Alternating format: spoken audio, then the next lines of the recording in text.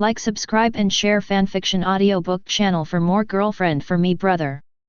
Chapter 114. Master was killed because of his mistake before. Now he made a mistake again. If he hadn't gone to find the iceberg, then the iceberg might have been safe and sound, and would not be exposed to danger again. No, it's not that far yet. Frankie looked towards the chat group. Now is not the time to be depressed, his brain is working quickly. He's not stupid, he just used his intelligence elsewhere, and now thinking about it with all his might, he found his blind spot. It has been a few months since he looked for Bing Shan, but up to now, he has not been caught by CP9 and interrogated the whereabouts of the blueprint. And the iceberg is still long. The family members around him are also the homeless people he picked up at the beginning, and there are no people who came in later. It is also impossible to have people from CP9 in it.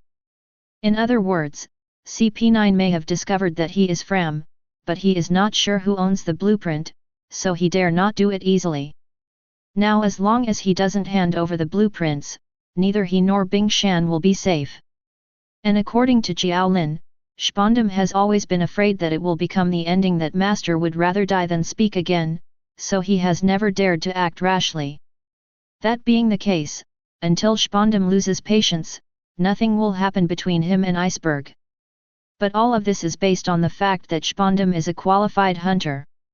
He's still in danger, and so is Iceberg.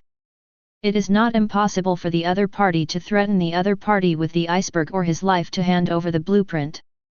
If it was himself, then he would be willing to die with this blueprint and live up to his master's instructions. But if it is an iceberg, then he should agree. Even if it was the master's entrustment, he didn't want to kill his brother again. What should he do?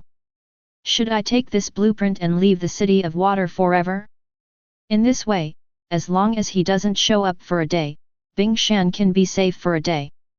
And the design drawings will not fall into the hands of the world government. But he doesn't want to do this, he doesn't want to leave this place he regards as home, where he has good memories of the past, and his family now. Most importantly, he can also repay the guilt in his heart through his own efforts. After all, this is the capital of water that his master loves. He wanted to guard this place for Master, to repay the guilt for Master. At this time, Frankie thought of Qiao Lin, and he knew that Qiao Lin had helped many people solve their troubles. Maybe Qiao Lin can give him the answer. Qiao Lin's narration is still going on. Qiao Mulinson, just 4 years after Fram was hit by a sea train, he returned to the capital of water under the pseudonym Frankie. At the beginning, because he was seriously injured by the sea train, Frankie modified his body with his mechanical knowledge. I have to say that One Piece world is a magical place, such an operation can be completed by himself, and it was realized by him. Changing Frankie into a cyborg also changed his appearance a lot. After returning to the capital of water, he went to the iceberg and got the blueprint. Because Bing Shan knew that he had been targeted by the world government, it was very risky to keep the design in his hands, so he handed it over to Frankie. But they didn't know that the person who monitored them was actually by his side, but fortunately, because CP9 didn't know who had the blueprints, even if they knew Frankie's identity, they didn't close the net immediately. Instead, keep watching. Hearing Qiao Lin's narration, Frankie finally breathed a sigh of relief, as he had just guessed. Qiao Mulinson. In this way, Frankie stayed in the city of water, and recruited a group of homeless people in the back streets to form the Frankie family, doing shipbreaking and bounty hunters in the city of water. His side job is to fight pirates and maintain the order of the water city, so as to contribute to the water city. After 4 years like this, Spondam didn't know if he suffered from the loss last time, but this time he became very patient. He didn't close the net for 5 full years, and CP9 has been working in Carrera Company with dignity. So much trusted by Bing Shan that even they themselves began to believe that they were the boatmen. But everything changed because of one person, because not long ago a man went to sea in Windmill Village. Everyone in the group immediately remembered the name of the protagonist of this anime. In other words, Frankie is also a part of the main plot of this anime. Frankie also thought of him. Although he had been in the group for a short time, Qiao Lin's theory of the protagonist's halo really shocked him a lot. It turns out that there are still such unreasonable things in the world. He was a little curious, what relationship did he have with this Luffy? Could it be that his life was also affected by Luffy? Qiao Lin. Luffy sailed from East Blue, collected crew members all the way to the Great Route, and met his new partner, Nico Robin, in Alabasta, and this is the origin of the Nice Lobby chapter. When Qiao Lin mentioned it suddenly, Robin in the group was a little surprised. It turned out to be her? How is this going? Hearing Robin's name, Frankie's eyes also flashed a hint of curiosity, but after a while he understood why. Because the master told him that if possible, he would not want this blueprint to continue to exist. Whether it falls into the hands of the world government or the pirates, it will not be a good thing for the world. But there was one person who made him have to keep this design drawing. That's the existence of the person Nico Robin. Tom seemed to know a lot, but not all was told to him. But Tom told Bing Shan and him that Robin is another person in this world who can make Pluton reappear. If she is used by others to be harmful to this world, then only this design can stop her. This incident involves Pluton, he has the design of Pluton, so another person who can make the host reappear, Nico Robin, should also appear in this matter. Chapter 115. Qiao Lin. Robin entered the Great Route from West Blue, and then met Crocodile and was forced to work for him. Crocodile wanted to get the ancient weapon Pluton, so they came to Alabasta, where the historical text is likely to record Pluton's information. In order not to expose his purpose, Crocodile planned a rebellion, trying to overthrow and occupy the country, and quietly took Pluton. But his plan was broken by the appearance of Luffy. Luffy defeated Crocodile with the aura of the protagonist, and liberated Robin, who was forced to work for Crocodile. The free Robin chose to stay in the Straw Hat Pirates and follow them to see the world. And looking for the text of history, this is her dream. However, there is another man watching Robin. This man is Aokiji, who let O'Hara go on the day of her destruction. He has been watching Robin grow. He doesn't believe that an 8-year-old girl can destroy the world. If she does something harmful to the world, then he will personally end Robin and complete what he should have done back then. At the same time, before his death, his friend Solo told Robin that one day there would be a companion to protect her. This scene touched Aokiji a lot, so he also wanted Robin to live well and verified Solo's thoughts. 727 But Robin's growth made him very disappointed. Since he let Robin go, Robin has been betraying and running away, growing in a bad direction, with no joy and happiness to speak of. And the danger of Robin itself made him very worried, so after Robin met Luffy, Aokiji gave Robin a test. If Robin could not find a real partner, then her painful life would end. So Aokiji gave Spondum the golden phone bug that he activated Buster Call. He knew that Robin and their route would go to the capital of water, and this test was completed by Spondum. Before, I only heard that I had a smooth journey after joining the protagonist group, but I didn't expect that there would be such a test. Robin's expression was a bit complicated. It turned out that Aokiji, who let her go, had been staring at her. She didn't know what kind of emotion to face this man. He killed her only friend when she was a child, but let her go at a critical moment. But now that she has met a reliable partner, she no longer needs Aokiji's attention, and she doesn't need others to decide her own life for her. She has found, her own path. Qiao Lin. In this way, Robin met the spies of CP9 after arriving in the capital of water. At this time, Robin had already developed friendship with the protagonist group. Worried that they would get hurt because of him, Robin took the initiative to go with the CP9 people. And Luffy's ship broke down at this time, and they found the Carrera Company. Frankie and his gang were doing bounty hunters as a side job. Naturally, they didn't like pirates, so they stole Luffy's ship repair money. And wounded Luffy's partner, the two sides became enemies. Now it's Frankie's turn to have a big head. What's the situation? Did he hook up with the protagonists? The powerful Frankie, who has fully understood the protagonist's aura, knows that it will never be good to fight against the protagonist. Is he also going to be his stepping stone like those guys who were defeated by Luffy? No way, he is so miserable, and he still has to mess with the protagonist, so is he some kind of villain?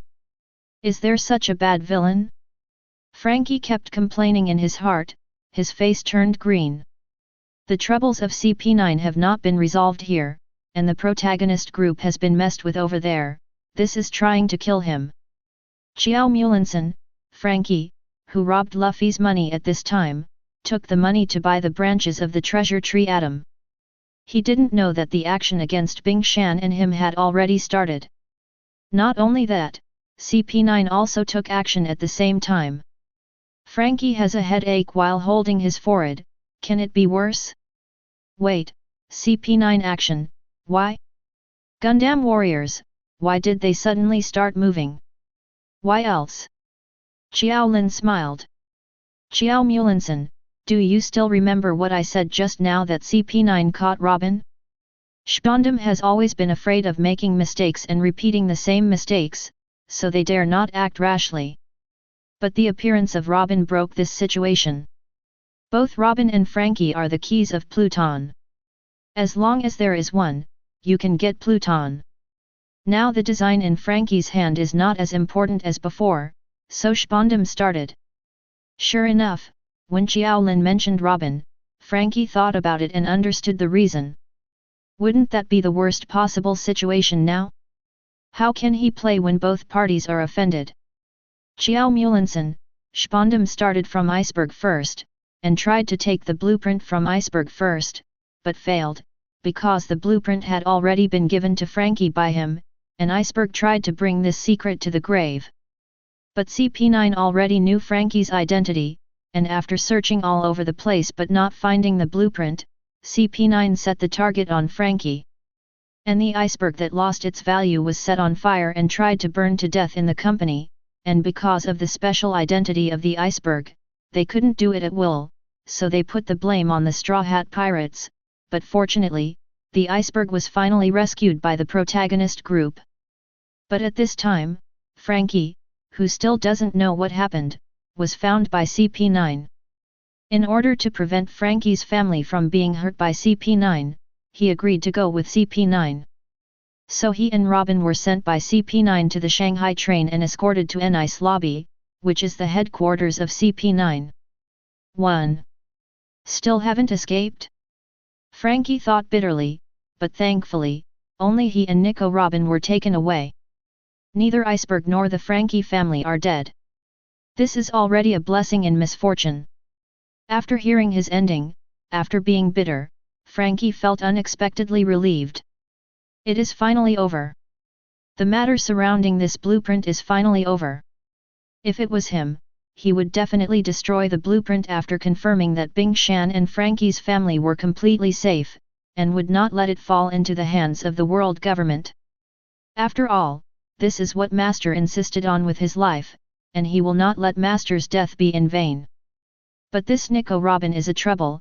Even if he destroys the blueprint, the world government can still get Pluton through Nico Robin. Wait, I seem to have overlooked a question. Frankie feels like he forgot something. Chapter 116. What is it? Frankie thought about it for a while, then he remembered. Qiao Lin seems to have said that Robin is a member of the protagonist group. Although there were ups and downs, it went smoothly to the later stage of the animation. In other words, Robin will be rescued by Luffy and the others. Thinking of this, Frankie couldn't help but heave a sigh of relief, so he could be completely relieved.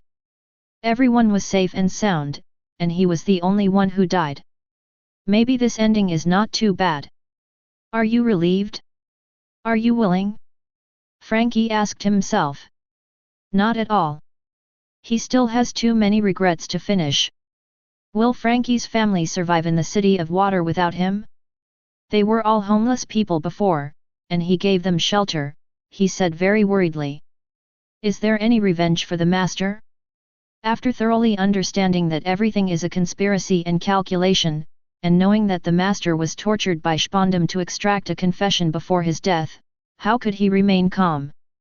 This feeling of hatred is deeper than before. There are too many regrets, let him end like this, he can't accept it. Maybe there are better options for him. Frankie turned his gaze back to the chat group, ready to ask his own questions. But Qiao Lin's narration over there is not over yet, he saw the next reply. Qiao Mulinson, when Frankie and Robin were escorted to Nice Lobby, the Nice Lobby incident finally came to an end. Kicked off? Could it be that those were just appetizers, and the real drama will start at the Nice Lobby? Frankie was shocked, he thought he was gone, but Qiao Lin told him that it was just the beginning. Frankie looked over curiously, wondering what happened next. Did he still have a chance? Qiao Mulinson, because of CP9 revealing their identities, Luffy, the boatman of Carrera Company, and the Frankie family all understood the truth of this incident. The vengeful Carrera boatmen temporarily allied themselves and headed to Nice Lobby together. The following plot is very simple. The rescue team came to Nice Lobby and started a duel with the defenders stationed at Nice Lobby. Over there, Spondum set out to open the door of justice and send Robin and Frankie back to Marie Joyce to the Five Elders. Time is running out, and the rescue team must rescue them before they are sent away. So they fought all the way, and finally met the main members of CP9, not to mention the fights in the middle. Anyway, Robin was moved by the friendship of the Straw Hats who did not fear death in order to save her, and gave up the idea of self-sacrifice to start again. The hope of life was ignited. And Frankie also had a conversation with Robin, and realized that the other party was not the kind of evil person he was worried about, so he burned the design drawing. There is no way, Spondum can only take away Robin, the only remaining Pluton key. The rescue team launched the final rescue, and because the strength of the rescue team was unexpected, it was able to hold back the defenders of Nice Lobby, and the protagonist team took the opportunity to approach Great Rear. At this time, Spondum launched a buster call due to a mistake. This is also the second buster call in history. The two buster calls were facilitated by their father and son, and it was really a coincidence. But this time, the people on Nice Lobby were not only people from the rescue team, but also the defenders and residents on Nice Lobby. Now not only the rescue team panicked, but they also panicked. What's even more funny is that Spondum, who noticed that he had launched a buster call other than himself, didn't feel any regrets about his mistake in launching a buster call. Instead, he mistakenly said on the radio that sacrificing them was just a small thing, and he wiped out the pirates anyway. You can also get promoted because of this. At this time, the defenders who had been entangled with the rescue team heard that they were regarded as abandoned sons, and they also gave up the idea of fighting after being chilled, and fled from Nice Lobby one after another. After hearing that he had destroyed the blueprints, Frankie couldn't help thinking that it was him, who made the same choice as him. But Frankie's heart twitched again when he heard that Spondum, the damn guy, had launched Buster Call. In order to save him back, the Frankie family all came to Nice Lobby. When 5 vice admirals and 10 warships came to Nice Lobby, what should they do? And Robin's face was gloomy, and Buster Call brought back the darkest memory in her memory. 0 for flowers. 0. She didn't expect that she would witness it again in the future, and it wasn't O'Hara that was bombed this time, but the Nice Lobby of the world government, and they were all their own people on the island. Indiscriminately attacking his own people, so what is O'Hara worth? Such a world government must be destroyed, completely extinct humanity. Qiao Mulinson, over there, the protagonist group faced off with the spies of CP9. After some battles, they all won. There is only one person, that is, the core member of CP9, Liu Qi and Luffy. This person is CP9800 years old. The strongest ever, and the final big boss of the Nice Lobby event. 0.0. When he was 13 years old, a kingdom under the world government was invaded by pirates, and 500 soldiers were captured as hostages to threaten the king. The world government sent Luffy alone to solve it. He sneaked into the warehouse where the soldiers were held, and killed all 500 of them by himself. When the pirates arrived, the warehouse was full of corpses, and then Luffy rushed to the pirates and killed them all. This guy is full of dark justice ideas, even more ruthless than Akainu. His reason for killing the hostages is that these soldiers are too weak, not only can't protect people, but they are also used by pirates, so they have no value in living. He was only 13 years old that year, and when he met Luffy, he was 28, a grandmaster in 6 forms, mastering the mysteries such as life return. And the most important thing is that he has been lurking in the capital of water for 5 years. In these 5 years, he has not practiced, and he has devoted himself to being a boatman. Can't escape an ice lobby anymore. Hearing Luffy deeds, everyone in the group couldn't help but click their tongues. This guy is even more extreme than Akainu, let him solve the problem. Instead of directly solving the pirate who caused the incident, he killed the hostage first. What kind of brain circuit would come to such a conclusion? If we say Akainu, it is an existence that does not miss a trace of evil. That Luffy just wanted to kill people. Chapter 117. Robin shook his head. Historian, why does the world government have such people here, whether it is Akainu or Luffy, why are they all more like pirates than pirates? Killed all. No wonder they later chose Akainu to be the marine marshal. It seems that both Akainu and Luffy have qualities that satisfy them. A cold-blooded tool man. The mentioned Sakazuki made a cut. Has he changed his line now? But you are scolding Akainu, what does it have to do with him Sakazuki? And why should Luffy compare with him? After all, he did that kind of thing in order not to miss the target. Luffy is just trying to kill people. With his ability, even if he doesn't care about the life and death of the hostages, he won't be able to kill the pirates. 470 and fewer hostages will be killed. It is impossible to cause the hostages to be completely wiped out. Sakazuki thought indignantly. Maybe it's the same as *x repulsion. Sakazuki has a feeling of repulsion for Luffy from the bottom of his heart. Why? Sakazuki clenched his chin and thought for a while before reaching a conclusion. Because he did all this for justice from beginning to end, even though his justice was a bit cruel at the beginning, it was for justice and to eliminate evil. And Luffy is purely for enjoying the fun of killing, he is a murderer parasitic under the rules of justice. His existence is a blasphemy of justice. Thinking of an evil who committed crimes in the name of justice under the banner of justice, Sakazuki felt uncomfortable from the bottom of his heart. When Sakazuki thought this way, he completely ignored that when he was doing these things before, in the eyes of others, he was actually no different from Luffy. How can the world government find such people? Seeing Robin's words, Qiao Lin smiled slightly. Qiao Mulinson, of course, if Akainu's character is an accident, then Luffy values have been carefully cultivated. Don't forget, the agents of CP9 are specially trained by the world government, and most of them are orphans. They were collected by the world government from an early age, then cultivated, and sent to work in CP1-9 departments according to their talents. It can be said that their values and concepts are the result of careful cultivation. No one wants a tool that doesn't fit right in their hands, right? This is especially true for the world government, so the values of CP9's agents are the ideal tool image of the world government, and Akainu happened to cater to this image, so he became the marshal, not Aokiji. This is why Marine is just the external face of the world government, while CP is the loyal dog of the world government, because one advocates the uncontrollable justice that varies from person to person, while the other only advocates the world government itself. The point of the world government sword is the direction of their hearts. The point of the world government sword is the direction of their hearts. Seeing this sentence, everyone in the group suddenly realized. Why a child who is only 13 years old can do such a cruel thing with a blank face? All this is the result of careful cultivation. What the world government wants is such a tool person.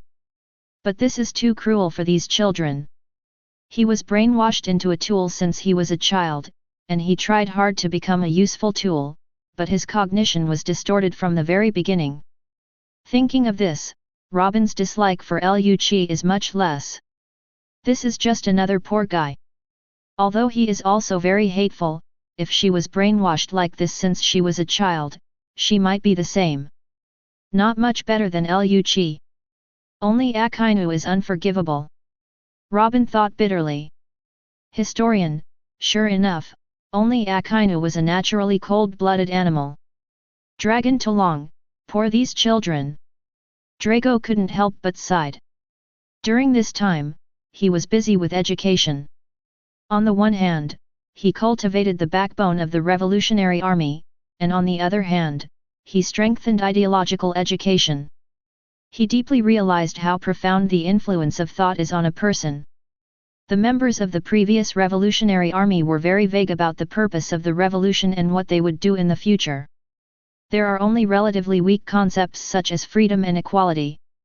Not only them, but even him, the leader of the Revolutionary Army, has been looking for this answer.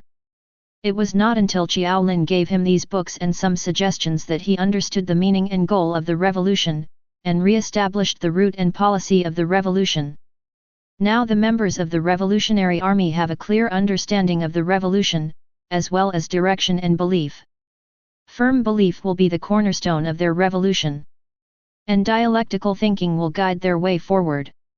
And these revolutionary soldiers who have awakened will serve as lights for those who have not yet awakened. Light up and guide their way. This is the real revolutionary light. Drago lamented that these children were distorted by wrong ideas, and he also thanked the Revolutionary Army for being guided by correct ideas and walking on the right path. Sakazuki, who was Q again, was speechless. He became a born villain no matter how he chatted. While they were chatting, another person in the group had a mental disturbance. He is the one who has not spoken since joining the group. The jungle eats the strong. The law of the jungle far away in another time and space is sitting on a board at this time, wearing a black top hat, slightly curly long black hair, a unique beard on the chin, 2 suspenders on the shoulders, and a white vest, exactly like an ordinary boatman resting.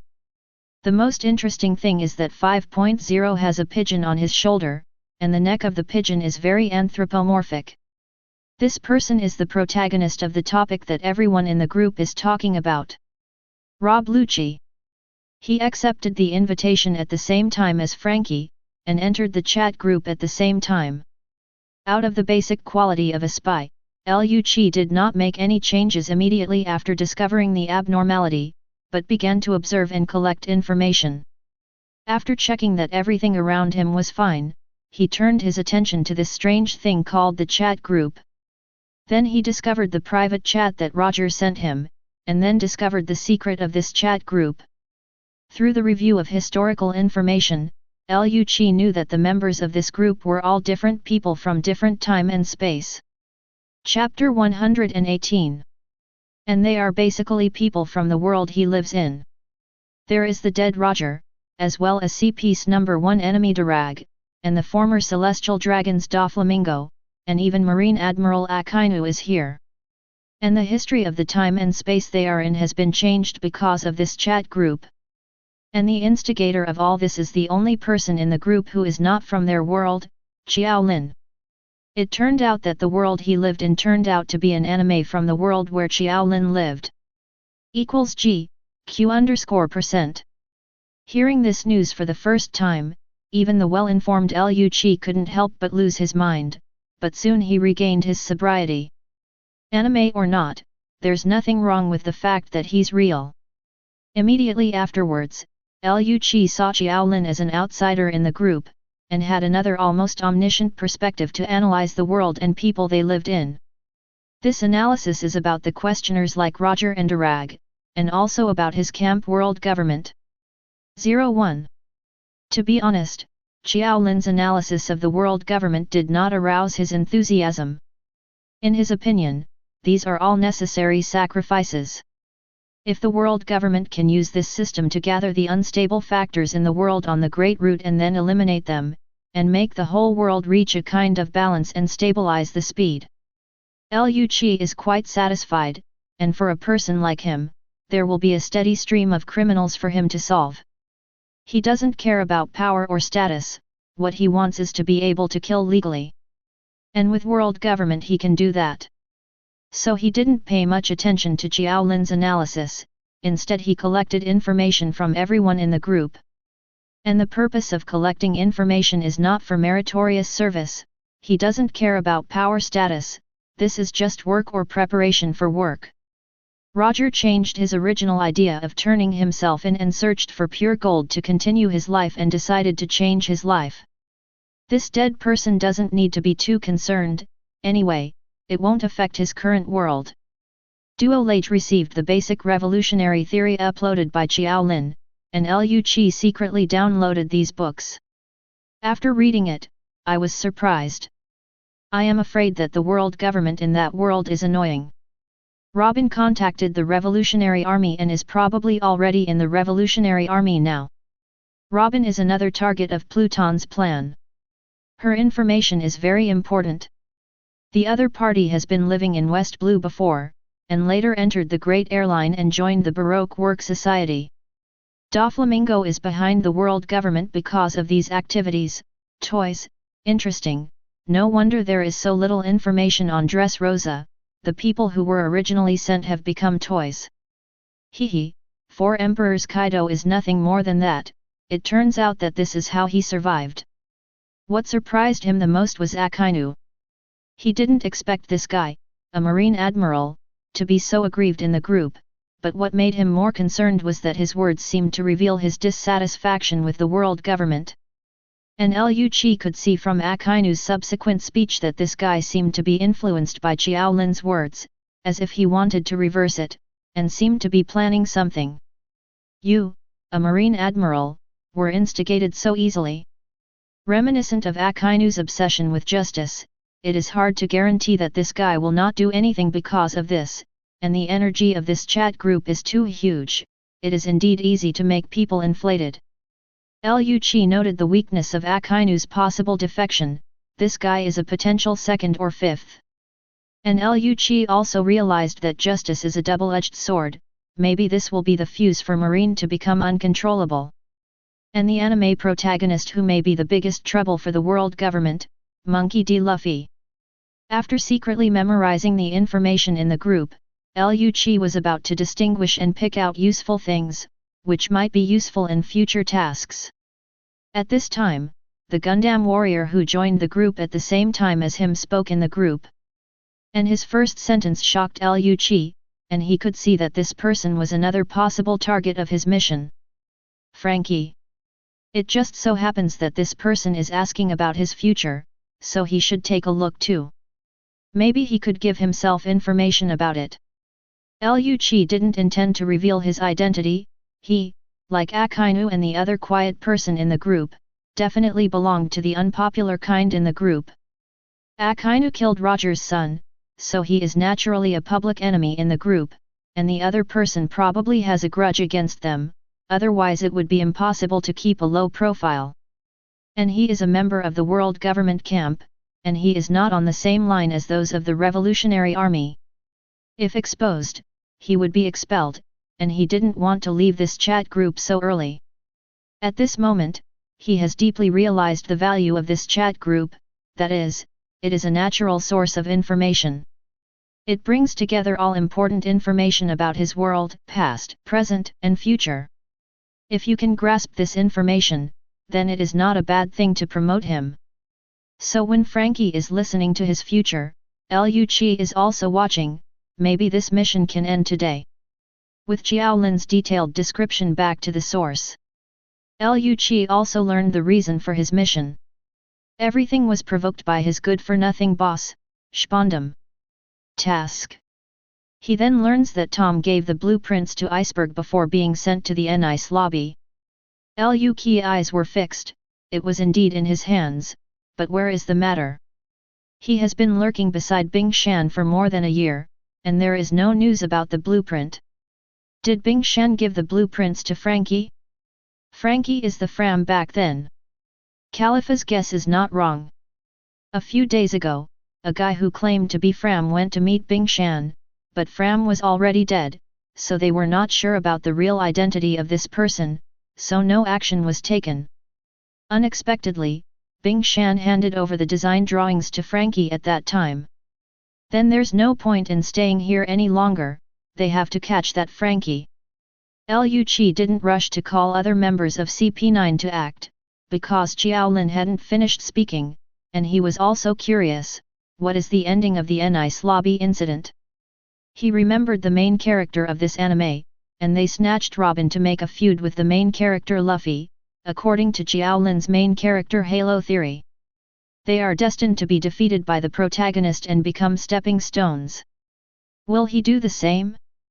Liu Qi covered his mouth, his face was cloudy and uncertain, and his eyes were full of impossibility. Chapter 119. Then he saw Qiao Lin's description of him, and the attitude of Robin and Drago irritated him. Are they pitying themselves?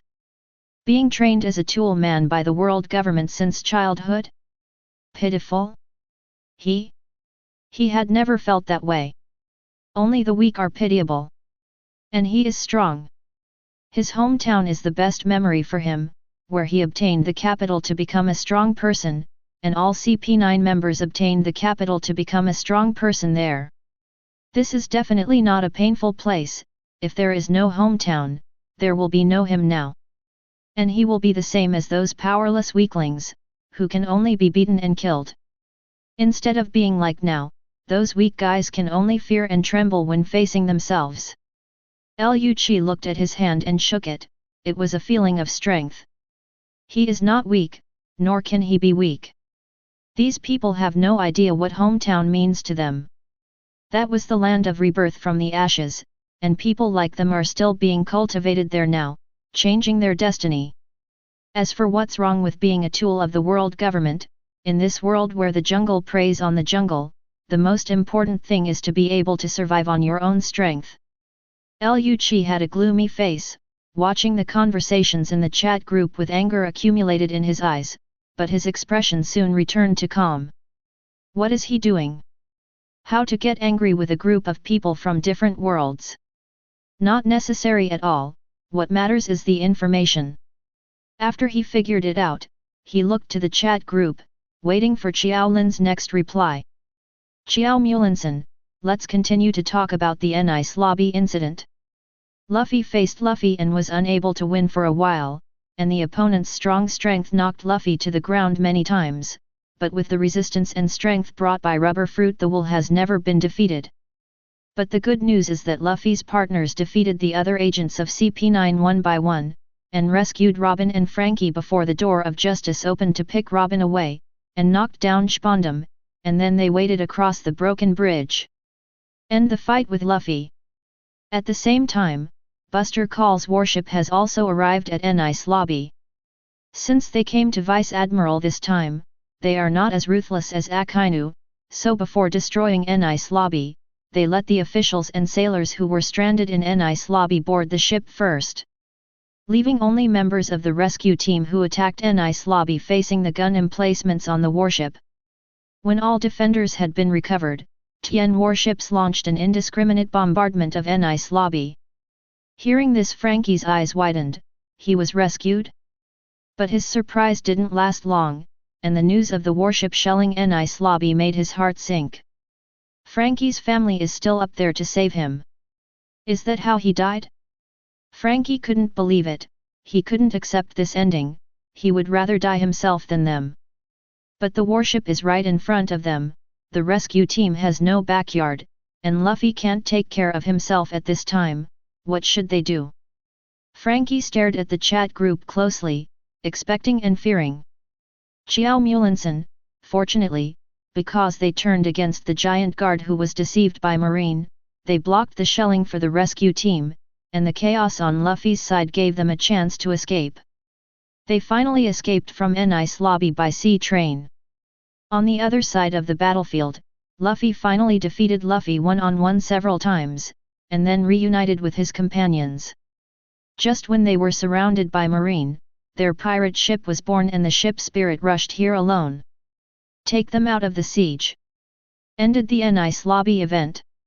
Hearing that all the staff were safely evacuated, Frankie excitedly stood up from the sofa. The ups and downs were so fast that he was in a state of anxiety 1 second and fell into ecstasy the next. The members of Frankie's family looked at the state of the owner and thought that Frankie would go crazy after drinking too much. Frankie ignored everyone's strange stares, knowing that everyone was fine, and that was enough. Others were a little dumbfounded after watching the whole process of Nice Lobby. As expected of the owner of the protagonist's halo. First, Admiral Aokiji stared at them but didn't do anything, and gave them a test to help Robin integrate into the team. Then, with a group of impromptu teams, they went straight to Nice Lobby, an important place in the world government, where a large number of Marines and CPS were stationed, and they were still alive. In the end, not only defeated the ace of CP9, but also escaped surrounded by 5 vice admirals and 10 warships. The most outrageous thing is that at a critical moment, the pirates ran over to save them even if they had no driver, and they could do without a driver? I don't know how many times this series of operations has killed other pirate groups. They not only survived, but also made it together. Is it true that the main character, the environmental protection, is immortal? As long as the waves don't die, make waves hard. In the desperate situation, we will build a self-driving pirate ship for you, so that you will never have to worry about it. Puppeteer. The main character Halo Cowhide, I am convinced. Gundam Warrior, the main character Halo Cowhide, I'm convinced. Historian, the protagonist Halo Cowhide, I am convinced. Qiao Lin, the protagonist Halo Cowhide, I am convinced. I am One Piece, the main character Halo Cowhide, I am convinced. Huo's Hijao, the protagonist Halo Cowhide, I am convinced. Sorrow of Water, the main character Halo Cowhide, I'm convinced. Seeing their speech, Durag felt a little embarrassed, it was indeed a bit too much. But after all, he is his own son, of course, the more powerful the aura, the better. Thinking of this, Drago also followed up. Dragon Talong, the protagonist Halo Cowhide, I am convinced. Blackbeard was even happier, his decision was not wrong, and it was worth the time he spent talking and was chased by Li Chu's Garp, half the world to gain Luffy's favor. It's all worth it, with this halo, why worry that Luffy can't overthrow the world government? At that time, if he uses some means to win over Luffy to his side, then this world is not up to him. Blackbeard's eyes sparkled with ambition and a bright future. Among the convincing replies, only one person did not speak. This person is exactly Lucci, who heard that he was defeated by Luffy. His eyes were full of disbelief. He was actually defeated. Or by a 17-year-old boy who just went to sea for a few months. Intense shame and long-held beliefs began to crumble. The strength that Lucci has always been proud of was actually defeated by a boy 10 years younger than him. Even if the opponent has such an unreasonable aura as the protagonist, he still finds it difficult to accept Chi. Chapter 120. No, I cannot. There must be something wrong somewhere. Lucci lowered his head, staring at his toes, his head was in a mess. He has been the strongest among the trainers in his hometown since he was a child. Then going out to perform missions went smoothly, allowing him to enjoy the power of strength and the joy of killing. Then came to CP9, he has always been the strongest. Even if he is not the speaker of CP9. But the core figure of the entire CP9 has always been him, and the principle of CP9 is the supremacy of strength. And Spondam is just a clown. How could he, who has always been strong, become weaker as he got older? He couldn't even beat a 17-year-old boy. Could it be that he was not as good as this guy when he was 17? This idea has been lingering in his mind.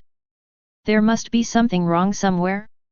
Liu Qi pondered for a while, then slowly raised his head, and looked at the surrounding environment. This is Carrera's shipyard, surrounded by shipbuilding plates. The boatman in charge of building the ship walked around the shipyard. Where he was sitting, 530 had a saw beside him. Seeing this, a bolt of lightning flashed through his mind. Yes.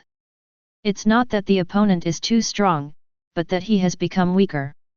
He has been pretending to be a boatman here, lacking the smell of fighting and blood, and the blood flowing in his veins has been silenced. Liu Qi closed his eyes and took a deep breath. It was because he slacked off that he became weaker. He has only been undercover for this mission for 1 year now, and in the anime, he will continue to be undercover for another 4 years. It has been so inactive for 4 years. Another 4 years to waste. My body is going to rust. Liu Qi whispered. And rusty tools are not needed.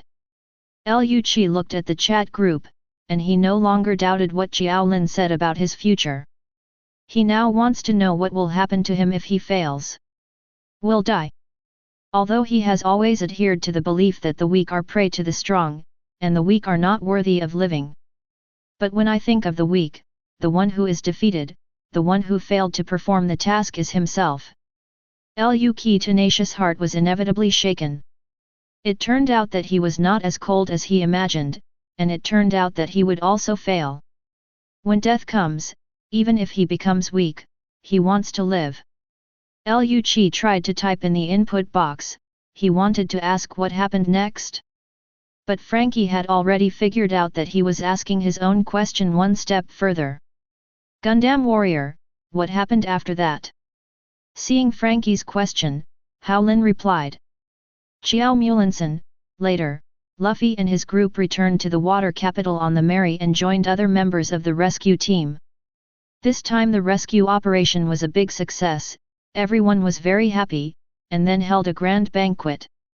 If you think that Luffy and the others were able to escape from Enice Lobby's marine encirclement before, even if the protagonist's aura is at work, then it is a big mistake, and the more outrageous is yet to come. What? Isn't that outrageous enough? Everyone in the group was shocked. How outrageous you are! Historians, say it. Qiao Mulinson, Luffy and the others made a big fuss at Enice Lobby, which naturally caused a shock to the world government and marine.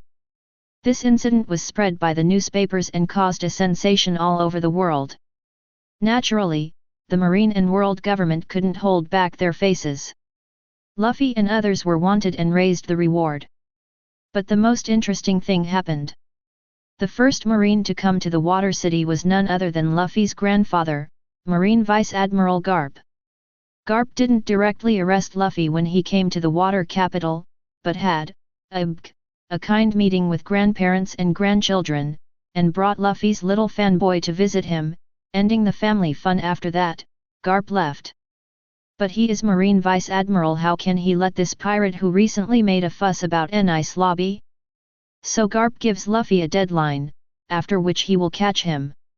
So during this time, Luffy not only recovered from his injuries, but after the damage to the Mary, he also asked Bing Shan and Frankie to build him a bigger ship, and finally took Frankie away as a partner. Straw Hat Pirates, the number of people +1. And what's more interesting is that it's not just Garp who came this time, Admiral Aokiji is also on the Garp ship, a marine hero. Garp, and Admiral Aokiji, just under their noses, let the Straw Hat Pirates escape. Do you believe it? But it did run away. Everyone. This is too much. Garp, are you here to catch pirates? You translate for me what is catching pirates.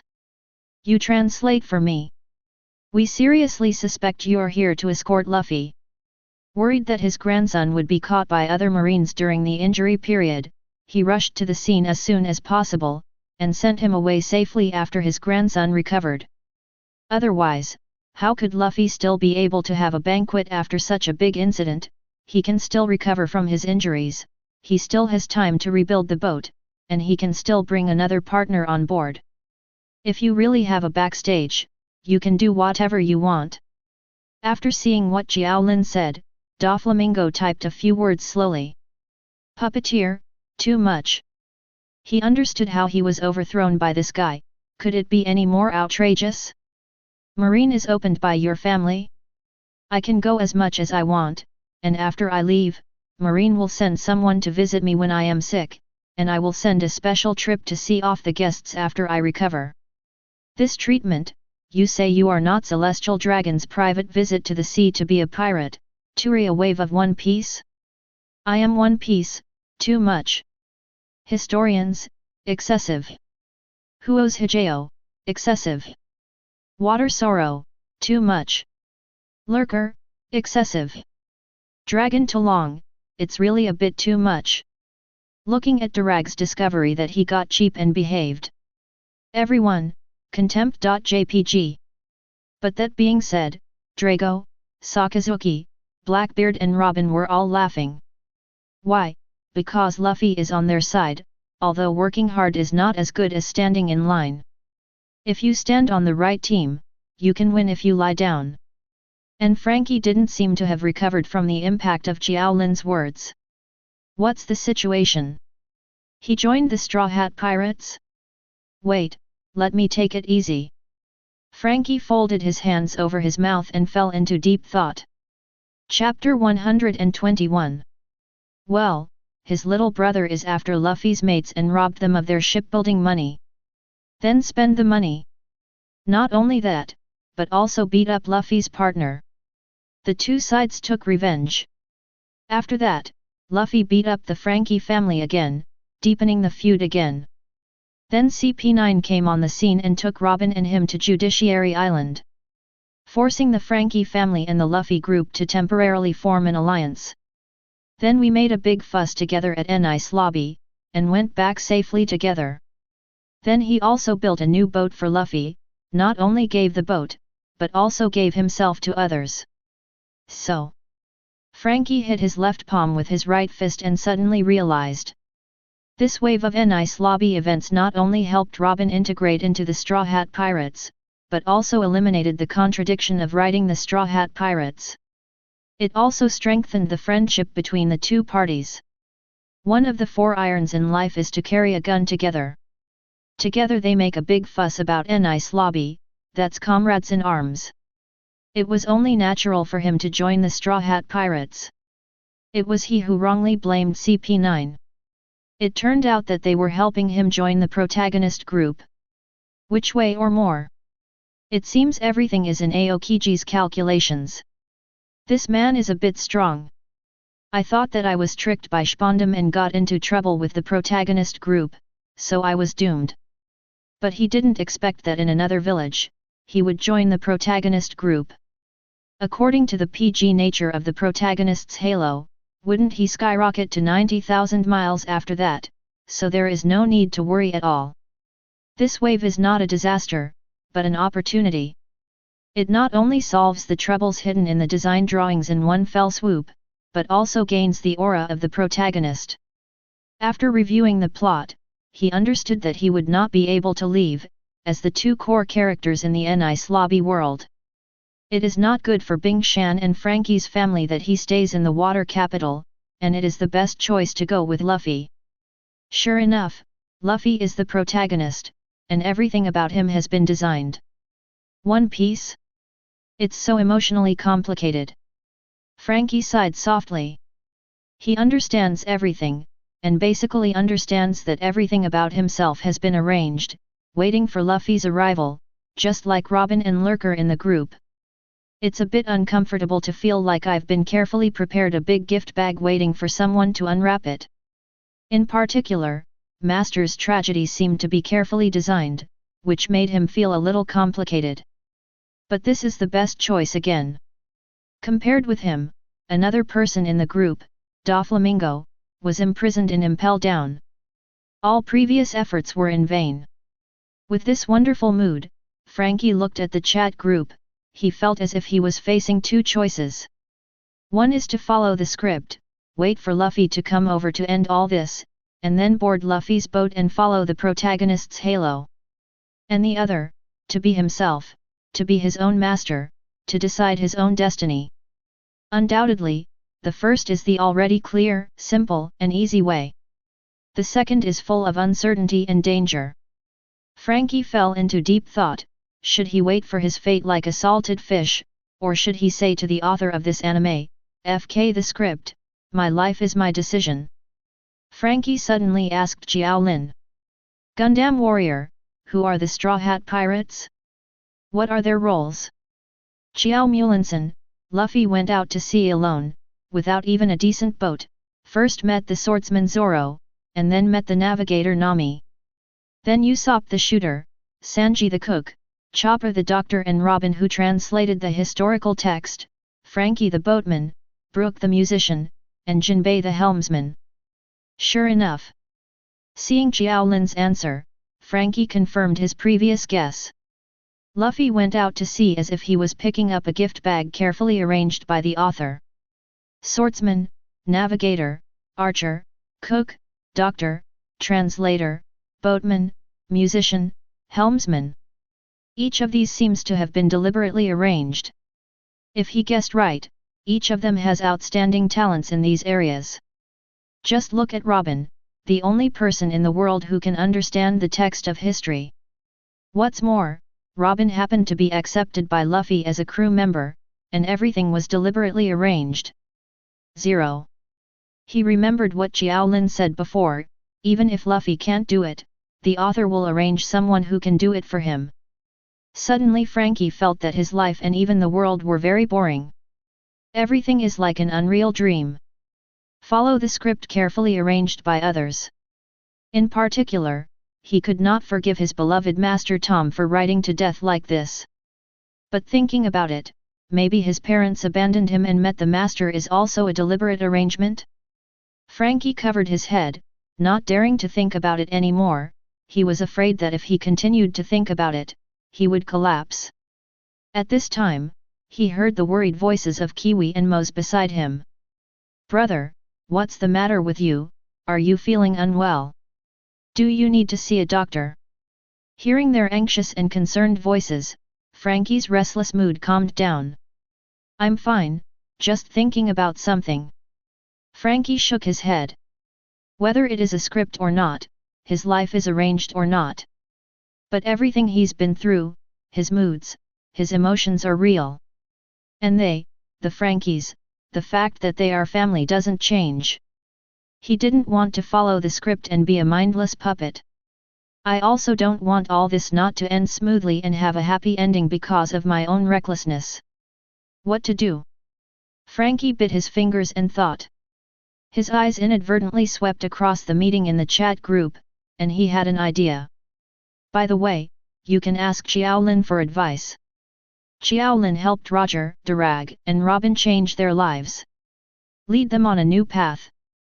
No longer subject to the original established fate, follow the script. So why can't he? He also wants to change this established destiny. And just when Frankie was thinking, and when everyone in the group was amazed at the extreme aura of Luffy's protagonist, only one person is in a different mood than the others. Because Qiao Lin's answer to Frankie's question did not involve what he wanted to know. Chapter 122. The Law of the Jungle, what about the rest? What happened to the people from Spondum and CP9? Frankie paused temporarily when he saw someone speaking before him. Just now I was only thinking about my own ending, I forgot about Spondum. What is the ending of Spondum? He remembered that Qiao Lin said that he defeated Spondum instead of killing him. That being the case, will Spondum be penalized for failing missions? For Spondum, a guy who wants to be promoted and make a fortune, the biggest punishment is to be dismissed. Others were also drawn to the attention, and did not doubt Luke's identity. They were equally curious about the ending of the instigator of this incident.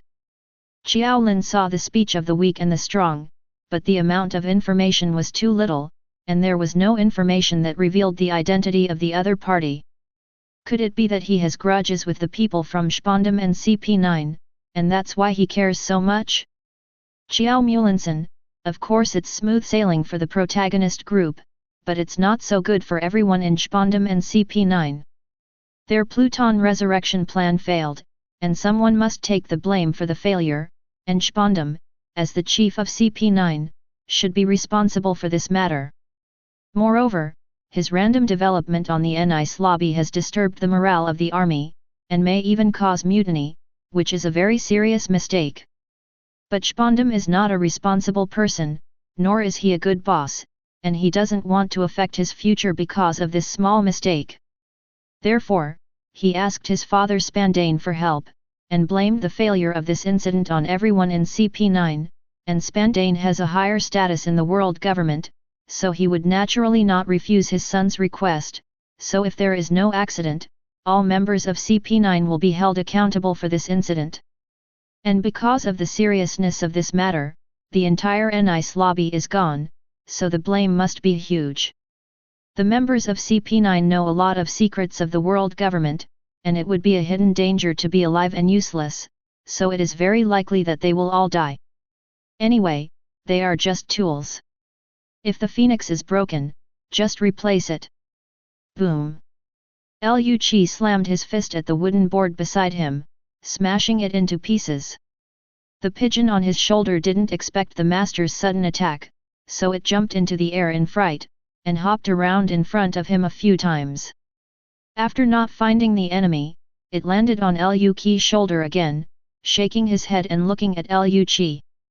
Liu Qi gritted his teeth and spat out 4 words, Spondum.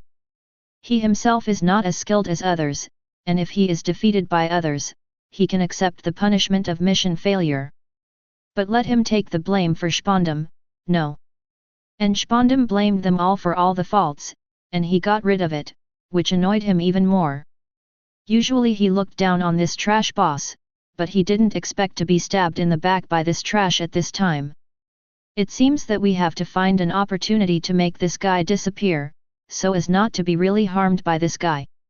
And the world government's treatment of them really made him feel a little chilled. Even though he already considered himself a tool of the world government, he couldn't help but feel a chill in his heart.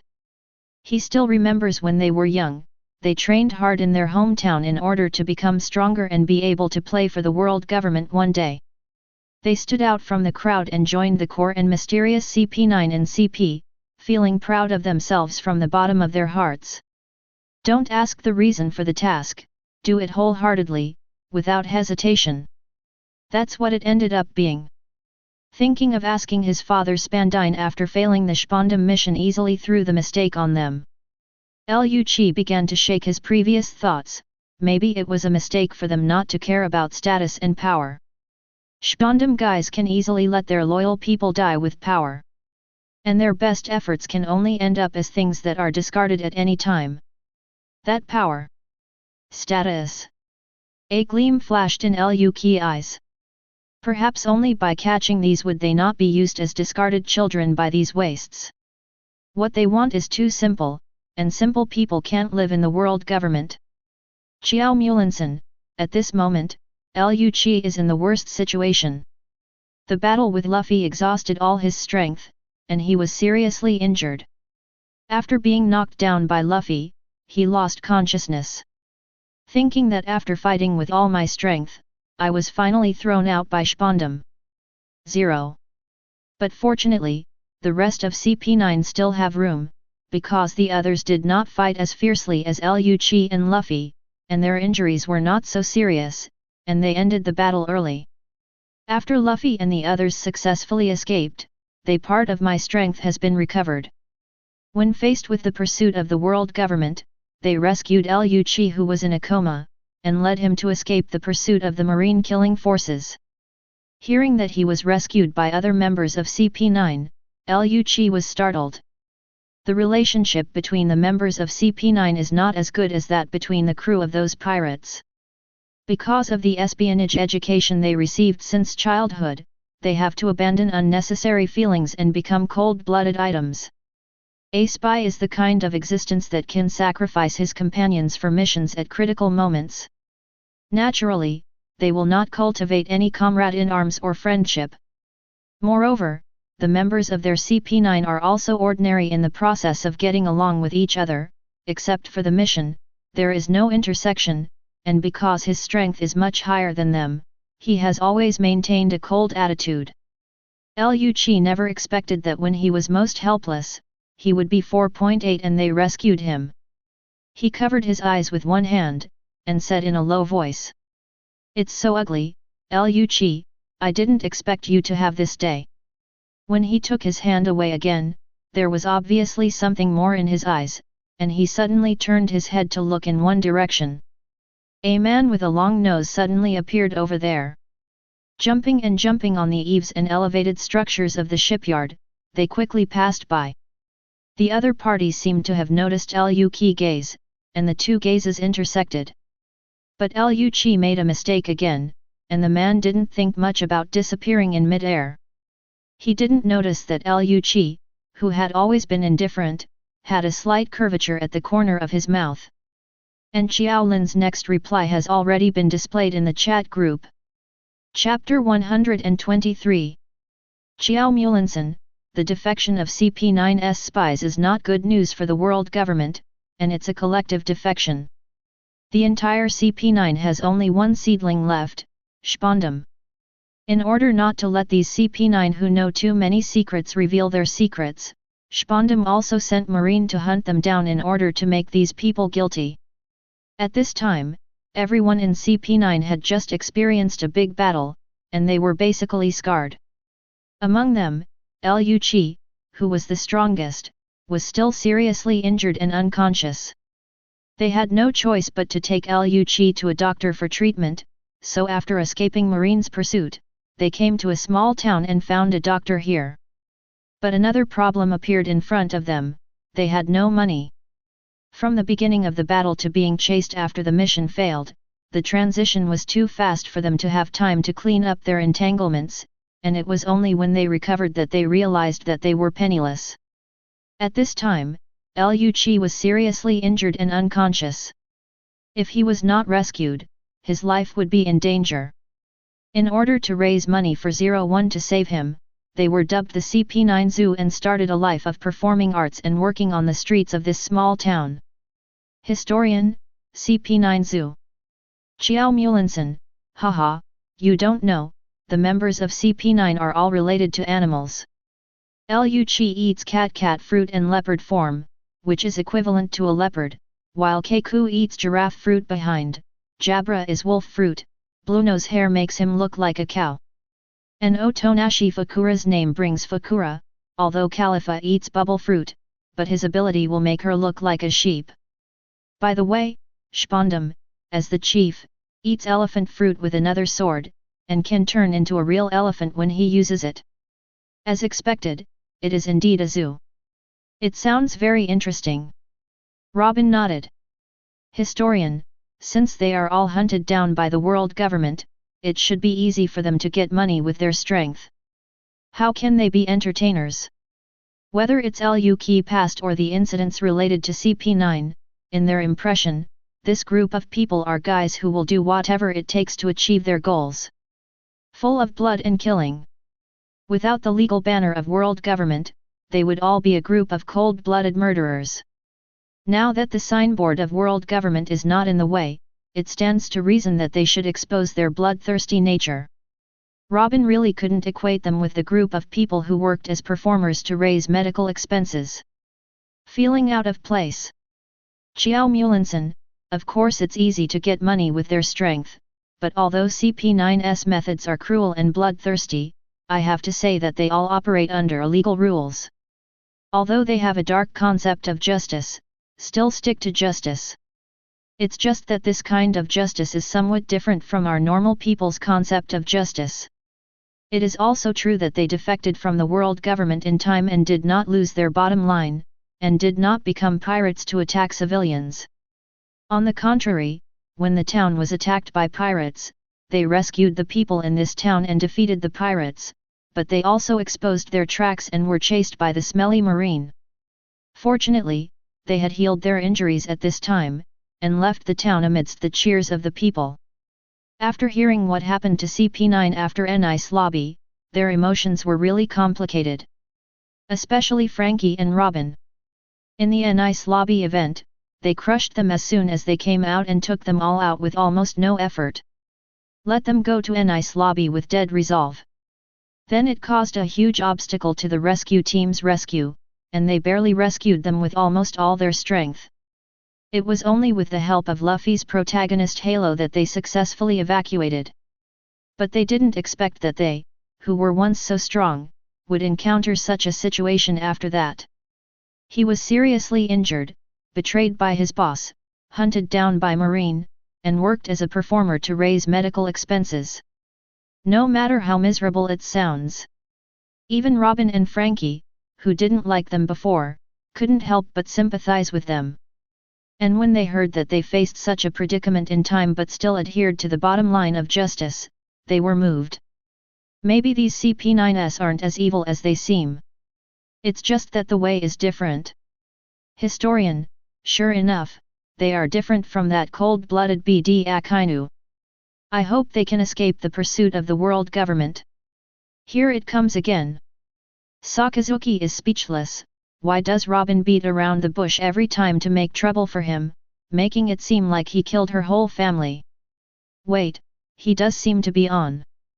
Not only did he kill her whole family, he seemed to have killed off her entire island as well. Sins. Sakazuki said a few words in his heart.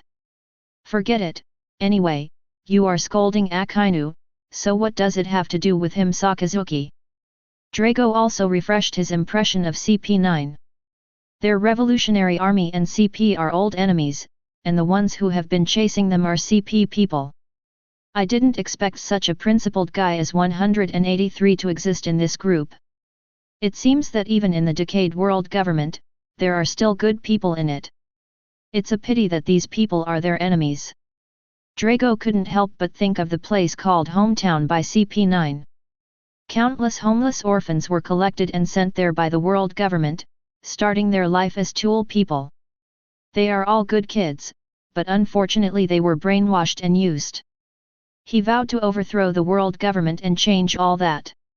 As for Liu Qi, the protagonist of this topic, when he heard that other people went to perform arts and work to raise medical expenses in order to save him, Liu Qi fell into a long silence. I don't know how long it took, Liu Qi's face raised a smile that had never appeared before. After washing away the previous coldness, there was even a trace of warmth. He laughed and whispered, "What a bunch of fools." A white pigeon with a tie on its shoulder cooed a few times and looked at him with its head tilted. Liu Qi smiled, "I'm not talking about you, but another group of idiots." Liu Qi stood up, with a strange look in his eyes. Although this is something that will happen in the future, it hasn't happened yet, but it's enough, I'll protect you. Chapter 124. Seeing Robin's wish, Qiao Lin replied. Qiao Mulinson, they escaped. Liu Qi was not surprised by Qiao Lin's words. Because now that their bodies have recovered, even if they are hunted down by the world government, they won't be caught so quickly. Although he was defeated by Luffy, he still has confidence in his own strength. Unless those more troublesome people are sent to hunt them down, they will not be caught easily. Don't underestimate these CP9 spies. They are spies, and they are very familiar with the measurement of these camouflages. Historian, really? That would be great, hopefully they learn their lesson and get on the right path. In the past, the people of CP9 and the Revolutionary Army were mortal enemies, and it was nothing more than the fact that the two sides stood on an opposing path. Now that they have left the world government and CP9, since they still have a heart of justice, maybe they can become friends with the Revolutionary Army. But this would disappoint Robin. Qiao Lin shook his head with a smile. Qiao Mulinson, after Liu Qi left the town, he continued to be hunted down by Marine's extermination troops. They fled all the way, and then thought of their hometown of the Holy Land. Since they left this place, they have not returned. This time, having defected from CP9, they got homesick, so they came here. And here is the same as when they left, the young children are receiving training, just like when they first came here. Looking at the vigor and sweat on their faces, Liu Qi and the others had smiles of nostalgia on their faces. But the good times didn't last long. Marine silencers rushed here to arrest them. In order to prevent the flames of war from spreading to their hometown, they defeated the pursuers on the shore and left quickly. It appeared after that, 2 years later, they returned to the world government 2 years later, and became the strongest shield CP of celestial dragons, and City Spondum became Luq subordinate. Historian, what? They actually went back, not only went back but also changed from CP9 to CPO, Spondum who framed them before became their subordinate instead. This is too outrageous. There must have been many unknown things that happened in the middle. I thought that the people of CP9 might be able to become their friends after leaving the world government, but I didn't expect that they would return to their opposites, and this time they seemed to be stronger and more troublesome. CPO, an agency directly under the Celestial Dragons, or Five Elders. Known as the strongest shield. He is the most trusted subordinate of the Five Elders.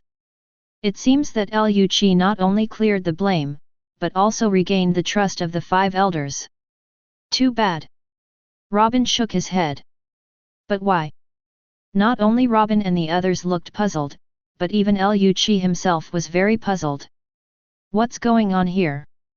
Suddenly a thought flashed in Luq's mind, although it was him 5 years later, it was still him. Since it was him, with his pride, he would definitely not let the sewage cover his head. And the Spondum who framed him will definitely take revenge. That being the case, he would not just choose to escape, but with his character, he would definitely go back and end everything. Reminiscent of Spondum becoming his subordinate, Luq gradually understood that 5 years later, he had the same change in his heart. That power. Status. This time he didn't let go. Qiao Mulinson, it's not a big surprise, is it? When Luq left his hometown to Marine's pursuers, he left a word to Spondum.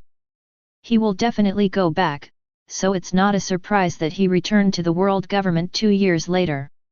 Moreover, as a spy of CP9, Luq has performed countless missions over the years, and unlike Marine, CP's missions are all shady. For the world government, Luq, who has personally performed so many tasks, and the CP9 members who defected with him are the ghosts who have mastered a lot of their black materials, and they must be eradicated. And if they contact the Revolutionary Army and invest in enemy forces, it will be a big threat to the world government, so Luq and the others have only 3 options to leave the world government. Either keep running away and be hunted down all the time. Either join the Revolutionary Army and stand on the opposite side of the world government. The other is to go back to the world government to clear your name and hold the power, so that you will no longer be in the predicament you were in before. As for Luq and his group of spies who have been brainwashed since they were young, tool people who only know how to accept orders, leaving the world government is like a dog without a rope. Without someone to guide the direction, the whole person loses his goal. In the process of fleeing, they will be confused and lack a sense of security, so this is why they return to their hometown, because there is the pure land of their hearts. What is the hometown of the city? It's home. And they are a group of children who lost their homes. At this time, they suddenly discovered that they had no place to live without the world government, so going back became their best choice. So you will find that even if you are hunted down by the world government, Luq and the others didn't hate the world government, but hated Spondum and Spandine and his sons. It was they who slandered the top of the world government, which led to their current situation. They want to clear their grievances and prove their innocence. To do this, they have to expose the tricks of Spondum and his son, and at the same time convince the 5 elders of their loyalty. Kings. But in fact, the decision to hunt down and kill is made by the world government, and it is also the world government that makes random decisions without knowing the truth. The 2 parties who did the wrong thing are obviously the 2 parties, but they can only blame Spondum and his son. Why? Because they believe since they were young that they have to train hard to serve the world government. Without the world government, they have no place to go. It's not that the world government needs them, but they need the world government. This is a kind of pua. No matter what the truth is, Liu Qi and the others can only beg for mercy in the end to convince the 5 elders of their loyalty, and only loyalty is what the 5 elders need. Compared with loyalty, other things are not so important. So you will find that 5 elders doesn't care much about the idea of tools, nor does he care about the facts and the truth, because there are too many tools. Chapter 125. Entspannung is not important. When Liu Qi shows higher loyalty than Entspannung, then Entspannung will naturally go down. Therefore, the hometown is a wonderful move for the world government. It has cultivated tool people wearing collars without knowing it. Even if they are beaten or killed, they will only kneel down and beg the master to believe him. Everyone who was surprised by Liu Qi returned to the world government before, although a little surprised after hearing Qiao Lin's words, they also feel that it should be taken for granted. That's right, why are these Luchis advocating dark justice? Why like this legal killing, like blood? Are they born this way?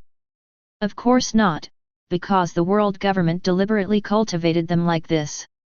Cultivate bloodthirsty hobbies and make them addicted. And cultivate the legal bottom line, and set up shackles for them. This shackle is their 3 views, and their 3 views do not allow them to kill at will.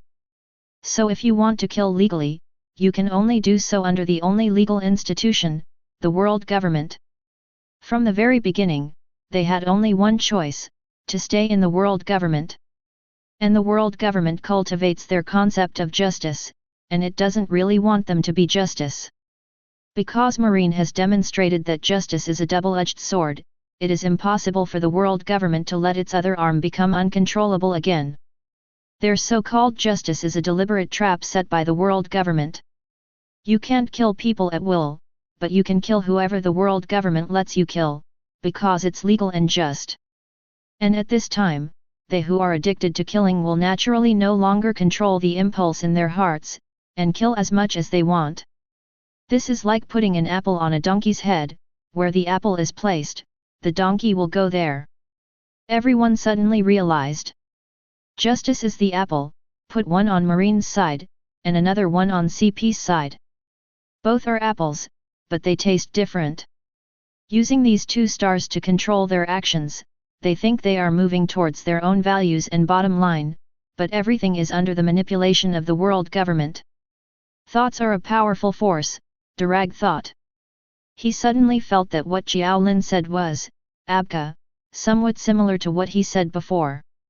Dragon slaying dragon, why do I feel that Liu Qi attitude towards the world government and Entspannung is different when you just said that it seems very similar to what you said before that the common people have different attitudes towards the king and the world government? Qiao Lin laughed, of course he did, because it was the same routine. Qiao Mulinson, of course, if you compare the commoners to Liu Qi and Entspannung to the king, the world government is the world government. There is no difference in essence. No matter how the commoners and the king fight, the world government is the winner. Because they have the meaning of living only if they show their loyalty to the world government, otherwise the world government will destroy them with their own hands. So the root cause of Liu Qi behavior after the Nice Lobby incident was not that he didn't work hard enough, but that he didn't know how to survive in the world government as well as Entspannung and his son. You don't need to be very capable here.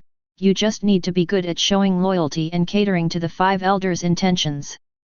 And this is something Liu Qi doesn't know, because he said himself that he doesn't care about power and status, but he himself is in a place with complicated power, and it is impossible to insulate from these things. When you don't take these things, they will be taken away by others, and the consequence is that you will be fished by mermaids. And what's funny is that Liu Qi doesn't seem to understand his identity, and he really regards himself as a person who earns his living by strength, but is there a shortage of such people in the world government? In the eyes of celestial dragons, he is no different from those ordinary people. They don't really think that joining the world government is a superior person, right? As a dog, don't think too highly of yourself, just be obedient. 2 years later, Liu Qi is obviously more sensible than before, and it is no wonder that he can be mixed into the CPO. Liu Qi, who was standing there in the shipyard, had a gloomy face, and his eyes were full of anger. This anger is not towards others, but towards Qiao Lin. What Qiao Lin said annoyed him thoroughly, and it wasn't that Qiao Lin compared him to a dog or a tool of the world government that annoyed him. He also admits that he is a tool of the world government. He can accept all of these, even before he didn't care about power and status and was ridiculed by Qiao Lin and deserved that ending. He even accepts that he has no B number and thinks highly of himself. He admitted all these, and he did exactly what Qiao Lin said. But there is only one thing he can't accept, and that is Qiao Lin's slander of his hometown. Perhaps in the eyes of Qiao Lin and the others, this hometown is a place of brainwashing, a magic cave where innocent children are brainwashed into ruthless killers, and a place where the world government manufactures tools. But it cannot be denied that these homeless orphans grew up here and acquired the ability to survive in the future. It is also here that they feel the warmth of home. As for what his previous home was like, he has long forgotten, but the time in his hometown is the warmest memory in his life. This is definitely not a magic cave, it is here that saved them. If there is no hometown, if they have not come here, it is not even a question of whether they can survive, let alone have everything they have now. Luke's eyes were full of anger, he suppressed the anger in his heart and said in the chat group. The strong prey on the weak, the hometown of CP9 has indeed created obedient tool people for the world government, but there is no better choice for these homeless orphans. Seeing the speech of the strong prey on the jungle, Qiao Lin squinted his eyes, there was something wrong with this person. The guy seemed to be sympathetic to the homeless kids, like a nice guy. But it doesn't quite match his screen name. According to Qiao Lin's observation, most of these people's online names have some of their characteristics. Such as Frankie's Gundam Warrior, Robin's Historian. And this sentence can be understood as sympathizing with those children, or as speaking for the world government. Could it be that someone from the world government camp has joined the group? Or is this person one of CP9? Chapter 126. Qiao Lin counted the situation in the group. There are 2 pirates, Roger and Doflamingo. The Revolutionary Army also has 2, Durag and Robin. A Sakazuki on the marine side. Kojiki Hiri and Frankie are considered to have no camp, and they have not yet contacted Luffy's group. The situation of Sorrow of Water is unknown, there is a high probability that it is a pirate and it does not get along with Roger Durag and the others, it is probably that guy. It seems that the pirates and the Revolutionary Army are in the majority here, and it seems reasonable to have another CP9 here. If it's really CP9, which one is it? Keiku, Jabra, Otonashi Fakura, Kumadori, Bluno, or their head, Lucci? However, it is still uncertain whether it is a person from CP9. It is very likely that this person is also an orphan and has a similar experience. Of course, the other party may still be a rational moderate customer. Doflamingo is not suspicious when he sees the strong preying on the weak, because he is already doing something similar to his hometown. The Cotter Baby 5 and Buffalo and his current Donquixote family are all collected from orphans. They would have starved to death without him.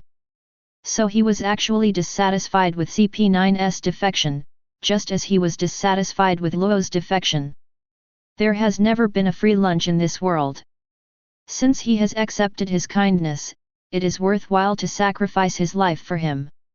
You still want to defect, you hateful boy. Puppeteer, you're right, adults in that world can't survive, let alone children, if they can survive, it's okay to be a tool man. Long to long, you can't say that. Even if you save someone else's life, it doesn't mean that his life is yours. Human beings are born free. He only belongs to himself and does not belong to anyone. You have to repay your kindness, but it does not mean that you are self-respecting, you are too utilitarian and narrow. Am I narrow-minded? Doflamingo grinned. Puppeteer, then you try to save someone, then train him wholeheartedly, and treat his illnesses, and finally he betrays you because of a traitor, can you bear it? Long to long, that's because you have evil intentions and don't treat people with sincerity. Otherwise, how could he betray you because of others? Doflamingo's forehead is full of veins. This guy wants to fight him? Puppeteer, are you saying I deserve it? Dragon Talong, I didn't say that, you said it yourself. Puppeteer, UBD, don't force me. Dragon Talong, so what if I force you? Seeing that the two were talking and the scene was about to get out of control, Roger hurried out to silence both of them to prevent them from revealing their identities. I'm One Piece, if you have any conflicts, resolve them through private chat, don't affect everyone. After speaking, Roger wiped his sweat, so he won't be found out. He looked at the chat group worriedly. After seeing Roger's words, Durag and Doflamingo, who were silenced, immediately initiated a private chat and opened up a second battle. The two of them had disliked each other for a long time. At the beginning, they threatened and bickered because of Luffy's matter, but they didn't attack, and now they quarreled endlessly. In the chat group, Liu Qi stared blankly. Isn't he dissatisfied with Qiao Lin? Why did Lago quarrel?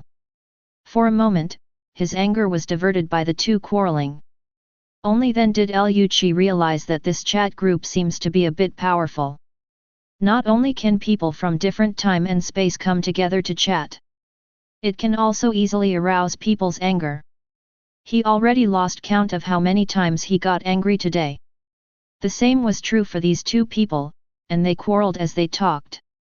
Secretly told myself to be less angry, getting angry in the group can't kill anyone, only myself. Then he looked at the chat group, wanting to hear what Qiao Lin would say. Qiao Lin was also taken aback by the bickering between Durag and Doflamingo. I didn't expect to see these two quarreling in my lifetime. Interesting. But remembering the question of the jungle eats the jungle just now, he continued.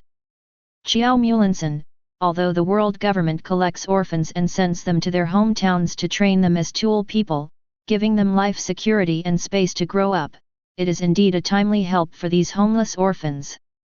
It's really nice to give these precarious children a place to stay. But we can't think that this is a thing worthy of praise and admiration just because of this. Zero ask for flowers. Because children should not be in such a place anyway, which is a mistake in itself. If the world government really wants to take care of these homeless orphans, it can build an orphanage to take in these children, and then follow the normal training steps to train them into people of the world government. However, the world government did not do this, they took the most extreme way. Brainwashing children from a young age, distorting their three views, and cultivating them into cold-blooded killers, such behaviors can't connect him with saving lives at all. This is nothing more than sending people from one abyss to another. Qiao Mulinson, you may not know that the orphan trade of the world government is not simply a collection of homeless orphans, but a professional industry behind it. 0. Here we have to talk about another person, Big Mom, who was abandoned by her parents to a deserted island when she was still young because of her abnormal body. He was rescued by a nun named Carmelite and taken to a place called House of the Lamb, which is a place where children of all races who have lost their families live. But this is only a superficial phenomenon. In fact, this Carmelite is a human trafficker. His purpose of taking in orphans is not to adopt them, but to sell them to the world government. Yes, it is to train tool people for the world government. Among them, if there are gifted children, they can also read a high price. Human traffickers like the Carmelites spread all over the world, importing a large number of children into the world government, and these children constitute the inner face of the world government, CP. Liu Qi and others also originated from this. Hearing that the big pirate Big Mom almost entered the CP back then, this really surprised everyone. If Big Mom entered the world government back then, there might not be the current Big Mom pirates, and the world might be another situation. When I think of Big Mom wearing the uniform of the world government and appearing on the sea to maintain the rule of the world government, this picture is so funny. Chapter 127. Qiao Mulinson, it was said before that most CPS are orphans. Have you ever thought about why they are orphans? Why orphans? Everyone was puzzled. What kind of problem is this? If the CP is not an orphan, who else can it be composed of? Moreover, orphans have no father, no mother, and nothing to worry about, just like a blank sheet of paper, easy to manipulate and easy to brainwash. Apart from this, can there be other reasons? Historian, isn't it because orphans are easier to control? Qiao Lin, it's not that simple. It stands to reason that a huge institution like the world government, due to its particularity, is superior to other franchise countries. That is to say, being able to work here is more important than any of the franchise countries. Therefore, even a small position is very high level, not to mention the spy agencies like CP and the 207 CPO, the strongest shield protecting celestial dragons, who touched the last line of defense of celestial dragons. Such an important position is not only a responsibility, but also a kind of honor or power. There are many people like Spondam who want to get promoted and make a fortune, but why? Most of the people here are like Luchi. What about orphans? Now Roger and the others were also a little puzzled. It is indeed a bit strange. The world government itself is a relatively decadent organization, 800 years of time, there should be a lot of moths inside, even in an ordinary kingdom, there should be a lot of guys greedy for power, let alone the world government. Moreover, the CPO is not as powerful as it is said in the legend. After all, such waste as Spondam also entered the CPO in the end, which shows that strength is not the only element of the CPU. Therefore, even for this power, there should be a lot of guys like Spondam in an organization like CP. Historians, is it because of the danger that they are reluctant to go to safer and easier positions? Qiao Lin, there are reasons for this, but it is not the fundamental reason. What is that? Seeing that no one of them knew, Qiao Lin gave the answer. Qiao Lin, the fundamental reason is that no one in the world government does these desperate jobs. Robin blinked, isn't that what she said? Qiao Lin, things have to go back to 800 years ago. After the establishment of the world government, the kings of 20 countries jointly established the world government, except for the royal family of Alabasta. The other royal families moved away from their respective kingdoms, and these 19 royal families were the original celestial dragons. As celestial dragons, it is natural that people must serve them, and their servants in their kingdom will naturally follow them to the location of the world government, the holy land of Marie Joyce. Other than that, no one else went there, that is to say, until now, apart from celestial dragons, the holy land of Marie Joyce has only world government officials and guards, only celestial dragon slaves, and there is no one else except them. Now they understood what Qiao Lin meant. Ordinary kingdom kings can form armies, form the king's army, and the source of these armies is civilians. But it is different for the world government, because they left the people and came to Marie Joyce before, the whole Marie Joyce does not have their people.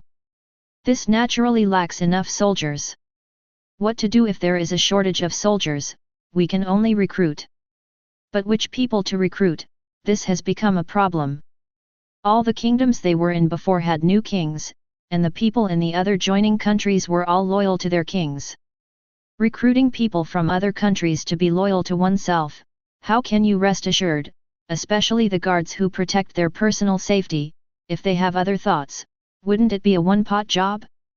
Moreover, those who followed them to Marie Joyce were all confidants, the number was small, and they must be placed in high positions, and they could not be sacrificed easily. Qiao Lin, so the world government, which is short of soldiers, has come up with two plans. One is to recruit civilians from various countries as marines. On the one hand, it can weaken the strength of the joining countries, and it can also make up for the weakness of its lack of troops, Rear Admiral. However, the people recruited in this way are not completely credible, they do not belong to their own people, and there is a possibility of rebellion, so naval headquarters is not in Marie Joyce, but in Marineford, which is a distance away from Marie Joyce. If something goes wrong, it can be quickly supported, and it can also prevent marine mutiny. And another plan is to recruit helpless orphans and brainwash them from an early age, so that the people trained in this way can be completely trusted, so let them be the bodyguards of celestial dragons and carry out the most important intelligence work. This is a complete tool man, consumables, who can carry out various dangerous tasks at will, and can be replenished continuously anyway. In addition to CP, some low-level positions in the world government naturally need a lot of trustworthy people. The world government is set up in Marie Joyce, and they will definitely not let untrustworthy people stay here. But if you think about it, the 10 departments of CP09 and several agencies of the world government all need people, and they are still reliable people. They want to collect information on the 4 sea areas, East, West, North, South, as well as the first half of the Great Route and the New World. How much manpower is needed for such a large area? This is not a small number. Considering that these CPS are sent to their hometowns for training and then become qualified products, there must be a large number of unqualified and eliminated in the middle. This number must be multiplied at least several times. Attrition, there are even more new recruits to be added every year. Calculated in this way, the orphans needed by the world government are at least thousands of orphans every year, or even more, but where can there be so many stable sources of orphans in this world? Hearing what Qiao Lin said, they felt something was wrong. Marine has 100,000 elites and a total strength of over 1 million troops, and only this number can be obtained from conscription from all over the world. The world government wants to search 4.2 sets of intelligence from all over the world, so he needs tens of thousands of online CPS, and the front line of intelligence must have lost a lot of battles. If the world government wants to keep the information network from collapsing, it has to a steady stream of fresh blood was sent in. Then there must be a constant flow of orphans. How to ensure that there are so many orphans? There is only one answer: manufacturing. Whenever a family is broken, an orphan or two is born. As long as thousands of families break up each year, the world government can collect enough. However, it is impossible for the world government to take the initiative to create these things under the banner of justice. That's too cheap. And a more brilliant method was placed in front of them. With the help of pirates. Chapter 128. As soon as this idea came out, everyone felt like an electric shock in their minds. No way, is this also included in the world government's calculations? You thought he was on the first floor, but he was actually on the second floor. You thought he was on the second floor, but he was actually on the third floor. And you thought he was on the third floor, but he was actually on the fifth floor. Qiao Lin's previous words are vivid in his memory. The world government collects money through heavenly gold is the first layer. Weakening the franchise countries by collecting money is the second tier. Use the collected money to form a marine, gain the strongest combat power in the world, further make more kingdoms join, and get more money is the third layer. Because of the aggravation of the exploitation of the common people in the joining countries, the contradiction between the common people and the king deepened, which led to the brain drain. People either join the marine, further strengthen the marine, strengthen the power of the world government. Either become a pirate and continue to strengthen the threat to the franchising countries, making the franchising countries and non-franchising countries have to rely more on the World 01 government. This is the fourth tier. And on the fifth floor, because a large number of civilians can't survive and go to sea to become pirates, it further leads to chaos in the world. As a result, many more people were harmed and many families were broken, thus leaving a large number of orphans. And these orphans are collected by the world government and become the interface of the world government, the most trusted hand, CP. So far, the world government has formed a dual force system of the external face marine and the internal face CP. And the source of CP is orphans who are helpless and easy to brainwash, making it more reliable than marine, which is easy to get out of control, filling the last gap. World government can be safely located in Marie Joyce, laughing at the world's disputes and troubles. No worries. The people in the group seemed to see a few people sitting in front of the chessboard, using the world as the chessboard and all living beings as the chess pieces, with a calm and indifferent face. Their eyes seemed to see through everything, and they easily played and applauded everyone. This is true of all races and classes. Those nobles with high self-esteem, those marines with a heart of justice, or those pirates who burned, killed, and looted, probably never imagined that they are actually no different in front of those chess players. Robin gasped, "Horrible! It is indeed a world government that can sit firmly for 800 years without failing. This operating system is really powerful." Historian, if you want to create a large number of orphans, I am afraid that war is more efficient than pirates. War involves tens of millions of battles, affecting hundreds of millions of people. Such a war may be enough to fill the needs of the world government if 1 or 2 countries are launched at will. Qiao Lin, the efficiency of war is indeed higher, but one thing must be considered: the world government has to collect taxes from them. Millions of marine, CP, and how the salaries of world government officials are paid, and the expenses of weapons and equipment, warships, technological research, and celestial dragons all need money. It is true that wars can create a large number of orphans, but post-war reconstruction and restoration also take a lot of time. If so, what should we do with the gold in the sky? And if you can't pay the heavenly gold, you can only withdraw from the world government. Isn't that contrary to the world government's desire to expand the scope of the world government's control? And there is another point: these orphans will all enter the CP in the future, they will have access to a lot of information in the future, and they will do similar things. If one day they find out that their families are ruined and their lives are secretly manipulated by the world government, guess what will happen?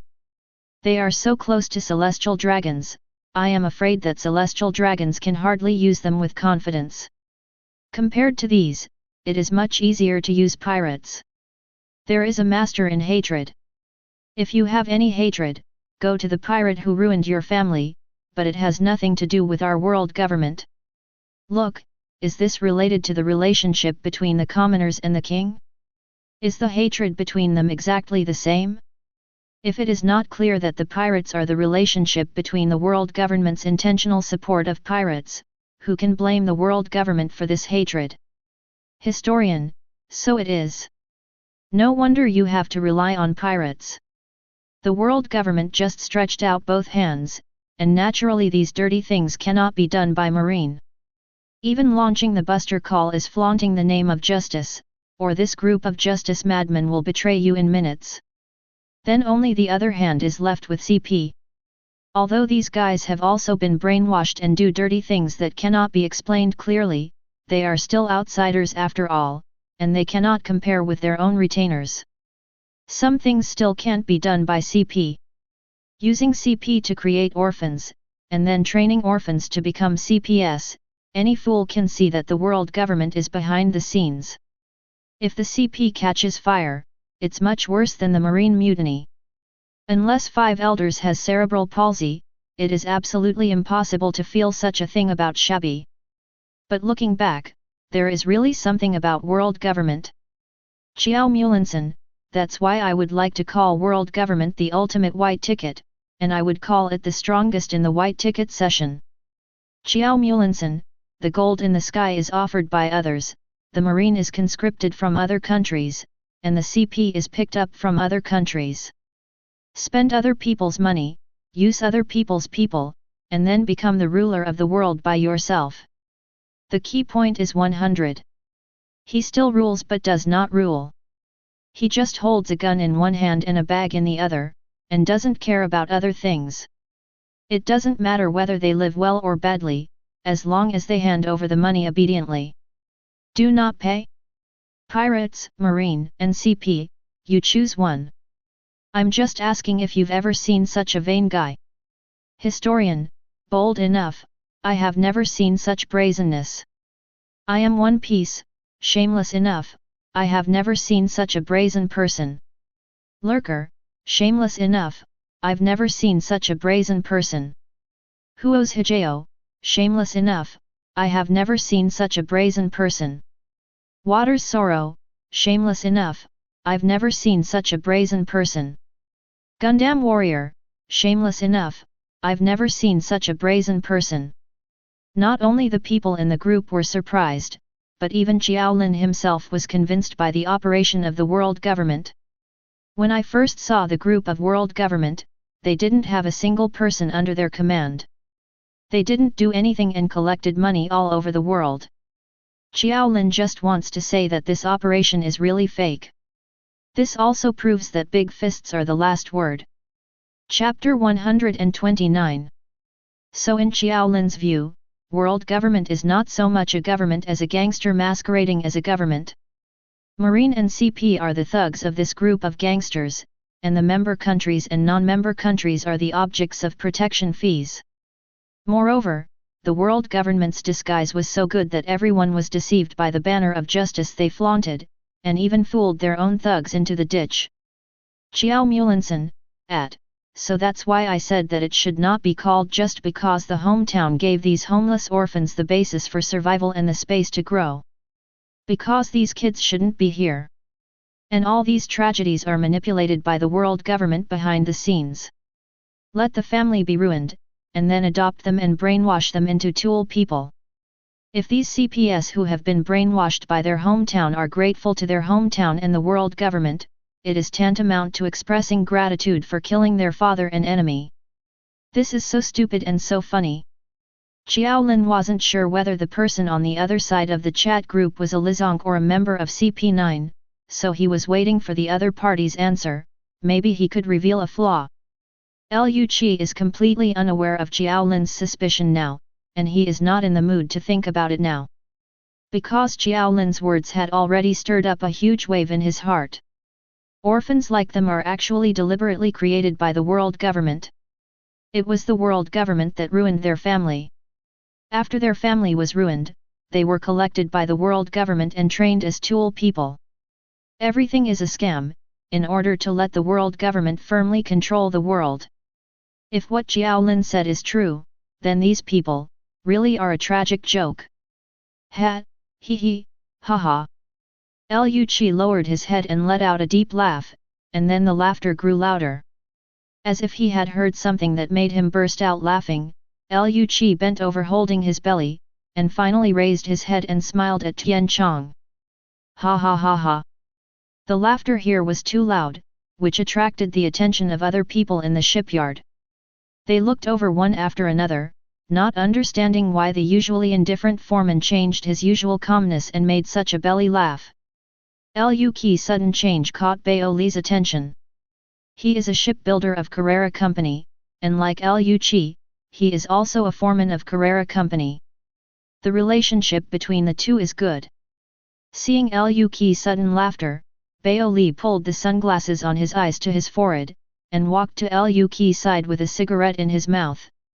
He smiled and said, Liu Qi, did you encounter any happy things? Tell me about it too. He said as he wanted to grab Liu Qi's shoulders, only then did he realize that there was a line of tears hanging from the corners of the smiling Liu Qi eyes. The smile in the bag froze, and he straightened his expression and looked at Liu Qi. Is there any trouble?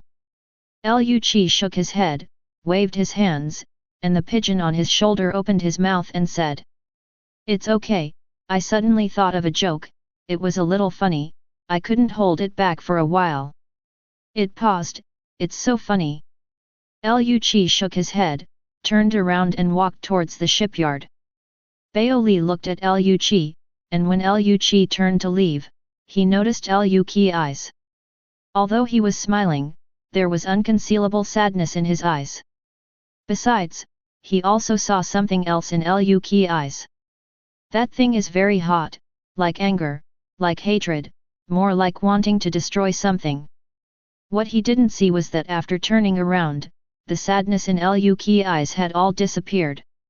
Instead, madness and rage. The facts were in front of him, and he couldn't believe it. Qiao Lin's detailed talk about marine and pirates, he had seen when Qiao Lin answered Akainu's question. He didn't think much about it at the time, because CP9 was closer to 5 elders than marine. Although the two parties are departments that do not interfere with each other, everyone knows that whoever is closer to the people above has the right to speak. So Liu Qi looked down on Marine, especially when Qiao Lin described Marine and Pirate as a pair of twin dogs. The corners of Liu Qi's mouth twitched. But thinking about it now, it turns out that there are not only two dogs, but the owner. They are three treasures, triplets. The dog CP is no different from Pirate and Marine.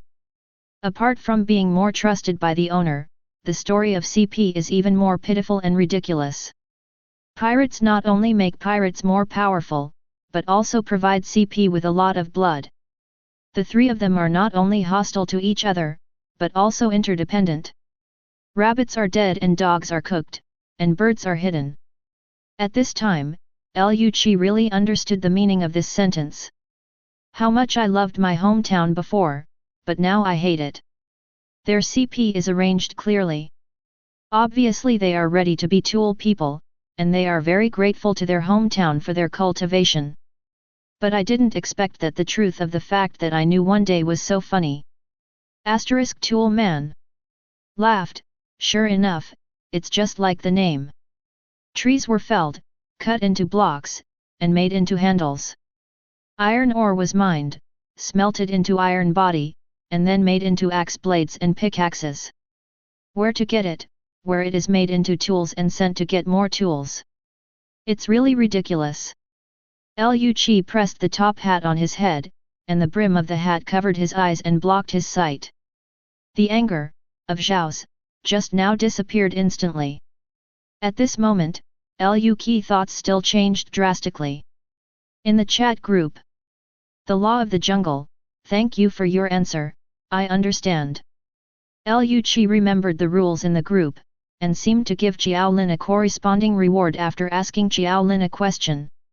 He also looked at the red envelopes that other people gave Qiao Lin, and there were basically everything that could be used as a thank you gift. But he also has his own advantages. Liu Qi opened the red envelope and put his own thank you gift inside. Recalling that he seems to be unpopular in the group, if the content of the red envelope is seen by others, they will definitely guess his identity. Liu Qi chose not only to hide the content of the red envelope from Qiao Lin, but also to everyone else. The content of the red envelope is hidden. Select the sending department. The jungle sent an exclusive red envelope to Qiao Lin. Chapter 130. Red envelope? Qiao Lin was a little surprised. He didn't seem to answer many questions from the newcomer just now. And the other party seemed to only ask two questions. One is the follow-up to CP9, and the other is about hometown. It seems that these two questions are very important to him, and since this is the case, the other party is likely to be one of them. Qiao Lin clicked on the red envelope and found that there was nothing inside as before. It seemed that none of them knew that they already knew their situation. However, Qiao Lin didn't point it out either, and checked in the Cao wallet after sending a contemptuous expression. It was found that what the other party sent was not an item. Since it is not an item, it must be an ability match. And if the other party is someone from CP9, that's the most likely one. Thinking of this, Qiao Lin took a deep breath, and then focused on his hair. Soon, the originally not so long short hair began to twitch, growing wildly and blooming as if suddenly given life. Qiao Lin came to the bathroom, looked at the hair fluttering behind him like a peacock in the mirror, and confirmed the ability that the other party gave him. Return of life. Qiao Lin then focused his consciousness on his 350 muscles, the muscles shrank and tightened rapidly, and his body became lighter and thinner at the same time. He moved casually, feeling his speed became more agile. 6 Forms Enhancement Technique Life Return Paper Arts Martial Body. After Qiao Lin tried other 6 style strengthening skills, he finally determined who gave him the skills. Rob Lucci.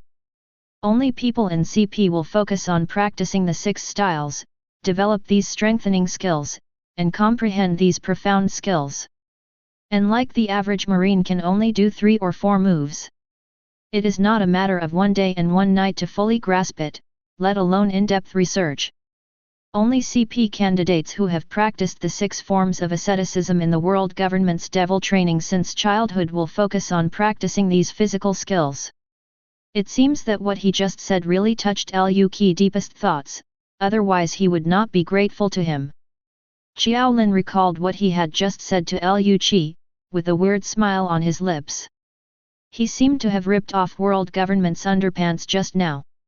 And Luffy seems to be angry. Of course, this anger is not aimed at him. Qiao Lin's eyes are shining with the color of watching a play. Maybe something very interesting will happen in the world where Luffy lives. I'm looking forward to it. Seeing that Luffy sent a red envelope to Qiao Lin, the others opened it curiously, wanting to see what this guy sent to Qiao Lin. The result is a blank. They immediately realized that the guy who preyed on the jungle had hidden the red envelope, so they couldn't even see it. I don't know what this kid sent Qiao Lin. However, judging from Qiao Lin's reply, it seems that there is no other difference from the way he received the red envelope before. It should be that nothing will be exposed. But the behavior itself is a signal. Roger and the others looked thoughtfully at the portraits of the weak and the strong in the group. This guy seems to have a lot of secrets. Sakazuki looked at Luffy's behavior, as if he saw his former self. This guy won't be against Roger and the others, right? His eyes lit up. Coincidentally, one of the 2 newcomers this time has a clear identity. Frankie, a member of the protagonist group, probably won't be able to play with them. And the other, the strong eat the weak, seems to be at odds with Roger and the others, and it can just be pulled into their alliance. Thinking of this, Sakazuki sent a private message to Luffy. Huo's Hijao, brother, are you there? Luffy was thinking about what to do next, because he didn't plan to reveal his identity in the group, and because of the nature of his camp, he couldn't, reveal his identity in the group. The way of directly identifying himself and asking for advice like Frankie is not suitable for him. Even asking Qiao Lin for advice requires caution, so his questions must be left at critical moments. The existing information is enough to support his progress to the next step, and a prototype of a plan appeared in his mind. Maybe you can try to do this. Luffy thought. Suddenly someone in the group sent him a private chat. He opened it and found that it was the guy Akainu. Why contact him for no reason? People in the group used to compare him with Akainu. He was already impatient. Akainu deserves to be compared with him? As the Robin in the group said, he was distorted by the 3 views after all, and did those things under the orders of the 5 elders. He still followed the rules anyway. This Akainu is self-assessment. I don't know what kind of environment has cultivated such a guy. He is colder than him, and he does things for himself. And this guy is so cowardly in the group. Despise. The law of the jungle, what's the matter? Seeing the other party's reply, Sakazuki raised his eyebrows slightly. This brother is a bit cold. Huo's Hijao, that's right, brother Sorrow of Water and I established a rookie alliance in the group. You may not know that those 5 guys were in this group from the beginning, and Sorrow of Water and I joined later. Those 5 guys are in an advanced group than us, they are more familiar, and we can't get along, so I want to contact the new members to keep warm. So brother, do you want to form an alliance with us, so that if you are attacked in the group, the brothers will help you speak up for justice? How about it? Looking at Sakazuki's words, Luffy ticked off the corner of his mouth disdainfully. How can you not get in here? You have a vengeance with them, how can you get in? Don't think I won't recognize you just because you are acting cowardly in the group, Akainu. He is not interested in this kind of behavior of hugging to keep warm. This is the act of the weak. Luffy, who didn't intend to talk to him at first, suddenly remembered what happened just now. The smile on the corner of his mouth became bitter. It seems that he is still not used to it. Power and status, and companions. If you don't take the first 2, others will take them away, and your partner may become your last straw. Maybe you are not as strong as you think. It seems that everyone else in the group belongs to the same camp, He and Akainu are barely in the same camp. In this case, it is better to form an alliance. Chapter 131. And now he has changed his mind, but if he said it, the people in the group might not believe it. And he also saw that Akainu, a 25-year-old boy, seemed to have ulterior motives, and he seemed to coincide with him. In this way, forming an alliance seems to be a good choice. At that time, some questions that are not convenient for him to ask can also be asked through their mouths. Thinking of this, Liu Qi replied in the private chat dialog box. The law of the jungle, okay. Sakazuki nodded in satisfaction when he saw the reply of the weak and the strong, and now their power in the group has increased by one more. Today was indeed an eye-opener for him. It turned out that he could be compared in the group. Durag and Doflamingo's on-site bickering gave him a lot of insight. If he encounters annoyance in the future, he has two brothers on his side. If it's a brother, come and help me spray people. The law of the jungle, the rookie alliance is just the three of us. Huo's Hixie, well, wait until there are newcomers later. The law of the jungle, then let's help each other in the future. Huo's Hijao, well, wait a minute, I'll talk to Brother Water, Sadness, and we will be together in the future, and we will communicate more in the future. Then Liu Qi also chatted with Blackbeard, but did not reveal the identity of the other party. However, based on his many years of espionage experience, the Sorrow of Water is probably that guy. At this time, the future Marshal Marine, the future CPO and the future four emperors are chatting privately to form an alliance. Others in the group are paying attention to another person's speech. This person was Frankie, who was interrupted by Liu Qi question. CP9's subsequent encounters and world government's methods really gave him a big impact. He also seemed to see the world clearly for the first time. It turns out that the pain in this world was intentionally planned, or pushed along the way. As the largest ruler in the world government is almost equivalent to the master of this world. Such an organization has been tacitly allowing such things to continue, and it has lasted for a full 800 years. If this world government is still functioning, then this tragedy will still continue.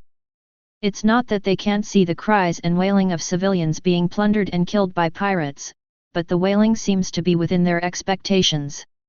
Like other existences in this world, it constitutes a special balance. And this balance allows them to control the world for a longer period of time. Frankie shook his head. This world shouldn't be like this. He clearly felt that if the world is a huge machine, then world government is like a stone stuck in the gears of the machine. The world stagnates because of it. The same tragedy has been repeated for 800 years. The world isn't getting better, it seems to be getting worse. Perhaps, this is why there are characters like Luffy. Perhaps, it's time for the world government to be overturned. Frankie took a deep breath. Maybe he should do something, as himself, not as a character in One Piece. For the Frankie family, for the City of Water, and for the Master who suffered an indiscriminate disaster. Since the justice of this world is vain, the pirates are deliberately released by the world government to maintain the rule. So what is the guilt of Mr. Tom, who built the ship for Roger the One Piece? He wants to seek justice for his master. Gundam Warriors, thank you for your answer.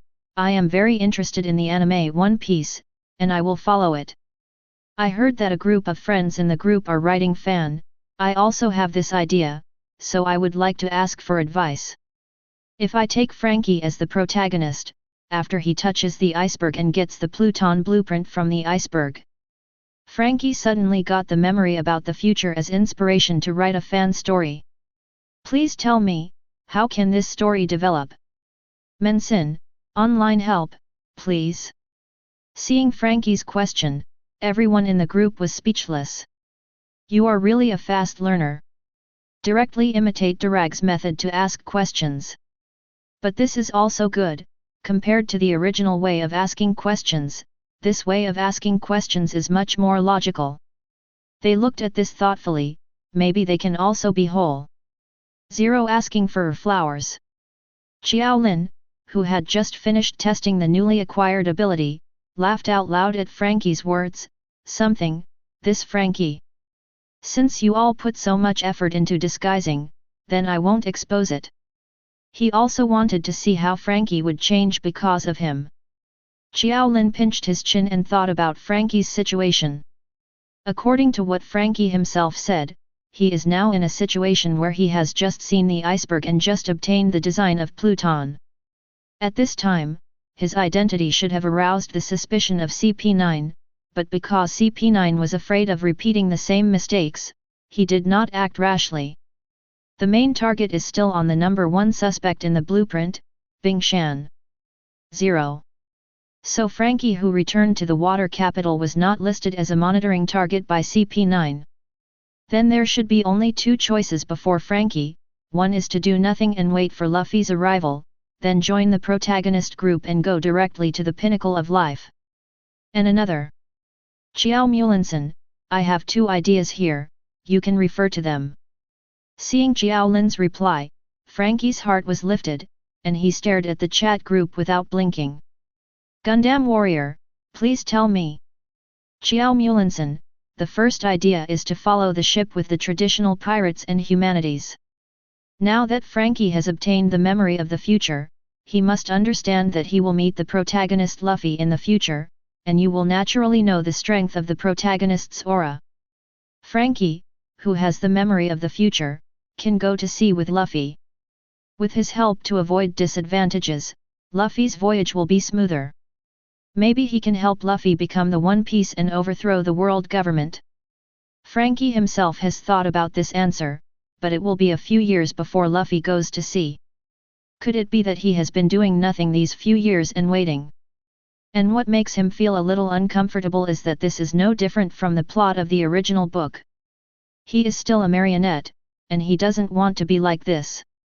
He wants to be his real self, and he doesn't want to be a foil for Luffy in the original book. Or Tool Man. Gundam Warrior, what about the second idea? Chapter 132. Qiao Mulinson, the second way of thinking is to take the initiative. Since Frankie has obtained information about the future, he naturally understands some things. You might as well give him a bigger cheat. Let him not only obtain information about his own future, but also obtain information about other main characters in One Piece, as well as information about what happened in the past. Let Frankie become a pirate, so that Frankie can make the most suitable choice when facing things with a lot of information. Frankie's eyes lit up. Gundam Warrior, so what can he do? Qiao Mulinson, there are many things that can be done, but the first thing to solve is the threat of CP, but Frankie's strength can't solve them, so the best way is to leave the City of Water. Leaving the City of 530 in the water, is it really still necessary to come this far? Frankie's eyes flashed a trace of helplessness. Qiao Mulinson, leaving is the best choice, because Frankie's own strength is not enough, and he knows the future information, then he will definitely not be able to act like he doesn't know anything, and there will always be loopholes in some places. And the CP9 people have already doubted his identity. Although they have not acted, if Frankie has any abnormal actions in the Water City, it will definitely attract their attention. Then, before Luffy went to sea, he was found to be caged bird, with nowhere to hide, and would implicate other people. Originally, he planned to stay in the Water City secretly, but Frankie, who was waiting for an opportunity, completely gave up this idea. If it's really like him in the original book, it's fine if he doesn't know anything and acts according to the established track. And if he does something inconsistent with the established trajectory, who can guarantee the same result? The butterfly effect. Looks like we'll just have to leave. Frankie thought. Qiao Mulinson, so the best way is to leave the City of Water before CP9 notices Frankie's strangeness, which is good for the iceberg and the members of Frankie's family.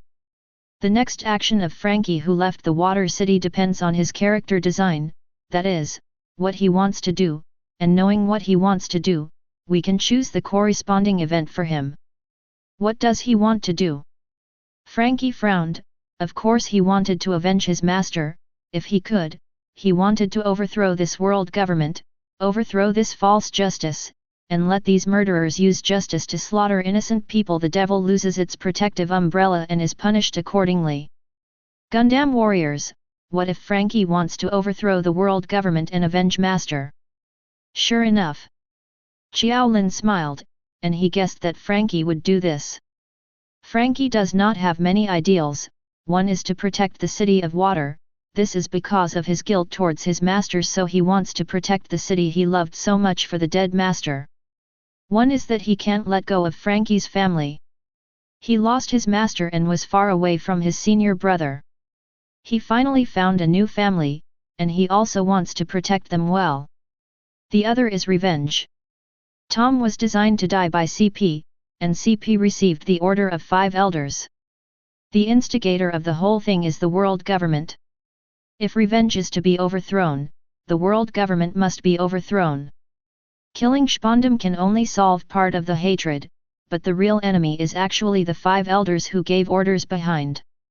Even if the 5 elders don't send Spondum, but let other CP people snatch the blueprints, Tom's fate will not be any better.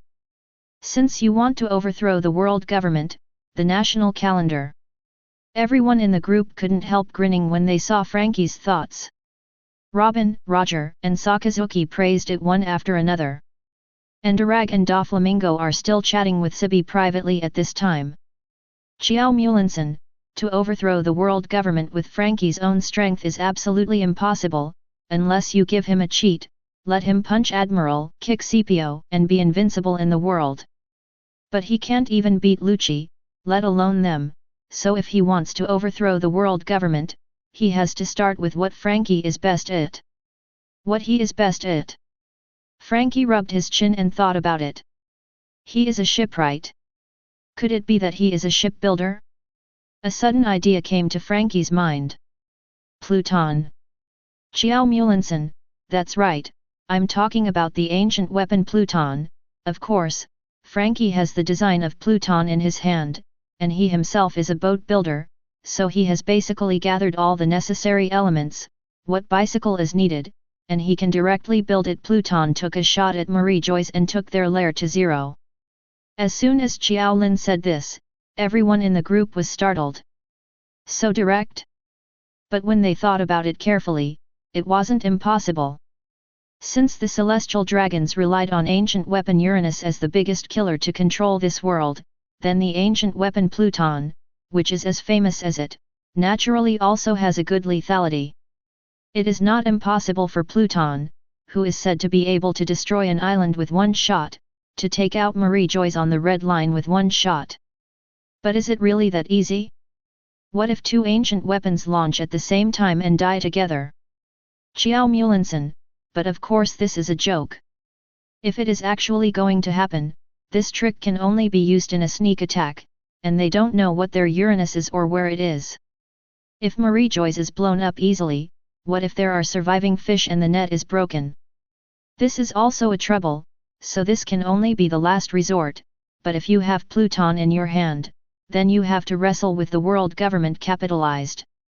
This is similar to the world's nuclear war, fear of each other, but makes many parties dare not ask for war. They couldn't help but heave a sigh of relief when they heard that Qiao Lin was joking. This idea is certainly attractive to 4.0 people, but it is also dangerous. At that time, the world government only owned Uranus, and Pluton was probably in the hands of the opponents of the allied forces of 20 nations. Poseidon was the mermaid princess. Both Pluton and Poseidon were the opposite of the world government. Under such circumstances, the world government has won with Uranus, and Uranus must be superior in some places. If they use Pluton, the other side must use Uranus, which must be bloody. But what Qiao Lin said is correct, that is, if the opponent has Uranus as their whole card, if they can have Pluton as their whole card in their hands, then they will have the capital to wrestle with the world government. Darag, who was in perfect competition with Doflamingos, returned to the group and his eyes lit up when he saw Qiao Lin's words. This is exactly what he needs. Chapter 133. There are 2 ways to get Pluton, one is to make it now. The design is in the hands of Tom and his apprentices. As long as you find them and pull them into the Revolutionary Army, you can get Pluton. And the other is through Robin. Remember that in Robin's plot, she was forced by Crocodile and Alabasta to interpret the information about Pluton in the historical text. Crocodile tried to get Pluton but failed in the end. But this also shows that Robin can figure out Pluton's whereabouts. And this Pluton should be the one from 800 years ago. For a while, everyone felt a little hot in their hearts. This is a big treasure. Qiao Lin, however, according to my opinion, according to the urine nature of the original book, the Pluton from 800 years ago should be useless. Historian, why? Qiao Lin, the reason is very simple, because Robin went to the Revolutionary Army for a while later, but the Revolutionary Army did not get the appearance of Pluton, and during the World Summit, they did not come up with 01 Pluton to negotiate with the world government to save people. No. Moreover, this Pluton has been placed for a full 800 years. This planet is not a vacuum and oxygen-free environment like the Moon. In this environment, a wooden or metal Pluton will definitely break down more or less without maintenance. If there is a problem, even if it is found, it will need a major repair. And people who lack this level of skill in ship repairing can't repair it at all, so in the end it depends on the mentor and apprentice of the legendary ship Bottom Tom who has the design drawings and knows the structure of the main set. Instead of spending a lot of time and risking exposure to find a broken ship, it is better to secretly build a new one with the blueprint, and take it out when it is critical. This may also be the reason why Frankie appeared in One Piece. After the Summit War, Frankie was sent to Takamai Island by the bear using the fruit ability because of the Sabayati Archipelago incident.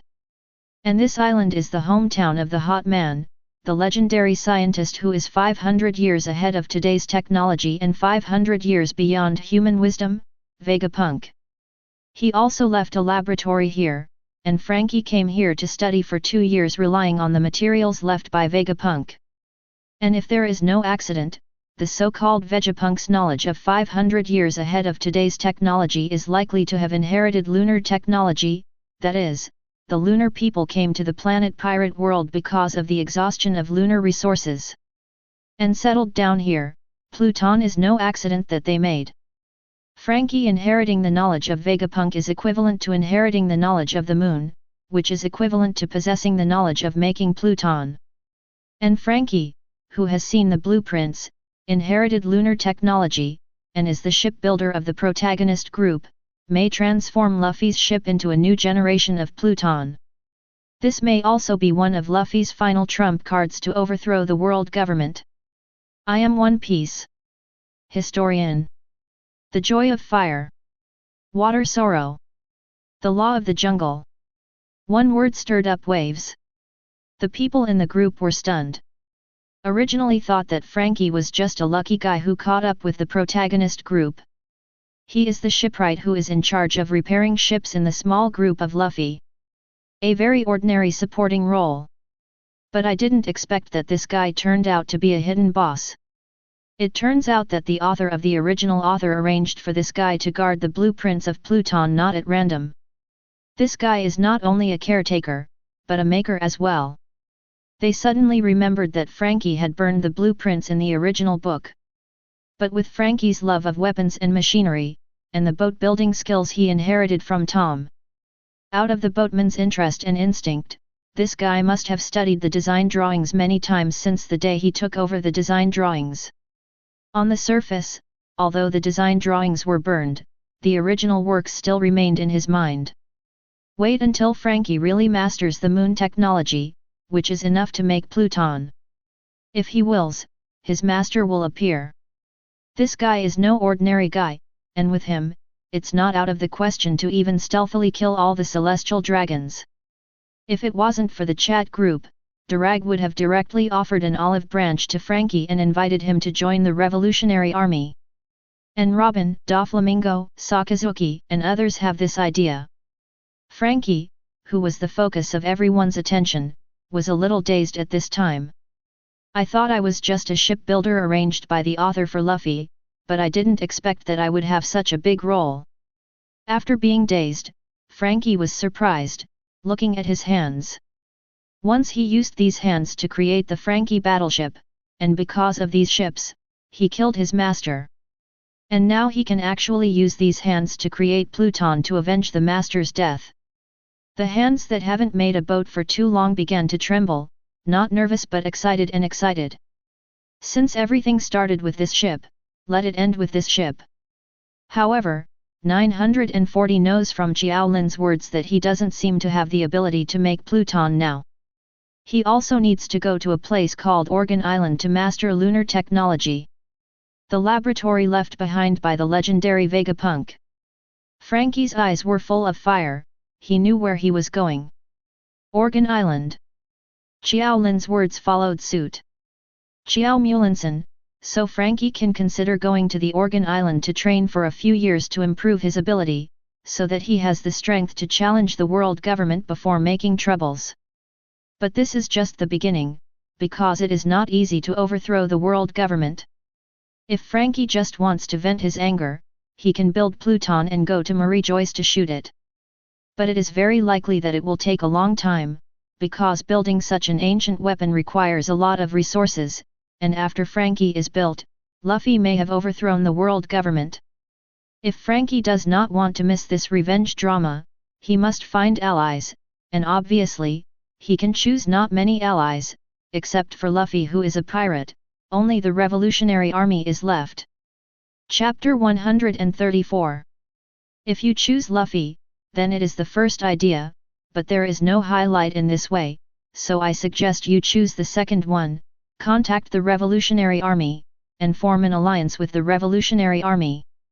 Let the Revolutionary Army collect the resources needed to build Pluton for you, and you create an ancient weapon for the Revolutionary Army that can wrestle with the world government. In conjunction with Luffy's going to sea, what do you think of the two-line attack on the world government? Working with the Revolutionary Army. Frankie bit his finger and thought. This is indeed a good choice. After being reminded by Qiao Lin, he also understood that it is unrealistic to make Pluton by himself. Pluton can be called ancient weapon, so the materials it needs must not be ordinary things. If it is ordinary, it will definitely not take 800 years, and it will be scrapped in a few decades. If you want to manufacture this kind of weapon, you will definitely need to spend a lot of resources. This kind of resource is absolutely impossible for him to do by himself. And even if he wants to do it, the movement will not be small. The eyes and ears of the world government are all over the world, and the slightest disturbance will attract their attention. Maybe people have been eyeing him for a long time, and they will cut him off as soon as his work is finished. Then he will be funny. And now there are only 4 years before Luffy goes to sea, and he has to go to the island of Gagan to learn the technology of the moon. Such a huge project could not be done by himself. Time is running out, and he will have to ally himself if he is to play his part in the battle to keep the wheels of history turning. And as the natural enemy of the world government, the Revolutionary Army is his best alliance partner.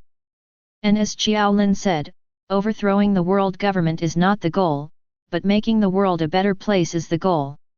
He cannot leave this matter to others. And Lucky deeds also reminded him that some powers cannot be handed over to others. If the world changes a government, who can guarantee that this government will not be as tyrannical as the world government? Who can guarantee that Durag and the others will not become the new celestial dragons? He must participate in it, for the water capital, for the master, and for his efforts. That being the case, his plan has been determined. Leaving Water City without alarming CP9, his departure is a good thing for Bing Shan, Frankie's family, and Water City. After that, go to the island of Gage to find Vegapunk's laboratory and learn the knowledge he left there, that is, lunar technology. Then contact the Revolutionary Army, join them, and research Pluton. By the way, Frankie remembered the books on revolutionary theory in the group. These books seem to be very helpful to the revolution, so I can give this to them as well. In this way, what he can do has been done, and then he just needs to wait for the time to overthrow the world government. Thinking of this, Frankie thanked Qiao Lin for his suggestion in the group. Gundam Warrior, thank you for your advice, I have benefited a lot. After speaking, Frankie imitated Lu Chi just now and sent a red envelope in the group. Gundam Warrior sent an exclusive red envelope to Qiao Mulinson. Everyone clicked in and took a look. Weapon manufacturing talent. Shipbuilding technology. Mechanical Grandmaster. 3 bursts. Although they are not skills to improve personal strength, but if these things are handed over to others, they can become an experienced shipwright and weapon master in minutes. That's the only thing Frankie can pull off right now. He wasn't sure if he could repay the information and advice Qiao Lin gave him. After all, he saw that what other people gave were high-level armament haki, observation haki, 6 styles, swordsmanship, or hundreds of millions of Baileys. He is poor, and he doesn't know any combat skills. He is an old technology nerd, and that's all he can do. Wait until he goes to Gao Island to learn the technology of the moon, and then he will make up for it and thank him. Frankie secretly made up his mind. Seeing the red envelope sent by Frankie, Qiao Lin gave a disdainful emoji as usual. Then I flipped through the wallet and found that it was not an item. Qiao Lin thought that Frankie would send him the design of Pluton. But it's useless to give it to him, this thing is too outdated in his era, and he can't make this thing, it will cause big trouble. After thinking about it, Qiao Lin reckoned that it might be technical convenience, after all, that's all Frankie has. In the Straw Hats, Frankie is not a combatant, he is a shipwright who drives Gundam.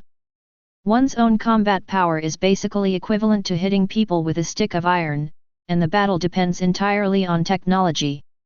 It is also difficult for him to fight with physical skills, after all, his body has been converted into a cyborg, and there are not many muscles left.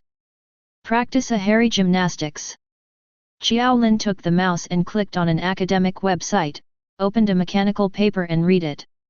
Although it was a little blunt at the beginning, but as I read it, Qiao Lin's brain seemed to be clear, and Qiao Lin had obtained the talent of extensive knowledge given to him by Robin before.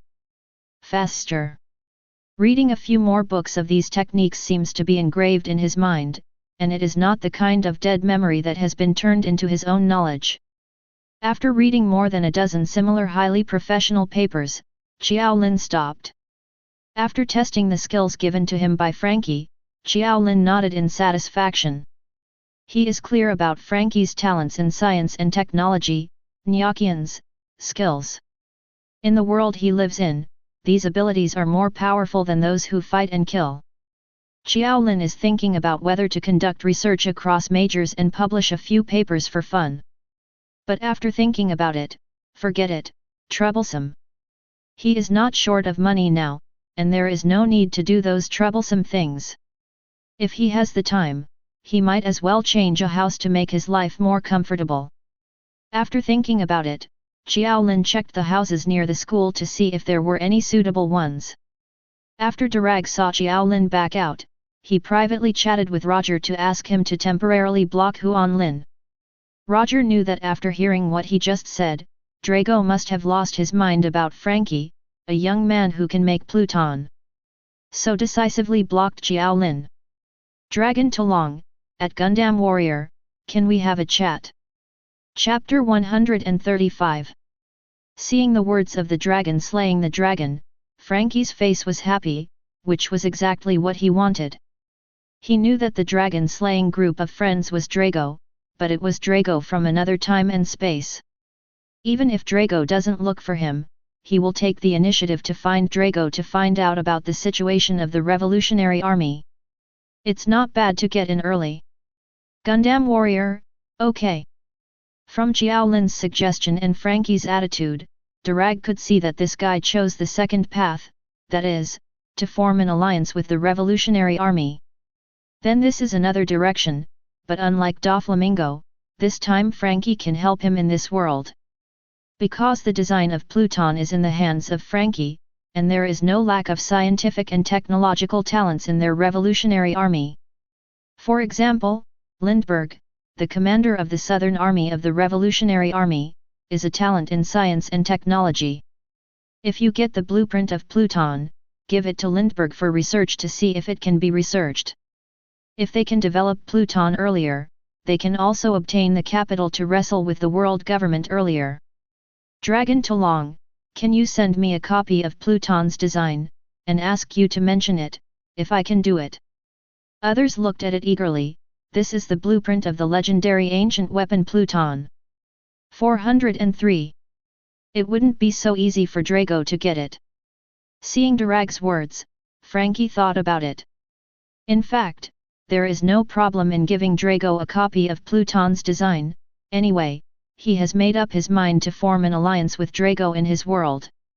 Although the Drago in the group is from another world, it doesn't hinder their cooperation. Maybe he can also get some help from the Drago. But it can't be given to him for nothing. This chat group seems to follow a fair trade rule. There are only so many whole cards in his hand, and he has no right to speak in this group. Although he doesn't want anything from them, if everything goes according to his plan. Wait. A thought suddenly flashed into Frankie's mind. He said in the group with some excitement. Gundam Warrior, what time are you at now? Dragon slaying dragon, what I'm talking about now is 2 years after the last time I picked up Luffy and they returned to the Revolutionary Army. It is now C Circle Calendar 1512. C Circle Calendar 1512. Frankie's eyes widened. At this point in time, he could remember it correctly. This was the year when Master Tom completed the sea train and was sent to an ice lobby for execution. Gundam Warrior, then you now know that the sea train has been built? Has anything happened in the City of Water? Hearing this, Durag already understood what Frankie meant. The other party wanted him to save the life of Tom, who was killed at that time. In fact, he has this idea. After all, Frankie is also a talent, and it is also very important if he can receive the Revolutionary Army with the opportunity. The reason why I asked Frankie for the design of Pluton was just to be on the safe side. After all, Frankie in the group already has the design in his hand, and he has to go to the City of Water to get the share of the City of Water in person, and there are still risks. You must know that people from the world government have already been eyeing Tom, and are sure that he has the blueprint in his hand. Ancient weapon, world government, CP, 5 elders. If the Revolutionary Army gets involved again at this time, it will not end well if this matter becomes a big problem. After all, it's about the ancient weapon Pluton, and the world government doesn't want to see the blueprints fall into the hands of the Revolutionary Army. It is even possible to directly choose to destroy the design drawings and people. This is the last thing he wants to see. But looking at it now, Frankie intends him to save Tom's life, so he can only do it. Dragon Tolong, I understand what you mean. What you are worried about has not happened yet. I read the newspaper every day, and there is no news about the City of Water in the newspaper. Your Master Tom was not taken to an ice either. Lobby. If your condition is for me to save your master, then I agree. I can only say my best. After all, it is about ancient weapon, and you know the relationship between our Revolutionary Army and the world government. If we get involved, the worst case scenario is that the world government and even the Admiral are possible. I need to explain this to you in advance. Frankie was taken aback by Durag's words, and then he realized that the other party was the leader of the Revolutionary Army, so he could guess what he was thinking. And Drago's words shocked him. The joy that I had just heard that Master was still alive was gone. Because I was too excited just now, I ignored this point, because of the deadly rivalry between the Revolutionary Army and the world government. The world government will not let the Revolutionary Army get Pluton, not even the blueprints. And if things don't go well, it is very possible that the world government will adopt a strategy that I can't get and you can't get the blueprints in order to prevent the Revolutionary Army from getting the blueprints. What's more troublesome is that Water Capital is very close to naval headquarters. If it is held back, it will be impossible for Marine Admiral to arrive, not to mention Kizaru and Marine Admiral, a user with the ability to sparkling fruit, is amazingly fast. At that time, instead of being able to save the master, it might even kill him, and implicate Durag and the others. Damn, is there no other perfect way? The death of the master of this world is a foregone conclusion, and he cannot change it. Could it be that everything in the other world hasn't happened yet, and he can't change it? Frankie looked at the chat group with a serious face.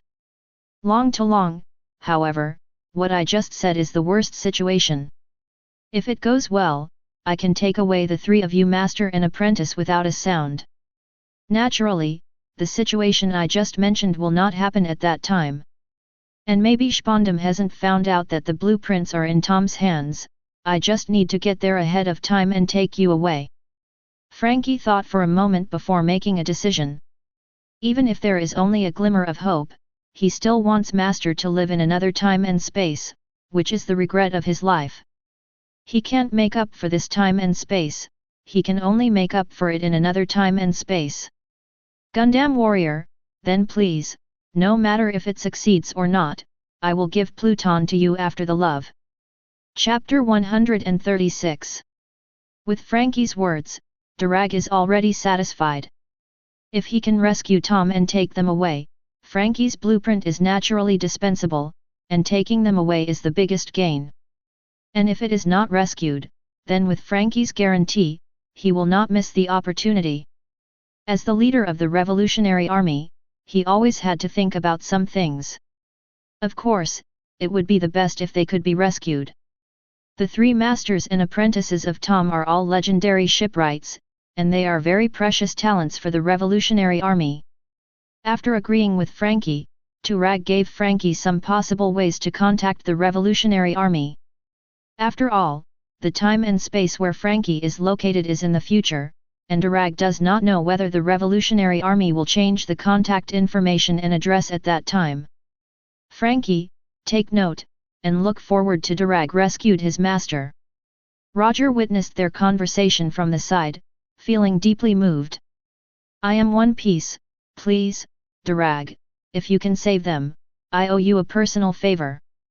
After all, Tom will be executed by an ice lobby for building a ship for him, the One Piece. Even though people from the world government may try their best to accuse Tom, it is true that he is sorry for Tom. Durag can save Tom's life in another time and space, which can be regarded as paying off his debt. Thinking of this, Roger felt a little guilty. Drago has already helped him once, went to Windmill Village to pick up Ace, and trained him to grow up, changing his fate of dying in the hands of Akainu before. He still hasn't paid back the last favor. And he can't return it in a short time. He is still on his way to Wano Kuni, and then he has to go to the water capital to save Tom. It is estimated that it will take a while. In addition to this favor, he really owes too much. Favors are everywhere. Seeing Roger's reply, Durag smiled. Long to long, don't worry about it, this is a good thing for me, and Ace is growing well in the Revolutionary Army now, and his contribution will be indispensable in the battles of the Revolutionary Army in the future. I also want to thank you. It's been 2 years since bringing back Luffy, Ace, and Sabo. After returning to the base area, Durag carried out drastic rectifications within the Revolutionary Army. Strengthen education and training, and try to cultivate the backbone of the future revolution of the Revolutionary Army in the next time. And Ace and the others are catching up with this train. After 2 years of training, not only has their strength improved dramatically, but even a single-celled creature like Luffy has begun to have some brains. Not to mention Ace and Sabo. Ace, who was only here to see the situation, was still mentioned before, and he didn't bring up the sea again. Like Sabo, the two turned their dream of going to sea in search of freedom to freeing all people from the oppression of the world government. Let all be free again. Rebuild this world. Now the two favorite books are the textbooks that Durag distributed in the schools in the base area, that is, the books on revolutionary theory uploaded by Qiao Lin in the group. Arming the brain with theory is arming the body with training, and the Revolutionary Army is taking on a new look. Just when Roger and Durag were talking about daily life, Sakazuki also had an idea. He is also an ally with the revolutionary army of his world, but he hasn't been in touch with Drago since the last time he met in Windmill Village. He also often pays attention to the movements of the revolutionary army. For now they seem to be dormant.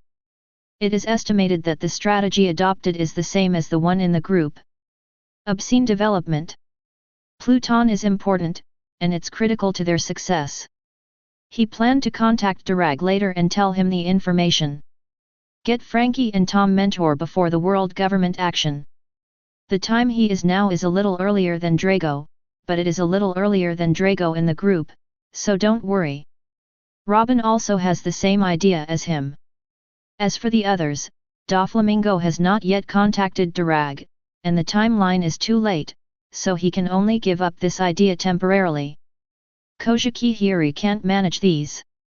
Blackbeard continued to stay in the white group. Although Pluton was very attractive to him, but if this thing came out, there would be too many changes, so he chose to play it safe. Anyway, according to the development of the plot, Frankie will belong to Luffy in the future, and who is Luffy? Zero ask for flowers. His little brother. Luffy's journey to this world was initiated by him himself. In this way, Frankie is one of his own, and he doesn't need to do anything extra. An Angzan is lying on the Whitebeard pirates waiting for the goddess of victory to come, isn't it beautiful? What he didn't know was that a one-armed red-haired man had entered the Great Route and was heading towards New World. Another person in the group who saw Lao's choice and decision was lost in thought. He is Liu Qi. He can basically be sure that he is very close to the timeline of this Frankie in the group, but the two are not in the same world. In other words, Frankie in the group knows his future. And Frankie in his world doesn't know anything about the future. 0. And he already knew everything. He could easily have Pluton's blueprints if he wanted to. Hand it over to the world government to complete this task.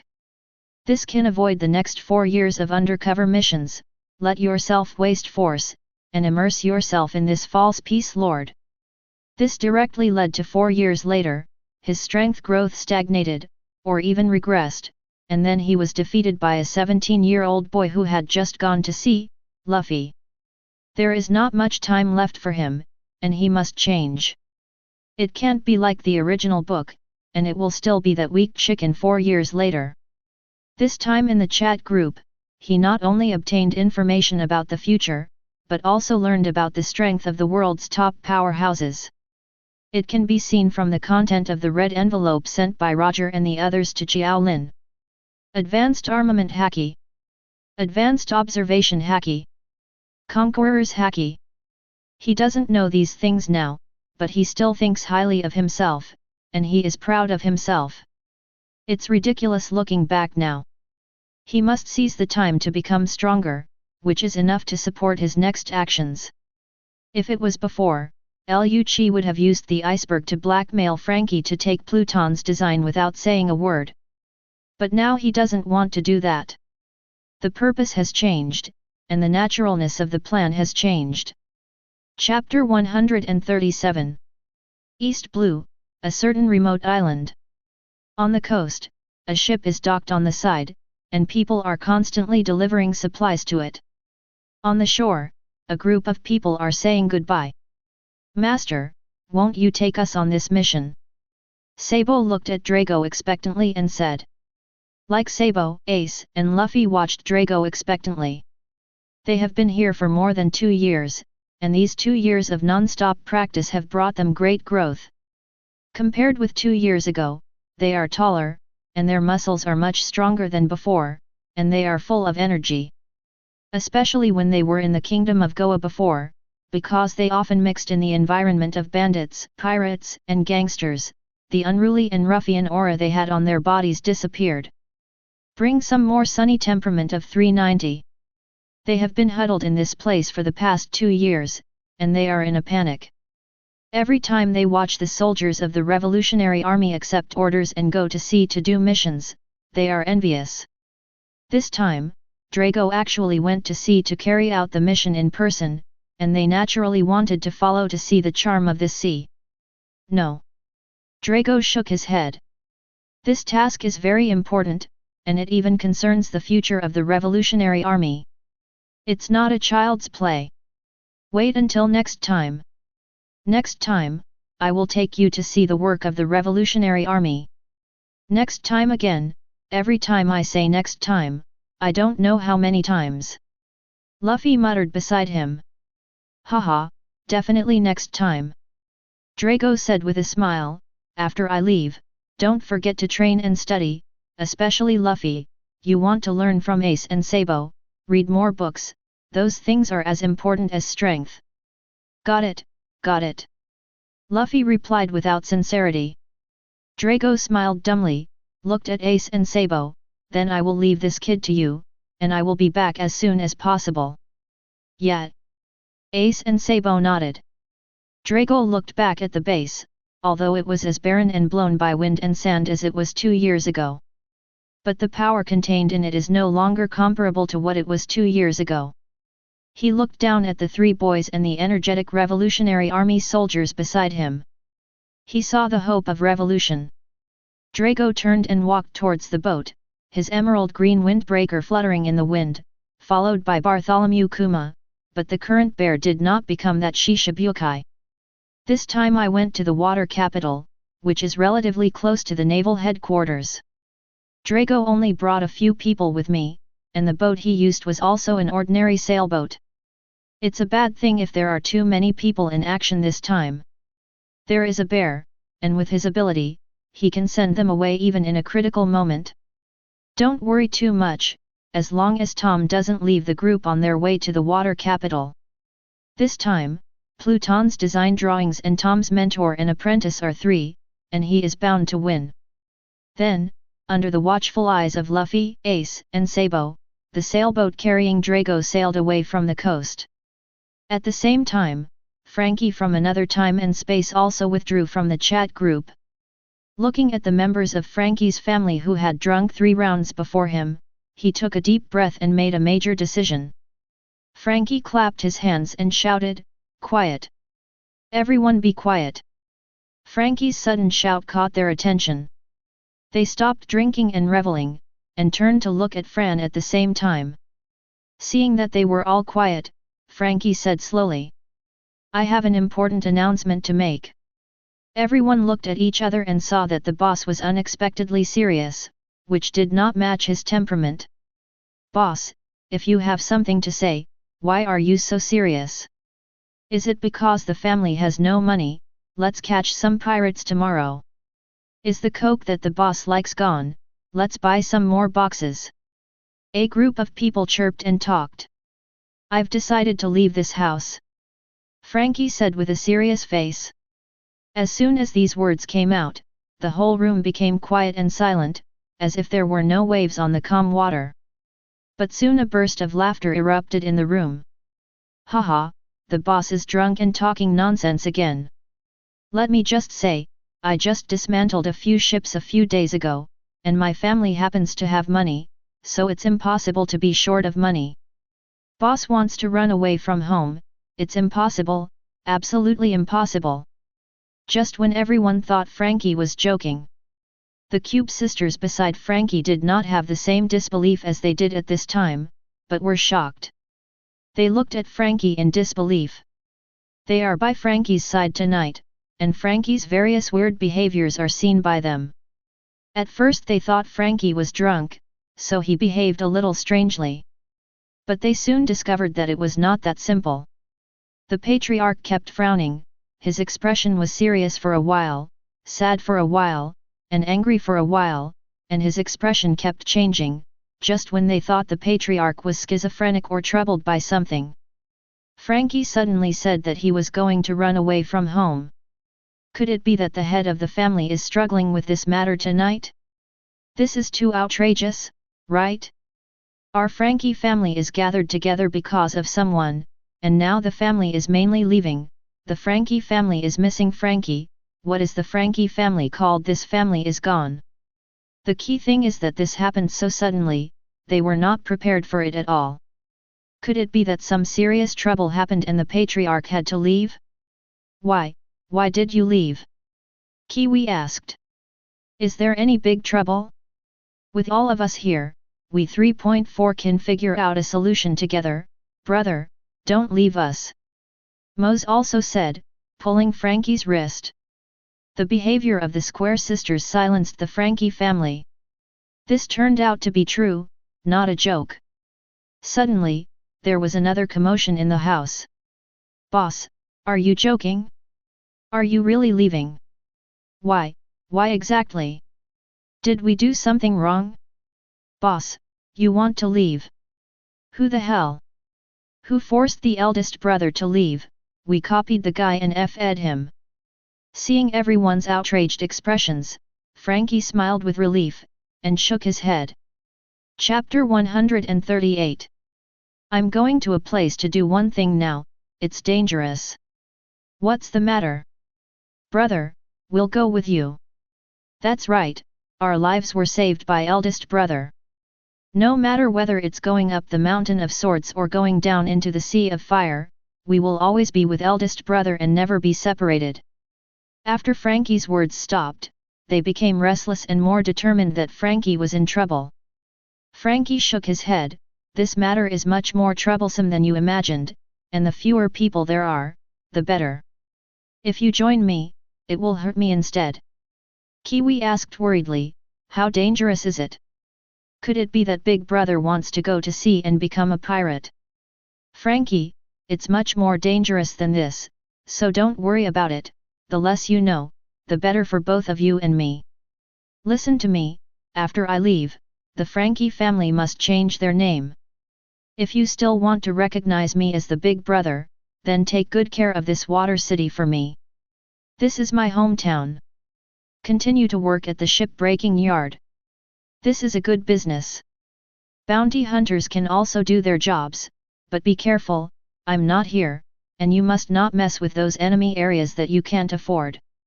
From tomorrow onwards, don't mention me to the outside world, and cut off all ties with me. Seeing that Frankie was so solemn, and what he said was like explaining the funeral. Tears welled up in the Frankie family's eyes. It seems that the boss really messed with someone this time. Boss. Brother. Seeing their appearance, Frankie guessed that they were thinking of something strange. Don't be like this, make me feel like I'm going to die tomorrow, cheer me up, this time is both an opportunity and a challenge for me, maybe you Big Brother and I can soar into the sky and change the world woolen cloth. Such a great event, why don't you celebrate me, why are you crying? Frankie laughed loudly, opened a bottle of wine and took a few sips. Now the members of the Frankie family are even more confused. They are explaining the funeral and changing the world. What is the boss going to do? Is it going to be robbed? And the one who robbed was not an ordinary person, could it be a royal family, or the gold in the sky? Why not be so worried about how they will be implicated? Frankie patted the Square sisters on the shoulder and said, as long as you can keep our family safe, then I can rest assured that I will come back sooner or later, as long as you still recognize me as a Big Brother at that time. Of course. Everyone in the Frankie family said in unison. Since the elder brother has made up his mind to go, we don't want to stop him anymore, I wish the elder brother a smooth journey, fulfill his wish, and return home soon. They wiped away their tears, raised the wine bottle, and drank tons after they finished talking. Frankie couldn't help crying when he saw this, and he also drank the wine in his hand in one gulp. Then our family will get drunk tonight. Tomorrow he will embark on a journey of revenge. At that point he is no longer Frankie, but Frankie with revenge. Thinking of a good name again. Frankie thought to himself, and then danced with the crowd while drinking. Sweep away the haze just now. The next day, just after dawn, Frankie woke up from his dream. Looking at the people who carnivalied all night last night and are now sleeping in the east and west, Frankie smiled slightly. He returned to his room and packed a few things before gently pushing the door and leaving. What he didn't know was that, Tens of seconds after he closed the door and left, members of Frankie's family opened their eyes one after another, looking in the direction Frankie left, with tears in their eyes. "You must come back, brother." Soon after, Frankie left the City of Water by boarding a sea train designed and manufactured by his master himself. The whole process did not attract the attention of others. And his target this time is the Organ Island. And in another time and space. Late at night, Liu Qi was sitting in his room. Just before, when the boatmen were eating, they mentioned that Liu Qi suddenly laughed to his heart's content today. This caused everyone's shock. It turns out that Liu Qi, who has always been aloof and calm, can also laugh. And this made Keiku, who was also a CP9 agent with him, look at him in shock as if he didn't know him. But Liu Qi only responded with a cold look. Still familiar eyes, familiar taste. Seeing this, Keiku didn't think too much, and didn't intend to ask later. Based on his understanding of Liu Qi, even if he asked, he couldn't ask anything. As for Liu Qi laughing, it might be because the sun came out from the west. Keiku thought boredly. Only Bao Li glanced at Liu Qi worriedly. After eating, Liu Qi returned to his room to rest, and everything was as usual. But the only difference is that this time he returned to the room to write vigorously under the candlelight. It looked like he was writing something, but the speed at which the pen was written didn't seem like writing, but rather like copying. But there was nothing in front of him for his reference. A few hours later, Liu Keke copied the books in the chat group. And these books are a big gift he gave to the Revolutionary Army, and also to the world government and the Five Elders. 677 Five Elders is very skillful and smooth in raising self-respect and balancing. Since Five Elders likes to play balance so much, he will add fire to it. Raising pirates, hollowing out franchise countries, strengthening marine, cultivating CP, consolidating the rule. Well, very good. But pirates are marines' twins, not their CP. Since Five Elders likes balance so much, it is for their CP not to be cooked by cunning rabbits and lackeys. Then the Revolutionary Army corresponding to them naturally couldn't be so weak. And the weak Revolutionary Army is naturally not in the interests of their CP. The stronger the Revolutionary Army, the more important the CP. Play bigger if you want to play. That being the case, Liu Qi intends to help the Revolutionary Army, and it's time to give Five Elders a headache. Qiao Lin is right about one thing, the locks that Zhou Oxiang put on them really worked. Even though he hated the world government, Liu Qi couldn't do anything like collude with the pirates, and he hated these guys from the bottom of his heart. Therefore, the only helpers that can be thought of are the Revolutionary Army who also want to bring down the world government. These few books on revolutionary theory are just a foretaste. He also wants to send a big treasure to the Revolutionary Army. Chapter 139. Late at night. Liu Qi changed into a suit of luggage, which is different from CP9's regular clothing, white cloak and mask. He changed into a black cloak and a weird mask.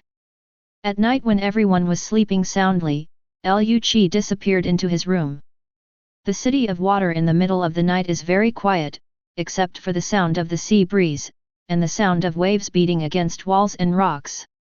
Liu Qi figure flitted across the air like a ghost in the middle of the night, and the black cloak gave him a natural protective color. Flashed by without a trace. Soon, Liu Qi came to Frankie's stronghold, a house by the coast. This is where they found it when they investigated Frankie's identity. However, because he wasn't sure if this person was Fram, he didn't do anything to him, so as not to startle the snake. Liu Qi pushed the door open, and there was no sound in the quiet space, except for a little vibration brought by his light footsteps. Behind the mask, Liu Qi's eyes have turned into vertical pupils, which are as clear as daytime even in the dark night.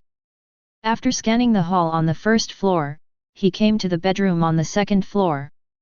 Hold the doorknob, open the door, push the door, probe, close the door. View room by room. Just after he tried 4 times, when he opened the door, a fist the size of a casserole hit him head-on. Liu Qi didn't even hide, he just caught it with his palm. It starts with a metallic texture. Liu Qi remembered what Qiao Lin said in the group.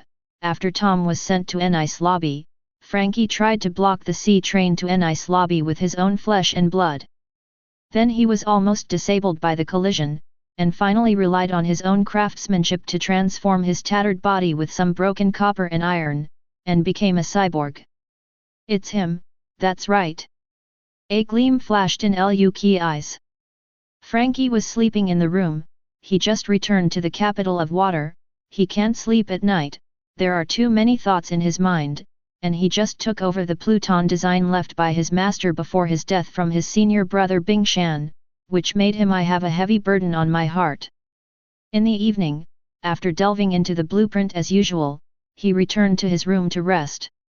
Before falling asleep, he heard the door opening and light footsteps downstairs. This is especially noticeable in the stillness of night. Then the owner of the footsteps began to walk around the house, opening one door after another, as if looking for something. Thief or pirate? A hint of doubt flashed through Frankie's mind. But it's really brave enough to steal into your Uncle Frankie's house. So Frankie waited behind the door before the thief came to his room, and when the thief opened the door, he punched him down. And everything developed as he expected, the other party came to his door, and he seized the opportunity to strike hard. His fist is an iron fist that has been mechanically modified. As the name suggests, it is a real iron fist. Being hit by this fist, it was like an iron rod protruding in the face, causing a lot of pain. It may even be knocked out directly. He punched the opponent, and the fist hit the opponent as he wished, but unexpectedly, he missed the opponent's face and was caught by the opponent. Frankie wanted to take back his fist and strike again, but found that his iron fist was firmly held by the opponent, and he couldn't take it back at all. It seems that the opponent's is the real iron fist. The right hand is controlled, and Frankie's left hand changes shape rapidly. Painful fingers. The pistol hidden in the wallet shoots at the opponent. The two sides were close to each other, and the opponent controlled his right hand, which was equivalent to restricting his own movement, and he won at this distance. Just when Frankie thought he was going to hit, all the bullets he shot from the pistol in his right hand were caught by the ghost-like hand of the opponent, and then they were placed in front of his eyes, and fell to the ground with a flip. Grabbing bullets with bare hands, is this still a person? Frankie suddenly looked at the unexpected visitor, and this time he was in big trouble. At this time, a deep and hoarse voice came from behind the other party's mask. "Stop it, this little trick is meaningless to me, and I'm not here to trouble you this time. You came to someone's house in the middle of the night, and you still said you didn't come to ask for trouble? Who believes?" Frankie looked at this guy impotently and furiously, but at this moment he had recognized the strength of both sides. Since the other party didn't continue to make a move, it means that we can still talk, and if the talk collapses, we will go all out. Then why did you come to me? I didn't sleep until midnight, I thought it was a thief. Frankie laughed, but his heart was already full of vigilance, and his eyes were scanning the other party to see if there was any opportunity to take advantage of. You may not believe it if you tell me, I'm here to save you. If you don't leave the city of water within 3 days, you will definitely die. Hee hee. Frankie sneered a few times. It will be more convincing if you let go of my hand now, otherwise I feel that I won't survive tonight, and the murderer is you. You can let go, but you have to listen to what I have to say. After listening, you can decide for yourself, and I will never interfere. The voice of Jiqiwei said. Frankie nodded, and then Liu Qi let go of his hand. Frankie rubbed his hands, looked at Liu Qi and said, "Speak, I'll listen." However, his eyes were still on Liu Qi, and he found that the other party seemed to be covered from head to toe, as if he deliberately didn't want to reveal his identity. Very suspicious. And in the middle of the night, if you come to someone's house, they will tell you that you will have a bloody disaster within 3 days. People who are fine will be scared to death by you. Is this guy out of his mind? Liu Qi noticed Frankie's sight, but he had deliberately disguised it so that he didn't worry about being seen by the other party. He said, "You know the name Katie Fram." Frankie, who was still looking for a chance to defeat the opponent, Zhao Qian's, was shocked when he heard the name, and fixed his eyes on Liu Qi. "Have no idea." "No, you know, and this person is you," Liu Qi said lightly. Frankie's back suddenly felt cold, his hair stood up, and he wanted to explode immediately. While slowly closing his hands, he wanted to use the wind to kill the opponent. He opened his mouth and said, "I don't know the person you're talking about, and I've never heard of it. Don't move around." Liu Qi saw Frankie's small movements at a glance, and in the sight of the leopard, the night was as clear as day. "It's no use pretending. You used this identity when you went to find Bing Shan that day. You may not know that Bing Shan has been targeted by CP9 people, and he is surrounded by CP9 undercover agents. You have been exposed long ago. By the way, the person who led you to see Bing Shan was one of the spies of CP9. Did you remember? It was Bing Shan's female secretary." Chapter 140. What? Frankie couldn't pretend to be shocked now. His eyes widened, and he looked at Liu Qi in disbelief. "Bing Shan's secretary is from CP9. Liu Qi nodded. "That's right, not only that, his foreman also has CP9 people, and there are also CP9 people in the water capital outside of Carrera Company. You may not know who just returned to the water capital. CP9 has already set its sights on the iceberg a year ago, and your visit this time is purely self-inflicted." Liu Qi deliberately said seriously, "This Frankie is not the one in the group, he doesn't know about these things, but it just gave him a chance to bluff people." Frankie had an unbelievable expression on his face, clutching his hair with his left hand, recalling what happened that day. He swaggered back to the water capital, then went to Carrera Company openly, and then went to see Bing Shan as Fram, but the person who notified him turned out to be a spy of CP9. Isn't he dreaming? Give away the head at the beginning, the gift is light and the affection is heavy? Wait, people from CP9 have been eyeing the iceberg for a long time. Frankie's heart shudders. These guys are here for the design of Pluton. They have been lurking around iceberg for a year without getting the blueprint, which proves that they did not get any valuable clues from iceberg 670. However, his arrival will break this situation, and more importantly, Bing Shan has given him the design. Maybe he is being targeted by CP9 now. Frankie stared straight at the mysterious man in front of him. "Who are you? You are also from CP9? What is your purpose?" "It doesn't matter who I am, the important thing is that I still have a piece of information here. Do you know who the chief of CP9 is this time?" Liu Qi opened his mouth slowly. "Who is it?" Frankie asked, but as soon as he said the words, a flash of lightning flashed in his mind. Could it be him? Seeing Frankie's surprised look, Liu Qi opened his mouth and said, "As you can imagine, the current chief of CP9 is Spondum, the guy who framed your master Tom back then. When your master rejected the design he wanted to obtain Pluton, he decided to frame your master and use your invention to blame you for attacking Nice Lobby's ship. Tom took the initiative to save you. He was charged and sent to Nice Lobby for sentencing. However, in the end, Spondum still didn't know the whereabouts of Pluton's design from Tom, so Spondum, unwilling to fail, returned to the water capital a year ago, and this time he set his sights on Tom's two disciples, Bing Shan and Fram. However, according to their investigation, Fram was killed by a sea train on the way Tom was sending him to Nice Lobby, so they guessed that Tom gave the design to Bing Shan. At this time, a man named Katie Flam appeared in Carrera Company. Liu Qi looked at Frankie and said in a playful tone, "Do you think people from CP9 will suspect that Bing Shan gave the design to Frankie after contacting this man named Flam? Do you think that after knowing that both of Tom's apprentices have appeared in the Water City, will Spondum close the net, capture you both, and then threaten each other with your own life to hand over Pluton's blueprint? Do you think you and Iceberg will survive after this? These 3 consecutive questions concentrated his own heart like the bullets Frankie had just fired. It's over. It's all over. He shouldn't be here.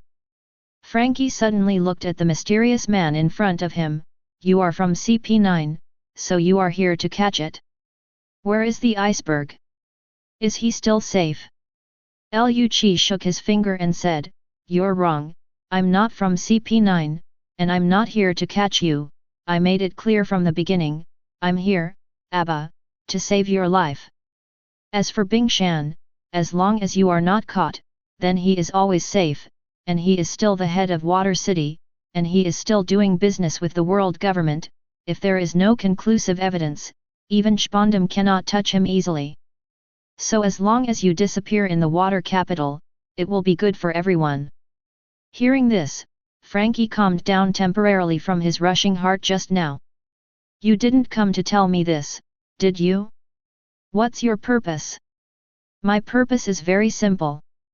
The design cannot fall into the hands of the world government, so you must leave here. If you don't leave within 3 days, then the people from CP9 will go straight here and catch you and the iceberg. At that time, neither you nor Bing Shan can survive. Is this man an enemy of the world government? Frankie stared at the mysterious man's mask, trying to see through the face behind it. But can't do it.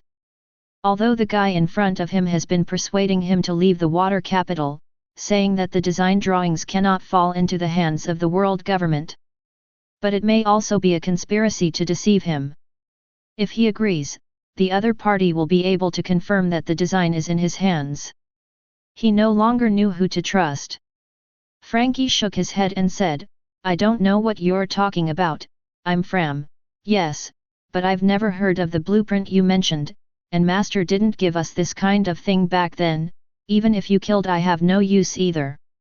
I went to see Bing Shan this time to reminisce about the past, not to pick up things as you said. This guy still doesn't believe him. Liu Qi thought. But it doesn't matter anymore. You don't believe me, this is the right choice. It also proves that you have some brains. I hope you will keep it up. Liu Qi nodded, I'm here just to inform you, I'm not interested in whether you have any blueprints or not. But I know that besides the world government, there is another group of people who are very interested in what you have in your hands. They may be able to protect you, or help you avenge you. Revenge. A gleam flashed in Frankie's eyes, which was the desire hidden deep in his heart. What are you trying to say? Frankie asked. You should have heard of the Revolutionary Army. These guys want to overthrow the world government, but they still lack a force that can compete with the world government. Now that you have this thing, I think you will be able to get along. Are you from the Revolutionary Army? Frankie looked at Liu Qi with burning eyes. No, I'm not anyone. Liu Qi smiled lowly, I just can't understand the current world. Chapter 141. He looked at Frankie and said, that's basically what I'm going to say. As for what to do, it's up to you to choose. I can only remind you that if you don't leave the capital of water within 3 days, you and Iceberg will surely die, and after 3 days you will become the most wanted criminal by the world government. If you don't want to die, go find this group of people who can protect you. By the way, if you have time, you can go to Gui Island, it is very helpful for a guy like you. After speaking, Liu Qi dug in his arms, grabbed a handful of things and threw them to Frankie. Frankie stretched out his hand to block and grab it, but the feeling in his hand was still relatively soft. How many books are there? Why give him a book? Frankie looked at Liu Qi suspiciously. If you decide to go to the Revolutionary Army, help me give these things to the man with 3 slippers on his face, he will thank you very much. Of course, if you don't go, burn these things, it's good for you. Frankie glanced at Liu Qi, then made a slit in his hand, and he stuffed the book in. Who are you? How should I introduce you if I meet that man? Liu Qi smiled, just say, I'm waiting for his answer, don't make me wait too long. Does this guy even have to be this secretive when he talks? Frankie frowned and looked at Liu Qi. But Liu Qi had already finished what he wanted to say, so he turned around. If you want to leave, you'd better leave today, or you won't be able to leave if it's too late. The moment Frankie blinked, the man in black cloak and mask had disappeared in front of him. Frankie rushed downstairs, opened the door, and glanced outside, but saw nothing. This mysterious person appeared and disappeared suddenly like a ghost. As he said when he came to remind himself. There are still such kind-hearted people in this world? Could it be his long-lost brother? Frankie scratched his head suspiciously. This mysterious person has a mysterious identity and a mysterious purpose, and there are secrets everywhere. He seems to know everything about him very well, and he also knows very well about CP9. If the other party hadn't come to tell him to leave tonight and join the Revolutionary Army, he would have believed that he was a member of CP9. But he just happened to find him, but he didn't make a move when he found him. And I'm sure he has the blueprints for Pluton. Such a mysterious guy can't guess his thoughts at all. Only the last sentence he left, he was also waiting for the answer from the guy with 3 slipper marks on his face. The guy with 3 slipper marks on his face? Who is this guy? Such a strange hobby, tattooing slippers on your face? Or being thrown in the face with slippers? What was the answer that guy said?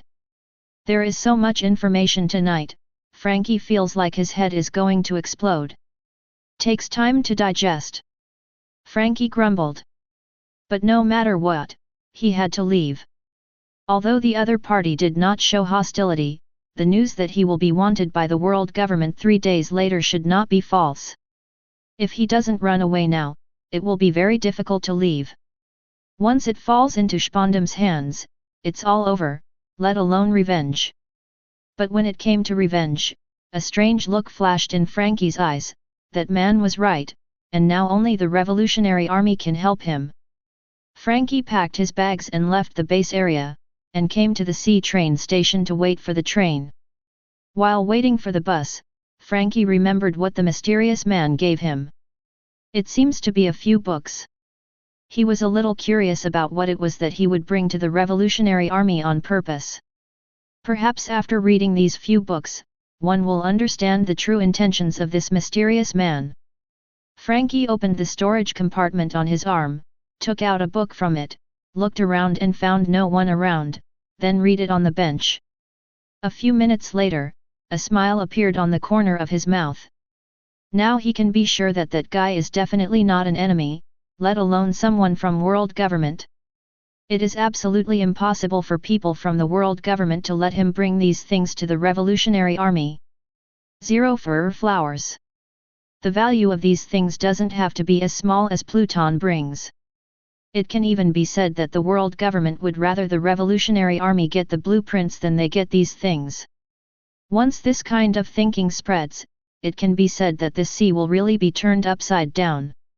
Frankie took a deep breath, carefully put these books into his body and hid them.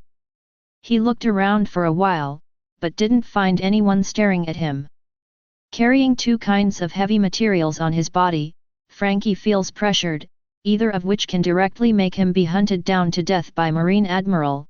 He can only pray that the sea train will come soon so that he can leave smoothly. Finally, the sea train arrived at the station, and he breathed a sigh of relief and took the train to leave. Now that it is confirmed that the mysterious person is a friend rather than an enemy, he has to re-examine the other party's words. Bing Shan was indeed surrounded by CP9, and he also began to doubt his identity, and would attack him in 3 days. As long as he leaves the iceberg and refuses to admit it, then there will be nothing wrong with his existing status. As for the Organ Island mentioned by the mysterious man, he could get a lot of help by going there, which made him a little interested. Help him?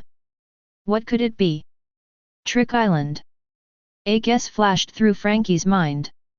3 days later, Liu Qi led the CP9 people in the water capital to Frankie's residence, and found a piece of paper on Frankie's desk that read: "Unexpectedly, I have already left, Spondum, you will never get that thing, wash your neck and wait for me. I will definitely come back to you." Keiku and others searched Frankie's residence, but did not find Pluton's design. According to the information left by Frankie, they speculate that Frankie has discovered their undercover agent beside Bing Shan, and the design of Pluton is in his hands, and Frankie, who now finds that the situation is wrong, has left the water capital and his whereabouts are unknown. But before he left, this person showed his hatred for Spondum. Presumably he has not forgotten the hatred of killing his master back then, and he wants to take revenge. Chapter 142. Liu Qi and the others returned the collected information to the bar run by Bluno, and reported the situation to their superior, Spondum. Unsurprisingly, I heard the furious voice of Spondum on the other end of the phone bug. "What?" The phone bug vividly expressed Spondum's angry face at this time. "You useless bastards, let him escape, what did you do earlier? Trash, trash." Here, Keiku, Khalifa, Bluno and others all looked unsightly. Although they never took this BD seriously, it was not the first time they were scolded so bloodily. And they were also very surprised that this mission would fail. Where did it get exposed? Did Bing Shan discover their identities from the beginning?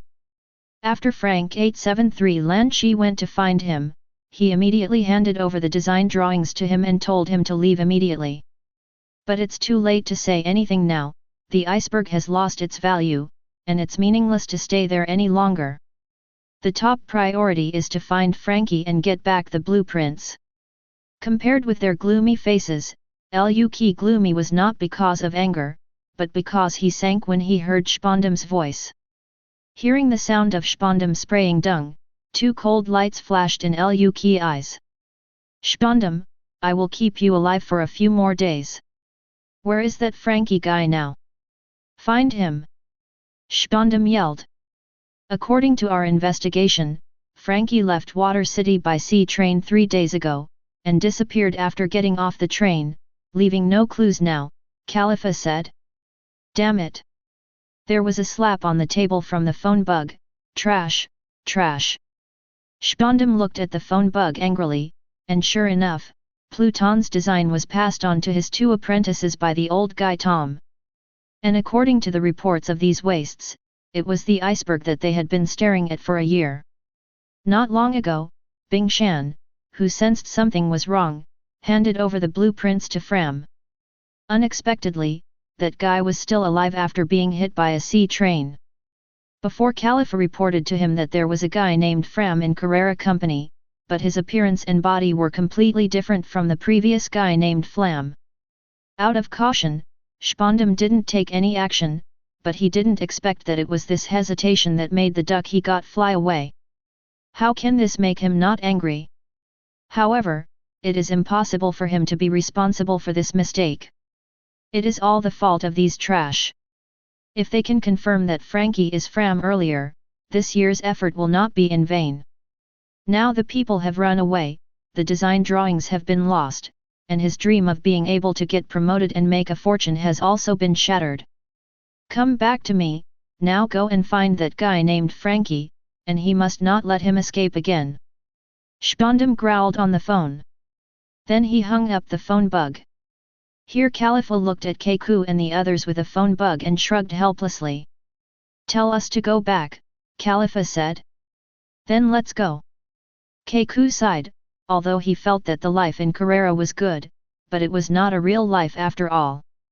Flash in the pan, fleeting. "Ching, Liu Qi." Bruce looked at Liu Qi and asked. The other two also looked at Liu Qi. No matter what they said, Liu Qi was actually the main one. After all, Spondum is just a piece of trash, unable to support CP9's signature. Only Liu Qi is the real core of CP9. Go back. Liu Qi nodded slightly. I've stayed here long enough, it's time to end. He needs to leave here to continue his plan, which is why he is so eager to let Frankie go. He wants to become stronger and climb higher. The secrets of the celestial dragons can only be known by getting closer. On the same day, everyone in the Carrera company discovered that 2 foremen in the company disappeared at the same time, and Mr. Bingshan's secretary Khalifa disappeared with them. In the evening, the bar where the boatmen often went was also closed, and the owner was changed shortly thereafter. Everyone was shocked by what happened suddenly, thinking that they were robbed or killed by pirates. They all found people in the water capital. And Bao Li, who had a good relationship with Liu Qi, remembered Liu Qi's strange smile and complicated expression that day, and maybe something happened that they didn't know about. Bing Yamamoto was also surprised by this matter. After all, it was 2 backbones in his company and his personal secretary who disappeared. At first he didn't think about CP, but when he saw Frankie's reward in the newspaper the next day, he was stunned. Frankie was offered a reward, and the foreman and secretary around him disappeared, and this series of events connected. Undoubtedly, these disappeared people are the undercover agents that CP placed beside him. Bing Shan sat in front of his work in some pain, never expecting that the person he trusted so much turned out to be a spy. What was even more unexpected was that the design drawings he handed over to Frankie Pluton suddenly came to light. Was it really that day that aroused their suspicion? Bing Shan remembered the day when Khalifa brought Frankie to see him. After thinking it over, Bing Shan made everyone in the Carrera company give up the idea of finding the missing 3 people, and gave a set of excuses, and they resigned. In his heart, he was praying that Frankie could escape the CP's pursuit safely. Just when Frankie escaped from the City of Water, LUG embarked on a new direction with the mission of 3.1 speed City of Water. In another time and space, Sakazuki is also planning to contact Drago. On his side, like Drago, 2 years have passed. In the past 2 years, he has changed his previous cold and stern style, and put on an amiable face, treating his subordinates and the Marines in the headquarters with an amiable appearance. This kind of change, at the beginning of the change, really scared the Marines in this department. The legendary Sakazuki Admiral, who always kept a cold face, made others feel cold when he looked at them, and made people sweat coldly behind his back when he said a word, actually laughed. Not the cynical smile of Polo Salino Admiral, nor the lazy smile of Kuzan Admiral. It's a friendly smile, which is weird no matter how you look at it. Chapter 143. This made Sakazuki look kind to them. All the Marines could only smile, until he left. Everyone covered their hearts and bluntly said that the goosebumps just got up. When will Sakazuki Admiral be able to return to normal? He won't be stimulated outside. Of course, they dare not say this in front of Sakazuki, unless someone takes the initiative to seek death. Sakazuki, on the other hand, feels that his relationship with his fellow Marines is getting better. The fact is the same as Sakazuki thought. Although they were extremely uncomfortable at the beginning, as time went by, everyone found that Sakazuki Admiral was not just a whim, but a real change. He often appeared in the training ground of the recruits, guided the training of the recruits, praised their training, and encouraged them to cheer. As for the high-ranking soldiers, he also changed his previous cold and stern style and became easygoing. Gradually, Sakazuki's prestige in Marine is getting higher and higher. Sengoku is a little surprised when he hears about Sakazuki's change. I can't help thinking that this change all started after he returned from vacation in East Blue after his appeal was rejected. It seems that he has figured out 01, it's fine if he doesn't go into a dead end. And the change of Sakazuki is what Sengoku is happy to see. After all, the previous Sakazuki was too cold-blooded even as a Marine. Now he is just right. Although he is gentle with his colleagues, he is also ruthless with pirates, and even takes care of the safety of civilians. Give goodwill to your own people, and leave hostility to your enemies. Such a change made Sengoku also put Sakazuki among the candidates when looking for his own successor. After all, compared to the lazy Kuzan and the fishing Polo Salino, Sakazuki with such a flexible personality is more suitable for the position of marshal. This reassured him a lot, and he will be able to take over the shift safely in the future. What surprised Sengoku even more was that Sakazuki brought Garp's son back to Marine the last time he went to East Blue. He thought at the time that Garp would fight Sakazuki when he found out about it. But he didn't expect that when he contacted Garp, Garp said he knew about it calmly, and it was Sakazuki who he handed Luffy to. Now he was even more surprised.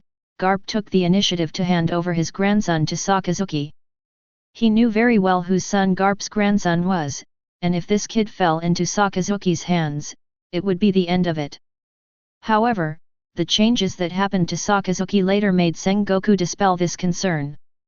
In addition to Garp's grandson, Sakazuki also picked up 2 children in Goa Kingdom and accepted them as apprentices. Sengoku has also seen the scene of these 3 children training together. Now they are not old enough, and they are currently serving as handymen and admiral apprentices on Sakazuki's warship. At a young age, he has participated in many battles with pirates at sea. Watching the scene of Sakazuki teaching the 3 children to train, Sengoku couldn't help but wonder if he was really old. I didn't expect to see such a picture in my lifetime. Or that times have changed.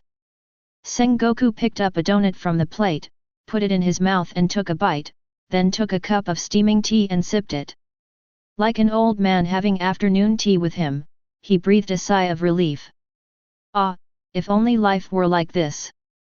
And in a certain sea area in the first half of the Great Voyage, Sakazuki looked at the 3 panting teenagers in front of him and raised his lips. It's not enough, you guys. Just now the 3 brothers carried out another sneak attack. The 3 of them flanked each other from the left, right, and back, and they appeared right in front of Sakazuki when he wasn't paying attention. But in the next second, the 3 of them were pushed onto the deck by him. Damn it! Ace hammered the lower deck. He had been on the warship for 2 years. During the 2 years, they did not know how many sneak attacks and challenges they carried out, but they were all suppressed by the other party. Is this the strength of Admiral? No, the opponent didn't even use 10% of his strength. It was like teasing a child the whole time. The gap is not as big as usual. Is there really a day when you can defeat the opponent? What worries Ace even more is that as he goes out to sea with Sakazuki to catch pirates, he hates all the bad deeds of pirates from the bottom of his heart. Every time I see the victims and family members of the victims whose families were destroyed because of the pirates. Ace's impression of pirates was even worse. I even sometimes think that it would be good if all the pirates in this world were caught. But when he regained his composure, he realized, what was he thinking? Obviously he wanted to go out to sea to be a pirate and become the king of pirates. Why does he actually want to catch pirates now? It must have been something that pervert did that made him change his mind. This warship can't stay any longer, otherwise one day he will really be brainwashed into a marine. Ace felt terrible thinking about it, so he quickly got up and continued training. He wants to become stronger, then defeat this pervert as soon as possible, and then leave this terrible place. Seeing Ace's movements, Sakazuki smiled. He has already felt the changes in Ace. Give him a little more time, and he must correct your distorted thoughts. -223 must put you on the right path. It was as if a ray of sunshine was shining on Sakazuki at this moment. The light of righteousness shines on the earth. Sakazuki glanced at Ace, then said to Sabo and Luffy. You continue training. Yes, Master. Sabo replied. Understood, Master. Luffy said with a smile. Sakazuki nodded and walked into the cabin.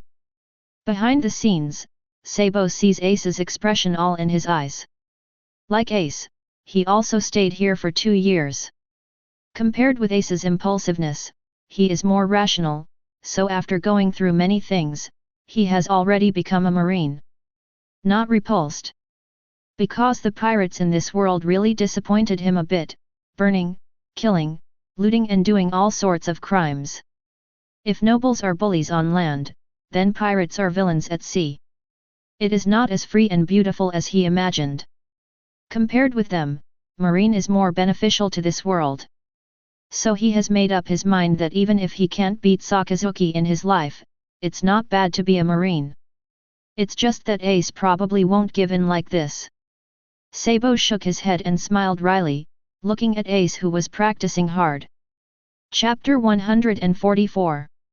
And I don't know if it's his illusion, he feels that Master Sakazuki is a little different from other marines, but he doesn't know exactly what is different. Luffy is much more optimistic than the two who are somewhat entangled. He originally came up to become marine, and the purpose of challenging Sakazuki with Ace and Sabo is to become stronger. He enjoys this life very much. Just as the three brothers resumed training, Sakazuki returned to the cabin. He picked up 2 phone bugs, one of which was an ordinary phone bug, and the other was a phone bug used to block wiretapping. He was very cautious in contacting Drago this time. He chose to leave naval headquarters in advance and came to a certain sea area in the first half of the Great Voyage. Avoid being tapped. He didn't want to be found guilty of betrayal and have to leave Marine when his career was in full swing. This is contrary to his original intention. Enter Durag's contact information. On an island in East Blue, Durag was processing paperwork in his office when he heard a phone bug ringing. As usual, he was about to pick up the phone bug on the table, but unexpectedly found that it wasn't this one that was ringing. He looked around, and suddenly remembered the one he placed in a secret compartment. He opened the secret compartment, and sure enough, the phone was ringing. 2 years later, this guy finally got in touch with him. They agreed in Windmill Village 2 years ago that the two sides should not contact unless it was urgent, and Sakazuki took the initiative to contact him. Unless it was urgent, Durag should not contact him. Drago's face sank, he didn't know what happened, but Sakazuki actually took the initiative to contact him. He plugged in the shielded phone bug and picked up the receiver. The joy of fire. Dragon slaying dragon. After matching the code, the two sides confirmed who the opposite person was. This password was agreed between Sakazuki and Drago, in order to prevent this phone bug from falling into the hands of other people and expose their identities and information. And no one knows these 2 codes except Sakazuki himself and Drago, who agreed with him. Because this is the screen name of himself and Drago in that chat group, only the people in the group can know, but they are not in the world he is in. What's the matter? Drago asked. I got an important piece of information here. What information made you take the initiative to contact me? A thing that is enough to make even the world government envious. Ancient weapon, Pluton. What? Drago's eyes widened. Where is it? The location is in the capital of water. If you want it, you have to do it as soon as possible. The world government will also send people there soon. Whether you can grab it or not depends entirely on you. You should understand what this means. Of course he understands. A sudden look flashed in Durag's eyes. This is the ancient weapon Pluton. If there is no accident, the world government should replace the weapon Uranus, and the world government was established based on it. If he can get Pluton, then the revolutionary army will no longer be hammered unilaterally.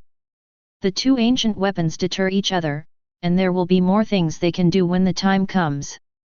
I need more specific information. Drago said seriously. There is a blueprint of Pluton in the City of Water, and Tom owns it. He is now guilty of building a ship for Roger, and he is now building a sea train to plead guilty, but the world government will not let him do what he wants.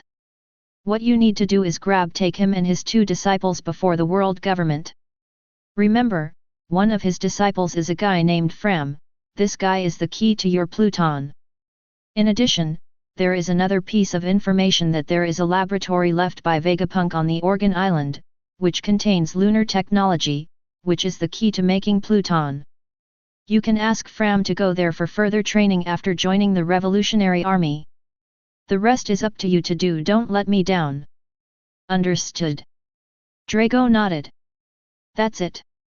Sakazuki hung up the phone bug, saying too much will lead to loss, even if there is a screened phone bug, you must be careful, so Sakazuki did not mention the identity of himself and Drago from the beginning to the end, in order to even be caught. No one can be sure of the identities of both parties. But now he has told Durag all the information about Pluton, and he has given Durag two big gifts so far, the revolutionary theory and Pluton. This is already a resource that Drago doesn't have at all in the original book. If Drago can't achieve his goal, then this guy is really a hot chicken. At that time, he will definitely be the first to kill this hot chicken. Don't hurt anyone. On the other side, Durag looked at the phone bug that hung up and fell into deep thought. The information Sakazuki gave him is indeed precious, but there are some unreasonable places. Sakazuki said that the world government will send people there soon. If the world government knows about this, it will definitely send people there as soon as possible. If this is the case, it must not know now. How did Sakazuki know that the minions of the world government are all over the world that the world doesn't know about? Also, Fram is the key to making Pluton, and it is a bit strange that he arranged for Fram to go to the island for further training. How did Sakazuki know this guy could make Pluton? Drago's eyes rolled, and after a few minutes of contemplation, he could only attribute this to Sakazuki having a special source of information. This intelligence is stronger than that of CP. And this information, got it, is very likely to come from the mysterious Qiao Lin that Sakazuki mentioned before. Qiao Lin. Drago slowly read the name, and he also sent people to investigate the owner of the name, but there was no clue. I don't know who this person is. Since he is on our side in his heart and has offered so much assistance, why has he been reluctant to show up to cooperate with us? If he is here, our work should be more important. A lot of. Drago sighed, unable to understand. But now is not the time to worry about this. The design of Pluton appeared, although it is not a complete Pluton, but having this design also means that they may be able to obtain a Pluton in the future. This time he is bound to win. Drago picked up the phone bug and prepared to send people to the capital of water to snatch people. Chapter 145. There was a huge butterfly effect in the group because of Qiao Lin. But as the instigator of the incident, Qiao Lin is busy with another matter at this time. Finally, he was no longer as poor as before. Qiao Lin took a fancy to a hardcover room near the school, bought it with full money, and moved in with his bags. He didn't just use his bank card to pick a villa or buy a luxury car like a nouveau riche who suddenly became rich. Then go to school to pretend. This kind of operation is too outrageous. Living in such an information society, what is the most important thing? It's low-key. Qiao Lin, who has already experienced a burst of online flames before, doesn't want to become popular online again because of this kind of thing. And his situation is almost dug up by the post bar. If it is too outrageous, it can't be explained at all. What's more, in addition to money, he also hides many secrets on his body. If too much focus is on him, it will be troublesome if it is exposed. He still wants to live a peaceful life here. After all, he was finally freed from the busy life of making a living. In trouble. Simple is the best. I called the moving company, emptied out all the things in the rental house, and left under the happy eyes of the landlord. The new house is in a well-decorated community near the school. The environment is good, and the appearance and built-in are quite suitable. The most important thing about 370 is that the supporting facilities inside are complete, which is just right for Qiao Lin to move in with his bag.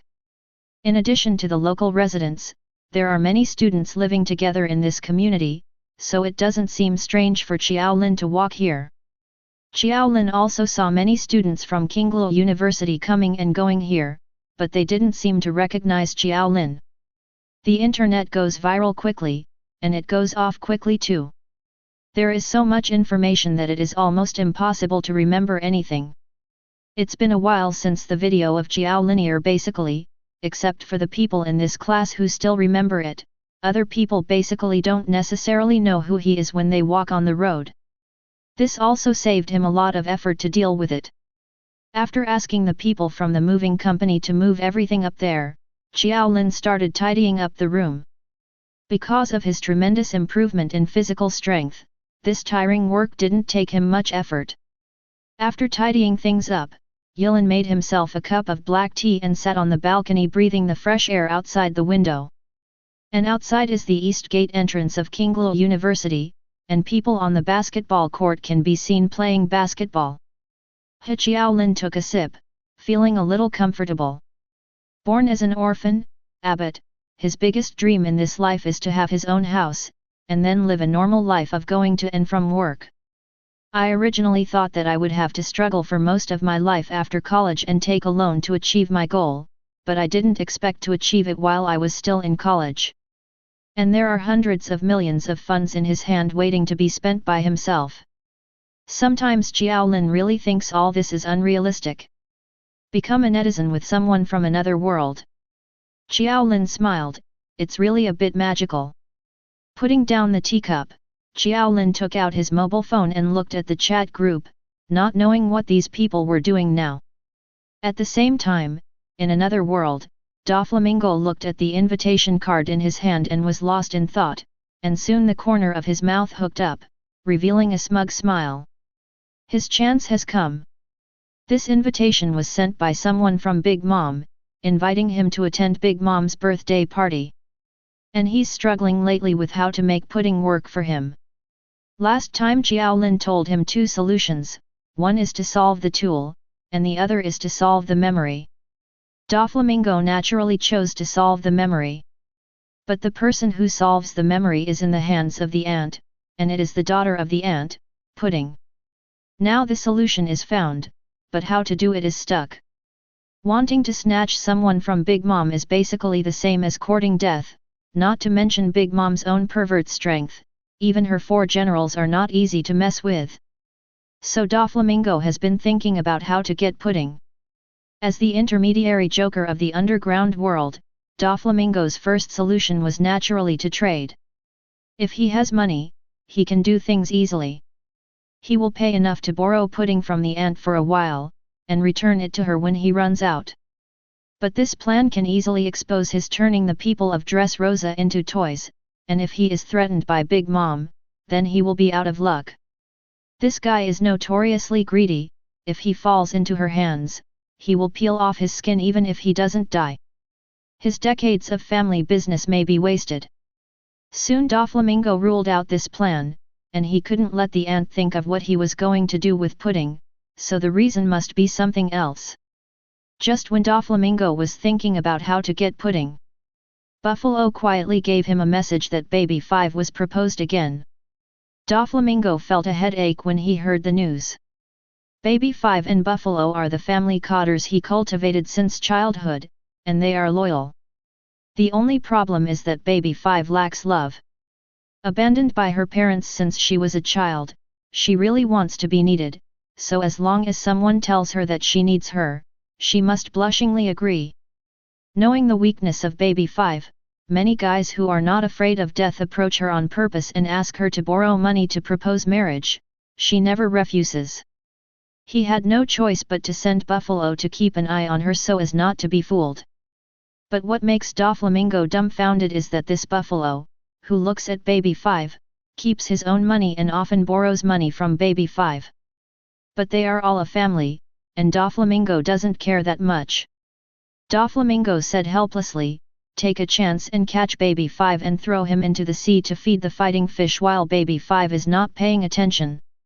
"Understood, young master." Watching Buffalo leave, Doflamingo thought about it. Proposal? A thought flashed through his mind. Yes. The corners of Doflamingo's mouth curled up slightly. Is there any better reason to approach a woman than a marriage proposal? He has inquired about Pudding's information, and now he has reached the marriageable age, and he has not been engaged to anyone yet. Marrying her is a good match, and it doesn't lose his face, just right. If he takes the initiative to marry Big Mom will definitely not refuse. After all, he is the joker of the underground world, and he has huge energy in the underground world. Some things cannot be done by fighting. This identity Big Mom is clear, she will definitely not reject Joker's kindness. And he was able to hang another 4 Emperor's flag, with Big Mom standing behind him, and doing business with Kaido. Chapter 146. With his sloppy strategy, this will make him stand firmer against this sea. Former celestial dragons, 7 warlords of the sea, partner of Kaido, son-in-law of Big Mom, Joker of the underground world, so many auras add up to be invincible. It's a pity that he still can't do the protagonist's halo. Doflamingo sighed, but this plan did solve his immediate task. Just in time for the invitation sent by Big Mom, he happened to go to Cake Island to celebrate his birthday, and asked Pudding to marry him, and then took Pudding back to Dressrosa logically. One wave down, it's perfect. The more Doflamingo thinks about it, the more he thinks it will work. He is about to ask someone to prepare a dowry for him to take to Cake Island to propose. Then he thought of Qiao Lin. At this time, the relationship is very important, and it is the first step for him to take the next plan. Everything is difficult at the beginning, then difficult in the middle, and difficult in the end. If it doesn't go well at the beginning, let alone later. To be conservative, he decided to ask Qiao Lin to see if his plan would work. If not, he can improve it. After staying in the group for so long, he deeply understood a truth: if there is something to ask Qiao Lin, it is right. Thinking of this, Doflamingo opened the chat group, and at this time, Qiao Lin just took out his mobile phone and found someone calling him. He opened it and found that it was Doflamingo who was asking him for advice. Puppeteer, boss, I have a guess and would like to ask you if it is possible. Guess? Qiao Lin looked at Doflamingo's question and thought for a while, this guy should be trying to figure out a way to deal with the toy mine right now.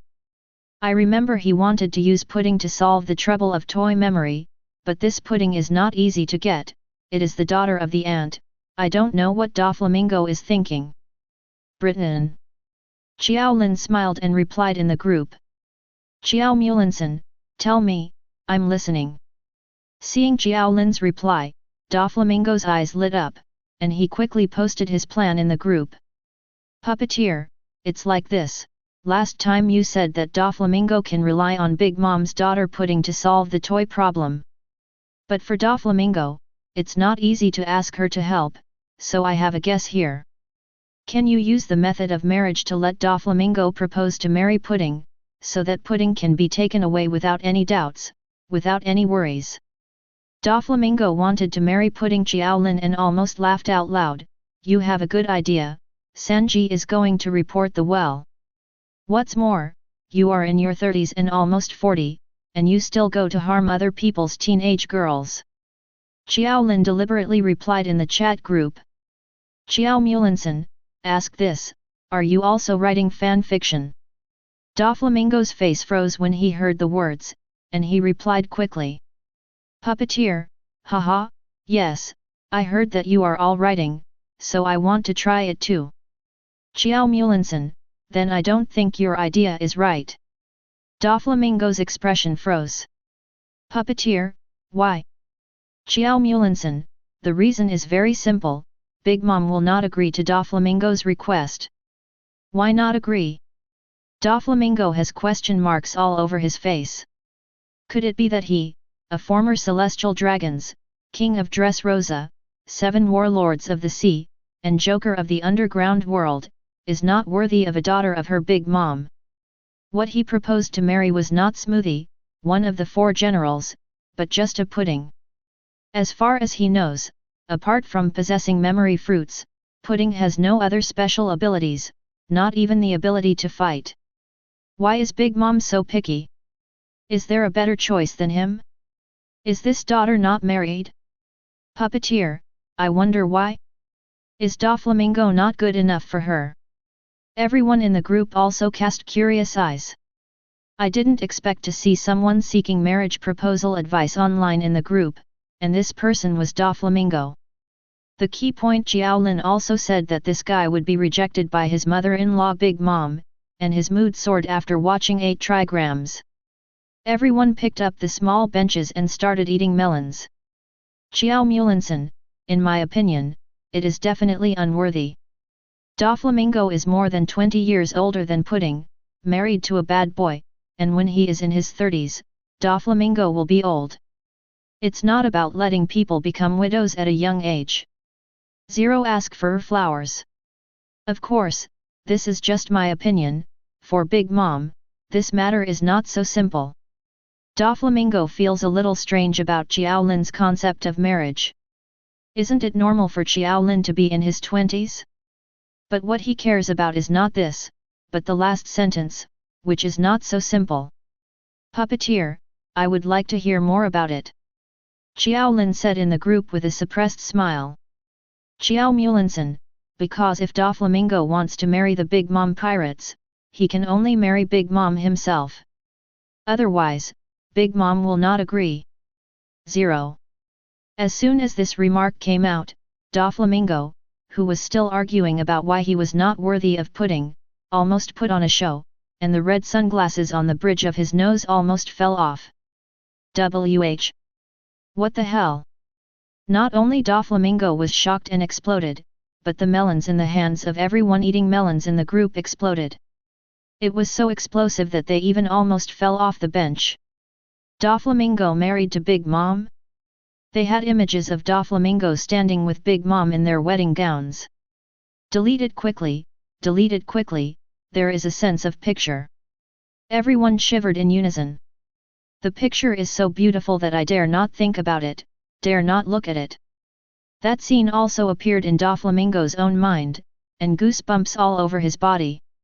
He gritted his teeth and spit out a few words.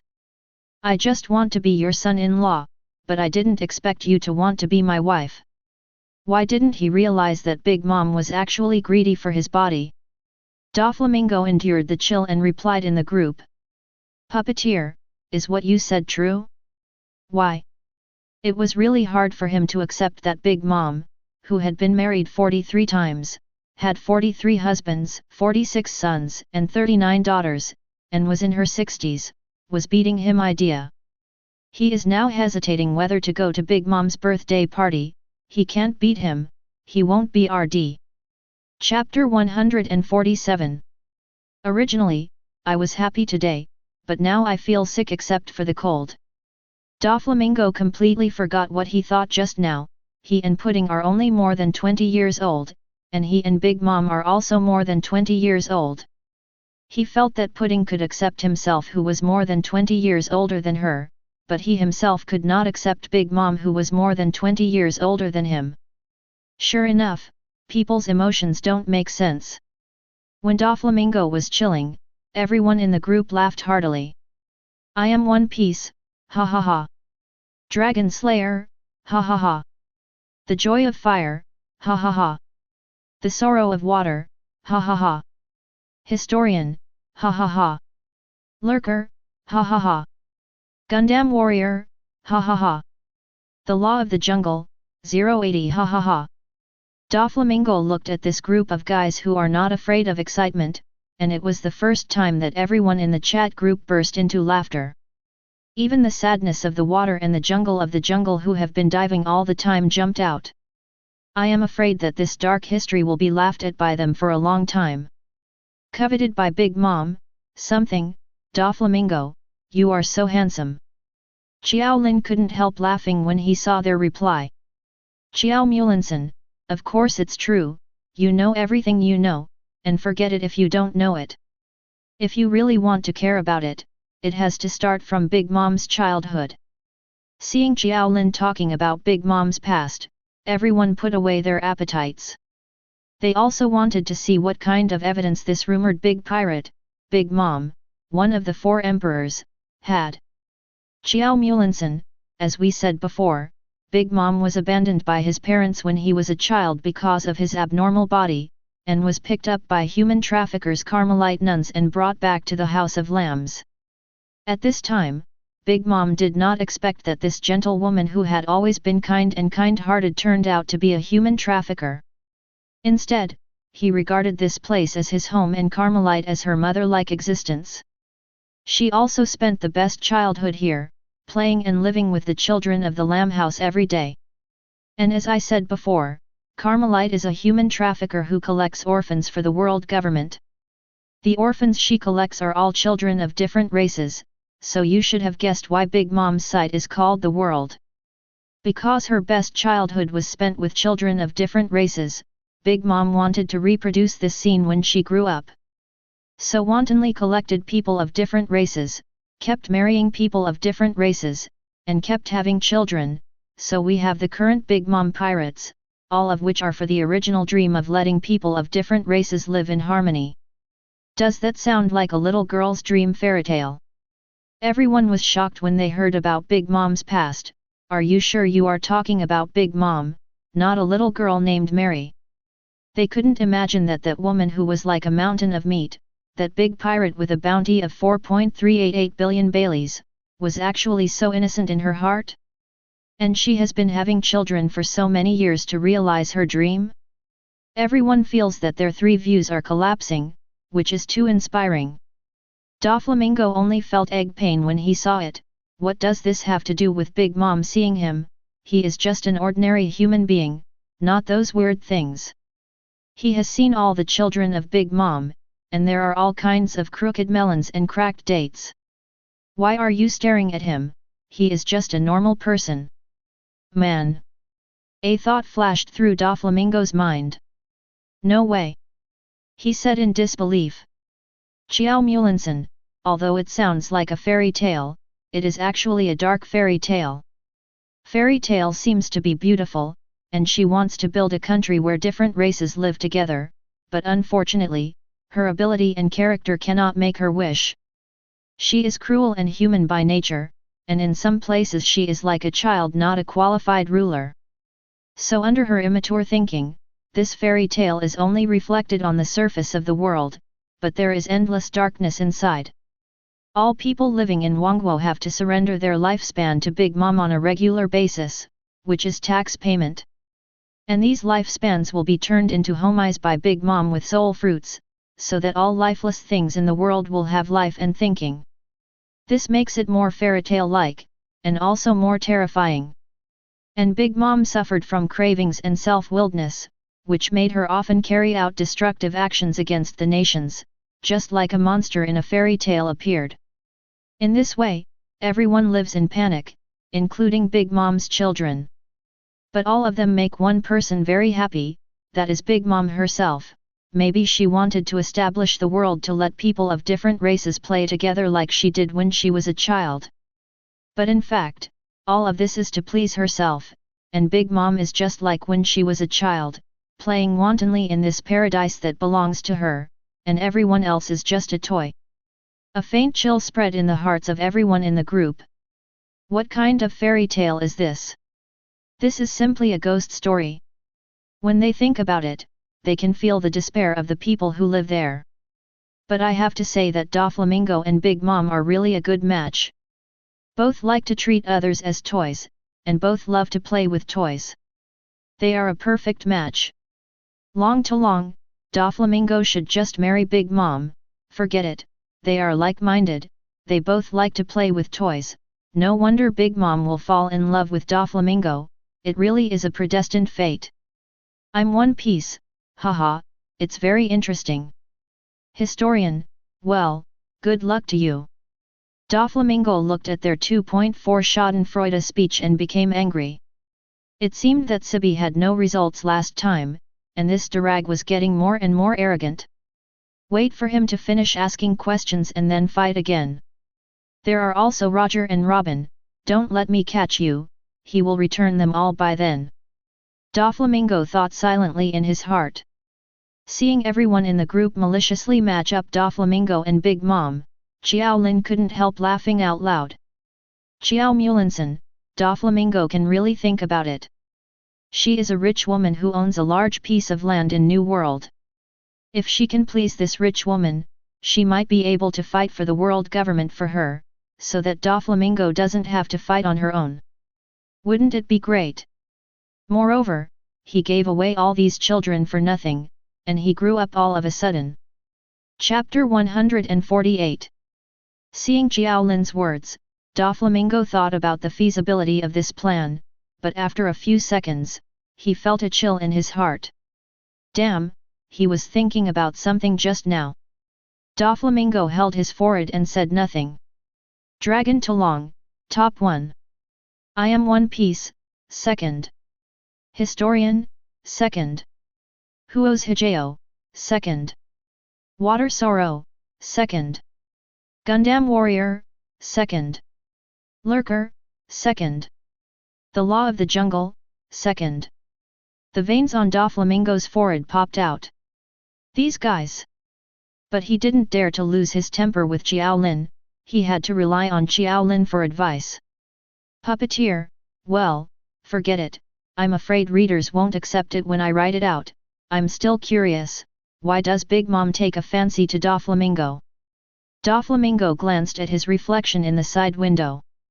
To be fair, he still looks very handsome, with 101 handsome blonde hair, an unruly temperament, and a tall and straight figure. Among these crooked pirates, he stands out from the crowd. This is not to mention his kin, the celestial dragons. They all look more mentally handicapped. Thinking about it this way, he is simply out of the mud but not stained, clean and clear but not demonic. It's not unreasonable for the fat woman to take a fancy to him. But his pride doesn't allow him to be coveted by such a guy, and he has to find a chance to kill this fat woman in the future, otherwise he can't rest assured. Qiao Mulinson, the reason why Big Mom will focus on Doflamingo I have already said before. She wants to gather people of different races from all over the world together to build a fairytale paradise. In addition to the giant race and some rare races, people from races such as the long-leg race, Murlocs, and mermaids were almost wiped out by Big Mom, but there was another special race that Big Mom did not get. Doflamingo's eyes sank, and it really was because of this. Qiao Mulinson, that's right, they are the celestial dragons who are called the descendants of the gods. Even though Doflamingo is a former celestial dragon expelled from Marie Joyce, the blood flowing in his body is also the blood of celestial dragons. How can this not be true? Attract the covetousness of Big Mom. Although Big Mom is headstrong, she also knows that she can't take action against Wolong people. She was there decades ago when her eldest brother, Captain Rox, was attacked by the Marines for attacking the celestial dragons. And Big Mom wants to build a world of nations. Here, the players have collected so many races with great difficulty, how can they be disturbed? So if there is a former celestial dragons who comes to your door to marry the Big Mom pirates, then how could she let it go?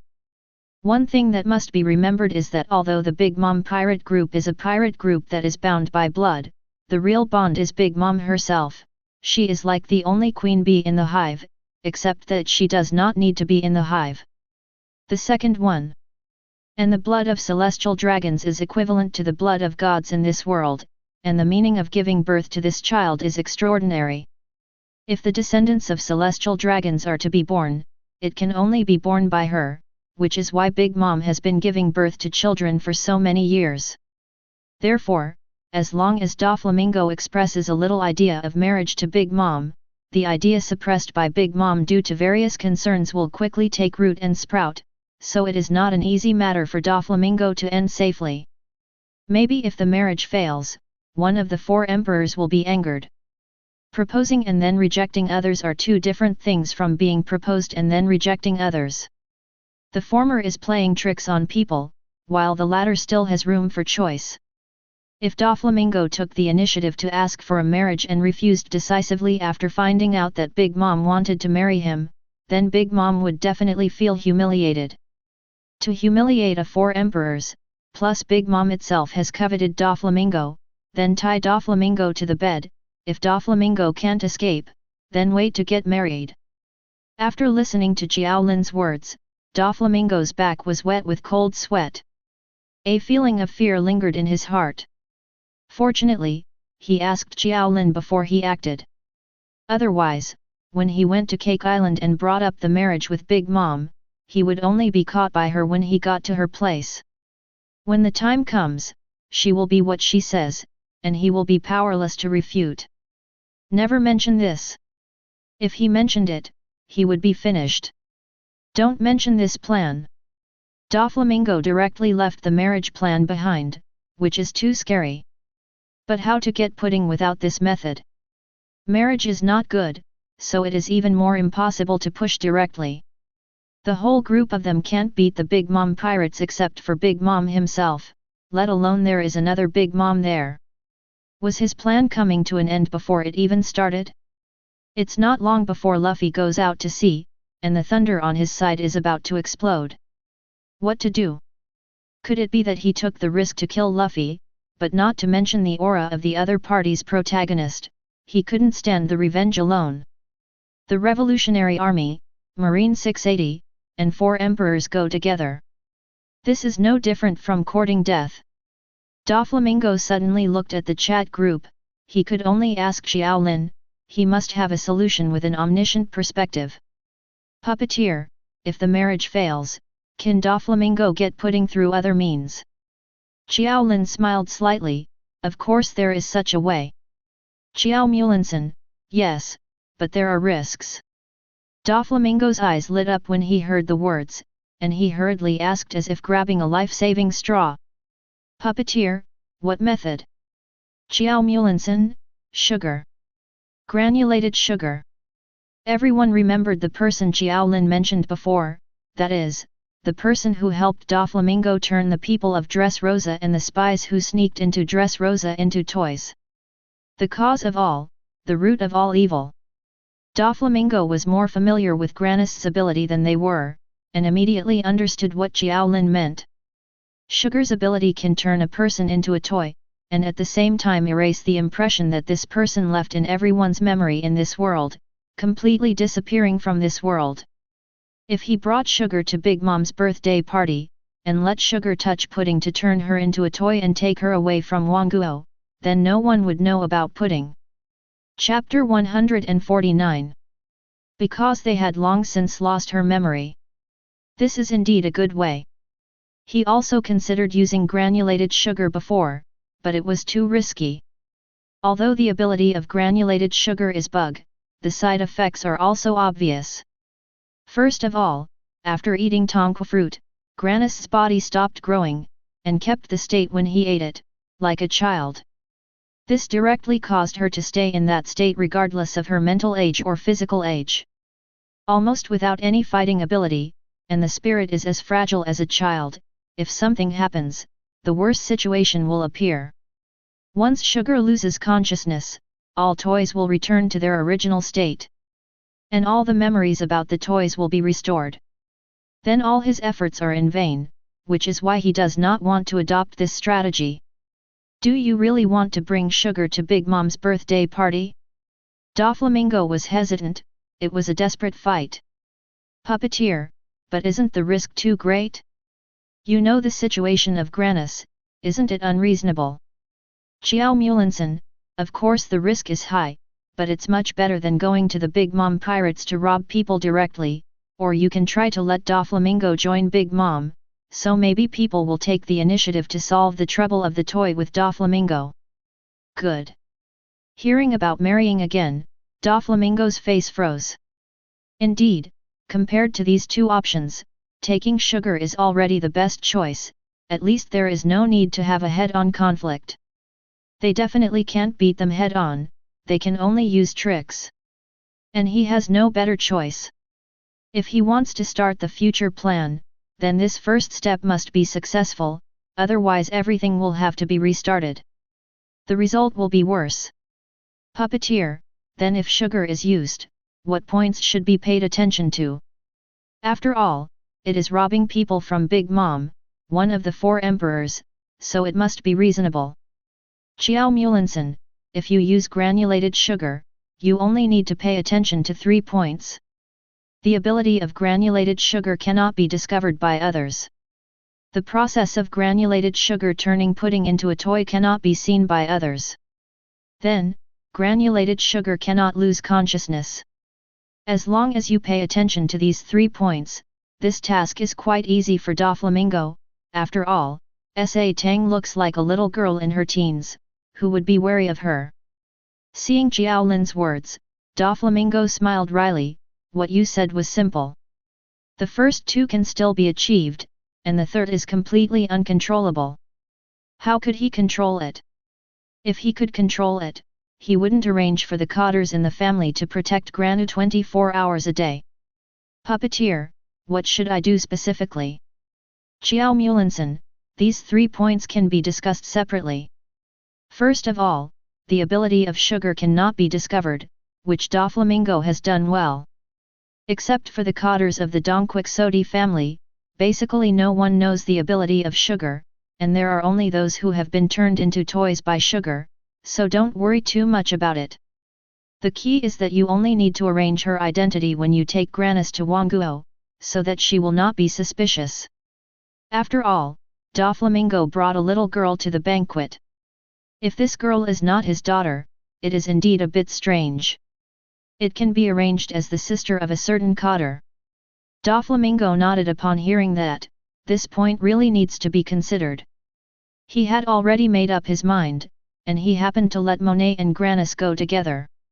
It wouldn't be strange for her to bring Granus, and since they were all girls, it would be convenient to get in touch with Pudding. Puppeteer, what about the second point? Qiao Mulinson, the second point is to be careful of 2 people. Doflamingo's eyes froze. Puppeteer, who is it? Qiao Mulinson, Big Mom has a son and a daughter, the second son Katakuri, and the 8th daughter Buletin Lei. Katakuri owns Conqueror's Haki, which can be regarded as the strength of Big Mom pirates except Big Mom. His most powerful is his powerful observation Haki, which can even briefly foresee the future before things happen. If Katakuri is nearby, it is recommended not to let Granus activate the ability, otherwise Katakuri will have discovered her intentions before Granus actually touches Pudding. Doflamingo nodded knowingly, making a note of that.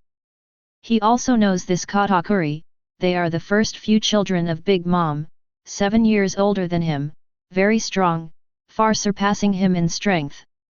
Observation Haki, which can foresee the future, really needs to be focused on.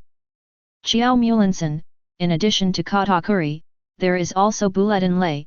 Although this woman is not strong, she basically has no fighting power. But she has a special ability, she is a mirror fruit ability user.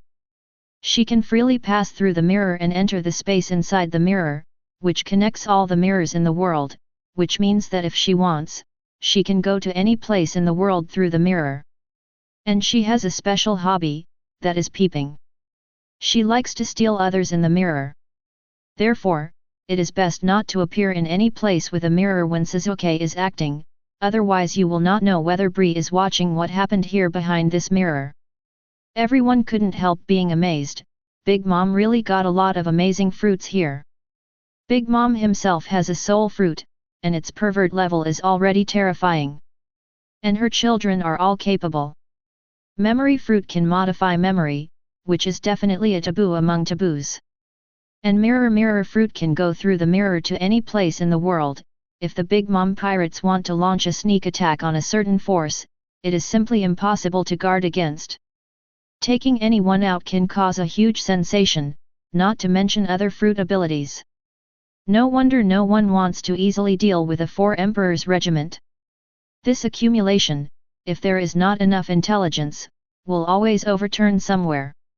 Doflamingo, Lin Yohao, was a little bit tongue-tied when he heard this, but he didn't expect that there were so many dark minds hidden here.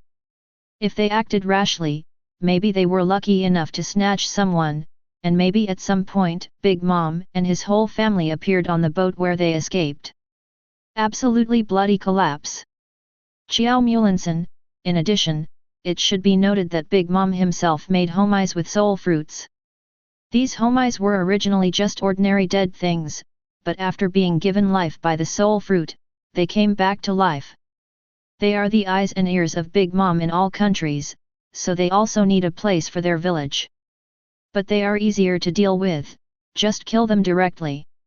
1 or 2 less will not attract attention, and their information needs to be spread by word of mouth. Just need to silence them before then, which is no problem for Doflamingo. Chapter 150. Doflamingo nodded, taking it all to heart. He was already a bit of an Alexander, but after hearing Qiao Lin's detailed explanation, he felt the crisis in Wangguo. But fortunately, without Qiao Lin's information, it would not be so detailed for him to obtain it himself. Even if he wanted to install a reliable undercover agent in the Four Emperors Regiment, it would not be easy, it would take time and effort, and what he lacked now was time. Puppeteer, what about the third point? Doflamingo stared closely at the chat group, which was what he was most worried about and cared about most. This is the foundation of everything, and if this is not guaranteed, then everything is in vain. And when this is achieved, it is basically stable. Qiao Mulinson, the third and most important point is that this guy, Granus, is really too fragile. During the Dressrosa incident, he was scared and fainted by Usopp. Doflamingo is brave enough to put his fortune and life on such a little girl. Doflamingo is a little embarrassed, and he also regrets it now. The childlike fruit ability is fun for a while, but it's all thunder after the fun. It would be great if 473's ability was eaten by others, and his psychological quality would definitely not be as bad as sugar. Qiao Mulinson, and if Doflamingo wants to take the sugar to the world, everything else is actually fine, just send a few people to look after the sugar so that she doesn't get frightened. But there is one person that no one can control, and that is Big Mom himself. Big Mom has severe cravings. Once this disease occurs, she will fall into a state of madness and become a monster who only knows how to eat sweets. No matter who is in front of her, she will be regarded as an enemy by her. And with Big Mom's own strength, who can stop her, when the conquerors that spreads from her body casually affects the sugar, then Doflamingo will trouble the master. 17. Craving? Everyone was a little surprised. They had heard about this disease many times. What kind of disease is this? Historians, what exactly is eating disorder and how is it triggered? If you know how it is triggered, you know how to avoid it. Qiao Mulinson, I don't know the cause of cravings, but the symptoms are obvious. I want to eat, especially sweets, and I won't stop eating until I am satisfied. I don't know what I'm doing. After the attack, I will lose the time. Memory. And there are many triggering factors, such as not eating sweets for a long time will cause cravings, and craving for certain sweets will also cause cravings, because certain things will also trigger. When these desires push the boundaries, it turns her into an emotionless schmooze machine, so she is the most unstable factor, and it is she that Doflamingo needs to pay attention to the most. So many stimuli can cause cravings. Doflamingo is taken, rather this is too unstable, it is really not easy for everyone in the Big Mom Pirates to survive till now. Can he still bring sugar here? While Doflamingo was thinking, he suddenly noticed Qiao Lin's last sentence. Something? What is this? Puppeteer, what does something refer to? Qiao Lin glanced at Doflamingo's question, and said, is this guy too smug? He doesn't pay attention to asking questions, he won't be able to cooperate with your performance if he doesn't pretend. Qiao Mulinson, you haven't watched it since Summit War, I don't know what happened when Luffy and the others went to play Big Mom is normal. I said before that Big Mom was adopted by the Carmelite trafficker when he was a child. If there is no accident, Big Mom will be sold to the world government by her in the future. And Big Mom has been gifted since he was a child. He defeated the elders of the giants when he was a child, and the elders died because of this. This is the reason why Big Mom and the giants have not yet dealt with each other. Naturally, the talented Big Mom is the first-class product in the hands of the dealers, but in the end they were not sold to the world government. There must have been an accident, and this accident is the key factor that stimulates Big Mom, and can even make her lose her mind directly. There is such a thing? The people in the group were a little curious. They had guessed that Big Mom did not become a CP like Liu Qi and the others in the end, but went out to sea and became a pirate. There must be something wrong. It seems that there should be some secret hidden in it. Historians, what the hell happened? Robin was curious. Qiao Mulinson, this is a very scary thing. Carmelites planned to sell Big Mom to the world government at a high price, and before that was Big Mom's birthday. Carmelite decided to give Big Mom a birthday before sending the children away. She and the children piled up a caramel cream puff tower with puffs. On the day of the birthday, Big Mom sang songs and ate puffs with the Carmelites and the children of the House of Lamb, and their ears were full of laughter. Big Mom was moved to tears by this heartwarming scene. She ate while crying, and didn't stop until she finished eating all the puffs. After reading this passage from Qiao Lin, they tilted their heads in doubt. Isn't this very warm? Why is it scary? Historians, then what? Then what happened? Qiao Mulinson, then, after eating, Big Mom drew her attention from the empty puff tower and looked around, only to find that the people around her were gone. The Carmelite nuns and the House of Lambs, the children, are all gone.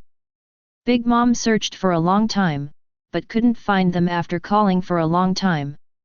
The lost Big Mom stared at the grass in a daze, thinking that he was thrown down like last time. At this time, Big Mom discovered that he could make these plants talk like people. Let plants speak like people, isn't this homice? Could it be that Big Mom ate the soul fruit in the middle? Speculation flashed through everyone's minds. There are also people missing. What happened in the middle is what Big Mom ignored when eating puffs. By the way, anorexia, Big Mom's anorexia attack while eating puffs, so Big Mom didn't know what happened just now, so something must have happened, so the nun didn't have time to take her away. Historian, where did the nuns go? She has no reason to leave Big Mom and take other children. After all, Big Mom is the most expensive. Qiao Mulinson, she didn't leave Big Mom behind. You should know that when I say that, the Carmelite nun is not an ordinary human trafficker. In fact, she is also a demon fruit power, and her ability happens to be soul fruit. Chapter 151. Boom! Everyone in the group received a huge shock in their minds, like a bomb exploded. They stared wide-eyed, watching Qiao Lin's reply in disbelief.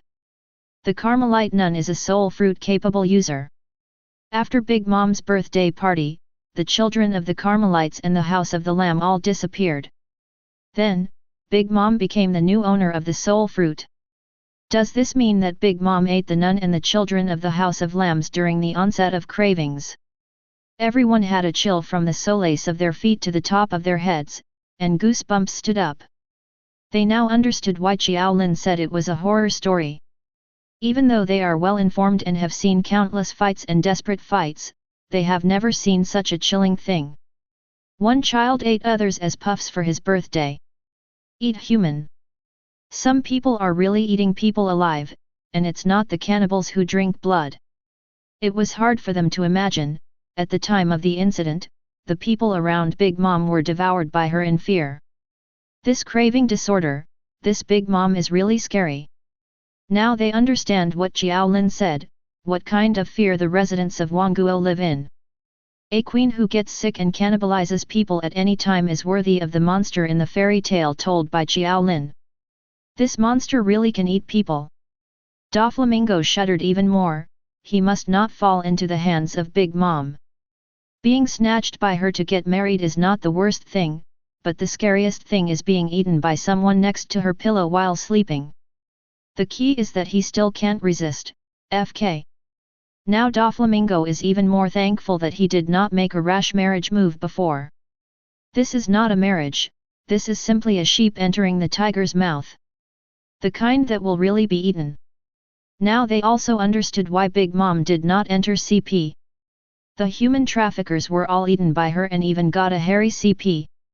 A victory for foodie, alas. Qiao Mulinson, although it is said that Big Mom ate the children of the Carmelites and the House of Lambs, she didn't know all this when she was suffering from cravings, so she always thought that they abandoned her for some reason. And the beauty of this birthday party is also the deepest and best memory in her memory, so every time Big Mom celebrates her birthday, many people will be invited to her birthday party to relive the good times of that year. The departure of Carmelites is an eternal pain in her heart, so she has a photo of Carmelites in her hand that she has kept, and she will put it out every birthday party, as if she participated in the birthday party as a nun herself. Same. If anyone hurts this photo, it will cause Big Mom to go berserk. In the anime, some people seized this opportunity to make Big Mom lose their minds, but it was a pity that the doctor failed. After listening to this passage, everyone's inner emotions were very complicated, and some couldn't laugh or cry. Obviously she was the one who ate people, but she didn't remember it herself, and she blamed them for abandoning her. The Carmelites were really miserable, but the death of the human traffickers is not a pity. It is a pity that the children of the family of lambs were eaten alive. This is probably the most terrible death. Doflamingo looked at the invitation letter of the birthday party on the table and his scalp tingled. Ning, are you inviting others to your birthday party, or are you inviting them to serve as ingredients for your birthday party? He has also participated in Big Mom's birthday parties many times before, but he didn't know what he thought before, he just felt that this fat woman was greedy. Every time I rely on holding birthday banquets to amass a lot of money. It's okay if others don't participate. Doflamingo, who now understands the deeper story behind it, only feels that this is a dark fairy tale. It seems that he has to be more careful when going to the banquet this time, not to provoke this crazy woman. This crazy woman is covered in thunder all over her body. It is really troublesome for him to go to Cake Island this time, but he still has to go. Uncomfortable. Doflamingo looked towards the chat group and continued to ask. Puppeteer, thank you for your answer, is there anything else that needs attention? Qiao Lin touched his chin and thought for a while. Qiao Mulinson, if these things have passed, then the only thing left is how to finish it. The first is to take away the pudding. Basically, as long as the sugar turns the pudding into a toy, it can be taken away. This is no problem, but one thing to note is that the whole process must be done without being seen by others. 0 for flowers, 0. Secondly, because pudding's memory fruit is the devil fruit of Paramecia's superpower, not the fruit that changes the physique like rubber fruit. Then it can be used even if it becomes a toy, so it is also possible to keep her in a toy state to help Doflamingo achieve the purpose of modifying the memory of the toy. Don't worry about pudding losing. Aroused the wrath of Big Mom. After this, and the most critical step, when pudding helped you achieve your goal, Doflamingo must send her back safely. Puppeteer, send it back. Hearing what Qiao Lin said just now, Doflamingo feels that pudding's ability is more useful. If it can be turned into a toy and kept as a tool man, it will be perfect. Now I have to ask him to send it back. Seeing Doflamingo's answer, Qiao Lin knew that the greedy nature of this guy's pirate had exploded. Qiao Mulinson, of course I have to send it back. If I don't send it back, Doflamingo is looking for death. Who knows when something will happen to the unstable factor of sugar. At that time, she passed out, pudding recovered her body, and Big Mom found out that her daughter had been missing for such a long time, and she would definitely find something tricky. At that time, the whole army of the Big Mom pirates will attack, and Dressrosa will be flattened immediately, so don't even think about it. Puppeteer, that's true, but even if you send it back, Big Mom will doubt it, after all, it has been missing for so long. Qiao Mulinson, this is simple, didn't I say it before? No one can see sugar when he uses his ability, so that when pudding recovers, they will not know who took pudding away first, and then they will investigate outsiders who have been to Cake Island when pudding disappeared. At this time, you only need to watch pudding modify her memory, forcing her to erase all the memories of Dressrosa tied to you. Then replace it with the memory of her running away from home, and let her show up at sea, and let the Big Mom pirates find her back, so that no one will know that you kidnapped her. At this time, things ended perfectly. Chapter 152. Pretend to run away from home and send it back. If that's the case, it really doesn't arouse suspicion. Moreover, since pudding is the ability user of the fruit of memory, it seems natural to manipulate memory and make them forget everything about pudding. Awakening of fruit ability. As for what they remembered about pudding later, it can also be explained that pudding had had enough fun outside and wanted to go home, so it reminded them of her. Doflamingo couldn't help but give the initiative a thumbs up. Puppeteer, that's a good plan, I've been taught. If you really follow this plan, then your worries will be gone. Before, he was worried about how to finish after robbing someone, but now Qiao Lin has thought about the finishing for him, so the specific trouble is only in execution. 373. As long as there are no mistakes in execution, it will be a perfect plan if everything goes according to plan. But after all, this is calculating, kidnapping, and using a teenage girl. The people in the group can't bear it, even though she is the daughter of the ogre Big Mom. Historian, although the plan is close to perfection, is it too much to do to a teenage girl? Dragon Tolong, I also think it's too much, there should be a better way. Huo's Hijao, if you want me to give you any advice, just let Doflamingo go directly to Impel Down. It's a disaster to keep this evil guy. Seeing that this group of guys seemed to have forgotten that Qiao Lin was still here, Roger hurried out to smooth things over. I'm One Piece, well, don't get excited, this is a novel, it's just a novel, don't get excited, but even if you want to take such an action in a novel, don't hurt that little girl, otherwise readers won't forgive you. It was not easy for Doflamingo to get a perfect proposal, and before Doflamingo was happy, he was opposed by these guys. He was a little angry in his heart, you are just on the sidelines, so don't be in a hurry, he is already on fire, so it doesn't matter what that pudding thinks, of course it is according to the plan that is beneficial to him. Doflamingo, who was about to refute a few words, happened to see Roger's words. He could only suppress the anger, he heard Roger's threat, if he didn't arrange pudding properly, Roger would do it. Damn, these guys. The others also saw Roger's reminder and didn't say any more. Qiao Lin watched the scene they performed, and the corners of his mouth twitched slightly. Interesting, it's still playing. Qiao Mulinson, indeed, if Doflamingo only uses pudding as a tool, it will definitely not work. I didn't give this suggestion just to make Doflamingo do such evil things as kidnapping people. I would also feel uncomfortable. Hearing Qiao Lin's words, everyone was immediately refreshed.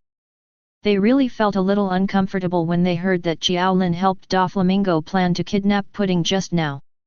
But thinking that Qiao Lin didn't know that they were from the world of One Piece, and was just giving advice, there was nothing he could do about it. The blame can only be blamed on Doflamingo, who has no good intentions. But as soon as Qiao Lin said this, they recalled their impression of Qiao Lin again. Qiao Lin is indeed a good person. This kind of kidnapping was really not his intention. In this chat group full of pirates, the only person they can trust is Qiao Lin, a well-meaning person. Brother Lang Ming was startled when he saw Qiao Lin's reply. Since he said so, he could only follow suit. After all, the most reliable person in this group was Qiao Lin, so he couldn't be dissatisfied no matter what. If it caused him dissatisfaction, it would be fine if Qiao Lin didn't give advice. If there is some dead end in the suggestion, then he will surely die. It can be said that success is also Qiao Lin, and failure is also Qiao Lin. So for people like them in the chat group, if Qiao Lin is a good person, they will be more at ease. If Qiao Lin is an unscrupulous guy, then Qiao Lin's suggestion should be wary of them. Puppeteer, naturally, what advice do you have for this? Doflamingo looked at the chat group and asked Kun Lin for advice. Qiao Mulinson, as I said before, Big Mom is still a child who hasn't grown up at heart, so she must not care about the so-called blood relationship. Both her children and the inhabitants of the nations are just her toys and tools. So pudding is the same for Big Mom. She is the daughter of Big Mom and a man with 3 eyes, with the 3rd eye on her forehead. According to the legend of the 3-eyed clan, the 3rd eye can understand the text of history after the 3rd eye is opened, so Pudding was born as a tool from the beginning. But when she was a child, she was often ridiculed and bullied by others because of this eye, so she has always had low self-esteem, and even caused some mental problems. So Pudding, who doesn't want to be bullied, can only find a way to gain the trust of Big Mom to make herself look strong, but this also makes her very anxious about not being trusted by Big Mom. And Big Mom has never regarded children as people with independent personalities, just tools. So things like marriage are used to gain benefits through marriage. Her daughter Lola ran away from home just because she was dissatisfied with this situation. Pudding envied Lola's bold pursuit of freedom. So I suggest that Doflamingo does not need to take Pudding away by force, but can negotiate a deal with her. He can take her out of Cake Island and give her another identity in 2.2, and let her live in freedom for a while without everyone knowing time. During this period, she no longer has to worry about losing Big Mom's trust and anxiety, and she doesn't have to feel inferior because of her body. She can live with another identity and live freely. As a deal, Pudding needs to help Doflamingo deal with the memory of the toy, which is a win-win for both Doflamingo and Pudding. And if Pudding doesn't want to go back to Wanguo in the end, Doflamingo can still send her to her sister Lola, as long as it is revealed to the outside world that Pudding secretly ran away from home by himself and reunited with Lola. If I remember correctly, her older sister Lola is now trapped on the Isle of Terror by Moria, stripped of her shadow. Chapter 153. I see. Is this also in Qiao Lin's calculations? No wonder Qiao Lin helped Doflamingo plan a kidnapping of a 14-year-old girl. It turned out that this was not a kidnapping, but to help her get out of the clutches of Big Mom and restore her freedom. The best proof is that Qiao Lin not only helped Doflamingo arrange a retreat, but also arranged a retreat for Pudding. Her sister Lola. If Pudding is handed over to her sister Lola, then Pudding can be regarded as a support in this sea. Go to the sea with Lola to enjoy freedom and change her destiny as a tool man. They also learned from Qiao Lin's words that this young girl has suffered from mental illness due to low self-esteem and anxiety. Letting her stay with Big Mom is even more detrimental to her condition. Maybe getting out of there is the best option. This time, Qiao Lin not only helped Doflamingo out of his urgent need, but also helped Pudding escape the sea of misery by the way. Kill 2 birds with 1 stone. Qiao Lin is really terrifying. Everyone couldn't help blaming themselves, blushing for doubting Qiao Lin's character before. How could they doubt Qiao Lin? 01. Everything he has done before has proved that he is a great kind person. When they thought Qiao Lin was planning a kidnapping case for Doflamingo, Qiao Lin has already stood at a higher level. What he thinks about is how to save a girl who is in trouble and needs help. This time, after all, they were wrong. Dragon Tolong, I'm sorry, but I judge the belly of a gentleman with the heart of a villain. I apologize to you, at. Historian, me too, sorry. I'm One Piece, me too, I'm sorry. Lurker, me too, sorry. Huo's Hijao, me too, I'm sorry. Gundam Warrior, me too, sorry. The Law of the Jungle, me too, I'm sorry. Sorrow of Water, me too, I'm sorry. Qiao Lin was a little surprised to see them apologizing collectively. What is this doing? He only thought of letting Pudding go to Lola's when they were talking about it, and he didn't think so much before. These guys don't want to go elsewhere. He also started out as an idea for Doflamingo.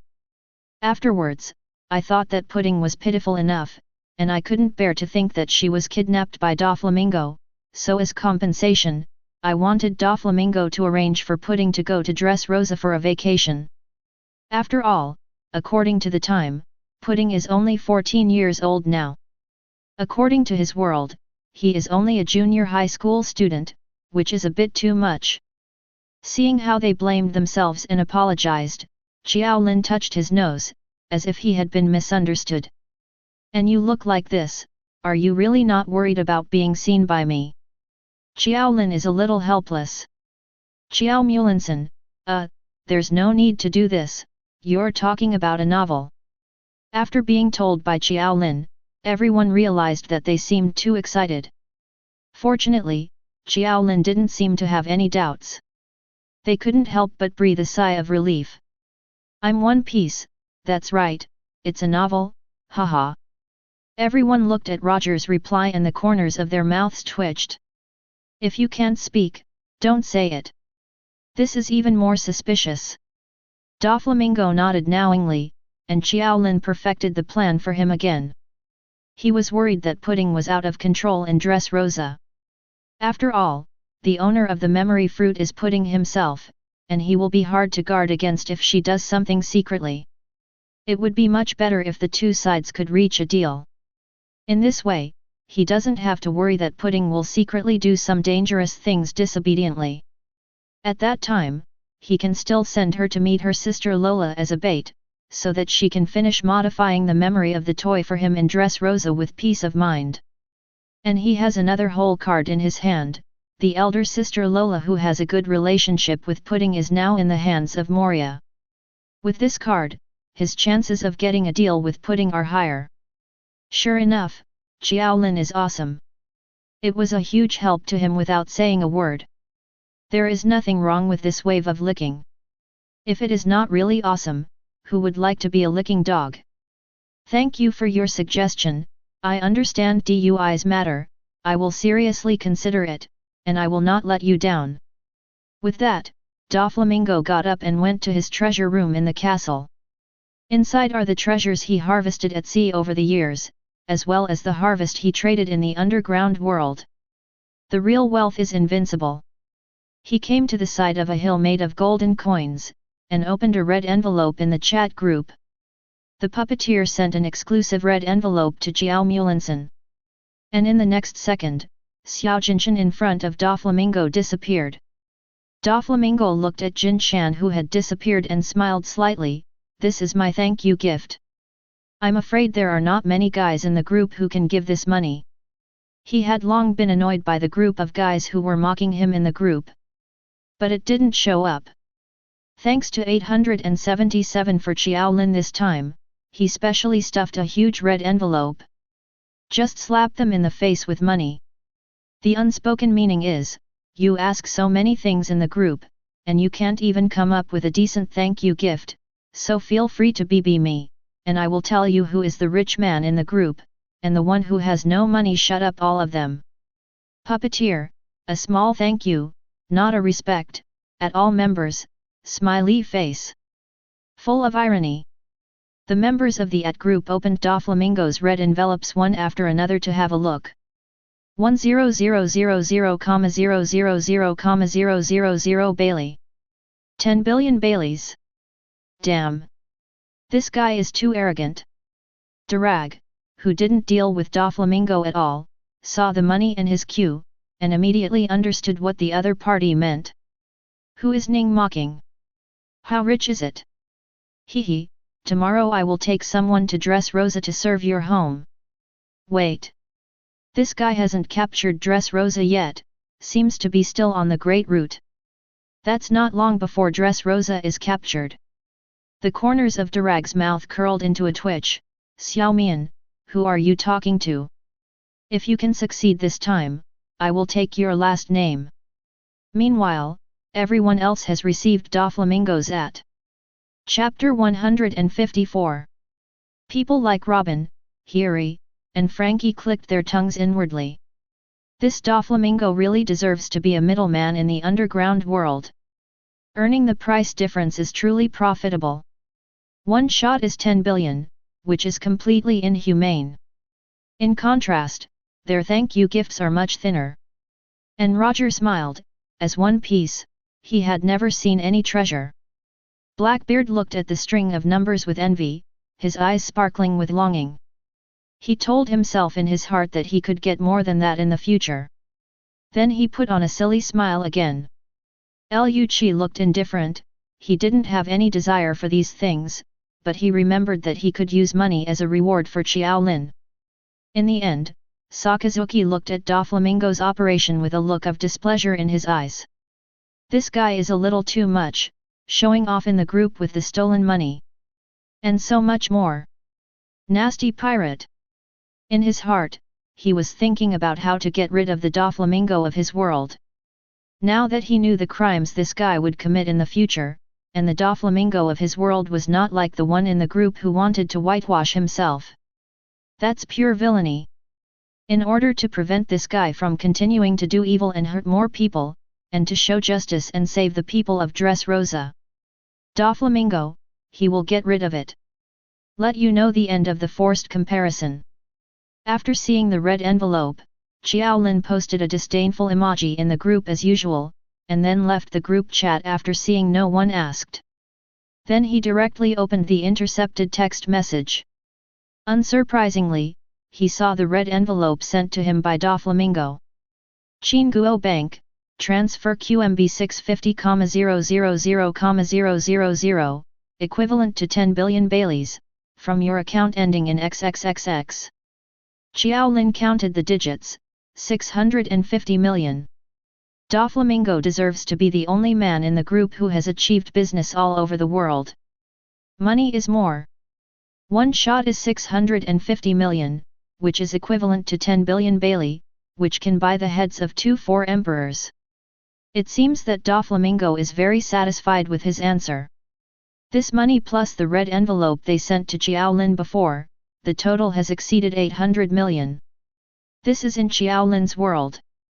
If there is no accident, he may not be able to earn so much in his lifetime. Now it's lying comfortably in Qiao Lin's account. Money is enough to spend, any more is just a string of numbers. Qiao Lin closed the text message casually, picked up the black tea on the table and took a sip, although the words were calm, but the smile on the corner of his mouth showed his joy. At the same time, Doflamingo has no idea what the flamboyance has caused in his group. But he feels very comfortable now, he has done this kind of thing of using money and human face before. But not as comfortable as today. Immediately, I felt that the unhappiness of these days had been vented, and I was also relieved that the previous comparison with Durugs had no results. Doflamingo, who was in a good mood, walked outside the castle refreshed. The cotters of the Dongquixote family were sunbathing outside by the pool. Torre Paul also comes with granulated sugar on the side. Just in time, Doflamingo strode over and lay down on the beach chair next to Torre Paul. Little Lord Dover. Seeing Doflamingo coming, the cotters greeted him one after another. Doflamingo nodded, and was about to discuss with Torrible about bringing back pudding. That's when Buffalo flew in from outside like a family of jets. Look flustered. At this time, he saw Doflamingo lying on the couch, and rushed over as if seeing a savior. Young master, fate. Doflamingo raised an eyebrow and looked behind Buffalo. I saw a missile rushing towards Buffalo, and not far behind him, Baby 5 was chasing after him with a cannon. Buffalo, I'm going to kill you. Seeing them like this, Doflamingo knew that what he had just told Mrs. Bayfa was done. Otherwise Baby 5 would not have chased and killed him like this. This scene has already been staged countless times. Other cotters are not surprised. With a swipe of Doflamingo's hand, the missile was torn apart by him, and then white lines appeared in all directions of Baby 5, binding her into a cocoon, unable to move. Doflamingo casually said to Buffalo. Leave it to you, take the man away, now I have other things to do. Yes, young master. Buffalo, who had escaped the catastrophe, grinned and walked outside carrying the cocooned Baby 5. Only Baby 5 was left with a sealed mouth to whine, roughly meaning I'll be back in 10 minutes. The people who were about to watch the play saw that Doflamingo had done it so quickly, they lost their interest and continued to bask in the sun to pass the time. Doflamingo continued the topic just now, looked at Torrible and said. We're going to do a big fight next, so get ready. He turned his head to look at the sugar that was eating grapes with his fingers. Wang Ho Hao. It's all up to you this time, Granus. Sugar, who was eating grapes, looked up at Doflamingo and blinked. A few days later, Dressrosa sailed from the port with a flamingo-bowed sailboat. Doflamingo started the voyage to Cake Island with several cotters in the family and a big gift carefully prepared for Big Mom. Hopefully this time it goes well. Doflamingo meditated on the Tao string. And in another time and space, an ordinary sailboat appeared in the sky not far from the water city, and standing on the deck were two men in cloaks. One of the tall ones was holding a book in his hand. The other person's hood was occasionally blown by the sea breeze, revealing a red tattoo inside. Chapter 155. They are Durag and Xiong, who set off from East Blue to the capital of water. The reason why he was able to come to this great route so quickly and silently all relied on the bear's fruit ability. After a few days of air travel, they are not far from the land of water. The boat landed on a promontory in the capital of water, and then Drago and Xiong left the boat in cloaks, leaving a few soldiers of the Revolutionary Army guarding them. Durag, are you sure the blueprint is in the water capital? Xiong asked after Drago. Yes, we will find out soon. Durag said with a smile. The two came to Center Street, and after many inquiries, they learned the whereabouts of Tom's shipbuilding company. Time is running out, Durag and Xiong hurried to their destination. Soon they came to Tom's shipbuilding company and met two young men in their 20s outside the shipyard. Durag has never met Frankie, so he doesn't know what he looks like. He walked over and tentatively asked, "Is this Tom's shipbuilding?" One of the young men with blue hair nodded, "It's here, who are you?" 307 Fram and Bing Shan glanced at each other. The two people in front of them looked very mysterious. They were covered by cloaks, only half of their faces were exposed, and their eyes could not be seen clearly. They said vigilantly, "Recently, Master Tom has no time to repair and build ships for others. If you came here for this, you can go back. Recently, the sea train has reached a critical period of completion, and the final date given by Judge Nice Lobby is approaching, and they have no time to take care of other things. The most important thing at present is to complete the sea train, and then use this to offset Master Tom's crime of building a ship for One Piece Roger. It is determined that this is Tom's shipbuilding company, and I heard that the two people on the opposite side seem to be Tom's disciples, and Tom has only 2 disciples." A strange color flashed in Durag's eyes, and he suddenly said, "Flame." The blue-haired Fram heard his name suddenly called by the other party. He looked at the other party, staring at the half-face in the shadow under the other party's hood. "How do you know my name?" "That's him." Durag stared at Fram's face for a while. This is the person chatting with him in the group." But this person is not the one in the group, but Fram, who hadn't changed his name to Frankie a few years ago, and he doesn't know what happened in the group. But this is not important, the most important thing is to find someone. And he had already inquired about it just now. Tom hasn't finished building the sea train yet. Which means it's still early and Spondam hasn't arrived yet. He can take Tom and his apprentice away without incident before Spondam, that is, people from the world government come. Sure enough, it was right to let Xiong use his ability to send them here. If you really enter the Great Route from the Reversing Mountain, you may not be so lucky if you sail all the way. Drago ticked the corner of his mouth, "I've heard of it." He turned his head and glanced at the man next to him with his hair wrapped in a white turban, "Then you are an iceberg." Bing Shan nodded, but his serious vigilance did not disappear. "Very good, just find the Toms again." Drago smiled and said to the two of them, "I've heard of your 2 names a long time ago. I'm here on a special trip to see you this time. I want to see your master. I don't know if Master Tom is here." "The master is here, but who are you?" "The master didn't see the inexplicable guy," Flam said. Frankie looked suspiciously at the 2 people in front of him.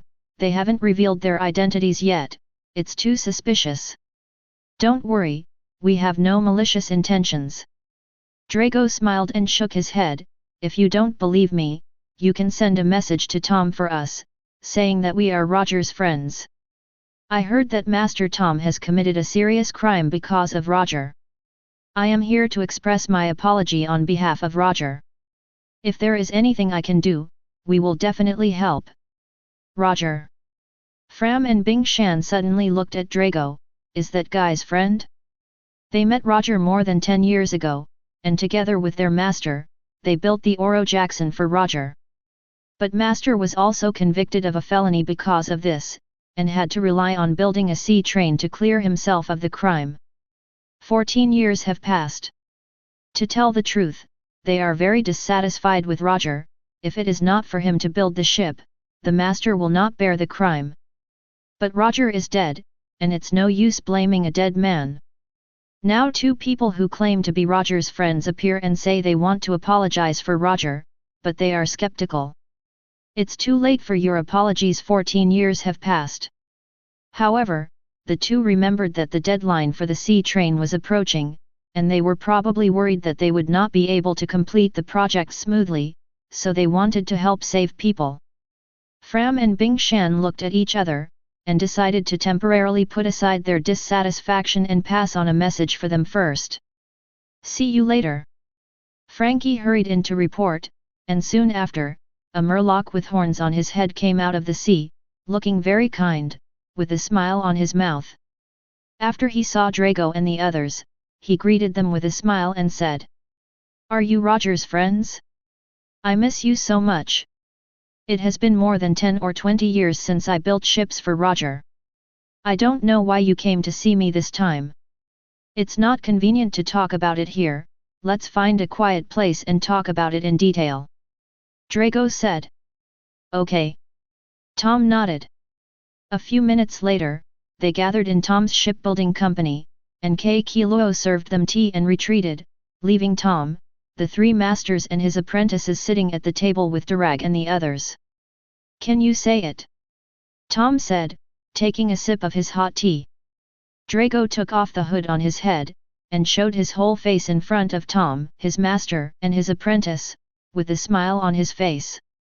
I'm very sorry that I didn't report my family name just now. We met for the first time. I am the leader of the Revolutionary Army, Durag. This is a cadre of the Revolutionary Army, Xiong. We are here to express our apologies to you on Roger's behalf. Because of his affairs, you suffer. Secondly, we are here to ask you one thing. Leader of the Revolutionary Army. A flash of astonishment flashed in Tom's eyes, and Fram and Bingshan's eyes widened even more. What did they entertain this time? Chapter 156. Before Tom could say anything, Fram and Bingberg had anxious expressions on their faces. It took them a lot of effort to quickly build the sea train, and it was finally able to offset the sin of Master's shipbuilding for Roger. As a result, the matter was not over yet. Another criminal who was almost at the same level as One Piece Roger in the eyes of the world government appeared in front of them, and then he also asked Master for help. The last time I helped Roger, Master almost died. This time helping Drago, if it is exposed, there is no way to make up for it. It took them 14 years to complete the sea train. There is no other similar sea train that can make the people of Nice Lobby more extrajudicial. Immediately Fram and Bing Shan said in unison. No. Seeing the anxious expressions of Fram and Bing Shan, Drago couldn't laugh or cry. Obviously the future Fram asked him to save his master, but now he is the first to object. Tom didn't rush to refuse. He reached out his hand to stop the two disciples, looked at Drago curiously and said. What do you need me to do for you, favor? Durag said sternly, I'm here to invite the three of you to join the Revolutionary Army, and please don't refuse me. Join the Revolutionary Army. Now Tom, Fram, and Bing Shan were all stunned, right? Invite the three of them to join the Revolutionary Army? They are the three shipbuilders. Why did they follow you to the Revolutionary Army? Give up the stable life, but live by licking the knife, is this ORU? What's more, the Revolutionary Army does not have the ability to fight the world government. Tom guessed that Drago wanted to invite them to build ships for the Revolutionary Army, but he didn't want to leave the capital of water, which was his home. Tom shook his head and said, "Please allow me to refuse, we are just ordinary shipwrights, we don't have any revolutionary ideas, we only know how to build ships." Flam said, "And we won't build a boat for you, it's too dangerous, we just joined together." Before Fram could finish, Tom stopped him, "Flame." He turned to look at Drago, "My stupid disciple is ignorant, and I will educate him well in the future, but please forgive me for your request. We just want to live a peaceful life as a shipbuilder in this water capital, and don't want to get involved in other things too much. If you need to build a ship, please find someone else." Tom's reaction was expected by Drago. After all, a person who has never masked suddenly asks you to join their organization. The first reaction is naturally to be vigilant. If this organization is still facing a powerful enemy, it is even more unwilling. But Tom must be taken away, whether it's because of Frankie's request or Pluton. Drago said with a smile, "A peaceful life is certainly beautiful, but sometimes storms come, and we are powerless to resist." Tom frowned, "What do you mean? Is it hard to be soft?" The eyes of Fram and Bing Shan also changed. Drago waved his hand, "Don't get me wrong, don't you wonder why I will come to you?" Flam wondered, "Didn't Roger ask you to come?" Dora shook her head, "I only met Roger once, if he had asked me to, I would have come here long ago, so I am not here to apologize for him this time, but to save one thing by the way. Let me down, and help Roger make up for his regrets." Tom's eyes widened. "What?" There was some disbelief in his eyes. Fram and Bing Shan looked puzzled. "Pluton blueprint," Drago said slowly. Tom's face changed, and seeing Durag's expression became serious, and it returned to normal after a few seconds. "I don't know what you're talking about, and I don't have such a thing." "You have," Drago said affirmatively, "this thing is in your hands."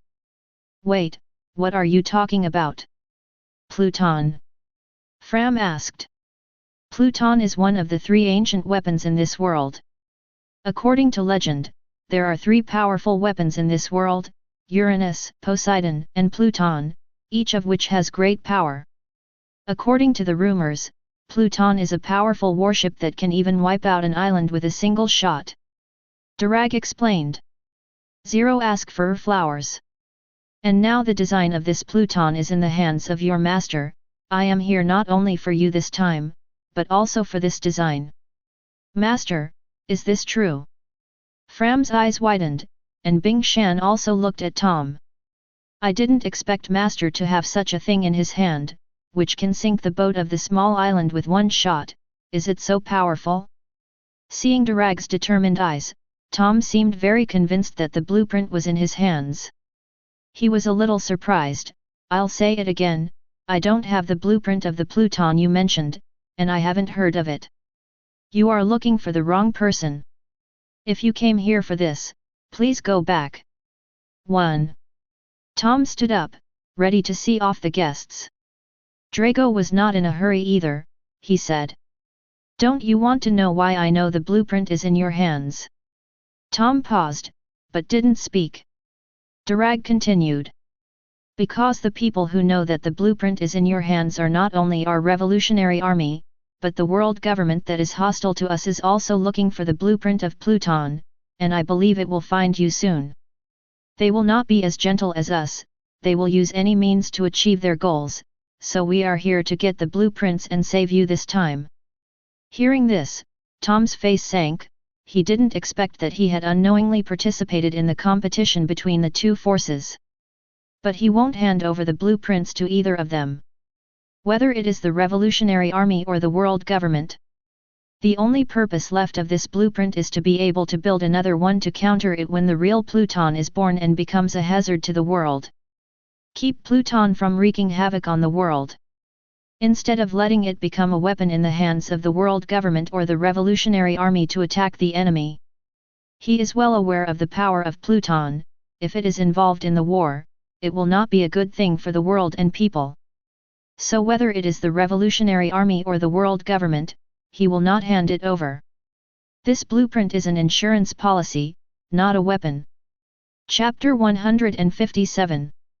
Tom shook his head and said, "You guys better go, there is no design drawing you mentioned here, even if people from the world government come, I will say the same thing. If you are really Roger's friend and you want to save me, then I thank you for your kindness, but now I just want to finish building the sea train, and I don't want to get involved in other things." Unexpectedly, Tom was so stubborn, and Drago was a little surprised. However, it is understandable to think that the other party would rather die than explain the whereabouts of the Pluton designed to Spondum. Thinking of this, Durag got up and walked out the door. "Since this is the case, then we will not bother, but please believe in our sincerity." After speaking, Drago left Tom's shipbuilding company with the bear, leaving Tom watching the two leave with a complicated expression on their backs. Fram and Bing Shan came to Tom 017, "Master, do you really have the design of Pluton? Don't talk about this anymore." Tom shook his head. "The most important thing now is the sea train. As for the future, we will talk about it later." Tom smiled, but there was concern in his eyes. It seems that the peaceful life is about to pass. Fram and Bing Shan looked at each other, and could only swallow their words. The most important thing now is to complete the sea train and get rid of the master. Durag and Bingberg walked out of the Tom shipbuilding company to the cape where the ship they came from was moored. Bear followed, and he asked, "Are we going back like this?" Drago shook his head. "No, wait a little longer, it seems that it is not the time yet."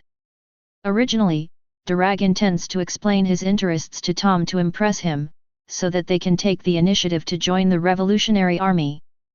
But he couldn't tell Tom's future directly, and no one would believe it if he said it. If it really happened later, it would even arouse the suspicion of the other party, whether it was deliberately designed by him. So Drago can only remind Tom that the world government is also looking for Pluton, and they are worse than them. But I didn't expect Tom to be soft and hard.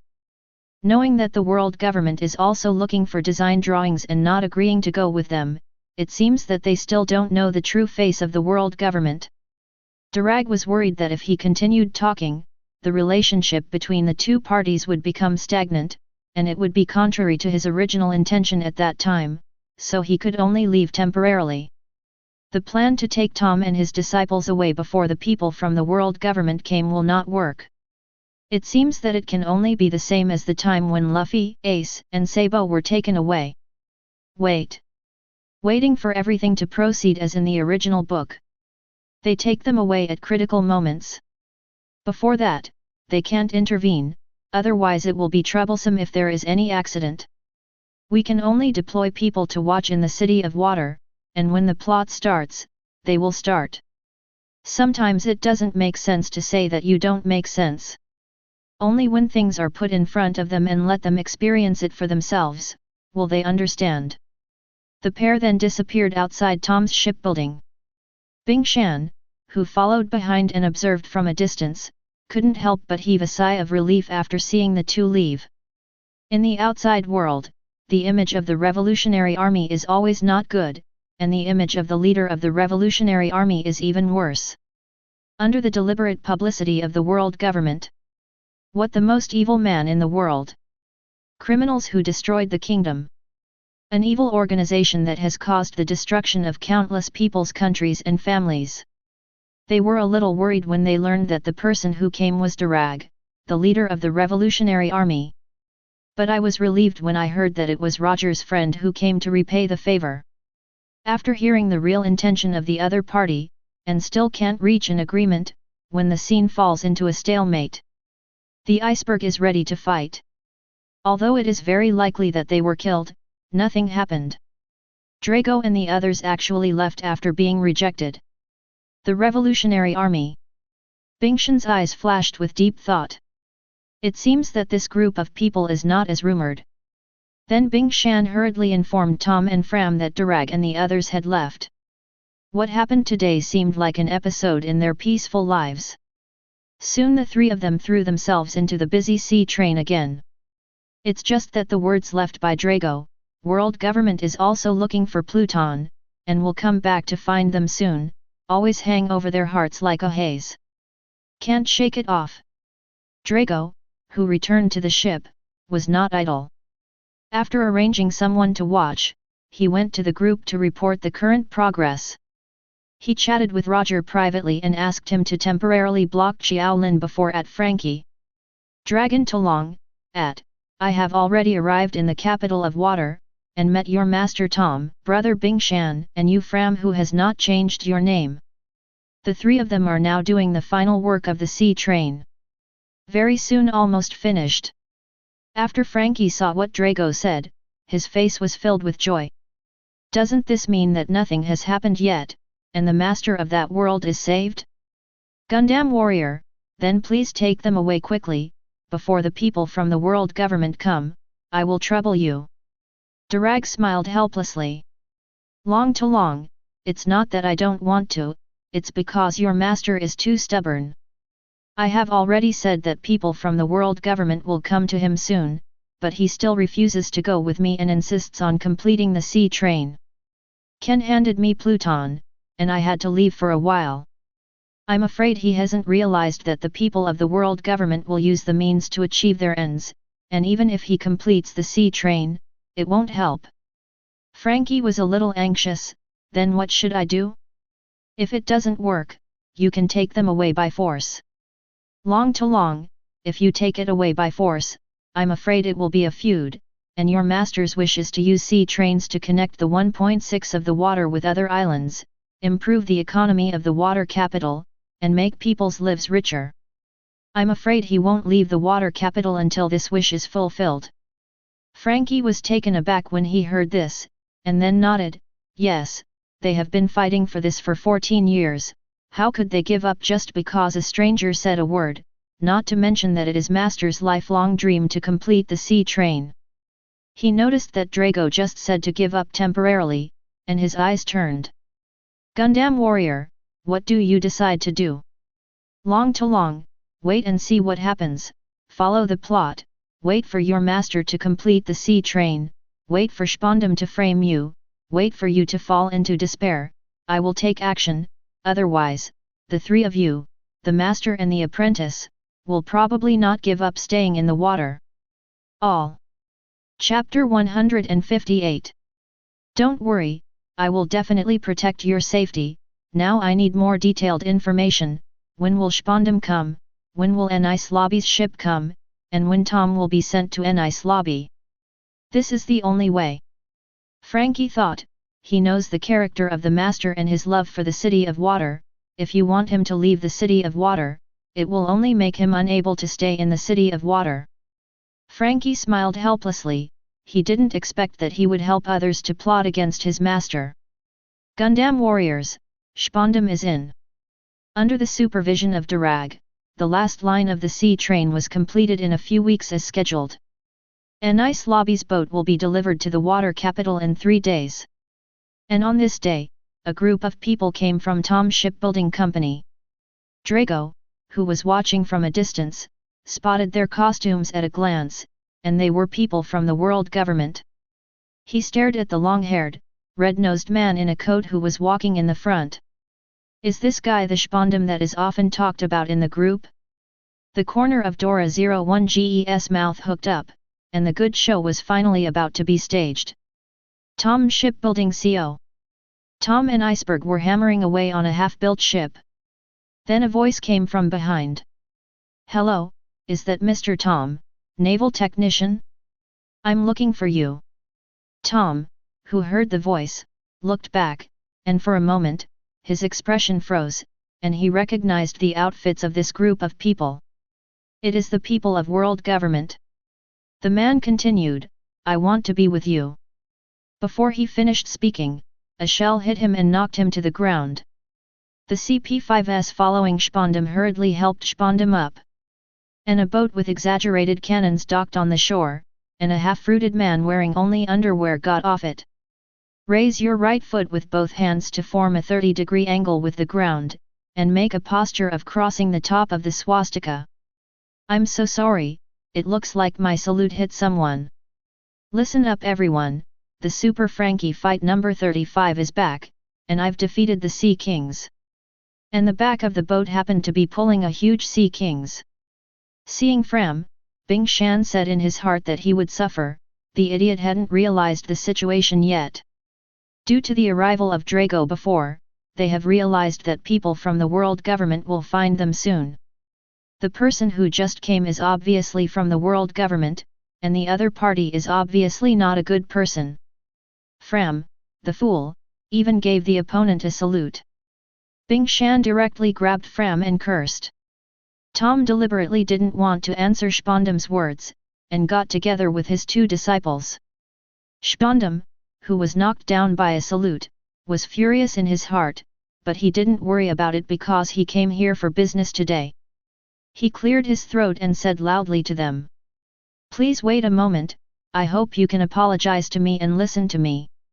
Let me introduce myself, I am Cypher, Paul, number 5 Spondam, and I am here to find Mr. Tom.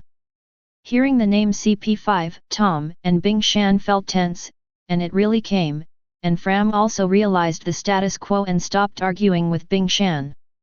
Tom deliberately pretended not to know the purpose of the other party's visit and said. People from CP5, are you here for the trial? Spondam frowned and said, I don't care about that matter, let them go away, let's talk privately.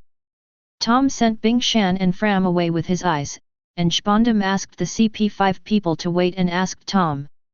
I came to you for the blueprints for Pluton. After confirming the purpose of the other party's visit, Tom's eyes narrowed, but he soon burst out laughing. Ha ha ha, ha ha ha, I don't know, I don't have the blueprint for that kind of thing. Stop lying, we have thoroughly investigated the water capital, as long as you investigate carefully, you can find that thing immediately. Haha, do you have the right to investigate me? Of course, Tom, I have also found out that you are a sinner who built Roger's ship. Since you are a sinner, I can deal with it as I like. The world government already knew about that. What? Spondam was shocked, how is it possible? Then why haven't you been arrested, and you are still working here as a shipwright? But Tom didn't pay any attention to him, instead he strode away, since you are from CP5, then you can check it yourself. Spondam yelled from behind, wait a minute, I'm not done yet, do you know who I am? But Tom strode away, leaving Spondam furious. The smile on Tom's face was gone when he turned around. Before Drago left, he had been worried about what kind of tricks Drago would play in the dark. He didn't believe that Drago would give up the Pluton design after hearing a few words from him, but Drago really seemed to disappear. Until just now, people from the world government came to him to ask for the design drawings as he said. It seems that what Drago said is true, and the world government is also looking for the Pluton design drawings. But whether it is the Revolutionary Army or the world government, he will not hand over the blueprints to any of them. Thinking of Drago talking about the world government is not as gentle as they are, doing things by hook or by crook. Tom's heart sank, it seemed that the Nice Lobby trial 3 days later would not be so easy to pass. Thinking of this, Tom found 2 disciples, took out the Pluton design drawing he had hidden and handed it to them, asking them to hide it or destroy it. It was only then that Fram and Bing Shan knew that Master really had the design drawing of the legendary ancient weapon Pluton in his hands. At the same time, on the other side, I don't understand why Tom is able to live in Spondam, the city of water without incident, to inquire about Tom's information while building a ship for Roger. And accidentally learned that Tom used the sea train to offset the crime. Spondam, who had just been rejected by Tom and was furious, couldn't accept the result. If Tom cleared his charges, it would be difficult for him to deal with Tom. Although the people in the world government have a lot of power, they still have to follow the rules when doing things. If the other party is not a sinner, they can't openly attack the other party. And they didn't want to reveal the matter of Pluton openly. Spondam had a plan in his heart, and if it didn't work out, it came out in the dark. Chapter 159. 3 days later, Nice Lobby's boat carrying Nice Lobby's presiding judge came to the water capital. Tom's master and apprentice are also waiting on the shore with the residents of the water city who are looking forward to Tom being cleared of his crimes. Just when Nice Lobby's ship came to the coast, several Frankie warships appeared on the sea and attacked Nice Lobby's ship and the residents on the shore indiscriminately. Fram, the builder of these ships, recognized at a glance that these ships belonged to him, but now he didn't know who had stolen them. Hateful! Fram rushed to the shore to find out who had stolen his boat. Tom and Ace Bagoo also rushed up. At this time, the two ships hidden nearby shelled the iceberg. Tom blocked him in order to protect the iceberg, and both of them were blown to the ground. When Fram ran over, Tom was already in a pool of blood, and Bingberg angrily asked Fram why he made such a thing. And the people driving these Frankie battleships all jumped into the sea and disappeared. When Bing Shan and Fram came back to their senses, Spondam led CP5 people to appear in front of them openly and arrested them for assaulting Nice Lobby. Only then did they remember what Drago said, people in the world government are not as gentle as they are, and they will do whatever it takes to achieve their goals. So everything that happened just now was manipulated by these sanctimonious guys. They went so far as to bombard Nice Lobby's ship and the inhabitants of the water capital to make them guilty. The purpose is to get the Pluton design from Master Tom. Are these guys really from world government? It's even more disgusting than those pirates. No wonder Drago said at that time that they came to save them. A feeling of regret spread in their hearts. Before, they thought that as long as they were cleared of the crime of building a ship for Roger, then they would not be afraid of trouble if they were not afraid of the shadow. Unexpectedly, these guys don't care about the law at all, and play with this so-called law at will. Fram and Bingberg glared at Spondam with red eyes. But by then it was too late. Tom, Fram, and Bingberg are brought before a judge for the attack on Nice Lobby's boat. The ship that attacked the Nice Lobby ship was none other than Fram's own battleship Frankie, and the evidence is overwhelming. Drago and Xiong watched from a distance as this happened. Aren't you going to make a move yet?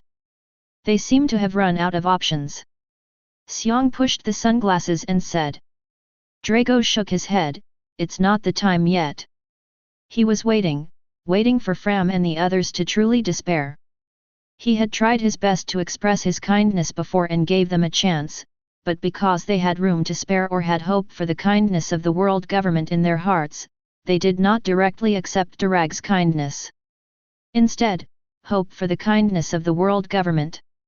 So this time Drago decided to sit on the sidelines, and didn't give them a hand until they fell into real despair. Don't blame him for his black belly. From the previous conversation, Durag has seen Tom's unwillingness to hand over the Pluton design. Then it is even more impossible for him to create Pluton for the Revolutionary Army. If Tom and his disciples hated the world government enough, they would not be able to completely stand against the world government, and they would not be able to become their true self. And kindness to the enemy is cruelty to oneself. Don't blame me, I'm just making you realize the reality. Drago said slowly. They are innocent and pregnant with crimes, holding the blueprint of Pluton in their hands, and they are also legendary shipwrights. How could they stand by and not participate in it? From the day they got the design drawings, they couldn't figure out the relationship and participated in the competition.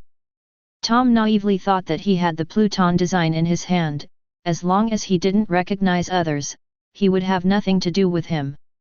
But there are so many gentlemen in this world. Have unnecessary illusions about world government. This kind of innocence is harming others and oneself. This experience helped Tom and his disciples understand the reality, and it is good to learn a lesson. After all, they will be in the Revolutionary Army in the future, so this kind of naivety cannot be contagious in the Revolutionary Army. The coast. Fram, Iceberg, and Tom, who was knocked down by a shell and impaled by a harpoon, sat on the ground with their hands tied behind their backs. Surrounded by the residents of the water city, they looked at them in shock. Spondam shouted loudly from the side. They are criminals. Don't worry. After they attacked here, they have been captured by our CP5. They can't move.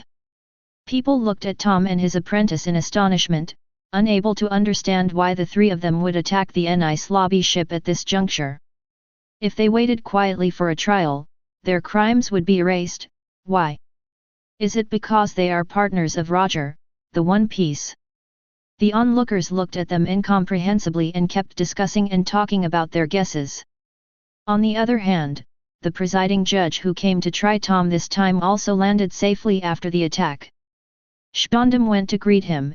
It's a pleasure to meet you, I have investigated their identities. The presiding judge shook Spondam's hand gratefully. You happen to be here, thank you so much. It's not like that, it's not like that at all. Flam angrily watched Spondam acting in front of the presiding judge. Obviously everything was planned by this guy, Wang's good. Control the Frankie battleship, or attack the Nice lobby ship. All this is their conspiracy. The presiding judge sat at the temporarily moved trial table and tried Tom. First of all, it is about Sea Train. You have done a good job. This thing will be very helpful for the development of Water City in the future. Because of your achievements, you could have been completely exonerated today for building Roger's ship, but, why do you want to aggravate your own crimes? Lie. As soon as the presiding judge said this, Fram couldn't help it. Don't talk nonsense, the prisoner who attacked the judicial ship was not us, but that BD named Spondam.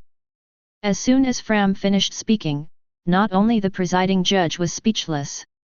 Laughter erupted from the crowd watching. Chapter 160. What the hell is that Tom's apprentice talking about? What is the benefit of CP5 attacking the judicial ship as a government agency? How could such a thing happen? Fram was so blocked that he couldn't speak. He was telling the truth, but they took it as a joke. Spondam also laughed and said, Haha, Katie Fram, I arrested all of you suspects who were on the boat at the time, and these boats were built by your company. Facing the ironclad evidence, Fram thought of his master and the iceberg who suffered because of him. He gritted his teeth and said, That's not my boat. But at this moment, the silent Tom suddenly ran away, knocking Fram beside him to the ground. The Murloc's natural strength allowed him to break free from the shackles. He pulled out the harpoon stuck in his body, stared at Fram and said, That's not my boat, and no matter what, you can't say that. No matter what kind of ship is built, there is no distinction between good and evil, and it doesn't matter what these ships will do in the future or even destroy the world. But the person who created him must love it, and absolutely cannot deny its existence. 340 men have confidence in the boats they build. After speaking, Tom looked at Spondam. He already fully understood that he was doomed this time, and all the plots were directed at him. For the design of the Pluton. Unexpectedly, 2 of his apprentices were also involved. Now Tom really regrets not listening to Durag before. At least at that time, it would be better if Drago was allowed to take away his 2 apprentices, so that they would not be charged with attacking the judicial ship like himself. And this time he also saw clearly the faces of these people from the world government. If the Pluton design fell into the hands of these people, it would be a real disaster for the world. Tom clenched the harpoon in his hand. No matter what, Fram and the others and the Pluton design could not fall into the hands of the world government. Tom's murderous look made the surrounding people feel scared, and they fled in all directions. Get out of port, Tom is crazy. Tom rushed to Spondam, the one who started it all, and knocked him to the ground with a single punch. Just as he was about to end this guy with the harpoon in his hand, the CP5 behind him had already picked up their guns and shot at Tom, knocking him down. These bullets are not real bullets, but anesthesia pills. Spondam has already prepared it, and the blueprints have not yet been obtained. How could he let Tom die? The residents of the Water City were surprised by Tom's madness. I didn't expect Tom to be such a dangerous person. What on earth does he want to do? This guy really sold his soul to pirates. He built so many battleships just waiting for this opportunity. Hearing these people's words, Fram was completely angry. Before Master Tom was convicted, he was conceiving the sea train, because he saw that the people in the water capital were deteriorating because of the living environment. I want to connect islands to improve people's lives. Unexpectedly, these people not only didn't want to thank him at this time, but also speculated maliciously. These wolf-hearted fellows! Fram was furious. At this moment, Tom struggled to stand up from the ground and said to the presiding judge, "I am willing to bear the crime of attacking the judicial ship." Fram was taken aback for a moment, and then said loudly, "Mr. Tom, don't do this, this is obviously a conspiracy by that guy. We are innocent." But Tom ignored him and continued, "But, I have a request." Spondum said angrily at the side, "Criminals are not qualified to make a request." The presiding judge seemed to understand something, and he said to Spondum, "CP5 shut up." Tom continued, "If building a sea train can undo a crime for me, I hope to undo, abej, the crime I committed today." Everyone was shocked at this moment. Attacking the judicial ship would be sentenced to permanent imprisonment at most, but building a ship for one piece Roger is a capital crime. How could he do this? The presiding judge said slowly, "Even if I accept your request, it will only go back to 14 years ago, and you will still be sentenced to death for building a ship for one piece. It's better like this." Tom's scarred face suddenly burst into a huge smile. "I am very proud to help Roger, a man, build a boat." As soon as Tom said this, the people who hated pirates all made dissatisfaction. The presiding judge also sighed. Frankie looked at Tom puzzled, "Why are you, Mr. Tom?" Tom smiled and shook his head, "That's fine, Fram, don't blame yourself, it's all because of me, it has nothing to do with you. Although I have carried sins for 14 years, everything has changed." Looking at this brand new city of water, Tom said with emotion, "Now this island is full of vitality. No matter what happens to me, I must do my best for this town. My dream is about to start running." Then fell to the ground. Tom, who fell on the ground, looked sideways at Fram and Bingshan, and said silently in his heart, "I leave the design to you." He deliberately used the merits of the sea train to offset today's crimes, just not wanting to implicate them, so that he could die with peace of mind. I hope that Fram and Bingshan can escape the crime smoothly, but it is a pity that they did not listen to Durag's words at the beginning, otherwise there will be no such ending. I didn't expect people from world government to be so shameless. It's a pity that there is no if. As he barely maintained his consciousness, he wanted to hear the ending of Fram and Bingshan. The presiding judge changed Tom's charges this time and let Fram and Bingberg go. Hearing this, Tom breathed a sigh of relief, and then fell into a coma. Spondum, who was dissatisfied with the presiding judge being impressed by Tom, walked up to Tom and stomped on his head with his foot, venting his anger that he had just been beaten. Fram, who was already dissatisfied with Spondum, couldn't take it anymore. Having just been released, he picked up the stick and rushed to Spondum, hitting him in the face. It directly distorted Spondum's face. The chief was wounded, and the CP5 people quickly fought back with guns. Faced with CP5 who was counterattacking with guns, Fram could only give up and turn around and run away, and the CP5 people hurriedly chased after him. The others hurriedly sent Spondum to the Shanghai train to be bandaged, and put Tom on the train together, ready to go to an ice lobby. Seeing that things have been done, Durag and Xiong are ready to act. Chapter 161. Xiong, you go to protect the iceberg, Fram, and Tom will leave it to me. Drago ordered. Understood. Xiong nodded. The two disappeared into the high wall in the distance at the same time. And Fram, who wounded and escaped, rushed directly to Tom's shipbuilding company, ran to his room, and ran outside with a cannon on his back. He is going to rescue Master. But Fram, who was devoted to saving people, didn't realize that not far behind him, a man in a cloak was holding him. Fram ran all the way to the coast, and met Yokozuna, who was looking for him. Yokozuna is Tom's pet, a giant croak. Seeing Fram's aggressive look, Yokozuna could only follow behind him when he couldn't stop him. As soon as a person is born, he drives the boat to the track that the sea train must pass. All the tracks of the sea train were built by them together with Master Tom. They know better than anyone where they will pass. And Drago followed them not far or near in the clouds in mid-air. And when Fram and the others held the determination to kill the fish and smash the net, they were determined to hijack the car and save people. Bing Shan and K Kilo are looking for Fram's traces in the water capital. They rushed back home and found that Fram seemed to have been back, and took away his collection of artillery in the room. A terrible guess flashed through Bing Shan and K Kilo's minds. Fram is going to carjack this idiot. Bing Shan cursed angrily, with tears in his eyes.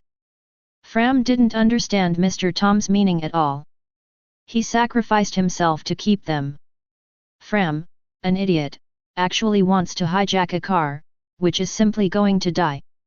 Totally failed at Mr. Tom's sacrifice, this guy. Equals. Just as they rushed out the door to stop Fram from doing stupid things, a huge figure appeared at their door. Wearing a huge cloak and a pair of sunglasses under the hood, the man was huge and held a book in his hand. He said lightly, "You don't have to worry, Drago has already rescued them, you just need to wait here." Bing Shan's eyes widened, and he remembered who this person was. It was this giant man who followed Drago that day. "Bear. Why are you here? Didn't you leave that day?" Bing Shan was surprised. "We have never left." Xiong said flatly, "We can't get the Pluton design, and it can't fall into the hands of the world government, so we have been secretly monitoring you in the water capital. If the blueprint falls into the hands of the world government, we must grab it or destroy it. The world government already has an ancient weapon in their hands, and we can't let them get a second one, otherwise it will be very bad for us." Monitor. Bing Shan stared at the bear with his eyes wide open. This is not to say that Drago and the others have been watching their every move. Then they should have seen everything that happened today. That being the case, why didn't they make an early move? If he had acted earlier, Mr. Tom would not have suffered so much. Something flashed through Bing Shan's mind, and he suddenly said, "Then Shpondam planned this plan to frame us, and you saw it." "Yet." Xiong nodded, "When people from the world government came here, everything about them was under our control." Iceberg rushed up and held the bear by the collar and asked, "Then why didn't you stop them in advance? If you did, then nothing would happen today, and Mr. Tom wouldn't be charged with this crime again." Bear did not push the iceberg away, but said coldly, "Do you really think that if we stop it today, you will be safe?" Hearing Xiong's words, Bing Shan fell silent. As soon as he spoke, he realized that it was meaningless.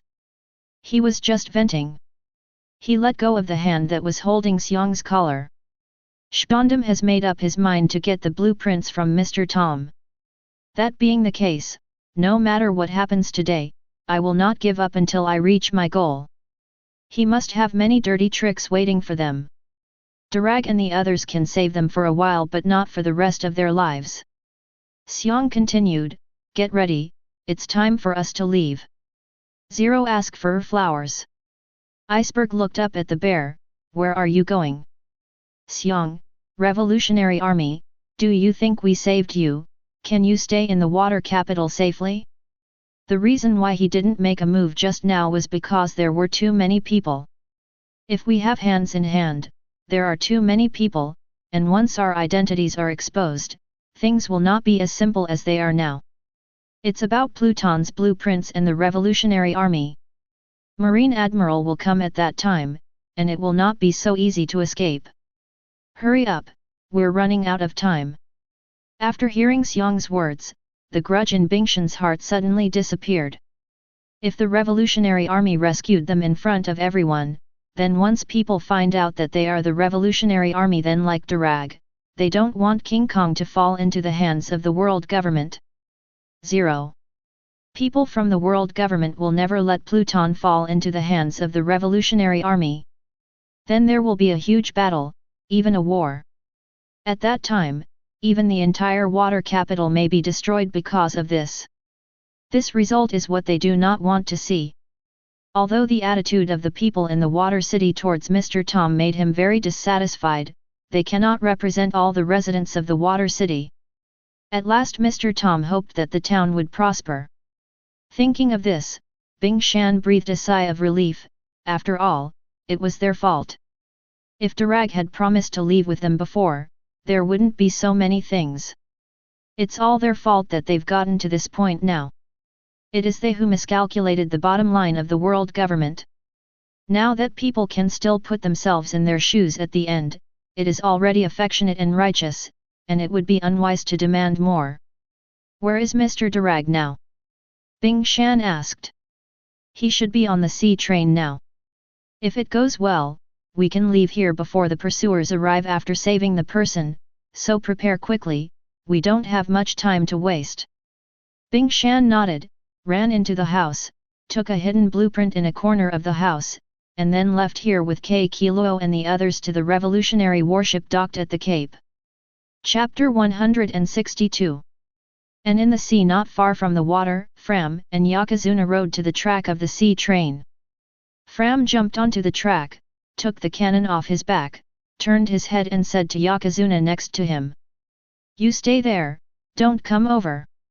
After finishing speaking, not far ahead, a steaming sea train approached aggressively. On the train, Spondum, whose face was distorted by Fram, was bandaged like a mummy. From being punched in the face by Tom and almost dying, to being punched in the face by Fram. After being seriously injured one after another, his face was basically ruined, and even a lot of his teeth fell out. Spondum covered his face and lay on the sofa screaming for pain while cursing angrily. I will never let that kid named Katie Frame go. 9:30. He's a criminal. After this matter is settled, I will arrest him and hang him. You trash, let him escape. When Spondum was cursing, people from CP5 rushed to report. Mr. Spondum. What's wrong? Spondum yelled. Katie Flam appeared, and he chased here. He was on the rails, and he was armed. Startled, Spondum opened the car window and looked out. Fram aimed his cannon at the sea train. Is that guy an idiot? Spondum said. Someone in CP5 asked, what should I do? Spondum scolded, are you an idiot too? Hit him. Let him die. Anyway, this guy is a criminal, and this is just to help him execute the death penalty early, don't worry about it so much. The sea train spewed white steam and rushed towards Fram, and Fram fired a few shells at the sea train with the cannon. But the shells had no effect on the solid steel front. Sea train, stop quickly, where do you want to take the person who created you? Bring Mr. Tom back. Seeing that the artillery was ineffective, Fram threw off the barrel and opened his hands to push the sea train. The Yokozuna next to him yelled in worry. On the other side of the sea train, Spondum laughed and watched as the sea train and Fram were about to collide. Just when Fram tried his best to meet and stop the advance of the sea train, he suddenly felt that he was being held up by his waist. The tide of the passing sea train whizzed across his face. Fram turned his head and saw that the one who took him away was a guy wrapped in a cloak.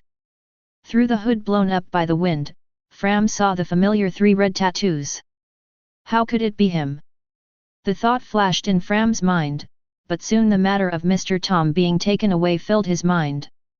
He anxiously said to Drago. Let go of me, I have to stop it or Mr. Tom will die. Durag said calmly. You can't save anyone if you do this.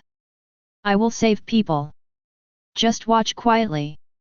After speaking, under Fram's surprised eyes, the two of them entered the sea train through the window of the sea train like ghosts, and came to the sea train. The CP5 person sitting in the carriage saw the intruder was about to draw his gun and attack. Before he could open his mouth, he fell down. Fram watched Drago's actions in shock, and saw that he seemed to simply flick his fingers, and these people fell down. Is this the strength of the leader of the revolutionary army? What are you still doing? Find your master. Durag turned his head and said to Fram, who was beside him in a daze. Fram, who was reminded by Drago, came back to his senses, and hurriedly ran to other cars, and Drago followed behind him. Another carriage. Spondum saw Fram disappear in the bow, thinking that Fram was hit by a car and died. He was avenged and laughed loudly. This idiot actually wanted to block the sea train with his body, haha. He deserved it if he was hit to death. Because of laughing too much and accidentally tearing the wound on his face, Spondum screamed in pain again. At this moment, another person from CP5 hurried over to report. Mr. Spondum. Spondum was throbbing in pain, and said angrily, "What's the matter? There is an intruder, someone broke in, that Fram is not dead, he survived, and now he is going to the compartment where Tom is held, what should we do?" What? Spondum's eyes were about to pop out, but he watched this guy hit the sea train, didn't he die? He managed to get the man, and he couldn't let Tom get away. Spondum didn't care about the pain, and rushed to the compartment where Tom was being held on crutches, cursing as he walked. "Call someone to arrest this kid, I'm going to kill him myself." "Yes, Mr. Spondum." The ICP-5 responded quickly. On the other side, Fram just rushed forward to search for Tom's whereabouts, while Drago behind him would kill the enemy the moment he showed up. This road can be described as unimpeded. After a while, they came to the compartment where Tom was held. At this time, Tom was hit by the shells of the Frankie battleship, pierced by a harpoon, and later hit by many anesthesia bombs. If he wasn't a murloc and his body was several times stronger than that of ordinary people, he would have died long ago. But now he's just in a coma. Seeing Tom lying on the ground, whose wound was still bleeding, Fram ran over and knelt down. Supporting Tom's 1.4 body, he shouted anxiously. "Mr. Tom! Mr. Tom! Wake up!" After being shaken for a while, the comatose Tom let out some sound from his mouth in a daze, and he opened his eyes together. The target was Fram with an anxious face and tears in his eyes. Suddenly, Tom's consciousness became clear, and he glanced at the surrounding environment out of the corner of his eyes. Here is Sea Train. Everything on it was built by himself, and he recognized it at a glance. How come? Hasn't the presiding judge already sentenced Fram and Bingberg to let go? How did Fram appear here? Could it be that Spondum guy forcibly captured Fram and Iceberg and sent him to the N-Ice lobby? Chapter 163. Desperation flashed in Tom's eyes. He opened his mouth tremblingly and asked. "Flam, how did you appear here? Could it be you were arrested too?" He pushed himself up to see if the Iceberg was here too. If Fram and Iceberg are captured, then the blueprint is over. No. Fram wiped his tears happily when he saw Tom wake up, and turned away so that Tom could see Drago behind him. "Mr. Durag saved me, and he brought me to save you." "Durag?" Tom's eyes widened. Sure enough, it was Drago who appeared behind Fram. Durag said with a smile. "Long time no see, Mr. Tom." Hearing Durag's greeting, Tom put on a bitter smile. "I didn't expect that we would meet in this way. It was my fault that I didn't understand your kindness at the beginning. I apologize to you 01 here." Tom wanted to apologize, but was held down by Drago. "Don't say that, your injury is very serious, don't worry about these things, in fact, I should apologize to you, I was watching what happened in the water capital just now, but I didn't take action." Drago explained these frankly to Tom. He didn't want Tom to affect the future because of these things. They were very important to the Revolutionary Army. Drago didn't want to have any grievances. "Some things are better not to be clear. But you should understand the reason why I didn't make a move. I can only save you once, and it must be done quickly, otherwise it will be related to Pluton. It will not be a good thing for you, me, or Water City. Tom has lived for such a long time, so he naturally understands this better than Bing Shan and Fram, and with a turn of his head, he understood what Durag meant. He didn't mean to blame Drago either.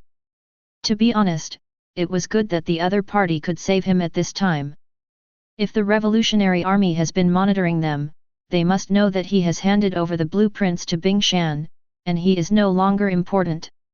And according to Fram's words, the other party saved Fram's life just now.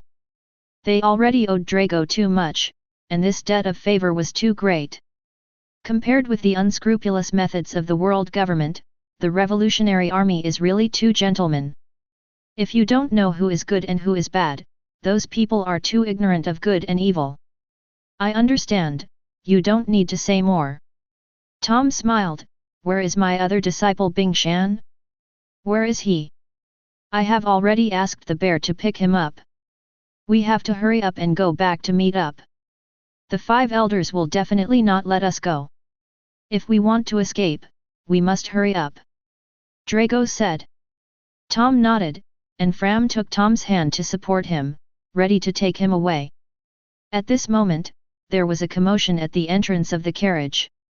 Hurry up, catch that damned Katie Fram, I want to kill this damned guy with my own hands, how dare you put such a heavy hand on my face.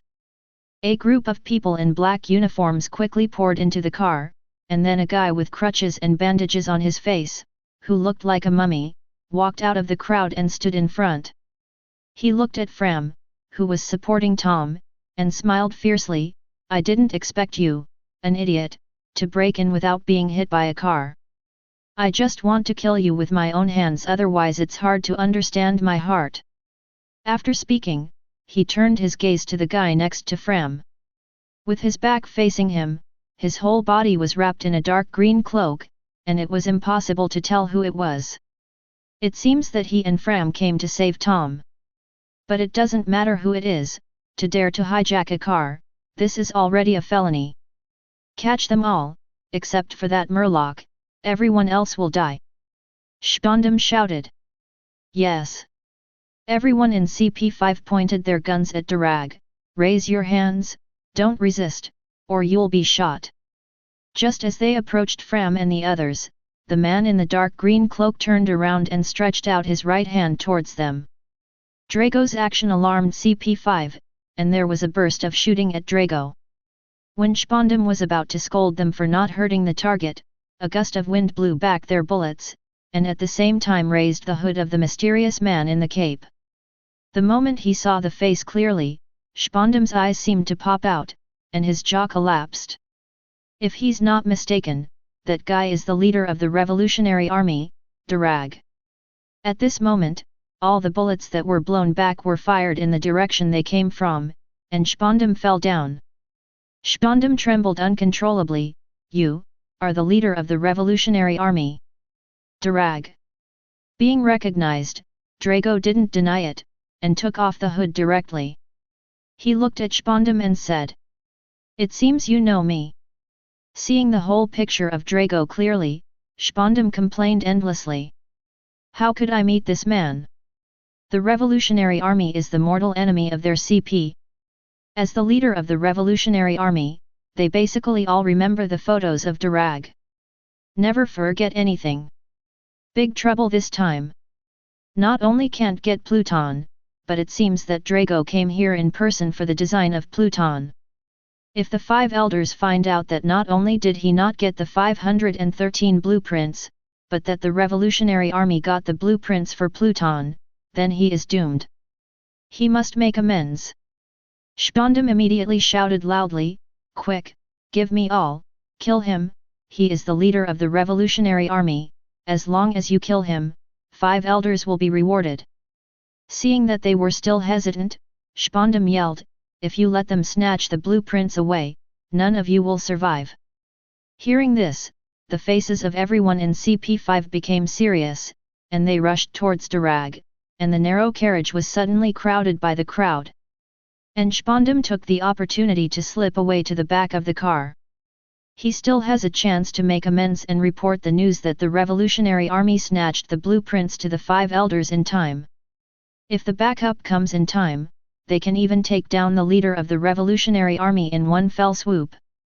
That's when he pulls out the phone bug to connect to the 5 elders' phone. The voice of the 5 elders came from the mouth of the phone bug. What's wrong with Spondum? Blueprint found.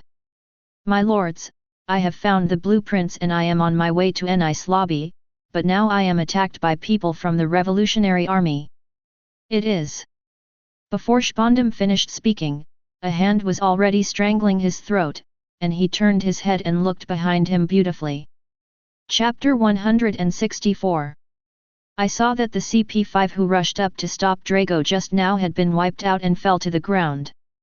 Drago stood in front of him, grabbed him by the neck, lifted him up, and flung him at Fram and Tom. Spondum slid until Fram stepped on it. Drago picked up the phone bug that Spondum put down just now. The 5 elders on the phone bug were shocked when they learned that the Revolutionary Army had attacked Spondum to deliver the blueprints back to Nice lobby. Shouting again and again, Spondum wants to know the situation at the scene. But Spondum suddenly lost his voice and didn't respond. Their faces darkened, and they had a bad premonition in their hearts. Just when they were about to call for help, a voice came from the phone bug. First meeting, no, first conversation, let me introduce myself, my humble Durag, I want the blueprint you are looking for. Without waiting for 5 elders to reply, Drago directly hung up the phone and walked towards Fram, leaving the 5 elders sullenly watching the silent phone bug. Things are getting bigger. Originally, they didn't have much expectation for Spondum to get the Pluton blueprint. If Spondum hadn't been so active on this matter, they would have no idea of bringing Pluton back into the world. After all, for them, no change is more beneficial than change. And Pluton is a variable. Having it is nothing more than icing on the cake, and Spondum can be found without falling into other people's hands, which can be regarded as eliminating a hidden danger. But now the worst has come. Pluton was indeed found by Spondum, but it wasn't just Spondum who found the blueprints, the Revolutionary Army was also eyeing it. Damn it! Why didn't anyone find out that the revolutionaries were also looking for the Pluton blueprints? What the hell is Spondum doing? I don't even know if the news leaked out. What should we do now? The person just now is Drago, the leader of the Revolutionary Army. Even he appeared there, it seems that the blueprint that Spondum found must be real. But now Spondum has lost the news, and this design probably fell into the hands of Drago. This assumption made the faces of the 5 elders present darkened as if they had been smeared with a layer of black water. And this is not an assumption anymore, the voice from the phone bug has already told them that this is the truth. The Revolutionary Army has already obtained the Pluton blueprint, which is already the worst. With the blueprints, in case the Revolutionary Army builds Pluton with reference to the blueprints. The Revolutionary Army, which was originally a cat without claws, immediately turned into a tiger with claws and claws. It's time to challenge them. And it's not just this that worries them. They have not forgotten the incident that broke out in more than 200 member countries around the world 2 years ago. At that time, some taboo books suddenly appeared overnight in the main cities of these alliance countries. If these books spread, they could even shake the rule of the world government and the alliance countries. They spent a lot of energy to deal with this matter and minimize the impact. And through investigation, the person behind this incident is the Revolutionary Army. That is to say, the Revolutionary Army already holds ideas and theories that can shake the rule of the world government. However, due to the huge difference in strength between the two sides, even the Revolutionary Army with these things cannot fight them openly. During the past 2 years, the Revolutionary Army remained as before, hiding like mice in the fields, not daring to show their faces at all, and even more timid than before. 2 years later, the world is still peaceful, which makes the 5 elders a little relieved, but it is still like a nail firmly nailed to the depths of their hearts. And this time Drago obtained the Pluton design, which undoubtedly replaced the thorn with a cross. And the Revolutionary Army got a hammer. If Pluton is successfully built by the Revolutionary Army, then this hammer will nail this cross to the heart of world government. The whole world will be changed by then. Five Elders' face was serious and deep. We can't let the blueprints fall into their hands. Immediately ask Sengoku to seal off the water city and its surrounding sea area of hundreds of kilometers, so that they cannot escape. This is a war. Not long after, all the Marine G branches along the naval headquarters and the Great Route were dispatched urgently, and even the 3 Marine admirals left the headquarters at the same time to go to the capital of water. All of a sudden, people who didn't know what happened felt the breath of danger. It seems that something has started to change today. And those big pirates who were always watching Marines' movements were almost killed by Marines' transfer. Is this going to fight 4 emperors? In New World, the 4 emperors of the sea, Redhead, Whitebeard, Kaido, and Big Mom, all set their sights on the first half of the Great Voyage. And they have also summoned their own forces to stand ready. If Marines' target is really them, they won't be caught off guard. And at this time when the situation on the sea is changing and the crisis is undercurrent.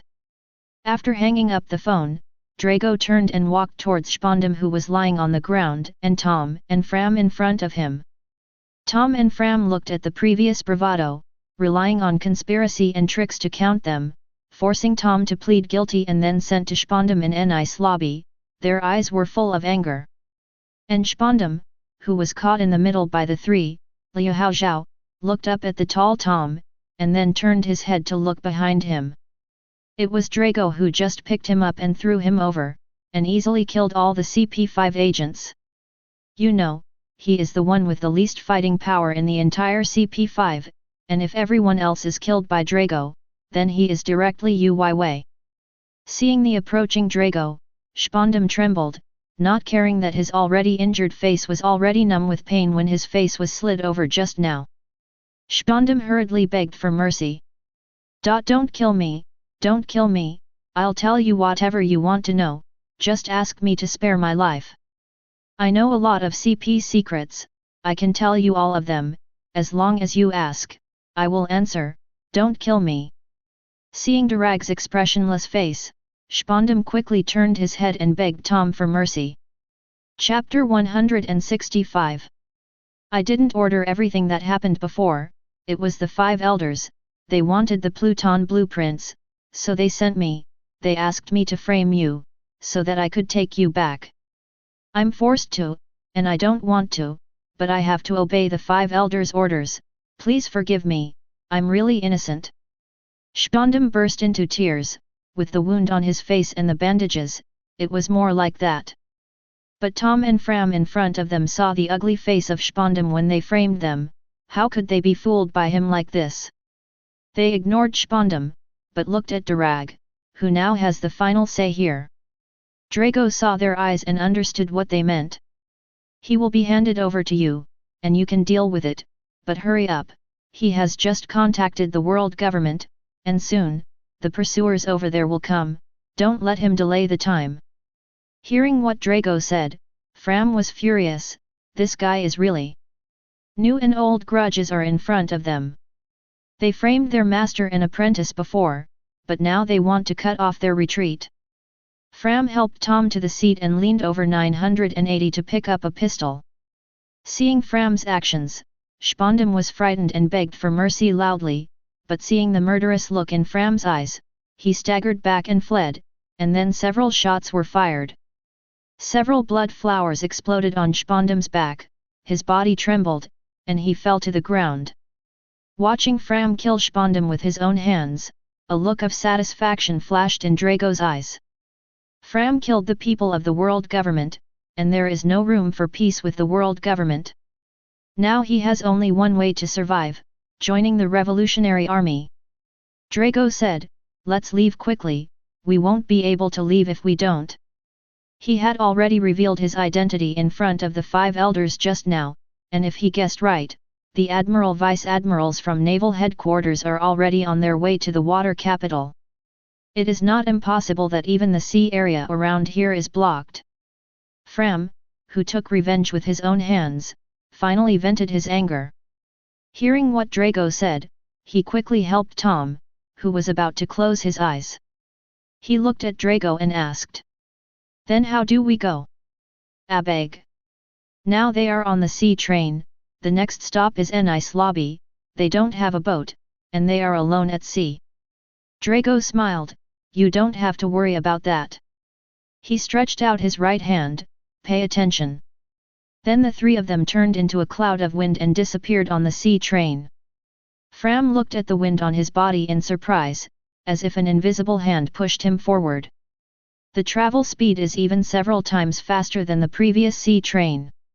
The whole process just now took only a few minutes, and they quickly returned to the original track where Fram was preparing to use his arms as a car. Yokozuna is still waiting here, crying loudly with tears in his eyes. Seeing Yokozuna, Fram hurriedly said to Drago, "Please take Yokozuna, he is Mr. Tom's pet, since we are leaving, we can't leave him here alone." Seeing that Yokozuna looks so sad, he must think that he has been hit by a car and died, and he has to tell him that he is still alive, otherwise he will probably live in sadness forever. And just as he thought, after Flam's stop car disappeared, Yokozuna hated this sea train, not only took away its owner Tom, but also ran into Flam to death. It wanted to stop this thing. Just when Yokozuna was crying, a gust of wind swept it up, and Guigua, who suddenly floated into the air, was a little at a loss. Limbs fluttered helplessly, when it saw Fram in front of it and its recently lost owner, Tom. The horror on his face turned into surprise. "Quack quack quack!" Seeing Yokozuna yelling happily, Flam also happily said, "Yokozuna, I'm back and brought Master back. Now we're leaving the City of Water. Will you go with us?" Yokozuna nodded hastily, "Quack! Good." The three of them quickly flew to the Cape of the Water Capital. Here the bear has come here with the iceberg and the cocoa. They waited anxiously for Durag to bring Fram and the others back. At this time, several black spots appeared in the midair in the distance, and they quickly became larger and approached. They opened their eyes and looked carefully, and these black spots showed their real appearance. It was Durag, Tom, and Fram, and even the wind was in it. Bing Shan and Qiao showed relieved expressions on their faces, and breathed a deep sigh of relief. It seems that Drago successfully rescued them. He turned his head and glanced at the calm bear. No wonder this tall man was always calm. It seems that he trusts Drago very much and knows that he can do it. The leader of the Revolutionary Army, although powerful. As soon as Durag landed with Fram and others, Qiao and Bing Shan ran to help the unconscious Tom. "He's fine, but the injury is too serious and needs to be treated quickly," Drago said.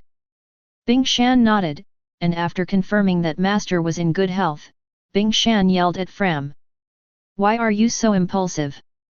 Master tried his best to get us off the hook, but you ran to die. If Mr. Durag didn't come to save you, what would you ask Master to do? What would you ask us to do?"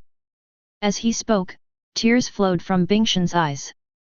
He was so worried before that his master was framed and taken away, and he would never come back. As a result, his junior brother recklessly rushed out to hijack the car. If he failed and was killed, then he would directly lose two of his closest people today. Fortunately, they all came back safely, otherwise he really didn't know what to do. Fram, who was scolded by Bing Shan, instinctively wanted to refute, but seeing Bing Shan wiping his tears, he opened his mouth and closed it again. "I was wrong," Fram said, "but this time I killed the Spondam who framed us with my own hands, which can be regarded as revenge for Master." "What?"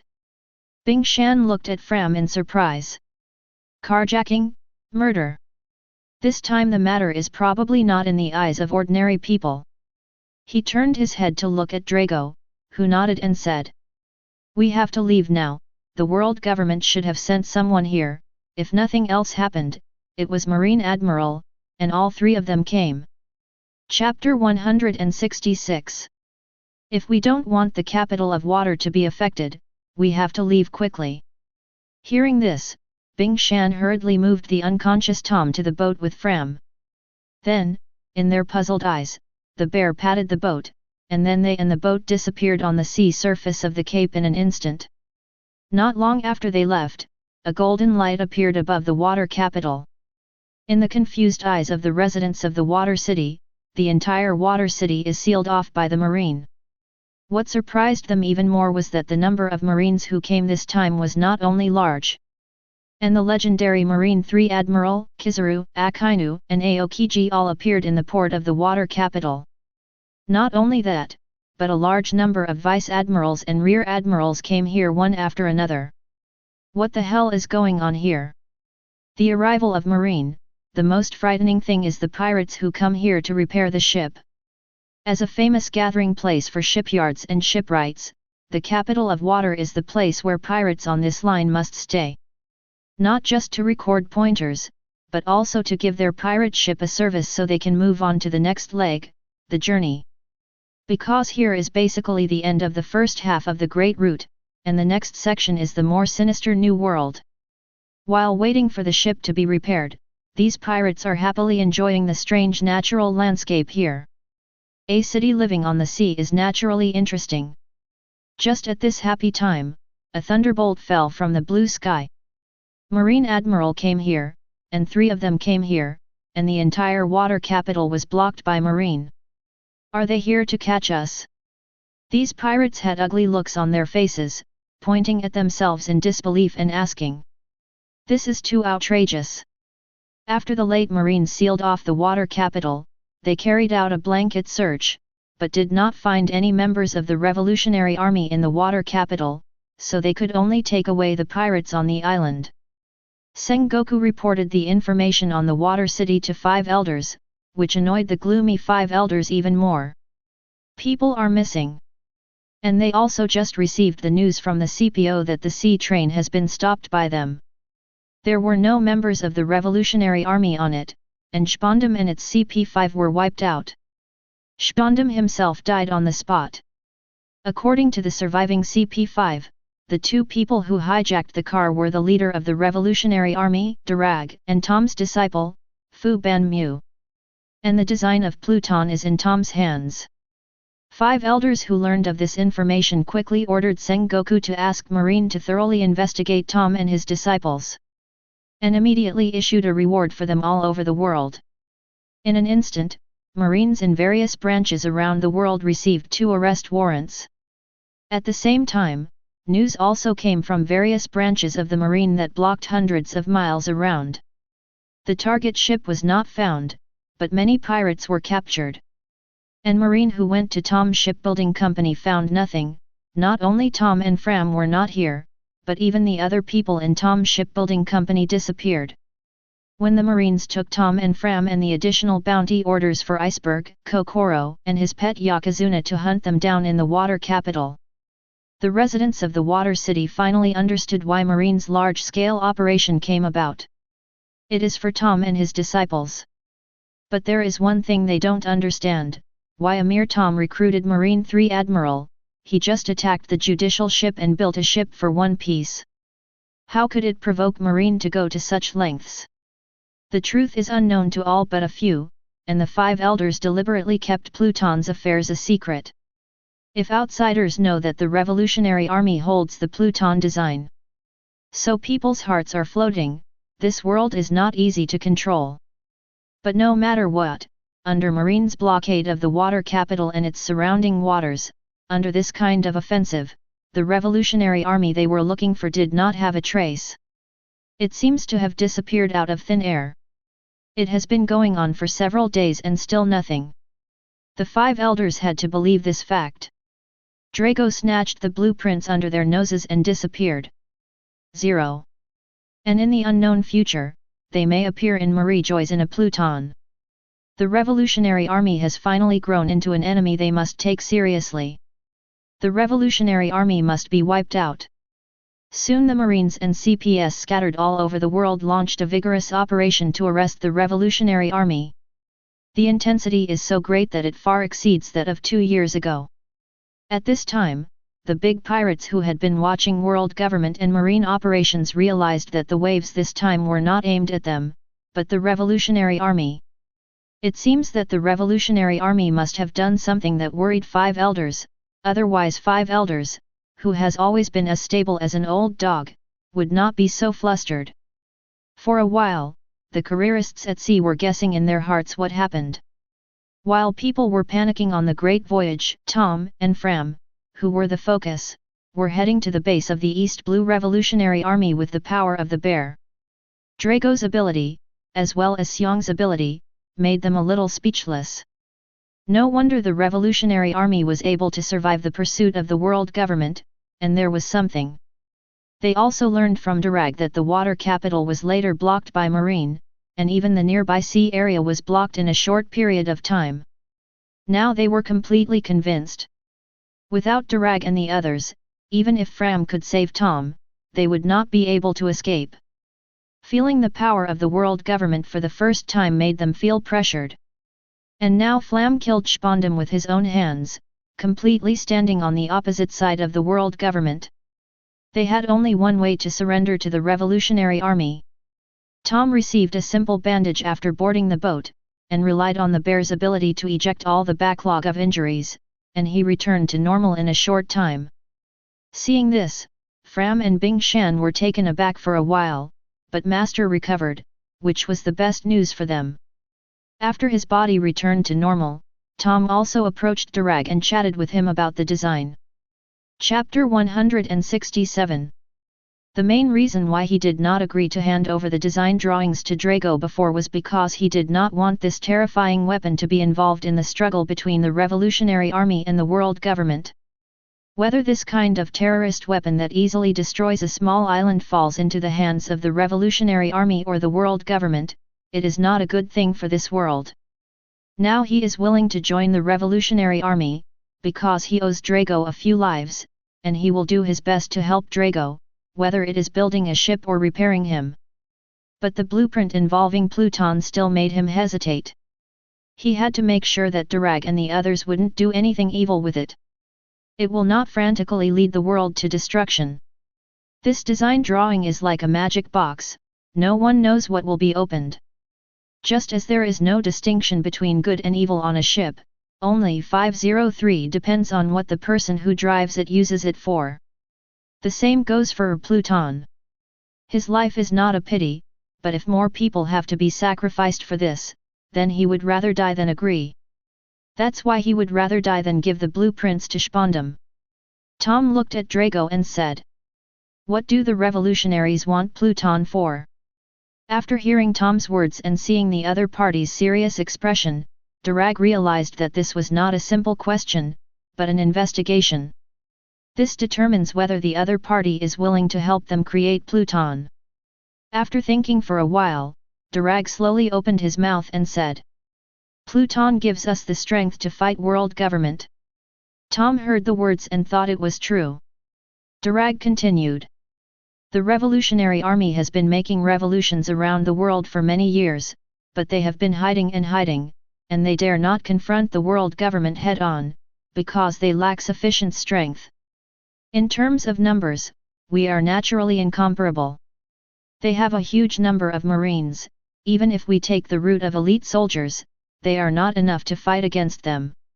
So only Pluton can allow us to gain the strength to confront it in one fell swoop, but this does not mean that we have to use Pluton to fight against it. On the contrary, I will not use it lightly. Song wants to deter the world government. For so many years, the Revolutionary Army has been unable to have a stable development site. This is like a grass without roots. Without a foundation, there are many things we cannot do. If there is a Pluton that can confront the world government, then we can consider having our own base. You may not be aware that 800 years ago the current world government had a war with another kingdom, and both sides possessed two kinds of ancient weapon, Uranus and Pluton. Now that the world government has Uranus in its hands, he can easily destroy our territory. If we can also have Pluton to form a confrontation with the same strength, and we cannot let him easily attack us, then in this case, we can form a special kind of balance. At that time, the world will be divided into two, and the two sides will compete for population, those who are willing to join the revolutionary army, and those who are willing to join the world government. At this time, whoever treats people better, who can make them live and work in peace and contentment, and whoever makes them happier will be competitive. And in this kind of competition, both sides will be forced to adopt a strategy of benefiting the people, so in this case, who is the most beneficial? It's civilians. The ideal of the revolutionary army is to build a free and equal world, where everyone can live and work in peace and contentment, and have a happy life. We have confidence in this. What Drago said is certainly reasonable, and he also heard that Drago is not a crazy careerist. But there was always a worry lingering in his heart. How can you guarantee that there won't be conflicts with the world government? When the two ancient weapons attack each other, the world may be destroyed. Tom hesitated. I cannot guarantee. Drago shook his head. So what I said just now is just a hypothesis. We can only hope that the world government will not die and die together. But in fact, in this game, the world government has the upper hand, so we are the one who may take the risk of death. Unless the world government tends to lose in this game, it will not adopt such a strategy. So as long as we hold the whole card of Pluton and hide it well so that it will not be discovered and destroyed by the world government, then the world government will not easily attack us out of fear that we will be caught in the net. I think that in the war 800 years ago, the world government might have seized the opportunity. Otherwise, both sides had ancient weapons. Why did all the 20 royal families survive, but only that kingdom was destroyed? The only possibility is that they were caught off guard before they were ready to fight, and when they fought back, even Pluton would be partially destroyed and there was nothing they could do. So I ask you to help us, and the world too. But Tom still hesitated. He was afraid that what he pressed was a button that would destroy the world. Maybe you don't know, our plan is to save a group of people before going to save you. Have you heard of the Kingdom of the Bridge? Drago said suddenly. The Kingdom of Bridges? The country that is said to have been building bridges across the sea to connect islands. Tom replied. He also heard about it. After all, what this country did was the same as what he did, connecting islands with islands. That's it. Drago nodded, but do you know the details of this kingdom? Tom shook his head and looked at Durag curiously. The Kingdom of Bridges, also known as the Kingdom of Laborers, is not a kingdom in our impression, but a country of 0.8 slavery, and every laborer in it is forced to come here. Some of them are criminals, but more are people from non-member countries, just a group of ordinary people. People from these non-member countries were captured by the world government, and then carried out hard bridge building work every day, day and night, until they died, and this work was hard, plus they were used as slaves. No one cared about their health and life and death. So almost all the people who go there will die of exhaustion or illness after working for a long time, and then a steady stream of people will be arrested to make up for it. It has been going on for 700 years so far.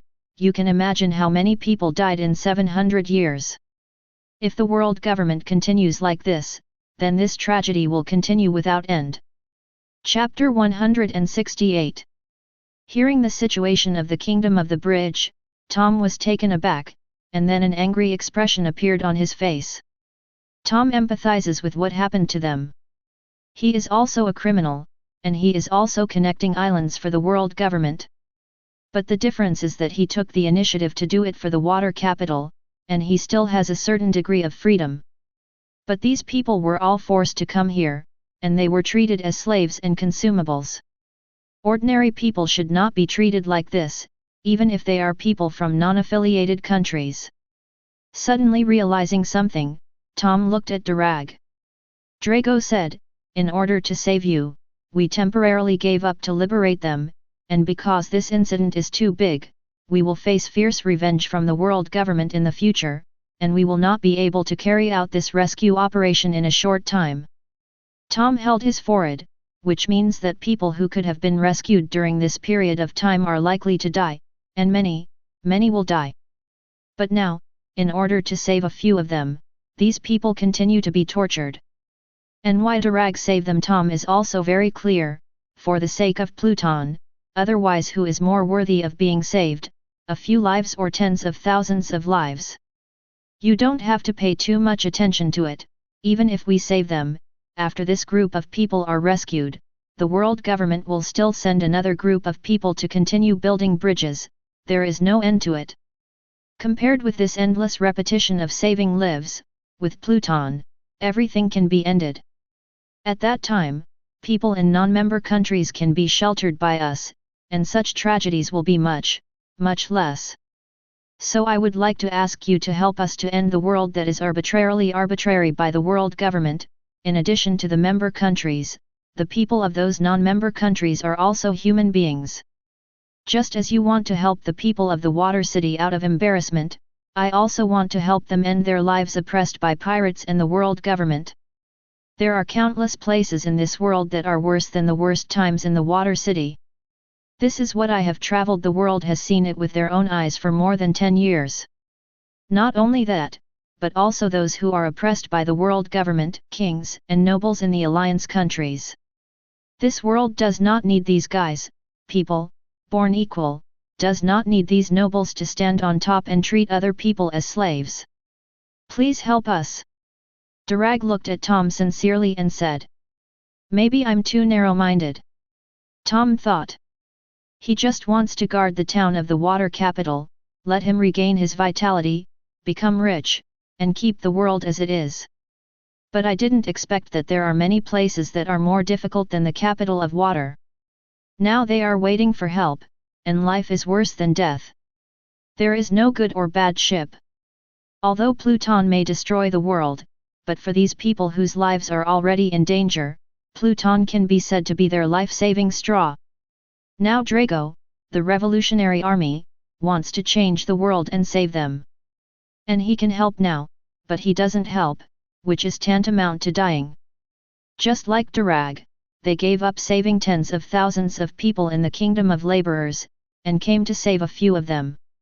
Not because their lives are more precious, but because they can help the revolutionary army save more people. When Drago rescued them, they had already stood with these people and assumed the responsibility of saving them. They owe not only to Drago, but also to those who should have been rescued. Suddenly feeling a lot more courageous on his body, Tom nodded slightly, okay. With Tom's personal consent, Durag showed joy. Thank you for joining. With your help, we have a higher possibility of obtaining Pluton, and we have more confidence in the future Battle of Fate. Battle of Fate? Tom asked suspiciously, what is this? You don't know that when Roger searched for the text of history, he arrived at the Island of the End and became the Queen of the Pirates. He knew everything. 800 years ago, the original world government had a war with a kingdom. Although the world government has won, but someone will return after 800 years and continue the battle that has been interrupted for 800 years. At that time, the whole world will be changed. And 800 years from now is not long. Uranus is in the hands of the world government, and Poseidon has also been born. Now, in order to make this battle more likely to win, Pluton naturally cannot miss it. It is time to end the brutal rule of the world government that lasted for 800 years. The first time Tom heard of this kind of inside story, Tom was a little surprised. Roger didn't know it when he built the boat for Roger. If it is true as Roger said, the world will undergo major changes in 800 years. There was a flash of determination in Tom's eyes, and the last hesitation in his heart was swept away by him. Since Pluton was created by that kingdom to deal with the world government, it is only natural that Pluton reappeared 800 years later to continue the war. It's time for a change. The previous experience in the water capital made Tom's impression of the world government deteriorate rapidly. Hearing about the Kingdom of the Bridge, the world government's inappropriate behavior towards people from non-member countries, it made him even more dissatisfied. In addition, they and the world government have become sworn enemies, and it is impossible to relax. It is imperative to overthrow the world government. Tom nodded. 500, count me in. and my 2 idiot apprentices. Drago said with a smile, that is naturally welcome. After speaking, Drago took out a few books and handed them to Tom. These are some revolutionary theories of the Revolutionary Army, which can help you better understand the world and the revolution, and we will be partners in the revolution in the future. Drago held out his hand to Tom. Tom took the book, and held out Min. Hold hands tightly. After Durag left, Tom flipped through the book that Durag left for him. After watching for a few minutes, Tom's eyes were full of shock, and then he smiled. He has now completely believed in the ideals of Durag and the Revolutionary Army. A few days later, the air-speeding ship landed on the shore of a deserted island in East Blue. News of Durag's return quickly spread in the base area. Drago led Tom and others off the boat. This is the stronghold of our Revolutionary Army in East Blue.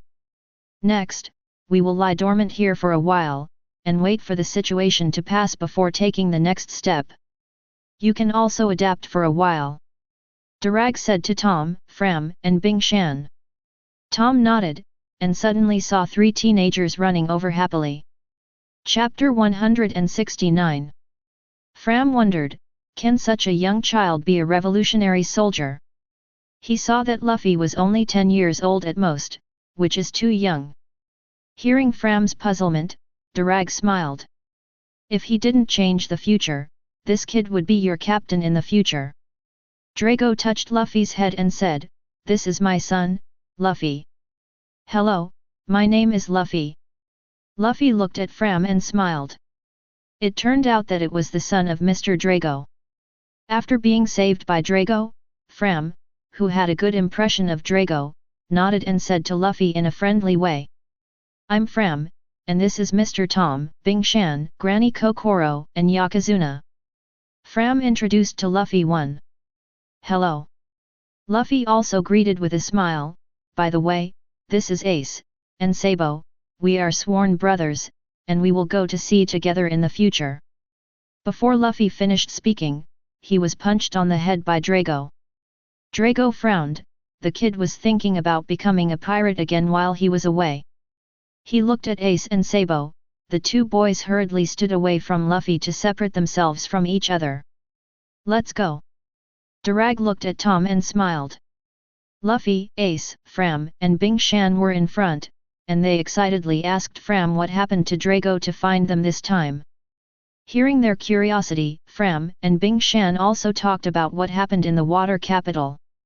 Hearing that Spondam secretly framed them in order to get the blueprints, Luffy and the others cursed angrily. It wasn't until later that they heard that Spondam was avenged by them, and they smiled happily. A few people were chatting happily or angrily in front of them. Drago and Tom walked behind, watching them with a smile. Tom laughed and said, looking at their young appearance, I feel a lot younger physically. I feel the same way. Durag said with a smile. He looked at Ace's back with Tom's eyes and said, did you recognize the child? Tom followed Dograg's gaze, and it was one of the other 2 children who came with Luffy, who seemed to be called Ace. Tom shook his head, who is it? I don't think I've seen it before. He's Roger's son, said Drago. Roger's son? Tom opened his eyes wide, for Roger has a son. He remembered that Drago said that he had a friendship with Roger, and that he had raised his son for him, no wonder. Yet. Drago nodded, he told Tom about Roger and Ace, and Tom was angry and emotional after hearing it. By now he had no doubts about anything the world government did. Can it only be said that it is a world government? Not even a child can be accommodated. Looking at Ace, there is sympathy and love for the elders in his eyes. In my heart, I have a desire to overthrow the world government. Such a world government should be overthrown. After setting up Tom and his apprentices, Durag called a meeting of the cotters. Now that the blueprints for Pluton are available, the shipbuilder is also here. What is needed now are resources and technology. Resources can be collected by the Revolutionary Army distributed all over the world, and it is not difficult to have some capabilities in the cloud. The key is science and technology. Drago decided to go to the Organ Island with Xiong sometime, and move the entire laboratory of Vegapunk here. Successfully brought Tom's master and apprentice back to the Revolutionary Army. This result naturally has to be shared with Frankie and Roger in the group. As usual, after getting rid of Roger's temporary blocking of Qiao Lin, Durag posted a photo in the group. This was taken when they first returned to the Revolutionary Army. In front are Luffy, Ace, Sabo, Fram, and Bing Shan, who are talking about the City of Water. There was a happy expression on his face. He and Tom followed behind. The photo captures them all. Frankie found this photo as soon as he entered the group. Looking at the familiar figure above, tears instantly wet his eyes. Finally changed. In another world, Tom lived first. And he was not killed by a sea train, and he didn't transform his body. Frankie looked at the smiling faces of Fram and Bing Shan in the photo, and the corners of their mouths could not help but curve. Very nice. Gundam Warrior, thank you. All gratitude is contained in those two words. Frankie wanted to say too much, but he didn't know what to say, only thank you. Dragon Talong, one you're welcome, this is what I want to do. Mr. Tom, Fram, Bing Shan, Kokoro, and Yokozuna are all in the base of the Revolutionary Army now. You can rest assured that I will come to them next. Protection, you don't have to worry. Gundam Warrior, well, thank you, by the way, I will send you the blueprint right now. Dragon Talong, no need. Durag smiled when he saw Frankie's reply, he already got this thing. Dragon Talong, keep your share for yourself, and give it to the Revolutionary Army in your world for me, they need it even more. Fram knew that since Mr. Tom had gone to the Revolutionary Army, the blueprints must also be there. It seems that he has to go to the Revolutionary Army as soon as possible and hand over these things to them, so that he can repay Drago for his kindness. Seeing Tom and Ace in the photo, Roger also smiled in relief. Thanks to, good, Durag, Tom is not dead, and his son seems to be happy now. Roger looked satisfied with the smile on Ace's face in the photo. This is the Ace of the future. In his world, Ace was just born, but everything has changed. I am One Piece, thank you 3. Seeing Roger's reply, Drago was a little curious about the current progress of the other party. He seemed to be going to Wano Kuni. Dragon Slayer, it's okay, but have you reached Wano Kuni yet? As soon as Durag said this, it immediately attracted the attention of everyone in the group. Kojiki Hiri also looked away from the photo, curiously waiting for Roger's reply. I'm One Piece, I've arrived here, and now Wanakuni's unique carp is pulling Jackson to the island, and I'll see Odin and that big snake soon. Chapter 170. Mentioning this name, Roger's eyes turned cold, this guy should be damned.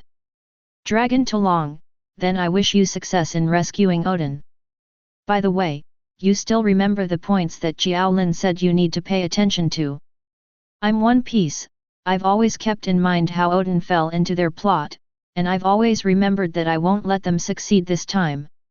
Roger's eyes flashed, Kurozumi Orakai, Kurozumi Higurashi, Kurozumi Momoru, Kurozumi Kanjuro and Kaido, you wait for me. Lurker, Wano Kuni and my family are left to you. I am One Piece, okay.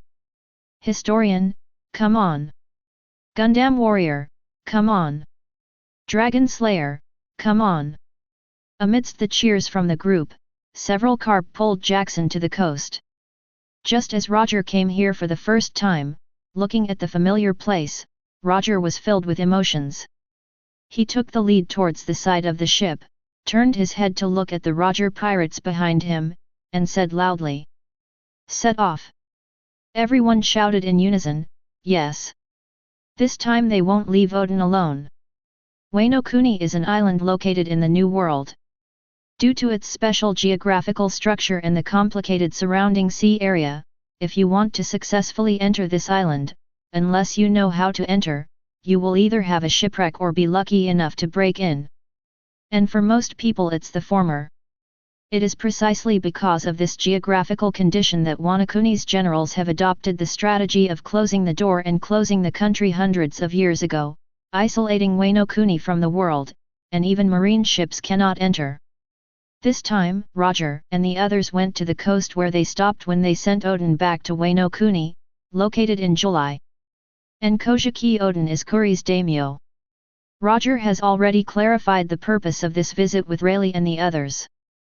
Because Kojiki Oden was betrayed by his men, the country was taken while Oden followed him to the final island, and now a guy named Kurozumi Orakai colluded with Kaido to occupy Wano Kuni.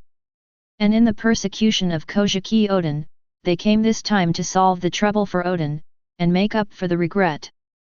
So after getting off the boat, everyone in the Roger pirates hurried to July. This time they have to do it quickly, trying to get rid of Kurozumi before he reacts. Otherwise, given how shameless this guy is, he might repeat his tricks and threaten Oden with hostages, and then they will be in a dilemma. So this operation is decapitation, but before that they have to see Oden. Because they are not familiar with Wano Kuni, they only sent Oden back and did not go ashore, so if they want to be fast and ruthless, Oden has to lead the way.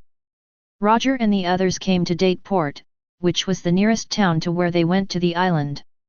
Although they have long known that the people here are xenophobic, they still underestimated their vigilance.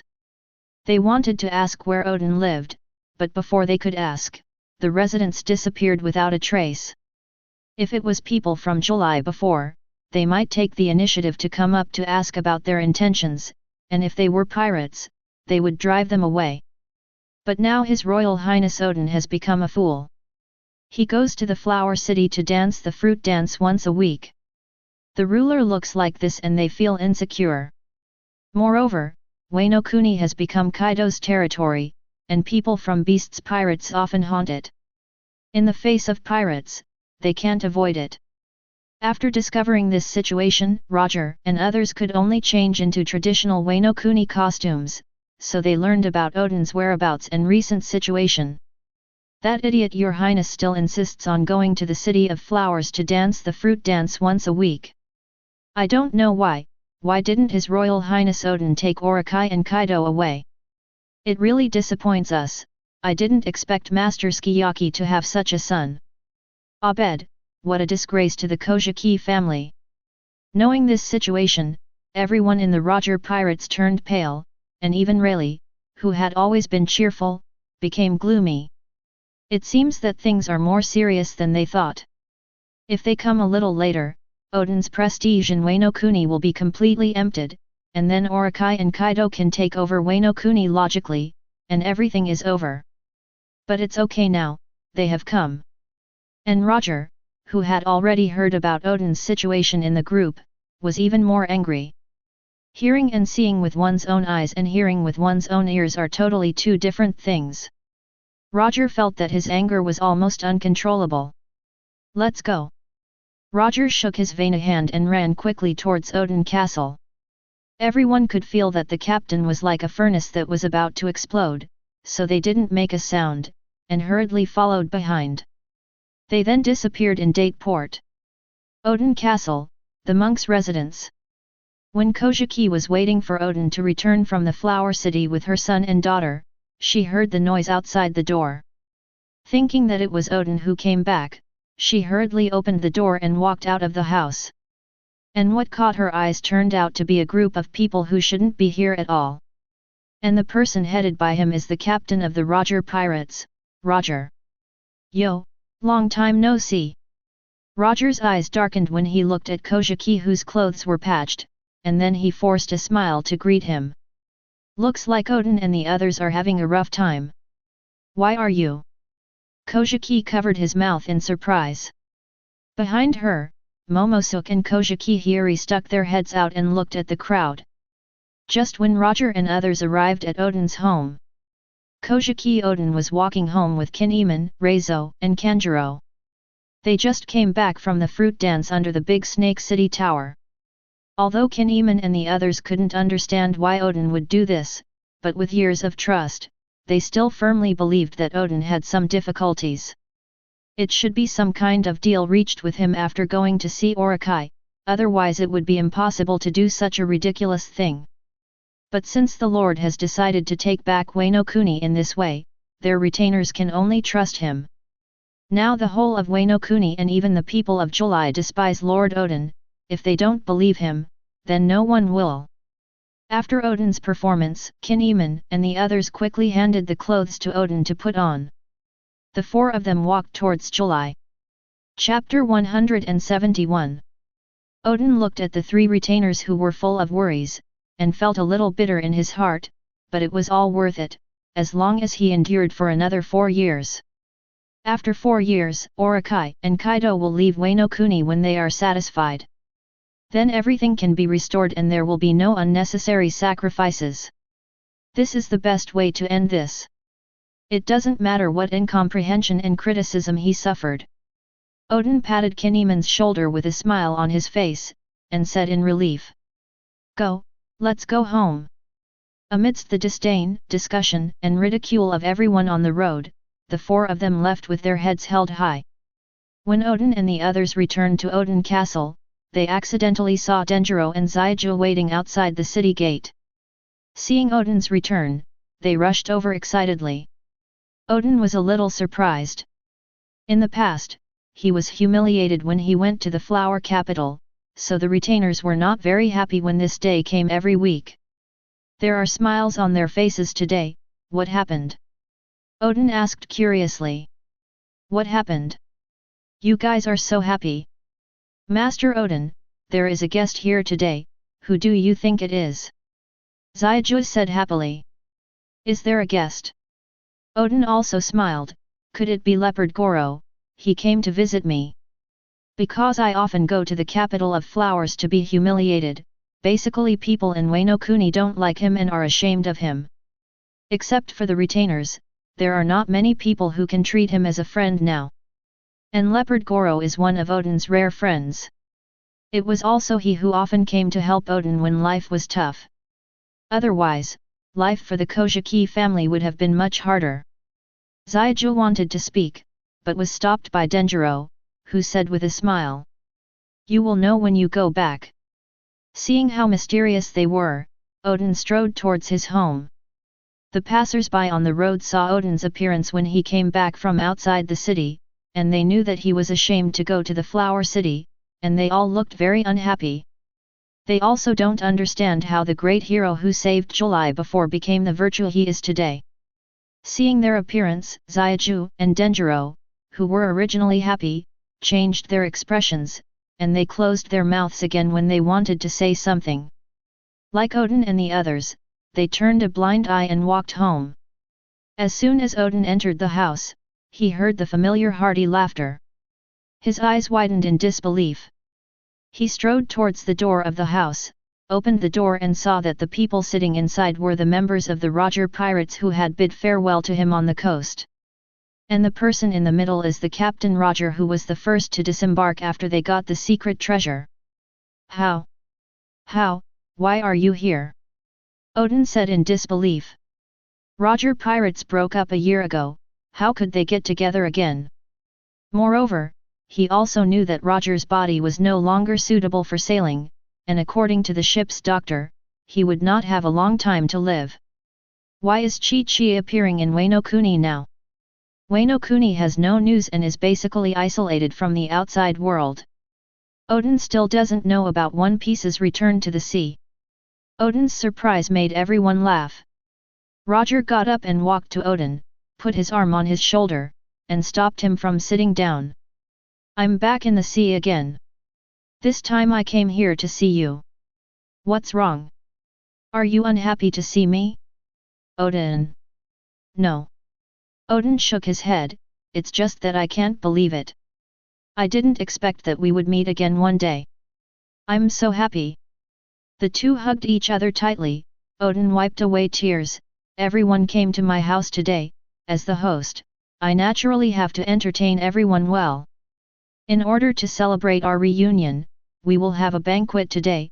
Kinemon, go prepare it. 17. Kinemon heard Odin's words and was about to take the others out to prepare the ingredients for the banquet. At this moment Roger said, "Don't worry, we'll talk about the banquet later, this time we came to you for something else."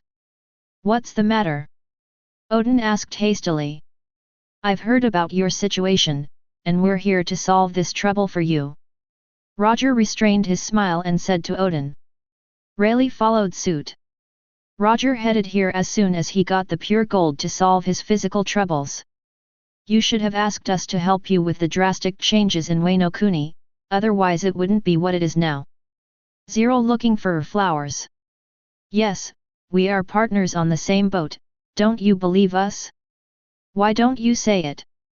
"Odin, you have let us down so much." Although everyone is criticizing him, Odin's heart is warm. He has been stared at by others for more than a year. It is a lie to say that he is not in pain. But as a man, he can only bear everything, and when the matter is over, the truth will be revealed. He thought so, and insisted on it. Hearing the concern of his companions today, Odin's eyes felt hot. "Zero. No, I just don't want to trouble everyone. I can deal with a big snake by myself, but I didn't expect." Odin shook his head bitterly. "I didn't expect Orokai to threaten you with a hostage, and even recruit Kaido as a reinforcement." Roger interjected. "Yes." Odin sighed, "But I have made an agreement with Orokai, 5 years, they will leave after 5 years, and Wano Kuni will be able to recover by then." "Odin, you are so naive." Roger said coldly, "You already know that the big snake is mean and shameless, how can you expect him to keep the agreement? You are not saving the people of Wano Kuni, but harming them." Odin wanted to refute when he heard the words, but he also knew in his heart that he just didn't want to believe it. He opened his mouth and didn't speak. "Do you know why I found out about your situation and came to you?" Roger said. Odin shook his head. The others also looked at Roger. Since Roger returned to the team, they found that Roger seemed to have changed a lot, and he also knew a lot of information. It can only be attributed to the fact that the captain of his own family could hear voices they couldn't hear, and he got a lot of information when they didn't know, so he didn't ask too much. Thinking about it now is indeed a bit strange. Because I met a person who has a similar ability to Qiao from the Fishmen Island. He can prophesy. He told me about your future. Chapter 172. My future. Odin looked at Roger in surprise. There is such a person? I remember that Qiao can only vaguely see some traces of the future.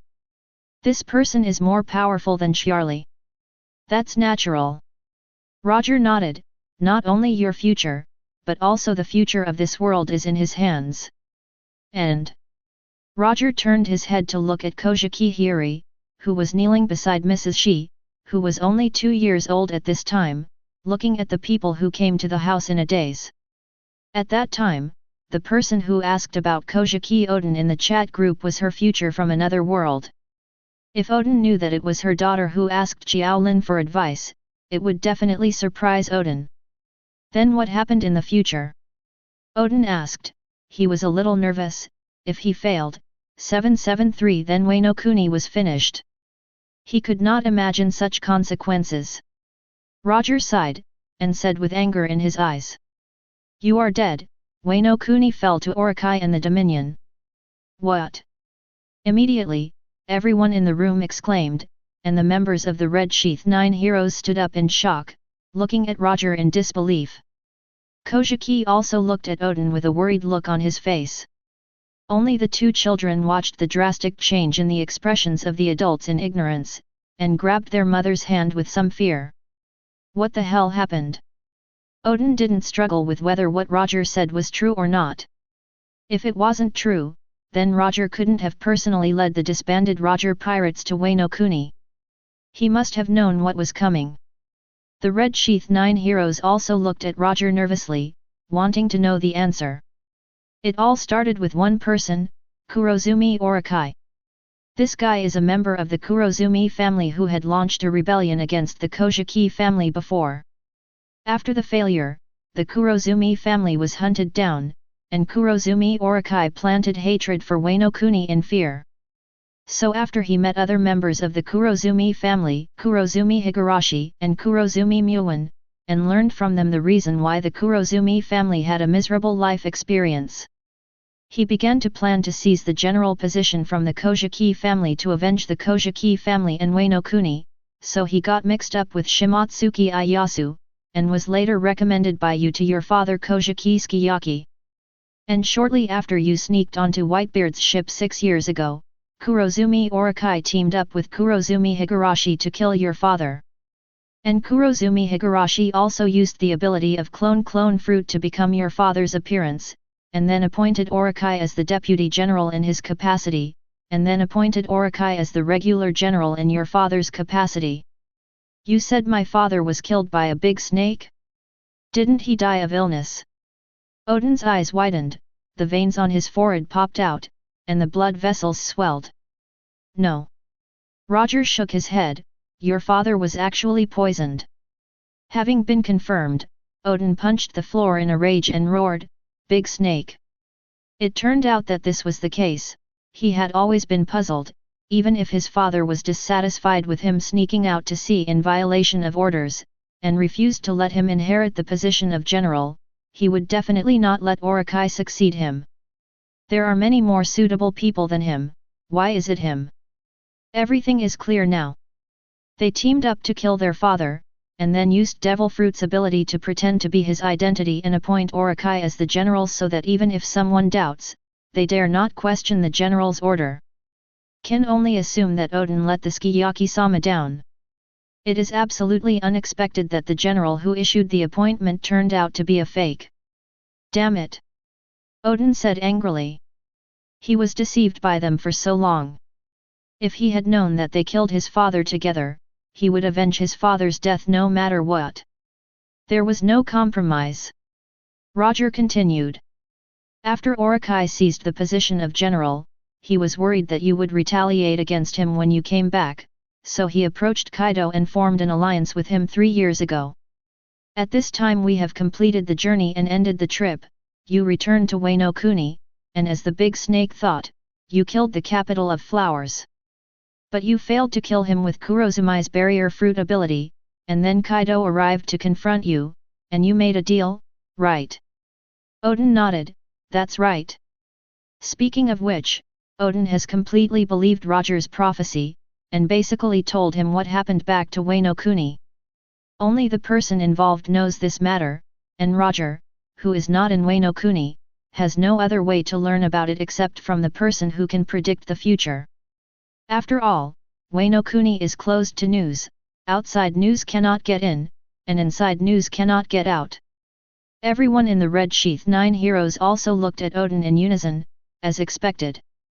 Master Odin really had some kind of deal with Orokai, otherwise it would be impossible to do such a thing. Odin looked to his retainer and confessed.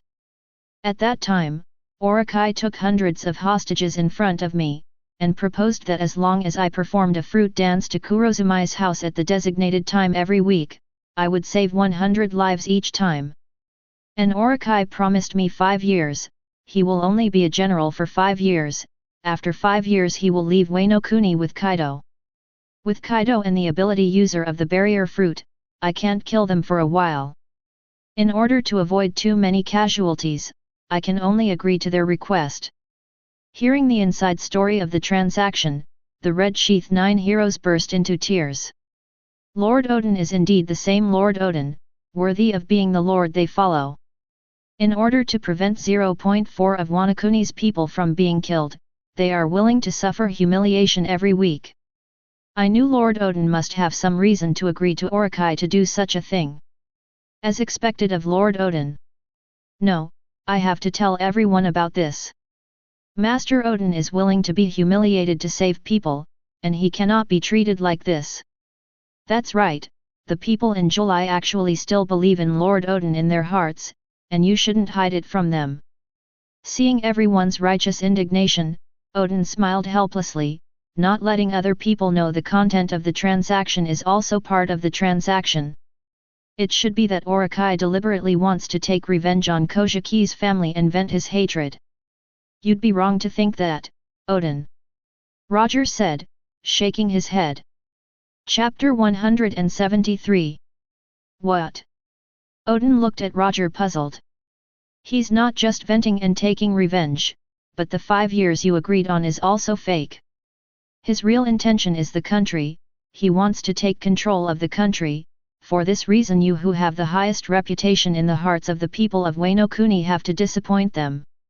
Could it be? Odin had a bad guess in his mind. Seeing Odin's face change, Roger nodded and said. That's right, he deliberately made you lose face in front of the public, and he never planned to leave this country. What you don't know is that when you went to trouble Big Snake, he was so frightened that he had no choice but to use hostages to delay time. At that time, Kaido was also weak. When he first came to Wano Kuni, he didn't have many people under his command. Once you returned to Wano Kuni, he called on the people to fight Orokai and Kaido. Then those who originally turned to the side of the Big Snake will immediately turn back. The army on your side is pulled up, and Kaido's side has no men at all. At 01 he will be too busy fighting with you, and it's only a matter of time before the Snakes and Beasts pirates are expelled. So the agreement between you is just a delay plan that Orokai came up with. Do you know what's going to happen in the future? Roger mourned his misfortune, hated him indisputably and said. During the past 5 years, Orokai has opened arsenals all over Wano Kuni, and made a lot of money by selling weapons in partnership with Kaido. Wano Kuni is rich in sea stone. This kind of weapon is extremely expensive in the trading market, and it is impossible to give up this income easily. The money helped Kaido raise more of his men, numbering in the thousands, over 5 years. 5 years later, Kaido is strong and strong, Wano Kuni has been plagued by him, and at the same time your reputation has reached the lowest in Wano Kuni. After 5 years, Orokai thinks it's time to deal with you. So he deliberately came to Kuri to build a weapons factory, and handed over the rebellious Hana Leopard Goro, his wife and his men to Kaido, and was killed. After learning about this, you finally couldn't help it anymore, and decided to fight against Orokai and do. But it's a pity that Orokai has already secured the position of general, and you lost all the popular support of Wano Kuni. No one wants to go with you to defeat the legitimate general Wano Kuni. In the end it's just you and your 9 vassals who face off against Kaido's thousands of pirates. Kojiki Odin's complexion was very ugly. Unexpectedly, he fell into the scheme of Orokai from the very beginning. He always thought that Orokai just wanted to vent the pain that the Kurozumi family had suffered over the years, so he deliberately let him dance in public to humiliate the Kojiki family to vent their hatred. Unexpectedly, the humiliation was fake and the destruction of his reputation in Wano Kuni was real. From start to finish, it's a conspiracy, all about taking Wano Kuni. And he has been foolishly kept in the dark, waiting for the other party to leave by himself. Odin scratched his head, what the hell was he doing? If Roger didn't come to Wano Kuni to tell him the truth this time, then the future will inevitably play out as Roger said. The whole Wano Kuni will fall into the clutches of Orokai and Kaido and become their money-making tools, and the people of Wano Kuni will become their slaves. And the Leopard Goro family who were kind to him will also die because of this. Thinking of what Roger said before that he would die, Odin's heart shuddered. Could it be that their crusade failed this time? 10 people face thousands of pirates. Odin is a little trembling. If they fail, what will Ashi and his 2 children do? Odin looked up at Kojiki, Momonosuke, and Hiri. Also looked at Kojiki worriedly when he found him. Odin spoke with difficulty and asked. Then what happened after that? What happened after that? The Red Sheath 9 heroes also looked at Roger nervously. Unexpectedly the situation had become like this before they knew it. They remembered the attitude of the people of Wano Kuni towards Odin-sama now, and even the people of Yuri, who were grateful to Odin-sama for his gratitude to Miyu-sama, began to have thoughts. It's only been a year now, and it will get worse in 5 years. We can't go on like this, otherwise everything will really be as prophesied. Kojiki's family is over, and Wano Kuni is also over. Later you had a fight with the beast's pirates, the main focus was still on your fight with Kaido. But your strength is beyond Kaido's expectation, and you almost killed him in the frontal battle. Hearing this, everyone was overjoyed, but Oden didn't relax because he knew he would die, but he hoped that he would at least drive away these people before he died, otherwise he would die with regret. But there was an accident. Kurozumi Orokai kidnapped your son Momonosuke and appeared in the battle. The moment you fight Kaido, Momonosuke's presence throws you off for a moment, and Kaido seizes the opportunity to knock you down. And once you were knocked down, the rest of them were powerless under the siege of thousands of pirates, and all of them were captured, and the crusade failed. And at this time, the kidnapped Momonosuke became her real face, Kurozumi Higurashi. The Momonosuke just now was pretended by her when she saw that Kaido was defeated, and thus turned the tide of the battle in one fell swoop. How so? Everyone in 603 couldn't believe that this crusade ended like this.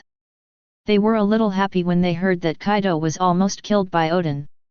After all, the snake is vulnerable, and as long as the backbone of the beast's pirates, Kaido, is dead, then everything is over. But I didn't expect it to be designed by Orokai again. Kurozumi Orokai, Kurozumi Higurashi. The Red Sheath 9 heroes hated these two names so much that they closed their eyes and couldn't bear to hear what happened next. Afterwards, you guys were sentenced to be cooked in a cauldron for assassinating the general. In order to save them, you made a bet with Kaido. If you can survive in the frying pan for an hour, you will be let go.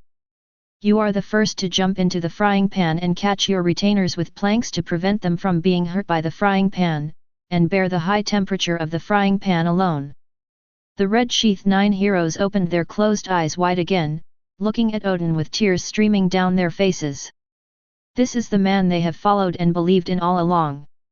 Oden survived for an hour, but Kaido and Orokai never kept their promise, and when the hour was up, just as you were cheering, Orokai changed his mind and decided to shoot you.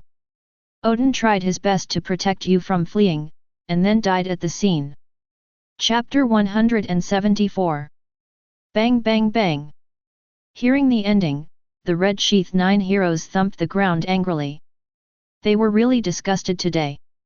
They had never seen such shameless people as Orokai and Kaido. Master Oden, this can't go on like this. Master Oden, let's hunt down the big snake, we can't wait any longer. Oden pressed his hands and signaled them to be quiet. He had already made up his mind. He is going to fight against Orokai and Kaido, this time he will not fall into their tricks again. However, he still wanted to know what happened to Ashi and the children after his death. If something happened to them, he would never forgive himself, and the two instigators. Two cold lights flashed in Oden's eyes. Roger, go ahead. Oden looked at Roger and said. After you died, the rest of the people quickly fled for 9 miles under your cover, trying to protect your wife and children, but Orokai and Kaido wanted to kill the grass and kill them all the way to Oden Castle. Ashi had no choice but to let Kawamatsu escape with Hiri, and he used his ability to send Kinemon, Reizo, and Kanjuro to take Momonosuke to 20 years later, and finally died in the Sea of Flames. Afterwards, the rest hibernated in Wano Kuni. Kawamatsu took Hiri Higashi to hide in Tibet. Hiri did not want to burden Kamatsuo and left without saying goodbye. Fortunately, he met Denjiro, and the rest continued to hibernate. Until Momonosuke and the others reappeared in Wano Kuni 20 years later. I don't need to say more about what happened after that, Tien, you understand. Hearing the ending of his wife's death and son's separation, Oden's face turned livid.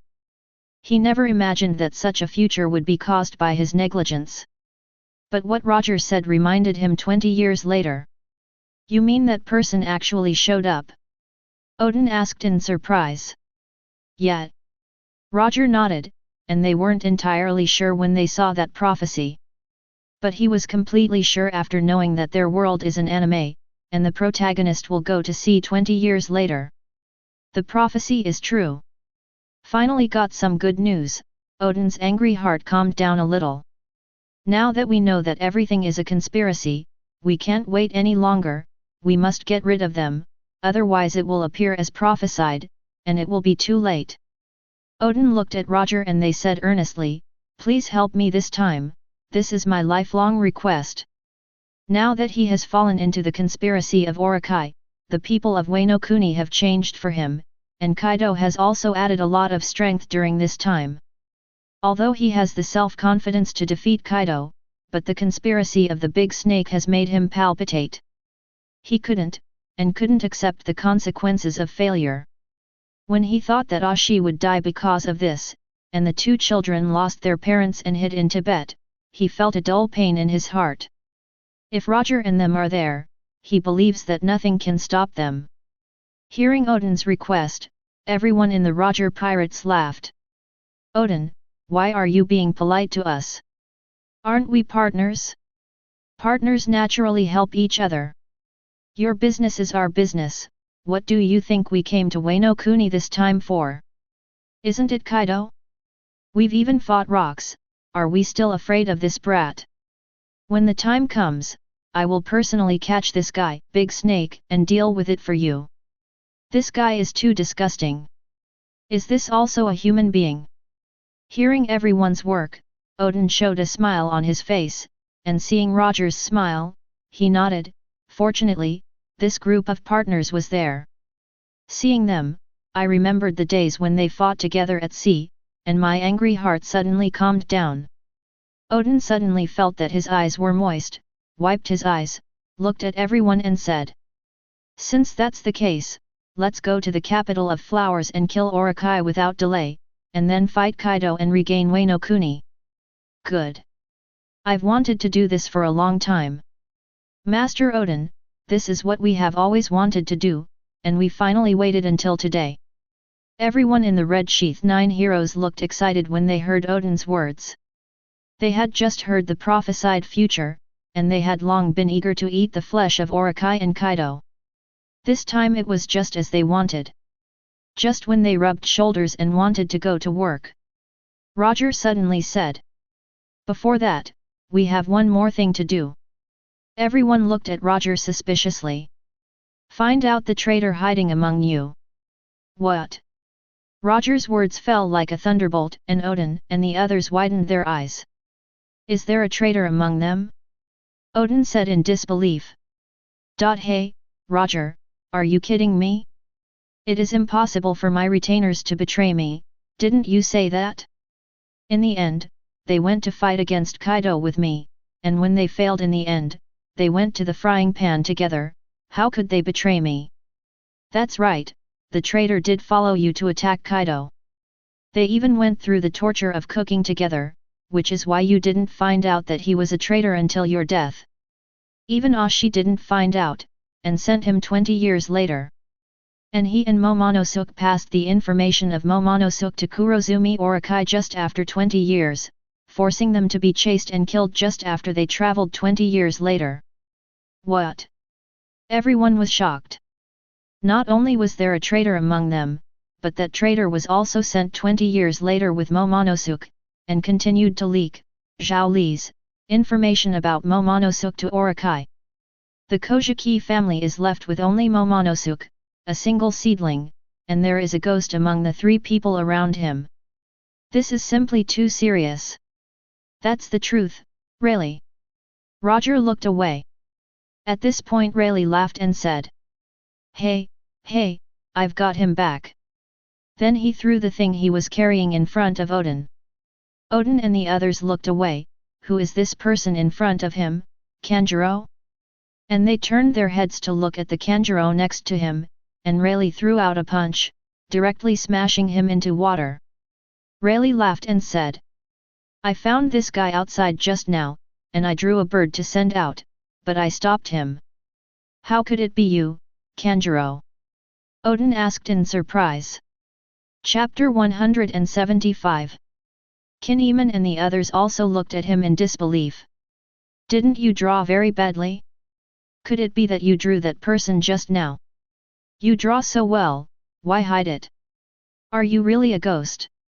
Kanjuro, what are you talking about? Kinemon said loudly, shaking Kanjuro's shoulder. But after Rayleigh knocked out the fake Kanjuro just now, they already realized in their hearts that there was something wrong with Kanjuro. There is no doubt that the fake Kanjuro was created by Kanjuro's ability. Among them, only Kanjuro's fruit ability can do this. It's just that they couldn't believe that after being friends for so many years, Kanjuro would betray them and work for Orokai. This is something they never thought of. Kanjuro, who was being shaken by Kinemon, lowered his head and suddenly let out a deep laugh. Hee hee, it seems that they have been discovered. I didn't expect there to be such a magical ability. Kanjuro was listening to the conversation between Roger and Odin just now, and wanted to inquire about the intention of the other parties so as to send information to Orokai. Ken 207 Jiro, who knew that Roger came for the prophecy, didn't believe it at first, but after Roger said one thing after another, he couldn't sit still. Basically no one knows these things except them, and even some things only Odin himself and Orokai know.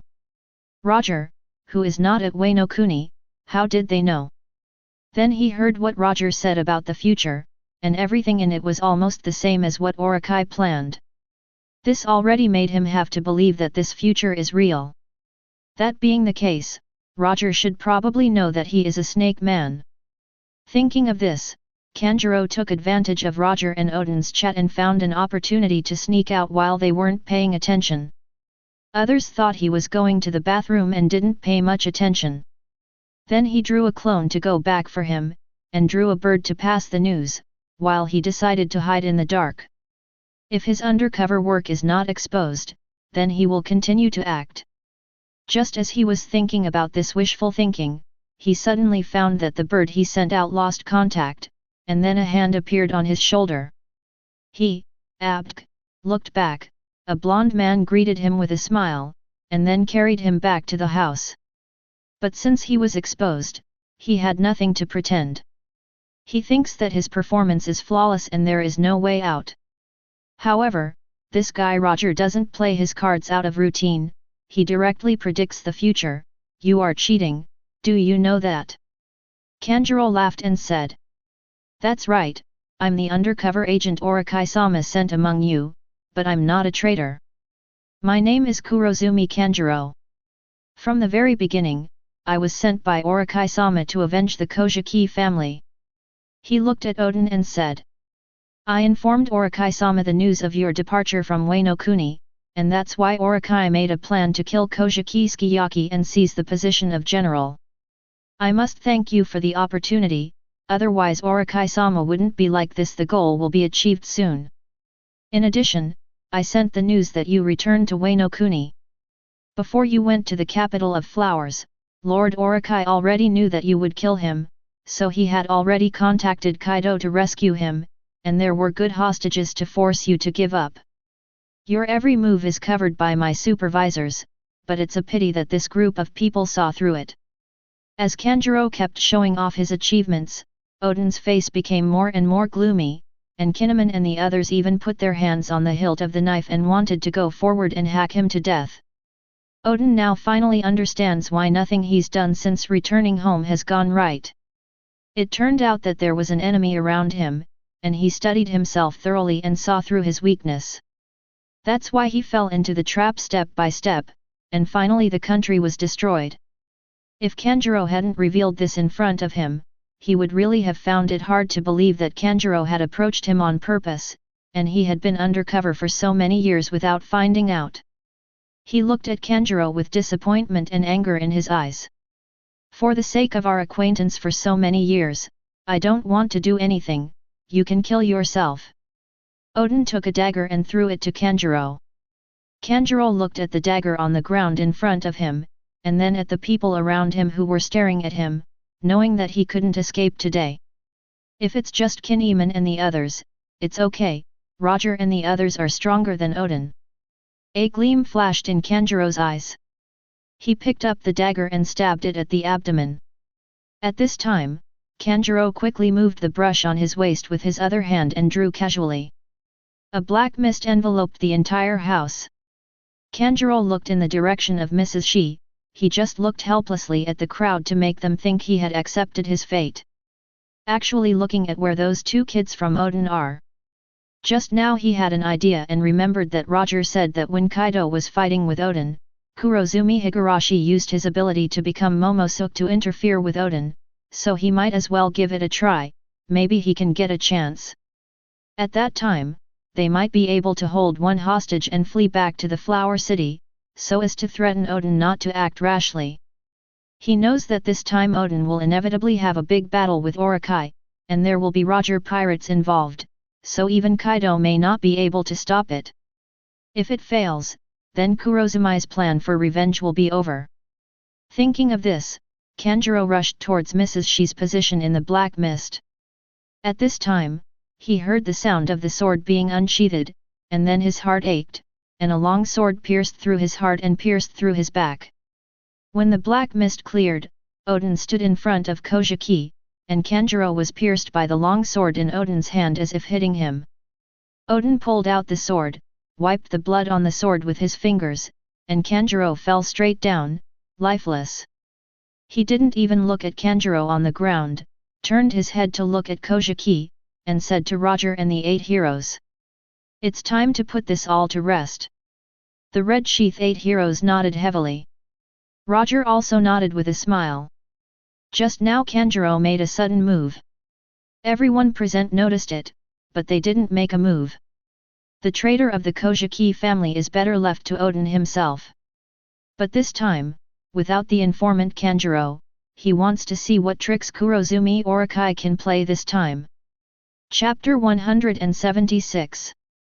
Odin and the 8 heroes of the Red Sheath were ready to go. To be on the safe side, Roger asked Rayleigh to bring a few people to protect Kojiki, Momonosuke, and Hiri. Avoid unnecessary trouble. And besides Kojiki and them, Roger's wife and children are also here, so they cannot be harmed.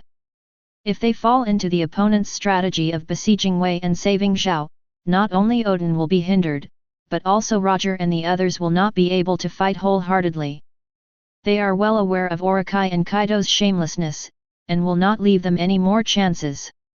Rayleigh took the little guards, and Roger took Odin, Jabba, and Bullet, and they went straight to the flower capital, vowing to catch the big snake by surprise. The people of Odin Castle cast curious eyes when they saw Odin leading a group of people hurriedly walking outside the city. Why is this foolish highness going out again this time? Isn't today's dance finished? Shhh, don't be a fool to call Lord Odin. If there is no him, there will be no July now. No matter what he does to us, July is very kind.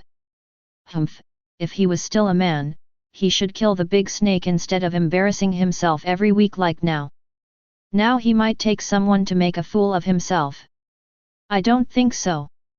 Haven't you noticed that the people behind Master Odin are all unfamiliar faces?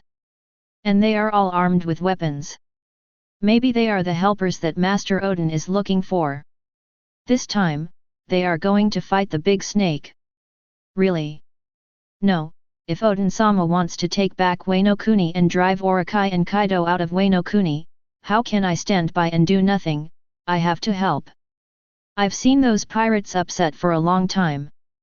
Orokai actually brought pirates into Wano Kuni and let them show off their power here. What a mess Wano Kuni has become. If Master Odin really wants to overthrow them this time, then count me in too. And me, the big snake made Wano Kuni into a mess. I wanted to kill him a long time ago. Now that Master Odin is taking the lead, we have nothing to be afraid of. Go. While talking, the people of Odin Castle took up arms and rushed to the capital of flowers. And Odin was about to fight Orokai and Kaido, and the news of driving them away also spread in July. People in July who still had hope for Odin were shaken, and the flow of people coming out of July became more and more bitter. Roger and the others who hurried to the capital of flowers did not know that there was a large group of people behind them. They were quick on their feet, and it didn't take long for them to arrive at the capital of flowers. And in the capital of flowers, Orokai City, Kurozumi Orokai also received news of the 9-mile incident. The people he placed in July passed on the changes that happened in July, saying that Odin led people to leave July and is now rushing to the capital of flowers. suspected to crusade against the big snake. Orokai was taken aback when he got the news. Is Odin crazy? Doesn't he care about the lives of those hostages? He was a little puzzled, since Odin had just performed the fruit dance downstairs as agreed today, and he had just released 100 hostages. How could he suddenly change his mind? He has as many hostages as he wants here, and if there are not enough, he will catch them again, and it is impossible to release them all. How did Odin suddenly not care about the life and death of the hostages? Did something happen that he didn't know about?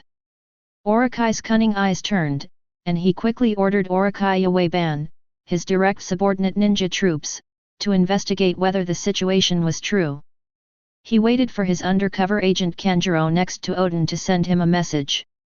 If something really happened to Odin, Kanjuro will definitely send him a message. Since there is no news, it must be no big deal.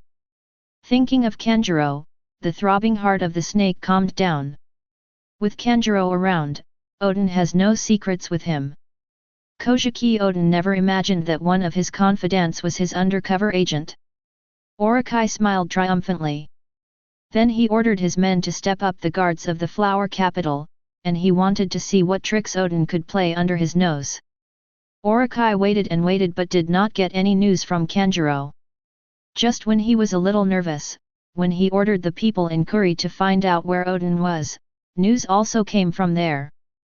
The news about Odin's crusade against the Orokai is a rumor, and it has not been confirmed. But Odin only had himself, his retainers and a few strangers on this trip, and did not call people from Shangjulai. 0 seeking flowers. The people who assembled guessed that Odin was going to fight the big snake, so they organized it by themselves. They didn't know where Odin went, so they went to the capital of flowers to see the situation. And there is another piece of news that a group of pirates came to Date Port today, and many houses were stolen. Odin is likely to catch these pirates. Orokai, who heard the news, finally felt at ease. No wonder Kanjuro didn't tip him off. It turns out that Odin didn't come for him. It was all those foolish people's self-imagining, and he was taken aback. Kurozumi Orokai's face was gloomy, and he said viciously. 0. These guys are really desperate, and they still want to let Kojiki Odin, an idiot, attack me. You wait for me, and I will take you one by one as slaves and throw them into the arsenal when I finish Kojiki Odin. Nasty fellow. Fu Lu Shao standing behind the big snake asked. Then Orokai-sama, do you still want to inform Kaido? No need. Big snake shook his fan, don't bother him with such trivial matters. The big snake lay reclined on the tatami again, and the maids beat his shoulders and rubbed his legs, feeling uncomfortable. Thinking of that idiot Kojiki Odin made Orokai laugh out loud. This idiot really thought he would give up everything in Wano Kuni and get out of here. It's a good idea. Life is so comfortable now, with subordinates and servants, everyone has to call him Lord Orokai when they see him, he can kill whoever he wants. It was so hard to get the coveted general position that his Kurozumi family had always wanted. How could he give up this position to others? When Kojiki Odin loses all the face of the Kojiki family, it's time for him to kill him and completely control Wano Kuni. The maid brought the wine to Big Snake's mouth, he lifted his chin slightly and took a sip. It's such a comfortable life. While Kurozumi Orokai was enjoying this comfortable life as a general, not long after, the members of the Orokai Imperial Court came back to report. Chapter 177. Master Orokai, it's not good, Odin has killed the capital of flowers. What? Kurozumi Orokai, who was reclining on the maid's lap, jumped up in fright. He looked at the person who reported it in disbelief and asked. What's going on? Didn't he go to fight pirates? Why did he come here suddenly? Kojiki Odin has arrived in the capital of flowers, and has already entered the city, and he is accompanied by a group of pirates from Ida Port. And this group of pirates is none other than the One Piece, Roger, whom you saw in the newspaper, Mr. Orokai, who went to sea with Odin to reach the final island. This time, Kurozumi Orakai was stunned, his legs went limp and he collapsed to the ground. How can it be? How did Roger suddenly come to Wano Kuni? And he and Odin have already killed 757 to the capital of flowers. Kurozumi's eyes widened. What should I do? I'm going to die, I'm going to die. He suddenly turned his head and said to Fu Lu Shao. Hurry up, go get Kaido, only he can save me, speed. Yes. Fu Lu Shao replied. Seeing Fu Lu Shao leave, Orakai was still anxious, walking up and down on the tatami. No matter what, he had to hold on until Kaido came to rescue him. He turned his eyes and thought of a plan, looked at the Orakai Yuding Fanshong and said. Go and bring me all the hostages you have captured. And I called all the guards of the capital of flowers, Orakai Imperial Court, to stop these intruders. Big Snake turned his head to look at the maid beside him, and shouted, Get out of here. After so many orders, he still didn't calm down. At this time, two people came in from outside the room, a man and a woman, both very old. They are Kurozumi Higurashi and Kurozumi Orakai who lead Kurozumi Orakai to the path of revenge. Back then, they took the initiative to find the wandering Kurozumi Orakai, and explain to him the past of Kurozumi's family and why they are suffering now. In this way, Orakai's hatred for the people of Wano Kuni is passed on to the Kojiki family. Then told Kurozumi Orakai a prophecy that he will become a general in the future, and the two of them will assist him in the position. In this way, Kurozumi, who was fooled by the two, began to approach Shimatsuki Yasui incognito, and then approached Kojiki Sukiyaki step by step, and finally won the position of general.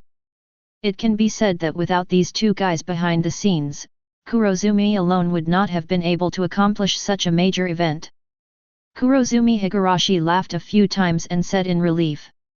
Ho ho ho ho, Master Orakai, please don't worry, with us here, Kojiki Odin can't hurt a single hair of your hair. Kurozumi Orakai looked at Kurozumi, and remembered that it was his barrier fruit that made the mighty Odin helpless against him. It was hard to survive until Kaido arrived, and in the end Odin had no choice but to compromise with them. Seeing the two of them, Kurozumi's tense heart finally calmed down. He was the one who messed up just now, and he has plenty of ways to deal with Kojiki Odin. It's just that Kanjuro didn't hear any news this time. If he had reported to the police earlier, he would have sent Kaido to the rescue, so there was no need to rush now. The chain was dropped at a critical moment, this trash. Kurozumi cursed Kanjuro in his heart as a trash, waiting for Kaido's rescue. He believes that Kaido will not give up on him. After all, without him, Wano Kuni would not be where Kaido was. He didn't believe that Kaido would give up Wano Kuni's current arsenal and arms deal. There is no other place in the world where sea stone is as abundant as Wano Kuni. Just as Kurozumi Orakai waited hopefully for Kaido's support. Kaido, who was far away on the island of ghosts, also received help from Fu Lu Shao. Kaido just experienced yesterday's all-night drinking, and he is still drunk. Kaido, who was woken up in a hurry, hit the men who came to call him with a stick, and then picked up the phone bug. What? That Kurozumi Orakai guy was scared out of his wits by Odin again. This trash. Kaido yawned, picked up the mace with his right hand and shook it. A mere Kojiki Odin is scared like this, what? He has a helper, who is it? Roger Pirates, oh, it's Roger, wait, who are you talking about? Kaido, who was still a little drunk, suddenly sobered up, and hung up the phone after hearing what the other party said. Kaido sat there with unpredictable emotions. After a while, he stood up and walked outside with a mace in his hand. The capital of flowers. As the most prosperous city in Wano Kuni, it is also the place directly passed by the general, so it is naturally different from other places. Whether it is architectural decoration or people's life, there has been a significant improvement. But at this time, Roger and the others were not interested in appreciating the regional customs here, and a group of people directly broke through the checkpoint set by the guards and headed straight for the Snake City. Odin is very familiar with this place, he has danced here almost every week for this year. Just like going back to their own home, they rushed downstairs with Roger. Facing the group of Orokai imperial courts who came to organize, the belligerent bullet rushed forward directly, smashing a path with both fists. And Roger and Odin entered the big snake city almost unimpeded. Knowing that Odin and the others had entered the tower, Orokai just sat down and then stood up. I was in a panic. He turned his head and yelled at Fu Lu Shao. Has that guy Kaido arrived yet? Others have already called home, so wait for his body to be collected if he hasn't come yet. I've told Kaido about the situation, he should be back soon, Lord Orokai doesn't need to worry about 5.7. What's more, there are the elite of the Orokai Imperial Court under my command outside, I believe they can resist for a while. Before Fu Lu Shao finished speaking, there was the sound of swords colliding outside the door. With a bang, the door of the house was broken open. Several people from Orokai Yuding Fan were directly sent flying in, and fell to the ground. This is already the second time. Odin also went to this place last time, but was stopped. On this revisit, Odin saw Orokai and Kurozumi behind him. This is the guy. At the beginning, he used a very strange ability to create an invisible barrier, no matter what he could not break through. Chapter 178. As a result, Orokai got a chance to breathe, and took hostages to threaten him, and waited until Kaido. This time, no matter what, this guy must be killed first. Odin immediately put his hand on the handle of the knife, stepped on his foot, and rushed towards Kurozumi. Twilight Maru. Kurozumi Higurashi said hastily. Clear. Kurozumi crossed his fingers and immediately unleashed the ability. Odin was stopped by an invisible barrier while he was still on the way. And this barrier protects Kurozumi, Orokai and the others inside. Odin leaned forward slightly, shifted his center of gravity down, held the handle of the knife with both hands, and drew the knife. Odin Dual Swords Dawen Shirataki. The two slashes slashed towards the barrier, passing across the barrier without leaving the slightest trace, instead the slashes were bounced off, and opened two huge cracks in the wall next to it. Then it revealed a large number of hostages bound behind the wall. Kurozumi Orokai's men held knives around their necks.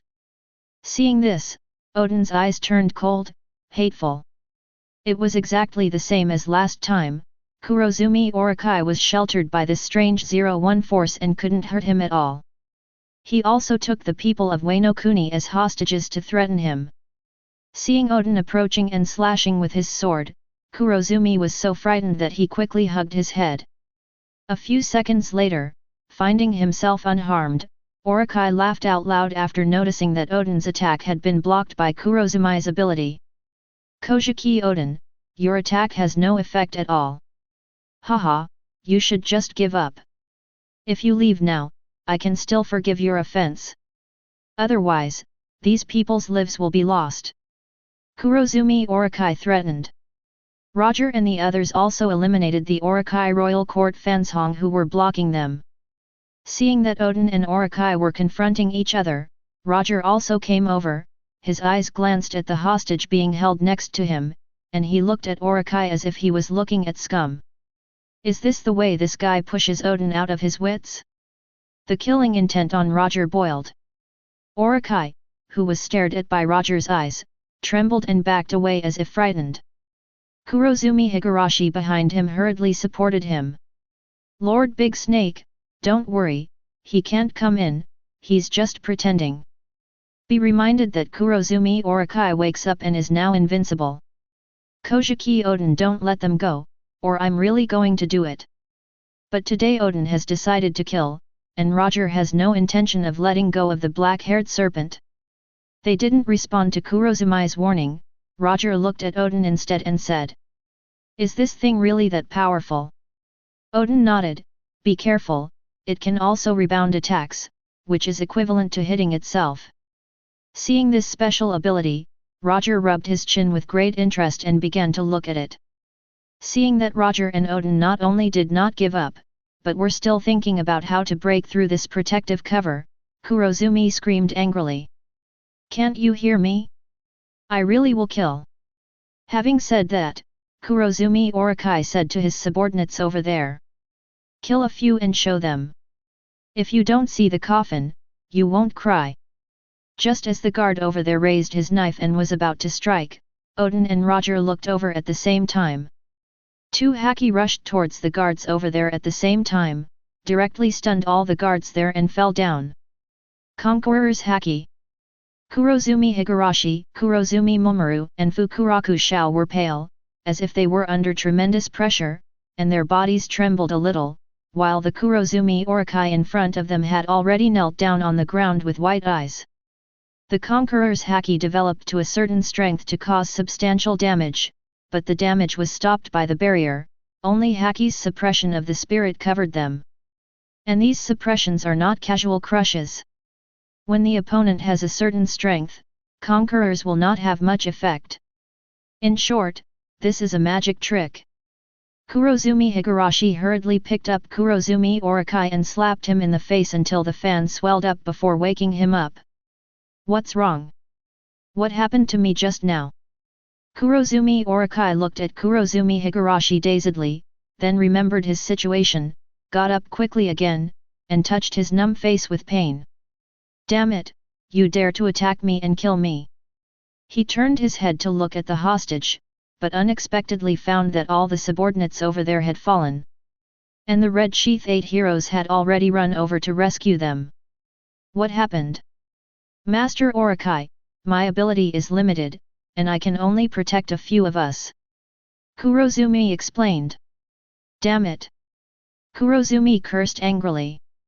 Now he has no hostages in his hand who can threaten Odin, and his subordinates outside have also been subdued. Now they are completely helpless. No, there is Kaido, now we can only wait for Kaido to save him. Kurozumi insisted hard on this side, and outside Odin and Roger's Conqueror's haki aimed at Kurozumi to release at full power. They've realized that now as soon as this guy goes down it's over, and the only thing that's going to work on him right now is Conquerors. And the others on Roger's side were armed with colored weapons and attacked the barrier in turn. No matter how pervert the barrier's defense is, in short, the activation of Devil Fruit consumes stamina. As long as there is a weakness, it's easy to handle. 700. The Kurozumi Higurashi on the opposite side is obviously an old man, his physical strength is not as good as the young and strong ones, and he is also enduring the almost substantial Conqueror's impact, and he will lose his strength in a short time. Now they just need to reserve their energy and take turns, waiting for the arrival of Kaido, the opponent's reinforcement. I have to say that this ability is still pervert. Although it is not offensive, it is like a turtle shell in defense, and it is still held back by him. But they didn't care if Kaido came, the people they came to kill this time included Kaido. As time passed, Kurozumi Orakai was still looking forward to Kaido's rescue, as long as Kurozumi Muin held on and waited until Kaido arrived. But gradually Kurozumi Muin's physical strength began to weaken, his body trembled more and more, and Kaido was still missing. What the hell did you BD Kaido do? No matter how slow you are, this time should be here. Hurry him up again. Kurozumi Orakai looked at Fu La Shao and said. Fu Lu Shao quickly took out the phone bug to contact Kaido, but there was no connection there. Kurozumi Orakai watched anxiously, grabbed the phone bug and dialed it again, but there was still no news. Fu Lu Shao comforted. Maybe Kaido is on his way with his army, and dropped the phone bug on Oni Island, and it will be there soon. Chapter 179. Kurozumi Orakai can only think so, but he has already started to panic in his heart, he suspects that Kaido has left him and slipped away now. Hateful. He threw away the phone bug and looked anxiously at Odin and Roger who were confronting them. Compared to Orakai's panic, Odin's side became more leisurely. They have seen that Kurozumi is dying, and they are waiting for Kaido, but Kaido is not coming. What the hell is this guy Kaido thinking? Why not come? There was a trace of worry in Odin's eyes. He looked at Roger. Roger smiled and said in relief. Don't worry, with Rayleigh at home, you don't have to be afraid even if Kaido goes in person, no matter what kind of conspiracy this time, it will be useless with absolute strength. Hearing this, Odin was relieved and continued to wait for Kurozumi in the turtle shell to exhaust itself. Outside the big snake city, people from Wulai had poured into the capital of flowers. They were not as fast as Odin and the others. They arrived after Odin and the others broke into the big snake city, rescued the hostages, and confronted the big snake for a while. Seeing the guard of the big snake falling outside the city gate, everyone was ecstatic. The only one who can do such a thing is that Odin-sama. Sure enough, as they had imagined, Lord Odin came this time to hunt down the big snake. And the people in the capital of flowers are also aware of the changes that happened here, and everyone gathered here. People looked anxiously at Big Snake City, not knowing what was going on inside. I don't even know who will come out of it. If Master Odin comes out, then Wano Kuni will be saved. And if it is a big snake, then it is completely finished, and even the last 9 miles will be occupied by those heavily polluted arsenals. The former glory of Wano Kuni will no longer be there, and they will become slaves of pirates. Everyone stared at the tower and waited for the result. But at this time, the sound of fighting in the big snake city had already ended, and it was very quiet inside, except for the noisy people talking outside. Inside the tower, Kurozumi Muin trembled more and more, and even had to be supported by Fu Lu Shao to barely stand still. His hands were already stiff after crossing his index finger and thumb for a long time. Kurozumi Orakai saw Kurozumi this way, and much hadn't arrived yet. His eyes were full of despair, and he was completely panicked. Hold on to me, if you hear me, you must hold on.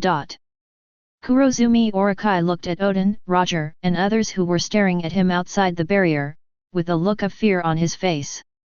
This time he was really scared. That damn guy Kaido hasn't arrived yet. If he wasn't stealing the house, he would have run away 100%. This guy just left him and ran away, damn it. Why are the current pirates so unreputable? I don't see him slipping away when making money, and he runs faster than anyone else when something goes wrong. How shameless! Big Snake was full of resentment, but it was too late now. His legs went limp and he sat on the ground. Seeing them like this, Roger and Odin knew that their psychological defenses had collapsed, and they looked at each other and exerted force at the same time. Conqueror's haki aimed at Kurozumi was another hit. Suddenly, Kurozumi Muin seemed to have received a mental shock, his eyes turned white, and his index fingers and thumbs were weakly separated. The barrier that had been placed in front of them disappeared instantly. It is finally over. Kurozumi Higurashi wanted to drag the big snake to escape, but the way he was going was surrounded by Roger pirates. They have no escape. Odin held the handle of the knife and looked at Orakai and the other 2 members of Kurozumi's family and said in a deep voice. The hatred of killing the father, the hatred of seizing the country, and the hatred of those Wano Kuni people who were hurt by you, let us settle it today. Seeing Kojiki Odin approaching slowly, Orakai knelt down on his knees, and he begged Yuk for mercy. I didn't do it, it was them, they ordered it, let me go, I will leave immediately, and I will never return to Wano Kuni. Contempt flashed in Odin's eyes, he didn't expect to be brushed around by this kind of guy, what a shame. But he can't let them go no matter what, the bloody revenge can only be repaid with blood. At this moment, Kurozumi Higurashi suddenly said. Do it. Fu Lu Shao heard the words and threw a spherical object to the ground. Boom! A puff of smoke rose from the ball. This is the smoke bomb of the ninja, and Fu Lu Shao is the leader of the Orakai Imperial Palace. Odin watched coldly as they struggled to their deathbed. The smoke cleared. I saw Fu Lu Shao holding a child in one hand, and holding a short knife in the other hand facing the child's neck. As if frightened, the child cried loudly and shouted to Odin. Father, save me! Everyone looked over, and Fu Lu Xiao was holding Odin's son Momosuke in his hand. Orakai, who was still kneeling and begging for mercy, heard the voice and turned his head to look over. After discovering Momonosuke, he rolled his eyes and understood what happened. He stood up again, looked at Odin and laughed. Haha! Kojiki Odin, your son is in our hands now, if you don't want him to die, just let us go obediently, otherwise don't blame us for being merciless. It was said that the dagger in Fu Lu Xiao's hand was a little closer to Momonosuke, and even traces of blood could be seen flowing out. But Odin's expression didn't change a bit, and he looked at them indifferently. The big snake glanced at Odin, then at the others, and found that they were the same as Odin. What's wrong with these guys, are they so cold-blooded? Orakai grabbed Momonosuke and his body changed. Snake fruit Yamata no Orakai form. The big snake instantly turned into a dragon-like snake-like monster with 8 heads. One of the heads held Momonosuke in its mouth, and the other head sternly threatened. Look carefully, this is your son, if you don't let us go, I will eat him. Look carefully. Momonosuke seemed to be frightened by the monster holding him, and cried loudly. Father, save me quickly, I'm so scared. At this moment, Odin's face, which had been always indifferent, finally changed, and the veins on his forehead popped out. Seeing this scene, Kurozumi Orakai was overjoyed. But then, under his surprised gaze, Odin quickly grasped the handle of the knife with both hands, and then sprinted behind them.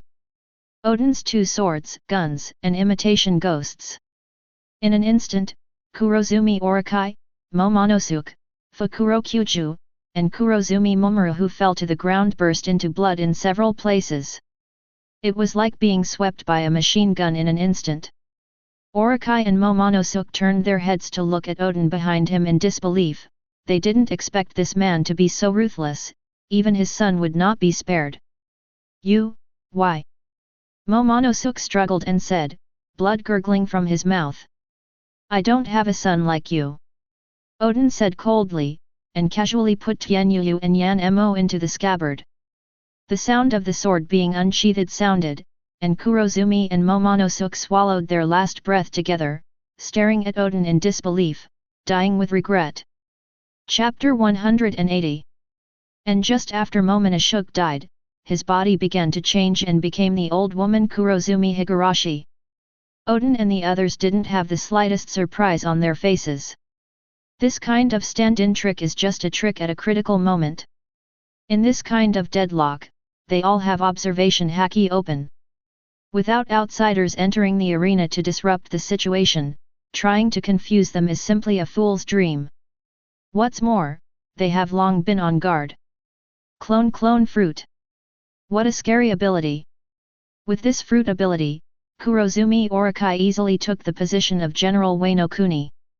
This kind of ability can stir up a bloodbath for any ambitious person, and it is impossible to guard against. Fortunately, it's finally over. Odin glanced at the 4 lying on the ground. Kurozumi Orakai, Kurozumi Higurashi, Kuratenkumaru, and Fukuraku. All the core members of the big snake were killed, and the rest were basically small fish and shrimp, and it was only a matter of time before it was settled. Wano Kuni has basically recovered. Odin suddenly felt a little ridiculous, such a guy could play them around, it seemed that he was really naive before. 557. This caused the prophesied Wano Kuni to suffer such catastrophe. Eat a pit to gain a wisdom, and you will have a long memory in the future. Now the people on Orakai's side have been eliminated, and the rest is on Kaido's side. I don't know what this guy is dragging. Kurozumi has been around for quite some time. To be reasonable, even if you are on the island of ghosts, you should be there. Odin looked at Roger, and Roger understood Odin's concerns, and dialed the phone left by Rayleigh. My side is very safe, I haven't seen Kaido, but have you dealt with the big snake yet? Rayleigh's relaxed tone relieved Odin that what he was worried about didn't happen. Roger laughed and replied, with us here, it is not an easy task to deal with the big snake. There is no one on the side of the big snake that can fight. If it weren't for the support of the person with the ability to shield the fruit, this battle would have been long ago. It should be over. Be careful on your side, Kaido hasn't appeared yet, I'm worried that he will take advantage of me and Oden not to attack Kuri, we should go to the Island of Ghosts next, and completely make Kaido disappear from Wano Kuni. Understood. W. Rayleigh said, leave it to me. After hanging up the phone, Roger looked at Oden and said, let's go, I don't know what Kaido is doing, he won't be scared, since he dare not come to us, then let's go to him, and see the current strength of this intern who got off the Rocks ship how. Roger is a little curious about Kaido. In Qiao Lin's description, this guy beat Oden with a sneak attack, and then sat in Wano Kuni for more than 20 years, gained a place in New World and became the Four Emperors. He was rather curious about how this Kaido could be as famous as this man Whitebeard. Okay. Everyone in the Roger Pirates also looked excited. They have also met Kaido before, and this time they have revenge and revenge. 20 years ago, their Roger Pirates were able to break up the Rocks Pirate, and 20 years later, they will not be able to deal with you as a Kaido. This guy actually took advantage of the disbandment of their Roger Pirates to bully the people on their ship. Good boy, this time the whole army is attacking, try to bully another one. Roger and Oden walked out of Big Snake City full of fighting spirit, and the people below saw that it was Oden who came out, and, loud cheers erupted immediately. It's Lord Oden, he's the one who won. Great, since Master Oden came out, the crusade must have been successful. Wano Kuni finally has hope. However, some people still worry about whether Oden will run away with his tail in his hands after failing like last time. Master Oden, have you really succeeded in defeating the Orokai? As soon as this question came out, everyone held their breath and looked at Oden nervously. Oden looked at these people and found that many of them had July's face. He was a little surprised, how could they come to the capital of flowers? But since he compromised with the big snake, their respectful expressions turned into contempt, and Oden hasn't seen them look at him like this for a long time. He had failed them before. But from now on, he has to take on the responsibility of the Kojiki family and take on the burden of Wano Kuni. Oden took a deep breath and said loudly. The big snake poisoned the general Kojiki Sukiyaki and usurped the position of the general, and now we have been defeated. You can rest assured that Wano Kuni will soon return to its previous state. After getting a positive reply from Oden, the crowd burst into cheers. They have suffered for a long time. Pirates are rampant in the city, and big snakes are cruel and ruthless, and they arrest people to do hard labor at every turn. In addition, he imposed excessive taxes and extorted money. In order to manufacture weapons, open arsenals, destroy farmland, and pollute the environment, Wano Kuni was made a mess by him. But they are just a group of civilians who can't compete with Orokai, a powerful general.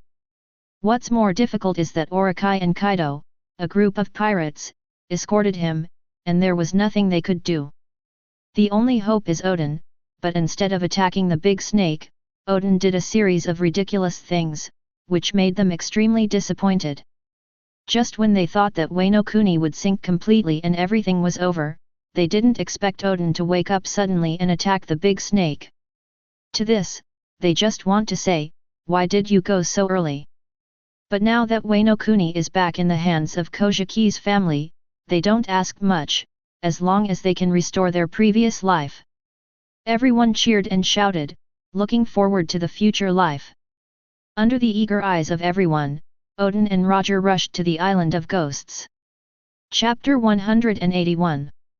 When Roger and the others rushed to Babu Port and found a boat to land on Oni Island, everything here surprised Oden and the others. Because there is no one here. If they didn't know that this was Kaido's base camp in Wano Kuni, they would have thought it was a ghost island, as its name suggests. Everyone who thought there was a big battle looked at this uninhabited place with some doubts. Everyone looked at Roger. Roger thought for a while and said, "Let's spread out and look around. If you find that the enemy is not willing to fight, be careful. Kaido is insidious and cunning. Don't be fooled by his rough appearance. Maybe they are lying in ambush waiting for us to take the bait. Learn.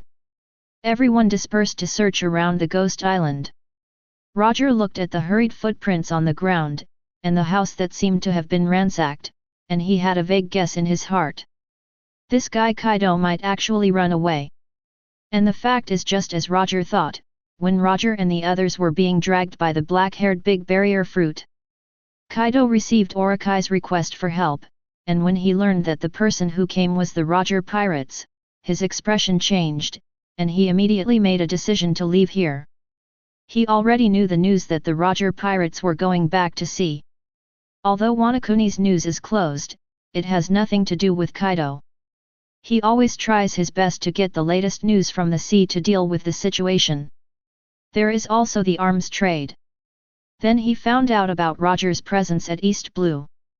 At this time, he didn't pay much attention to it. After all, the disbandment of the Roger pirates is well known. A mere exposure of Roger will inevitably lead to the pursuit of Marine. And capturing Roger, the One Piece, is also a huge temptation for Marine. While he was waiting for the news that Roger was captured by Marine, the news of the reunion of the Roger pirates caught his attention. He's starting to feel bad. What are these people trying to do when they get back together? And after watching Roger enter the Great Route and prepare to enter the New World, this bad feeling is even stronger. After that, Roger and Marine had a big battle in New World. The specific reason is unknown, but Marine dispatched Sengoku, Garp, and a large number of Marine vice-admirals, but they failed to take them down. After that, the Roger pirates disappeared into the sea. And this battle also made Kaido realize that the strength of the Roger pirates has not regressed because of the disbandment, and Roger is still the king of the sea. The missing Roger made Kaido start to panic. Because the territory he is now in is the country of Kojiki Oden, one of the members of the Roger pirates. When the Roger pirates disbanded, Kojiki Oden returned to Wano Kuni. Kurozumi Orikai was worried that Oden would regain the position of general, so he found him in advance to support him. He also teamed up with him to control Wano Kuni and suppress Oden. If Roger knows about this, Roger's character will definitely not let Kojiki Oden continue to suffer. And he has only been in Wano Kuni for more than a year, and there are not many combat powers that the entire pirate group can use except him, and Roger's whole group cannot be stopped at all. At that time, the end will inevitably be that the beast's pirates he built with great difficulty will be destroyed. Kaido had the idea of finding a way out. He is rich in products, and there are a lot of sea stones, and the weapons made are very popular. It is not easy to find another site that is so prosperous, and he does not want to give up easily. Thinking that Wano Kuni is closed to the outside world, and the news inside cannot be transmitted, and the news from the outside cannot be transmitted in. Roger may not know what happened to Oden. After careful consideration, Kaido decided to wait. And before the enemy came, he slipped away. What is this? It is too shameful to say it. But when Orikai called for help today, he woke up from his hangover.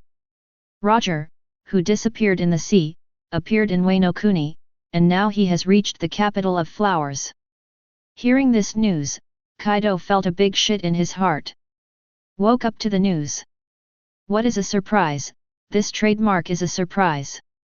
This time Kaido was completely sleepy and drunk, and with a mace in his hand, he called the younger brothers who had taken over this year to pack their things and prepare to leave Wano Kuni. 0 for flowers. He could see that Roger went to sea this time, from East Blue to the Great Route, then to New World, and then to Wano Kuni. If it wasn't for Kojiki who came to Oden, it would be hard to believe. He just wanted to use Orikai to make a fortune in Wano Kuni, not to work for Orikai. One Oden is enough trouble.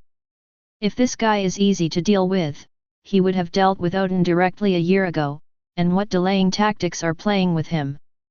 Now it's not just Oden, but also the whole team of Roger pirates. This is no longer a question of losing face, but a question of wanting to live. Moreover, he has worked so hard to sell the weapons for a year, and finally expanded the pirate group to what it is today. Although it is a pity that Wano Kuni is a cash cow, people can always find a suitable place when they are alive, and when they die, they have nothing. And looking at this matter from another angle, if the Roger pirates sent Odin back a year ago, he did not come back alone, but the whole team, then there would be nothing later. This is equivalent to earning a year in vain.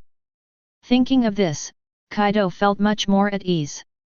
Under Kaido's order, all members of the Beast's pirates moved into action, moved all the things they had acquired over the past year to the ship, and then set out to sea in the shortest possible time, leaving Wano Kuni. As long as he goes out to sea, even if he has a grudge against Roger, he is not afraid. The sea is so vast, it is not that simple to seek revenge from him. Slip away, this Wano Kuni, don't wait v. After the Beast's pirates left for a while, Roger and the others came.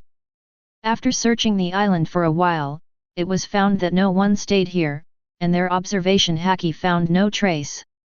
And contacting Rayleigh did not get any signs of Kaido's sneak attack. Combining the above clues, Roger and Odin can only draw one conclusion. That is Kaido, after hearing that they had killed the capital of flowers, he took the pirates and ran away on the spot. Chapter 182. After understanding this, both Odin and Roger found it a little funny. This guy Kaido and Orokai are really bastards who see mung beans in the same eye, and their temperaments are really compatible, even their acting styles are the same. However, if you think of Kaido and Odin, you must rely on Kurozumi Higurashi to create opportunities by the side, otherwise you will almost be single-killed. This guy Kaido still has self-knowledge. If he knows he can't beat him, he will run away. If anyone really believes his superficial image of a reckless man, he will suffer a lot. Everyone in the Roger pirates who lost a chance to fight was a little disappointed. Odin also smiled wryly, that's all, let's go back?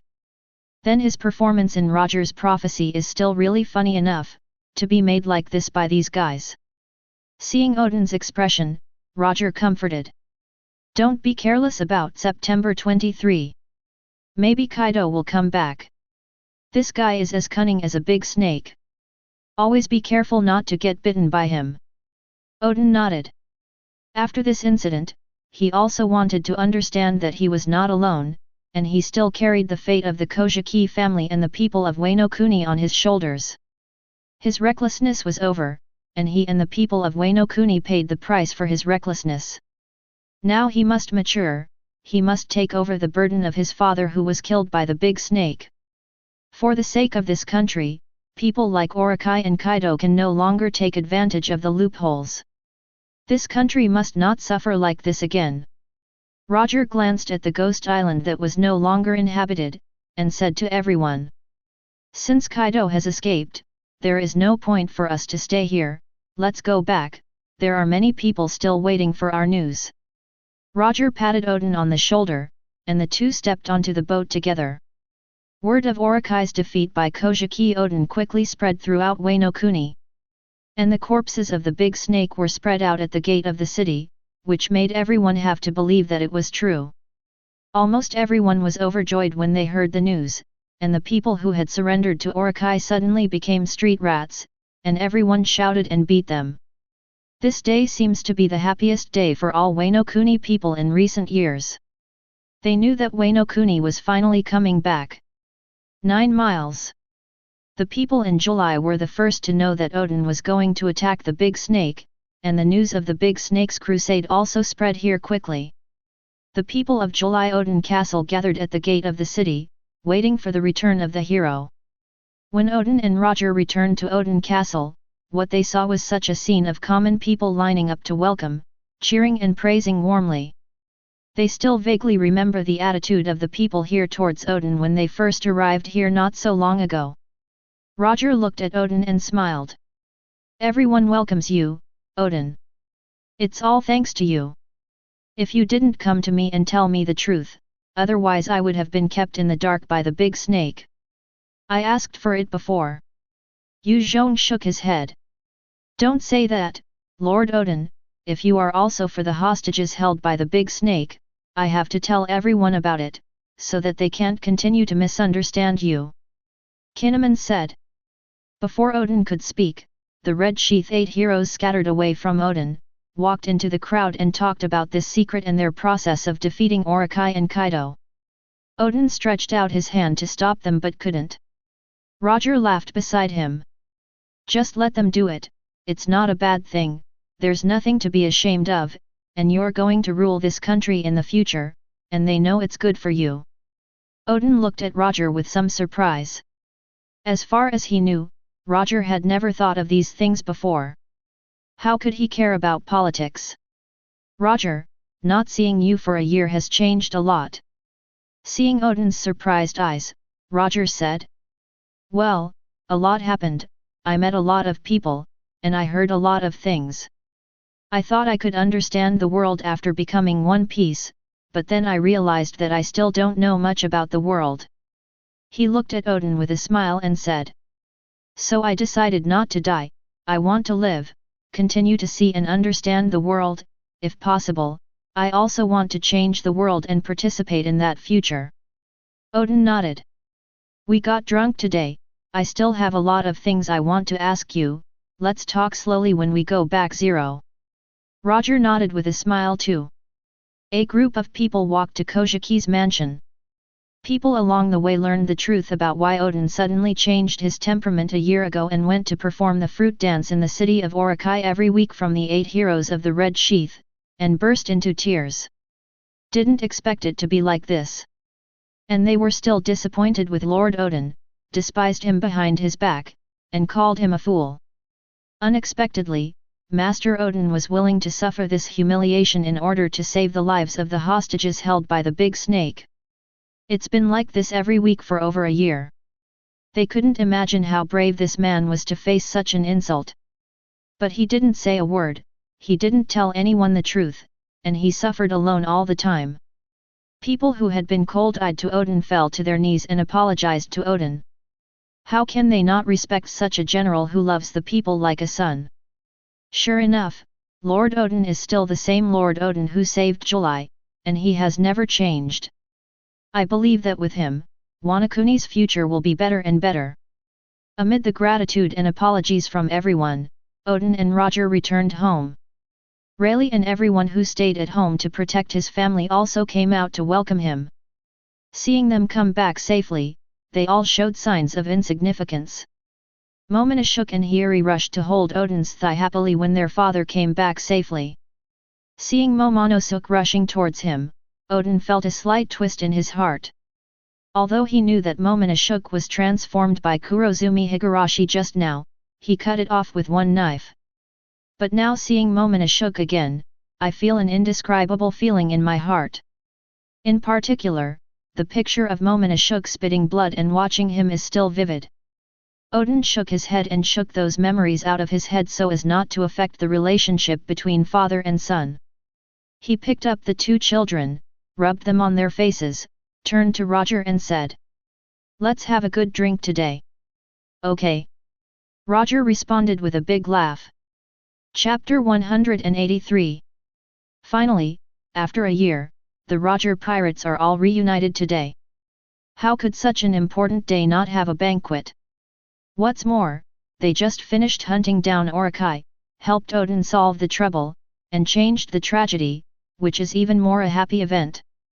Kojiki's house was full of laughter, and the banquet continued until late at night. Not only that, but the entire Wano Kuni nation was celebrating today's victory, with smiles on everyone's faces throughout the night. After drinking for 3 rounds, Roger found Odin to chat, and they still had a lot to say. And both know that their reunion is only temporary. He will continue to go to sea and carry out unfinished business. And Odin must also take responsibility for Wano Kuni, and can no longer go to sea with them. So if you have anything to say, you must finish it before you leave. The two looked at Kojiki with Momonosuke, Hiri, and Rouge and 01 Ace who was still in his infancy. The two children were very happy watching what little Ace was talking about. Seeing this scene, the hearts of the two became warmer. Roger said with some emotion, "It's okay, Odin, you know what? After I heard about your future, I really regretted that I was the first to get off the boat. As the captain, I really feel ashamed. I should send you off the ship one by one before leaving, so that I can leave with peace of mind after seeing that you are safe and sound after leaving the pirate group. After all, I invited you to the ship. And let you leave safely. If I could have sent you back to Wano Kuni, this incident would never have happened and you would not have suffered so much. Odin took a sip of his wine and interrupted Roger, Captain, you have already helped me, so don't think about it anymore. It's different, Odin, you don't understand. Roger looked up to the sky with a long sigh. If that person didn't tell me the future, this prophecy would have been true. In another time and space, I would have died long ago, and you would have been killed by Orokai and Kaido just like the prophecy. Wano Kuni also fell into their hands. There are many, many tragedies that happened because of me. Without that person, I would have no way to make up for these regrets. When I think of this, I hate myself very much. Odin was a little confused. Who is that person you are talking about? And now our situation has changed, so the prophecy is no longer valid, and the future will change accordingly. If there is another time and space, maybe he will meet you too, maybe this person will also change the future. No, no. Roger shook his head and said, I don't know who that person is, I only know that his name is Qiao Lin. He doesn't belong to this world, but he knows this world very well. He is in the past and the future. Roger couldn't tell Odin about the chat group, so he could only tell Odin in another way. Odin, do you know why I came to you? Roger said, looking at Odin. Odin is a little curious. What Roger said is getting more and more mysterious. Doesn't it belong to this world? His wife is a person from the past, and through the ability to travel through hundreds of years to the present, it is not difficult for him to understand time travel, but where does he belong if he does not belong to this world? Odin asked. Isn't it that you asked me about my future, so you came to help me? It's not like this. At first I went back to East Blue, met Rouge, and lived with her peacefully for a while. Later, I felt that time was running out, and I was facing a decision, whether to do what I planned at the beginning, or to continue with Rouge. Then I met this guy, Qiao Lin. Qiao Lin. Odin repeated the name. That's right, Qiao Lin, he doesn't belong to this world, our world has a fixed history, everything before us and our future belong to a part of history, and he can change this history at certain point in time. But this does not mean that the original history has changed, it just means that a new history has been created, and a different parallel time and space has appeared. Roger dipped some wine and drew a line on the table, then drew a fork on the line. You mean that in another time and space I was still ensnared by the big snake as predicted, but in this time and space I have changed because of this person. Odin pondered for a while and said. Roger nodded. Odin thought Roger was drunk and talking nonsense, which was outrageous. Roger saw Odin's disbelief, and he continued. It's true. In the beginning, I only asked Qiao Lin what I should choose, but he told me that I would turn myself in, and then set off the era of great pirates. My wife would die because of it, and my children would die. I will also bear the guilt for this. Roger told Odin what Qiao Lin told him about the layout of the world by the world government, so I decided to change my previous thinking. I want to live, so he gave me 2 suggestions in 460, pure gold and OPOP fruit. I found pure gold and survived, and then I met him again. Guess what he told me this time? Odin remembered that Roger had said that when he found pure gold, he came directly to him. Is it about my future? That's right. Roger nodded, but I didn't ask this on my own initiative, but Qiao Lin was entrusted to tell me. Who is it? Odin asked. Kojiki Hiri. Roger said slowly. He looked over to Kojiki Hiri who was teasing Ace. What? Odin was startled, he also looked over there. Hiri is only over 2 years old now, how is that possible? Of course not the current Hiri, but the future her. Roger's eyes revealed a look of pity. It was 13-year-old Hiri. She experienced the death of her parents in one day, and 20 years after her brother passed away. She was protected by Kawamatsu and went into exile. In order to take care of her, Hisong had to find enough food for the two of them every day, and was often hungry. In order not to burden Hisong, Raihe decided to leave without saying goodbye.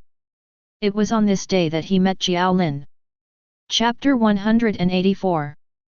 Qiao Lin told her about the future, and after she leaves, she will meet Denjiro, who has changed his face and will protect her from growing up. For revenge and for dormancy, Denjiro hid his identity and became the guard of Orakai, waiting for the arrival of the protagonists of that era 20 years later. Odin didn't take the prophecy as a real thing at first. After all, it has changed, so it won't happen. Now that Roger told him that Hiri from another time and space was experiencing everything in this prophecy, he suddenly felt a little heavy. Roger continued, after Hiri met Qiao Lin, she learned about the past and the future. She didn't want to be a vase waiting to be rescued. She decided to take on the responsibility of the Kojiki family and atone for you to these Wano Kuni and people who were tortured by the big snake. So I am studying and practicing desperately, trying to save this country and let it be founded. And she also asked Qiao Lin to change the history of you being framed by the big snake. She has already suffered the pain of losing her family and ruining the country, and she hopes that she in another time and space will not experience it again. So Qiao Lin found me and told me everything about you, so I came directly to Wano Kuni. Otherwise, with Wano Kuni closed to the outside world, how could I know what happened here? Hearing this, Odin finally understood why Roger came to Wano Kuni suddenly. It turned out that the truth was like this. Unexpectedly, it was Hiri from another time and space who asked Roger to help him. And everything in the prophecy, the date and time of that time and space have all been experienced. At this point, Odin's heart was in great pain. He thought that everything had changed, and he was the only one here. If there is no request from Hiri from another time and space, then his place will also be a tragedy. In the final analysis, it was all caused by his innocence. Hateful. Odin slapped the table unwillingly. Roger understands Odin's unwillingness at this time. He has also experienced this feeling, but you don't have to blame yourself too much. Although we can't change the future of another time and space, it is enough to be ourselves. And that Hiri is not as fragile as you imagined. She is now working hard to make herself stronger. Maybe she can regain Wano Kuni in the future, and maybe let it start a country. She is your daughter. Hearing this, Odin finally felt much better. He looked at his young daughter. Kojiki Hiri is grinning and pointing at the infant Ace while holding Kojiki's hand. Seeing this scene, Odin secretly made a decision.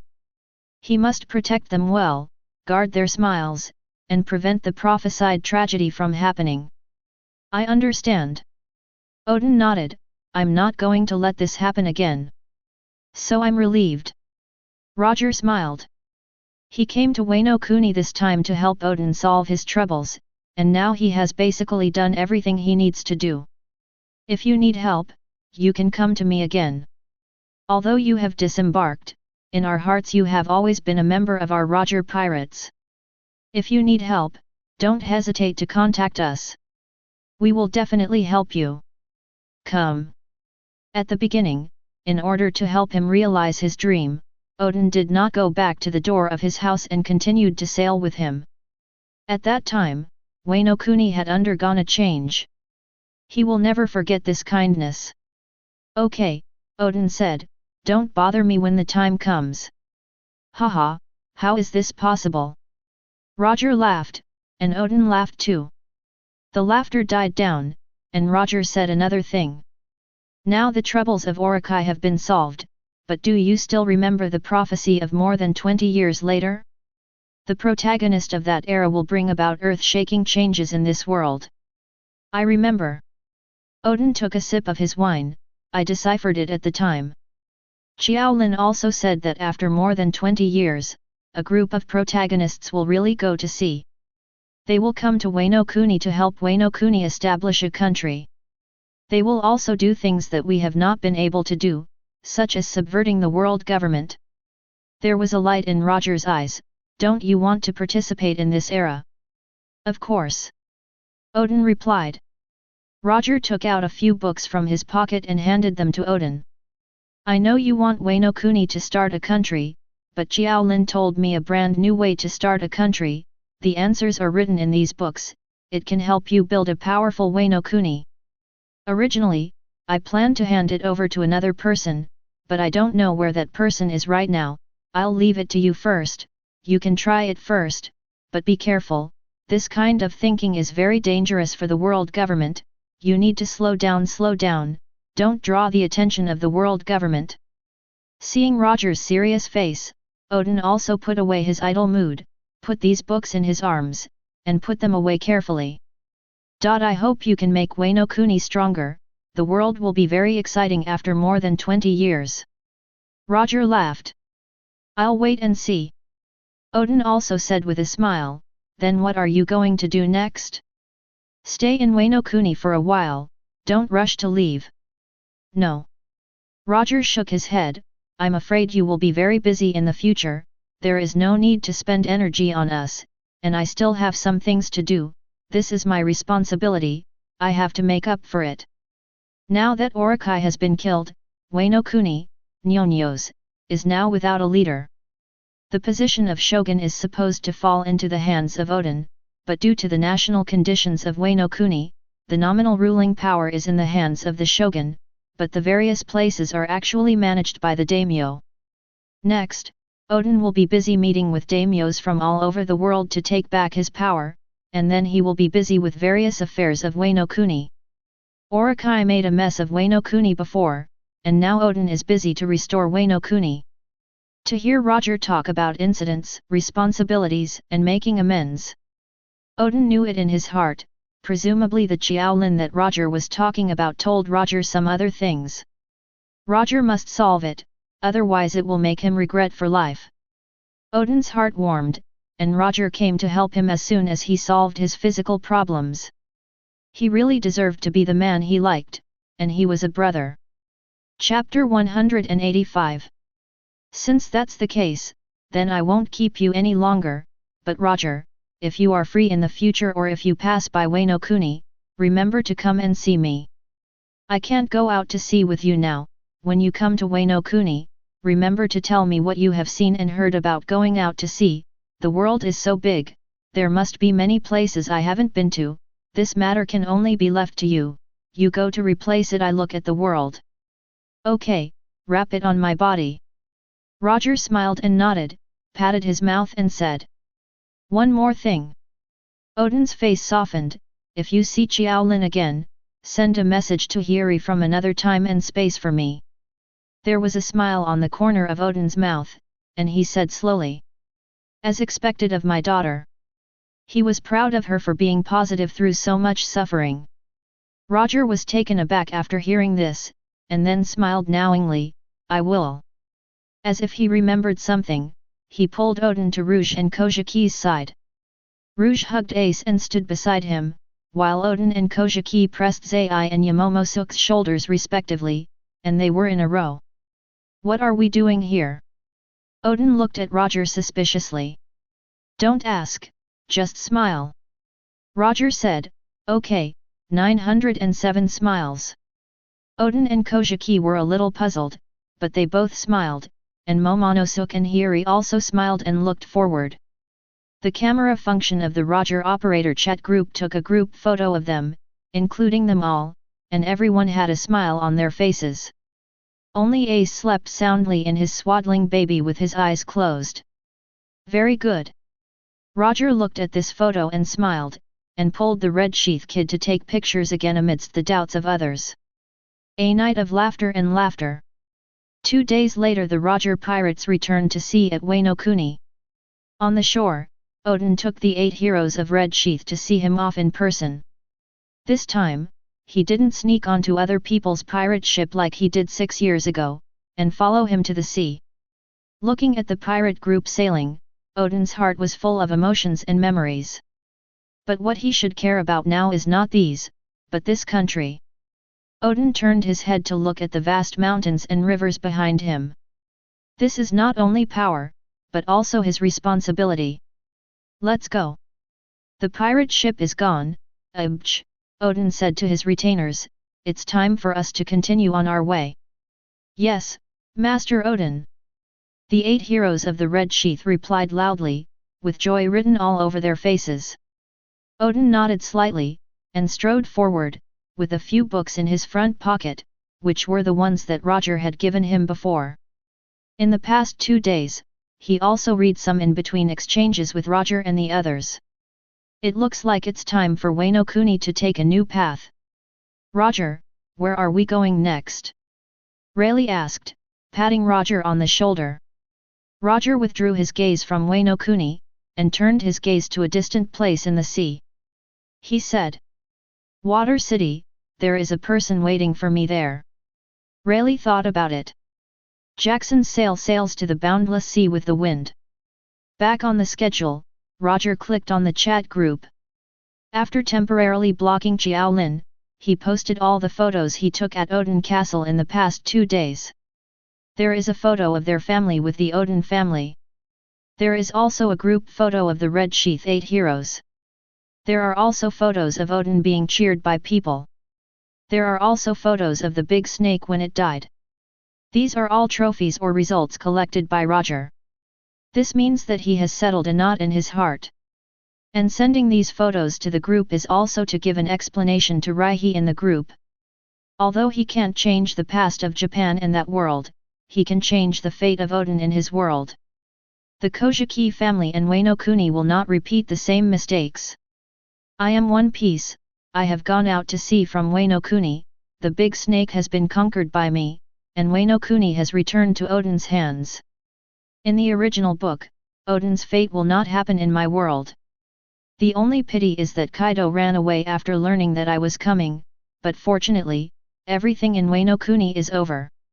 At Lurker, these photos are my compensation to you, unfortunately, I can only do this.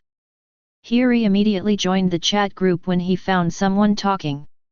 Seeing the photos sent by Roger, all of them are familiar faces. And when her eyes fell on one of them, her eyes were locked. She clicked on the photo and zoomed in to see it. In the photo, her father and mother are pressing on the shoulders of her and her brother respectively, looking forward with a smile on their faces, as if looking at her outside the photo through the limitation of time and space. How many times has she dreamed of this scene in her dreams? The family is together in harmony and laughter. It's just that she is the only one left now, and she can't go back to the past. Hiri's eyes were covered with mist, and he muttered, Father, Mother, Brother, I miss you so much. In the silent night, Hiri's voice was particularly obvious. Outside, Kawamatsu, who was squatting on the steps and looking up at the moon, heard Hiri's soliloquy. He lowered his head, and pulled down the bamboo hat on his head with his hands, covering his sight. In the shadows, his gaze seemed to fall on the moonlight reflection on the river ahead. Moonlight, Kojiki, one day the Kojiki family will return to Wano Kuni. Kawamatsu thought silently. During this period of time, Hisong found that Hiri, who was sheltered by him, seemed to have grown up, and was no longer as weak as before. He began to practice desperately, began to study hard, and even his eyes shone with an unprecedented light. It seemed to be shrouded in hope and fighting spirit. As for the change of the day and night, Hisong quietly observed and looked forward to it. Looking forward to the Kojiki family being able to bloom again in Hiri's hands. Even though she thought so, Hiri was still only a girl in her teens after all, and this burden was still too heavy for her. Hearing Hiri's muttering when he was alone, Kawamatsu sighed. If Hiri is willing to take on this responsibility, then he will fully support it. And if Hiri gives up, then he won't force her to protect her and let her live well, so that he can live up to Master Odin's entrustment. Chapter 186. Hiri stared at this group photo for a long time, wiped away tears, and carefully looked at other photos. She smiled gratefully when she discovered Roger's words. Lurker, thank you for saving Kojiki's family and Wano Kuni. Without you, there would be no smiling faces in the photos. I am very satisfied seeing these, thank you. I'm One Piece, I told Odin about you, and he asked me to bring you a sentence. Hiri's eyes widened. Her father had been dead for many years, and she never expected to have the chance to hear what he said to her. Hiri looked excitedly at the chat group, waiting for Roger's reply. I am One Piece, Odin said, worthy of being my daughter. As expected of my daughter. Seeing this sentence, Hiri's original tears could no longer be stopped, the tears gurgled down from the corners of his eyes, ran across his cheeks, and wet his clothes. She didn't expect to hear her father's affirmation of her one day. During this period of time, she has been working hard, and she wants to shoulder Wano Kuni, inherit her father's behest, and let Wano Kuni start the country. For this reason, she kept training to make herself stronger. In order to equip herself with the ability to take on this responsibility, she has continued to learn in addition to training, both civil and military. All I want to do is to grow myself into someone who can make Wano Kuni start the country. For this goal, day and night are working hard. Although I have always insisted on such determination, but in the dead of night, the longing for my loved ones always emerges in my mind like a tide. How much she wanted to get affirmation from her father after working hard. But her family members were gone, so she could only persevere, endure, and continue to struggle alone. Unexpectedly, today he received affirmation from his father who was still alive in another time and space. Hiri's tears flowed out like a broken dam. And the crying couldn't be restrained, getting louder. He-song outside is still looking at the moon shadow in the river, as if remembering something. Suddenly, Hiri's crying woke him up from his memory, and he quickly stood up and ran into the house. What's wrong? Hiri was crying. He hadn't seen Hiri cry for a long time. Since Hiri decided to take on the responsibility of Wano Kuni, she stopped showing the weakness of a child. What happened today? Is it because studying is too difficult? Kawamatsu ran into the room, and was about to say that if Hiri can't learn it, forget it, Odin-sama, as long as you can live well, that's enough. Just when he was about to say that, he found that Hiri, who heard him coming in, turned his head and looked over. There was a smile on his tear-stained face. Although she was crying, there was a happy expression on her face. What's the matter? He-song was completely confused. Master Hiri, what's wrong with you? Kawamatsu asked suspiciously, it was so strange. Hiri shook his head, wiped his tears, and said with a smile at the corner of his mouth. Nothing, I'm just too happy. Hearing Hyeir's reply, Kawamatsu was even more puzzled. Just now he heard Hyeir talking about Miss Odin and Mrs. Shi, why is he happy again now? Did Hiri enter puberty? He has heard that adolescent girls have fickle temperaments. After speaking, Hiri happily looked at the empty wall again, shaking his head while watching, looking very happy. He-song scratched his face, and walked out with a puzzled expression. Let's go to see the moon, he can't understand the mood of a human girl. Hiri, who didn't know what Kawamatsu was thinking at this time, continued to look at the words of Odin passed by Roger in the chat group. My heart is warm. In this late night, it seemed to be shrouded in sunlight, and I felt extremely comfortable. She wanted Roger to say to her father for her, I miss you very much. But thinking that Roger has left Wano Kuni, it's not good to bother him. So I had no choice but to bury this sentence in my heart and wait for the next chance to say it. Hiri said in the group. Lurker, thank you, this is the best gift I have received in the past few years. Now I know that the fate of my father in another time and space has been changed, and I have also received my father's affirmation. Zero looking for flowers. An inspired Kojiki Hiri is now in high spirits. I must become stronger, I must take Wano Kuni back from Orakai and Kaido, let Wano Kuni establish a country, and fulfill my father's wish. Hiri thought so and made a decision. Seeing Hiri's reply, Roger's guilty heart finally felt better. I'm One Piece, if you have any doubts, you can come to me. I should be able to help you in terms of cultivation. Lurker, yet. After talking with Hiri, Roger turned his attention to another person in the group, Frankie. He will go to the capital of water next, which is another regret of his. He remembered that Qiao Lin said that after he surrendered, Tom was arrested and sent to an ice lobby for trial because he built a boat for him. 0. After reaching an agreement with the judge to build a sea train, he was sentenced to probation. It was not until 14 years later that the sea train and several tracks were completed before he was exonerated. But all this was messed up by the guy Spondum. Now he has not been arrested like in the original book, but Tom's crime of building a ship for One Piece is probably inevitable. That being the case, he decided to go to the capital of water. He is the only one in this world who can change Tom's fate. Just as he changed Odin's fate before. This time he will not let Tom suffer the pain and suffering in the original book.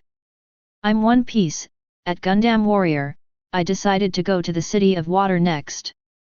Frankie also joined the group when Roger uploaded the photos, and he was very curious about the people and things in the photos. He also smiled kindly when he saw the conversation between Roger and Hiri. That's when he saw Roger at him. Roger is going to the capital of water next. Frankie opened his eyes, he remembered that Roger was now more than 10 years ago. I am afraid that Mr. Tom had not been or had just been sentenced to probation by an ice lobby at that time. Sea trains should be currently being conceived and designed. Everything has not started yet, and everything is too late. Roger should go this time because he wants to change the fate of Mr. Tom being killed by Spondum more than 10 years later. Chapter 187. Frankie agrees 100% with Roger's idea, because if Roger doesn't save Mr. Tom, then Mr. Tom's fate is doomed. During this period of time, he has deeply understood the importance of Pluton design drawings. In order to save Mr. Tom, Drago later alarmed the world government's pursuit and interception, and also triggered the appearance of 3 admirals. It is enough to prove the importance of Pluton blueprint. It is inevitable that Mr. Tom, who holds the blueprints in his hand, will experience unrest in his future life. Without Roger's help, Mr. Tom would have gone through such a difficult time. So the only person in that world who can save Mr. Tom is Roger. But it's the point of this world. Frankie frowned. Gundam Warrior, please. I-320 is the One Piece, this is my responsibility, I will do my best to keep you safe, even if it takes my old life. After helping Odin solve Wanakuni's troubles, Roger feels more and more that he can live, or the meaning of living is to change the regret left before. So he will do his best for this. Watching Roger chatting with Frankie, Ri, and them, Blackbeard, who was secretly observing from the side, was a little envious. These people took advice from Qiao Lin and acted quickly to achieve what they wanted. For example, Durag successfully took away Luffy, Ace, and Sabo, and also took away Tom's master and apprentice and the design of Pluton from the water capital. And Roger is not bad either. He changed his destiny and got pure gold. His body is no longer his burden. Now he goes to sea again and goes to Wano Kuni to fulfill his regrets and is heading to the next destination. There are also Frankie and Doflamingo who are also moving towards their own paths. Only he kept spinning in place. The only thing he is thankful for is that he went to East Blue early, and got Luffy's favor early, and also got Ace's favor. That way, even if he has to wait a few years before he can act, it's not unacceptable. Lord Kakuzu is on his side, how can he lose? Thinking of this made Blackbeard happy again. Although his ideal will be realized in the future, and the fruit he wants will take several years to appear, but this does not hinder his plan in the slightest. I wish time would pass faster. Ever since he learned that he was bound to obtain the dark fruit, he wished that time would pass. The faster time passed, the closer he was to the day when his dream would come true. While Blackbeard was imagining the future, there was a commotion on the Morbidity. What's the situation? Blackbeard listened to the commotion on the boat in surprise. Did someone come to the door to make trouble? The Whitebeard pirates will be challenged every once in a while. These people are generally stunned young people who have just come to New World. These guys experienced a pleasant voyage in the first half of the Great Voyage in the sea area called this Paradise, and then their self-confidence was extremely inflated, want to go to New World to break out a world. And New World is the end point of this route, and the territory here has already been divided up. And the people who carve up these chassis are the three emperors among the pirates: Whitebeard, Big Mom, and Kaido. If you want to get a piece of land in this place, then you have to kill these emperors and they can replace them. Either fail the challenge, or get killed, or join it. For New World, these stunned youths are often the blood provided to the emperors of New World, and they are the nourishment for expanding the pirate group. Looking at the movement, it is estimated that there is another stunned young man who wants to challenge Whitebeard. Blackbeard became interested. He spent all his time on this boat, eating and waiting to die. His only purpose was to wait for the dark fruit to appear a few years later. The body is almost moldy, and the climate at sea is humid, and there is nothing else but sea water. Quite boring. These stunned youths were an interesting performance for him, and he wanted to see whether the guys would be beaten to death by the old man this time, or would be taken under his command. Blackbeard walked to the deck with great interest. Along the way, he met many companions who had the same interest as him, and went up to the deck together with a smile. Just when he got on the deck and looked around for who came, a man boarded the ship with a huge wine bottle. Blackbeard's eyes widened when he saw the man's face. This guy is red-haired Shanks. Blackbeard looked subconsciously at the redhead's left arm. It's empty here. Obviously, this arm is gone. It turned out to be true. Blackbeard stared intently at Shanks' missing arm. He had already seen Shanks' report in the newspaper. This guy has made quite a splash at sea after coming into the Great Lane from East Blue. After all, this guy is not a newcomer among pirates, he is from New World, and more importantly, he is an intern from the ship of One Piece Roger. After the disbandment of the Roger pirates, the Red Hair stayed in New World, went on his own travels, and made some fame, and then disappeared from New World. Blackbeard had heard about Shanks' apparent departure from the New World since his return from the East Blue. This made him feel tense. This guy must have gone to East Blue. But since then there has been no news about the Shanks guy. It took more than a year before his name appeared in the first half of the Great Voyage. After hearing the news that Shanks had appeared in the newspaper, Blackbeard quickly took a newspaper 5.1 and read it. Then I discovered that in the sticker on the newspaper, that is, in the portrait of Shanks, the guy's left arm was missing. This stunned Blackbeard. How so? He had clearly gone to Windmill Village before Shanks. And the king of the sea that ate Shanks' arm in the original book was also killed by him. Why did this guy still lose his arm? Blackbeard stared at Shanks' face, his eyes shifting, his expression dark. Did this guy really read the script? In order to gain Luffy's favor by any means, he forcibly got a king of the sea and bit off its arm. This guy really does everything. Damn redhead. Chapter 188.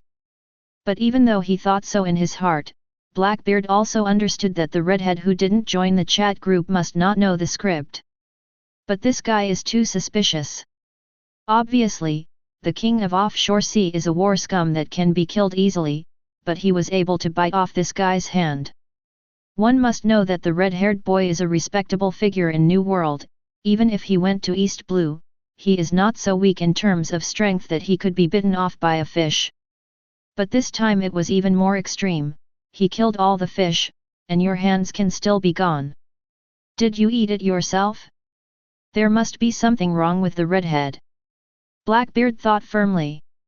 Blackbeard's face changed from cloudy to sunny, and his eyes wandered on Shanks' face. How could this not attract Shanks' attention? Feeling an uncomfortable gaze cast on him, Shanks looked in the direction the gaze came from. Found an acquaintance, and at the sight of him, the 3 scars on Shanks' face ached. His 3 scars were caused by this guy. He has always been wary of this guy. Blackbeard Teach. A guy who has been dormant in the Whitebeard Pirates since he was a child.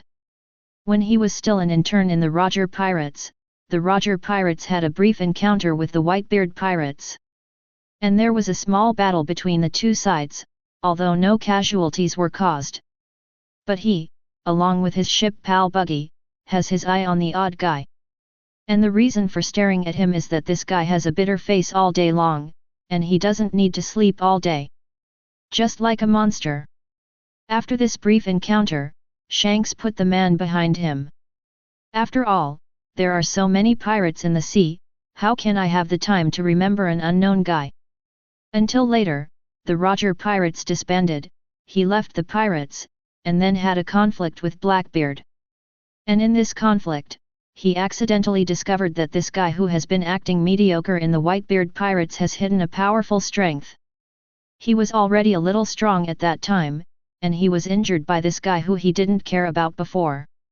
This guy is not as ordinary as he appears.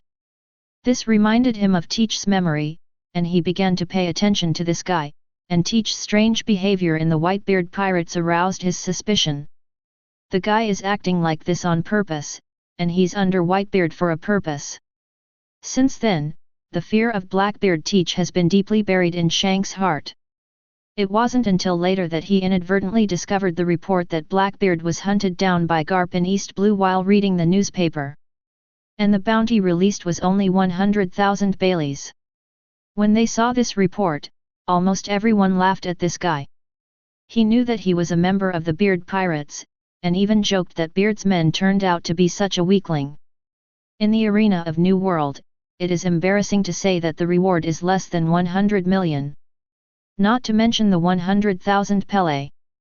It's funny to say it. While everyone was laughing at Blackbeard's bounty, Shanks' face sank when he read the report. He felt that things were not simple. A dignified Vice Admiral Garp, a marine hero, was a man who punched the Rocks pirate back then, and chased their captain all over the world. How could he pursue a guy with a bounty of 100,000 Baileys? There must be something strange in it. And based on his understanding of Blackbeard, this guy's strength is far beyond the 100,000 Baileys. The scars on his face always remind him that this man is not a good stubble. Why did Blackbeard, who was supposed to be in New World, suddenly appear in East Blue? And still alone, out of the Whitebeard Pirates operation. He must have done something shady in East Blue. And this matter cannot be known to the Whitebeard Pirates. And this incident also angered Garp. Although Garp couldn't tell the truth of the incident, his anger was vividly reflected in chasing and killing Blackbeard all the time. East Blue. Shanks thought about it, and it happened that his next stop was also East Blue. He has been alone in New World for many years, and he knows that if he wants to get along here, he can't rely on himself, he needs a partner. So he set his goal on the East Blue where Captain Roger went to sea. Follow the captain's footsteps to sail the great route and see the scenery he sees, but this time, it's his turn to be the captain. So Shanks left New World and came to East Blue, and met some partners in East Blue, and one day, he came to a town, where he met a boy named Luffy. And heard a familiar name from his mouth. Teach. He still remembers that day, as usual. He came to a town to settle down for supplies. Not only did a young man not panic when he saw the pirates coming, but he ran over excitedly and asked loudly. Hey, are you pirates? Do you know Mr. Teach? Has he become the One Piece? Originally Shanks was still amazed that the children of this town were not afraid of pirates. When he heard the name Teach, the memory buried in his heart was suddenly awakened. This guy Teach went to East Blue alone, and he came here. After Shanks confirmed to Luffy the appearance of Teach in Luffy's mouth, he was sure that this Teach was that Teach. This guy came all the way to East Blue just to meet this kid. Why? Shanks was full of doubts. Then he knew why. All puzzles have answers. Luffy turned out to be the grandson of Vice Admiral Garp, and Teach came to the coastal village of East Blue and wanted to lure Garp's grandson to sea to become a pirate. Shanks was dumbfounded when he heard about this situation. No wonder Teach, this guy was hunted down by Garp to the Great Root and still didn't let him go. It's not good to kidnap anyone, but Garp's grandson, this idiot. Chapter 189. But when he changed his mind, fear of Blackbeard filled his heart again. This guy can't be that simple. He has been dormant in the Whitebeard pirates for so many years, so he should be planning something. He couldn't have simply risked his life by running to East Blue for an ordinary thing. There must be a deeper plan behind this matter. After many inquiries, Shanks got an even more shocking news. Luffy's father is Durag, the leader of the Revolutionary Army. Garp, the marine hero, Durag, the leader of the Revolutionary Army. These two clues connect, plus what the captain said, and what Teach has done here from Luffy. A spark flashed in Shanks' mind. I see. Blackbeard sure knew something, he was here for the future. Future protagonists. Knowing Blackbeard's intentions, Shanks laughed. Shanks, who originally only planned to stop at Windmill Village temporarily, took Windmill Village as a temporary base in East Blue. Every time I go to sea, I will go back to the Windmill Village to chat with Luffy. And after being warned by Garp last time, Luffy has a long memory and doesn't want Shanks to be hunted down by his grandfather like Uncle Teach, so in front of Garp, Luffy never mentioned Shanks. However, Garp's return to Windmill Village happened to coincide with Shanks several times. Garp didn't realize there was another pirate abducting his grandson right under his nose. It wasn't until he saw a familiar straw hat on Luffy's head that he realized after asking that a pirate named Shanks often came to Windmill Village during his absence. After returning from each voyage, I use Windmill Village as a stopover, and come to Makina's bar to chat with Luffy. Tell me what interesting things you encountered during your trip to sea. Not only did Luffy not stop thinking about becoming a pirate, but his desire to go to sea became even stronger. Garp was furious when he heard about this situation, and none of these pirates went to sea. What is it like to run over and tell stories to children every day? And he still stared at his grandson and said. The more Garp heard it, the more familiar it became. It seemed that the Teach from New World used the same method to trick Luffy around.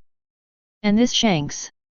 A figure flashed in Garp's mind, the intern of the Roger Pirates.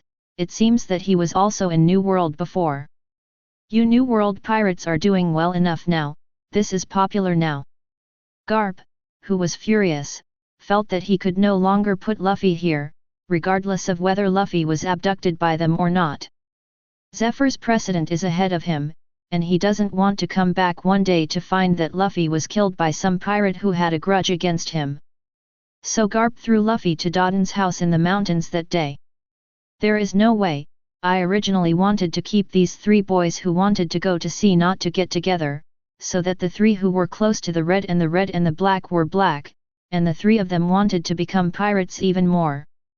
Now it seems that they can only hide them here in Dodon, and he is not at ease anywhere else. But this is all later. Every time Xiang goes to sea, he will chat with Luffy about what happened to him this time. One day, while they were chatting, a group of bandits came in the bar. That day Shanks was headshot by a bandit beer bottle.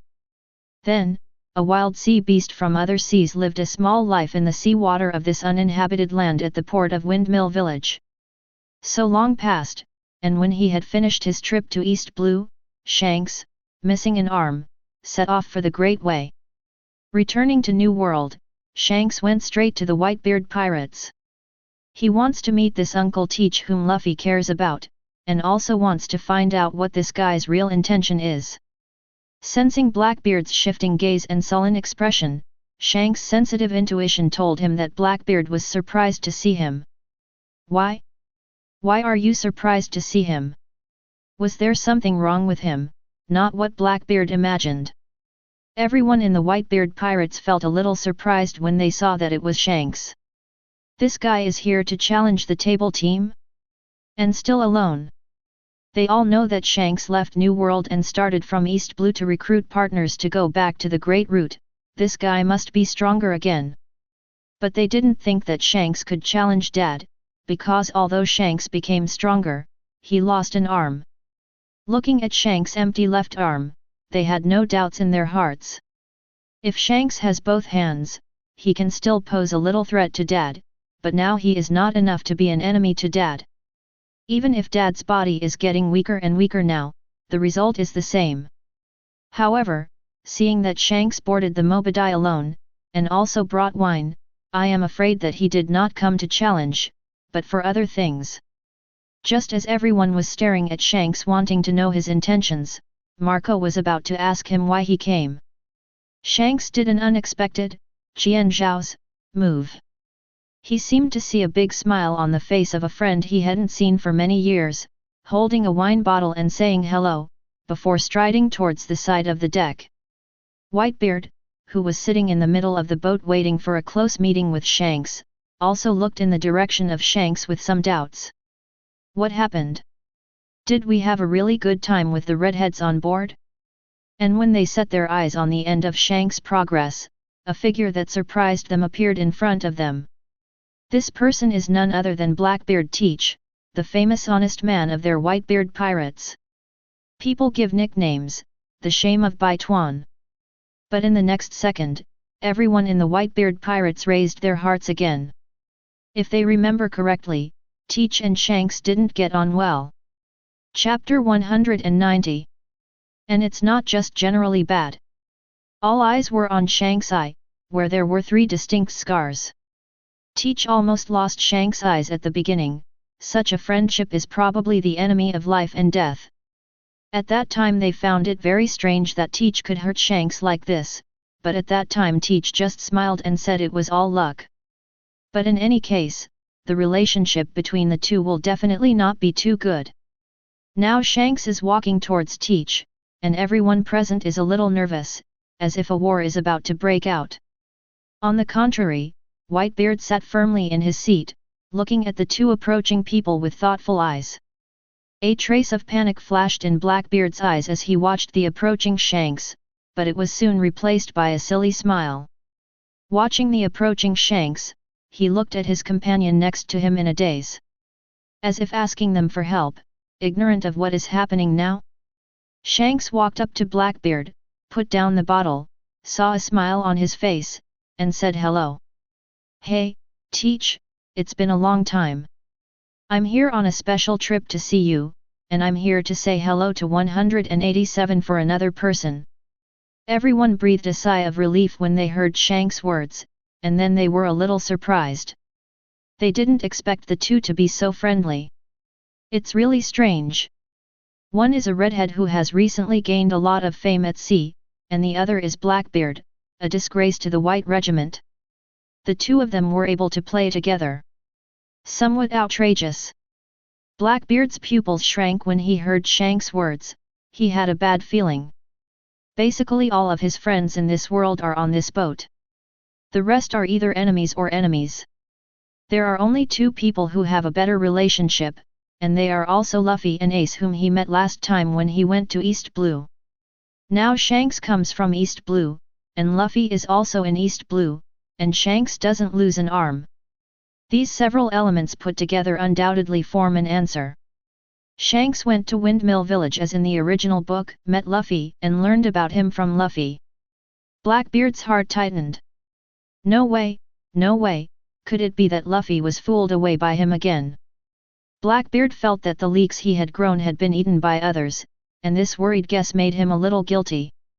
If Luffy was fooled away by the red hair, would he still be remembered? He made a special trip to East Blue. In order to get Luffy's goodwill before the red hair, he traveled all the way, experienced wind and rain, and cold wind and frost. In the end, he was driven all the way back to New World from East Blue by Garp. What is the reason for all these sufferings? Isn't it just to make myself the enlightener of Luffy going to sea, and the spiritual mentor of the protagonist? Pave the way for future plans. Now the presence of the redhead is a sure sign that the guy picked up Luffy again after him. And also lost an arm. Blackbeard remembered what Qiao Lin had said in the group.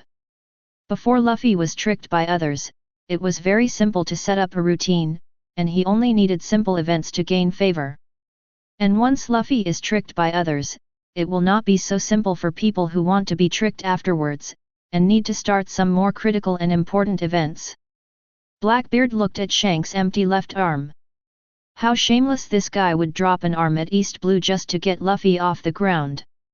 He panicked a bit, and Shanks definitely weighed a lot more on one arm than he did in those stories, compared to the time he'd only been in front of Luffy for a few hours.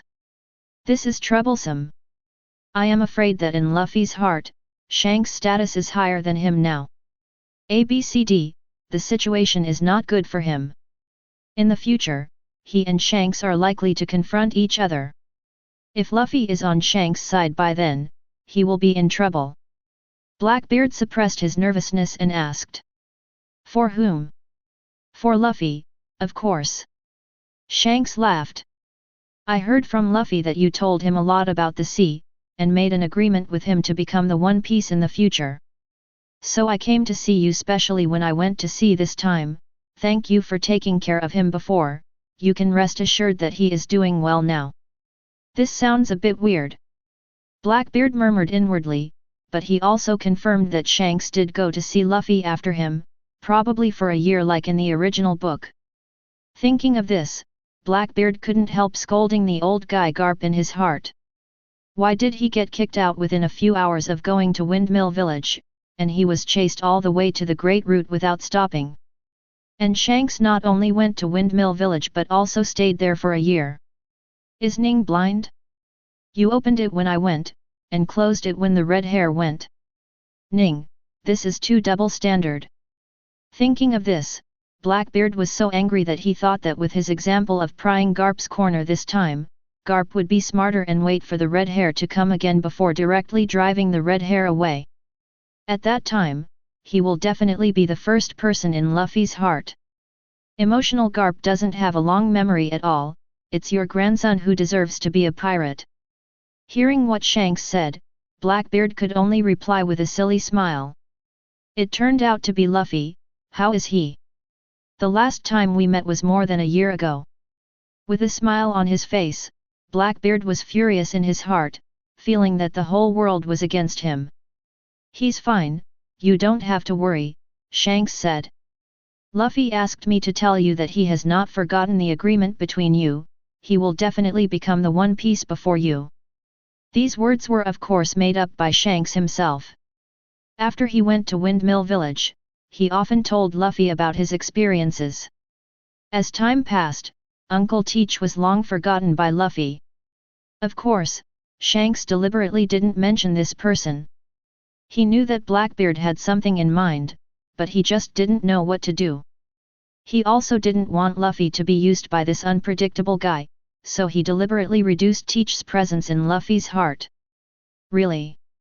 Blackbeard's eyes lit up when he heard the words. It seemed that Luffy hadn't forgotten him yet. This was simply the best news he had after seeing Shanks today. If Luffy hadn't forgotten him, his trip to the East Blue wasn't in vain. Chapter 191. But he didn't want to expose his ambition, so he said with a silly smile. Haha. This agreement is just a joke between the children. How can I become the Pirate King? But if Luffy can become the Pirate King in the future, then I am also very happy for him from the bottom of my heart. Is that so? Shanks stared at Blackbeard's innocent face, sensitively aware that this was not what he really thought, it was just a disguise. Of course. Blackbeard nodded genuinely, and the members of the Whitebeard pirates next to him also laughed. How could Teach become the One Piece? The one who wants to become the One Piece must be Daddy. But Teach, it turned out that you went to East Blue to brag with the children. You are really good at it. Be careful that people's illusions will be shattered after they see your reward. Hearing the joking words of his companions, Blackbeard didn't say much, just scratched his head foolishly and smirked. But this made Shanks more vigilant. He asked with a smile. I heard you went to East Blue alone? What did you do? Is there anything interesting? Just bored and went to East Blue to relax. Blackbeard laughed. Going to East Blue? Shanks asked suspiciously. Is it necessary to go that far? Haha, New World is too dangerous, I don't dare to hang out here, or East Blue is safer, just suitable for me. Blackbeard said with a silly smile. His words attracted the approval of his companions. After all, in their opinion, Blackbeard is just an ordinary member of the Whitebeard pirate group, and his strength is not ranked high. Even the bounty is at the bottom. Speaking of East Blue, Blackbeard retorted. Didn't you also go to East Blue? What happened to your hand? I saw in the newspaper that you lost an arm in East Blue. Did you encounter some strong enemies? Dad was shocked when he saw this. He stared at Shanks closely. He was really curious about this question. Obviously he had already solved why Shanks lost his hand, the king of the sea. Shanks didn't think much of it, let him think that Blackbeard was up to something, and it never occurred to him that Blackbeard knew he wanted the other hand. Shanks glanced at the missing left arm and said with a smile. I plugged it on New Age. As soon as this remark came out, Blackbeard's pupils shrank. Shanks, you still said you haven't read the script. Is that like something a normal person could say? Whitebeard was as surprised as Blackbeard, and after hearing Shanks' words, he fell silent, remembering what Roger had said to him before when he returned from Raftel. Betting your left arm on the new era is a big gamble, redhead. Blackbeard wanted to ask for some more details, but the redhead didn't answer further. And the redhead also wanted to insinuate Blackbeard's attempt, which was also handled by Blackbeard by changing the subject. After talking to each other like friends who haven't seen each other for many years, the redhead bid farewell to Whitebeard. Everyone in the Whitebeard pirates who didn't know the inside story really thought that the relationship between the two was very good. Before leaving, the redhead looked at Whitebeard and said, Brother teaches a talent. He puts extra emphasis on the word talent, as if deliberately reminding Whitebeard. He didn't say so, though, since his relationship with Whitebeard wasn't that great after all. For Whitebeard, he is just a foreigner. An outsider meddling in Whitebeard's family could easily be seen as sowing discord, and that was his fault. And Whitebeard is notoriously protective of the calf. As long as the sons do not commit the crime of killing their brothers, they can be forgiven. It is even more impossible for him to say anything more, he can only say so. At the redhead's words, Whitebeard just laughed and said, It's not even close. Realizing that Whitebeard hadn't understood him, the redhead sighed inwardly and disembarked. He has done his best, and he didn't gain much from the conversation with Blackbeard this time, but what is certain is that the other party does have plans, is very ambitious, and very cunning. What are they waiting for if they stay under Whitebeard's command? Perhaps the only truth Blackbeard ever said was the one he told Luffy, that he wanted to be the One Piece. And what this means, needless to say. 0. He is a crew member of Whitebeard, and he is also Whitebeard if he wants to become One Piece, and when he said this, there is only one meaning, and he has great ambitions. This can also explain why the powerful but willing to be an ordinary crew member in the Whitebeard pirates, not the captain, because he doesn't like these, he wants more. With Shanks gone, Blackbeard and his companions joked around for a while before returning to their rooms. As soon as he entered, his face was covered with a layer of haze, and his eyes were full of anger. Shanks' last words to Whitebeard are clearly telling Whitebeard to be careful. Fortunately, he has been playing well, without arousing Whitebeard's suspicion. For this man who is suspected to have read the script, Blackbeard has already raised 12 points of vigilance in his heart. Because this is the first man in this world to see through his disguise. I am afraid that the purpose of coming to the Mobadai this time is also for him.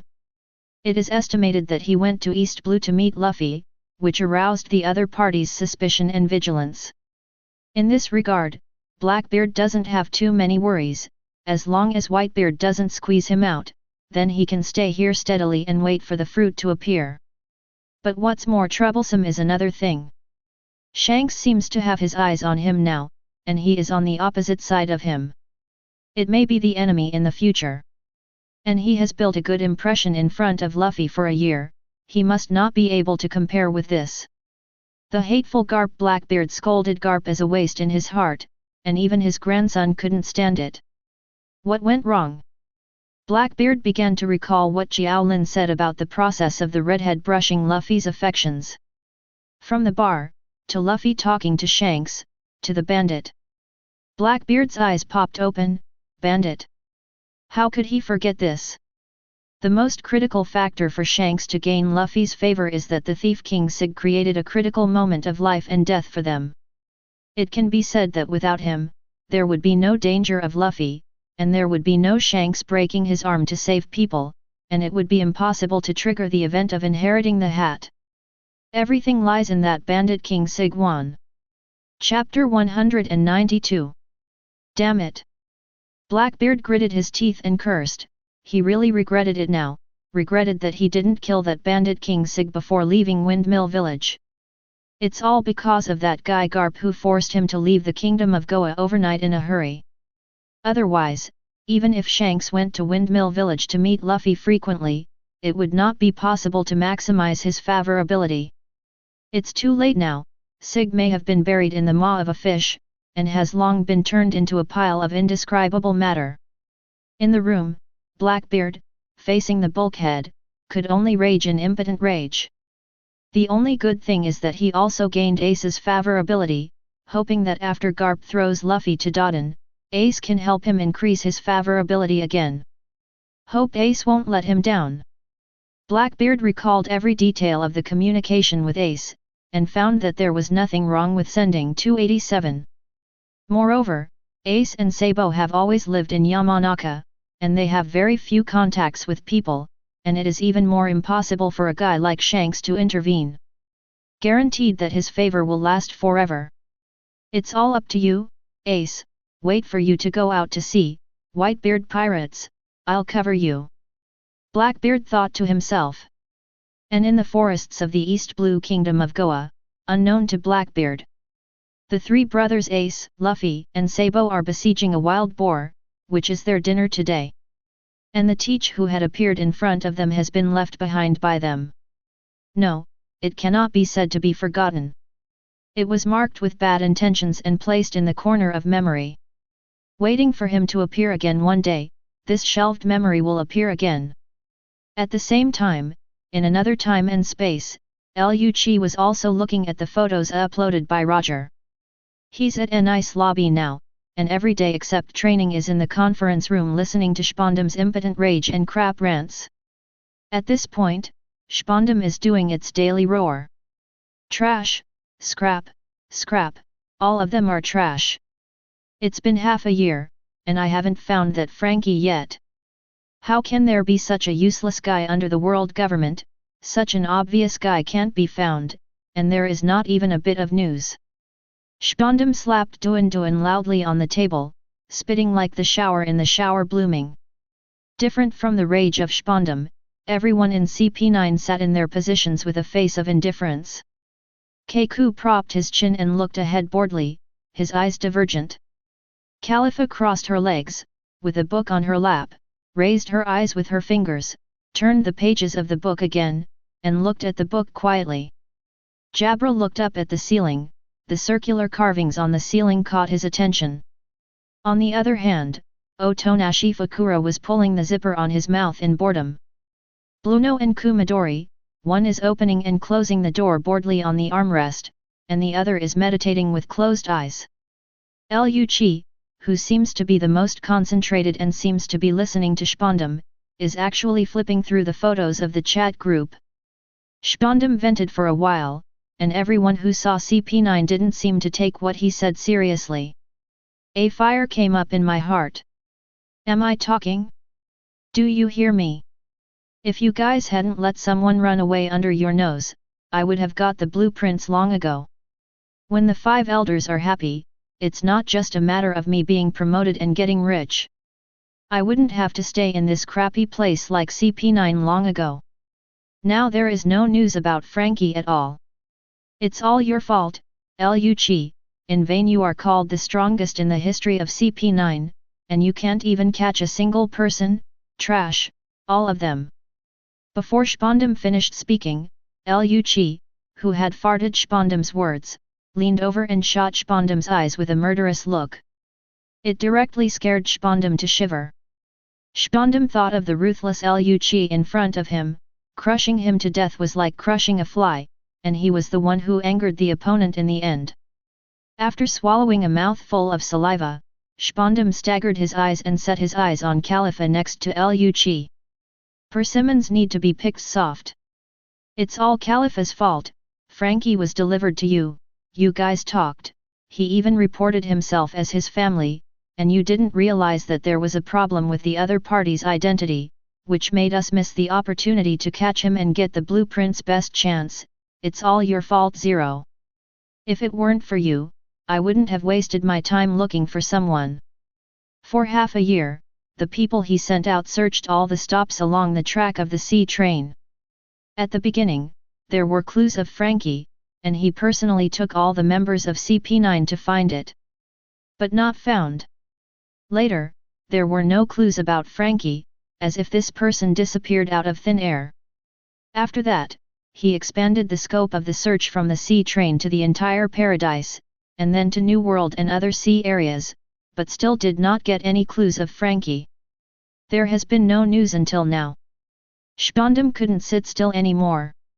He found Tom with great difficulty.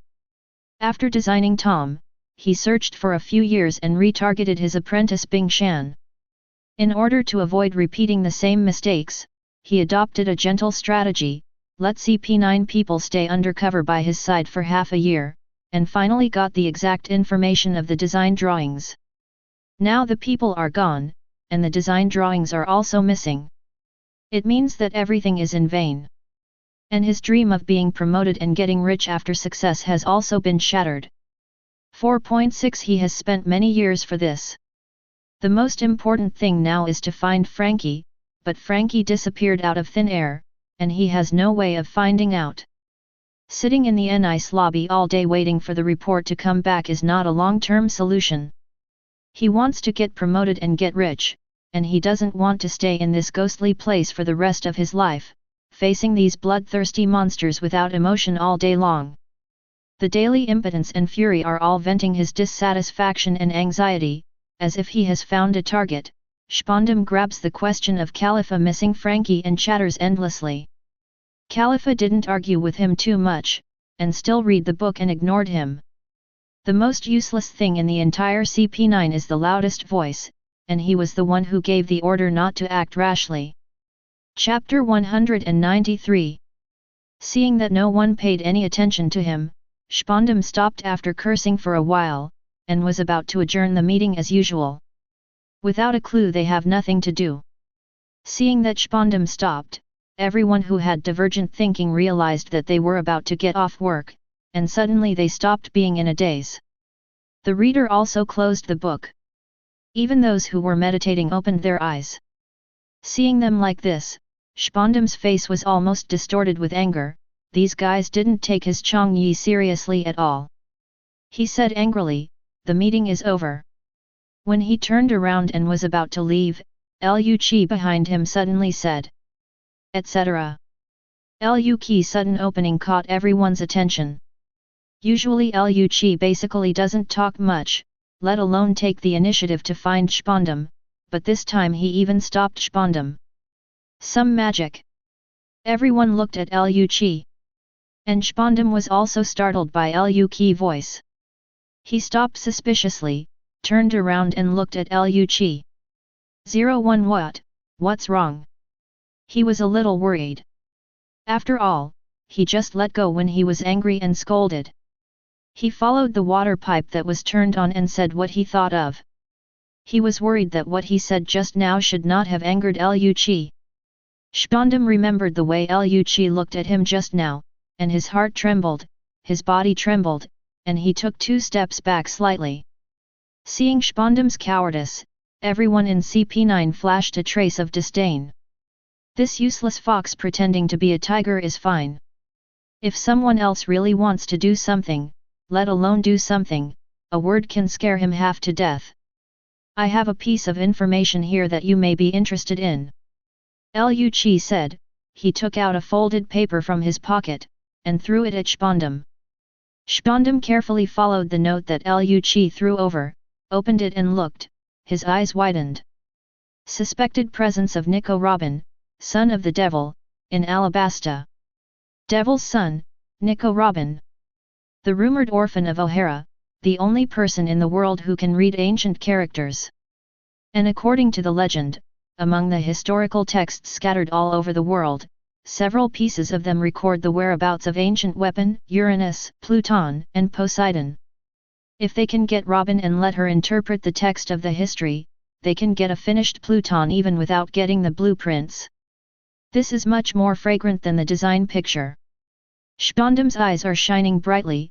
There is no way out, there is no way out, and there is another village.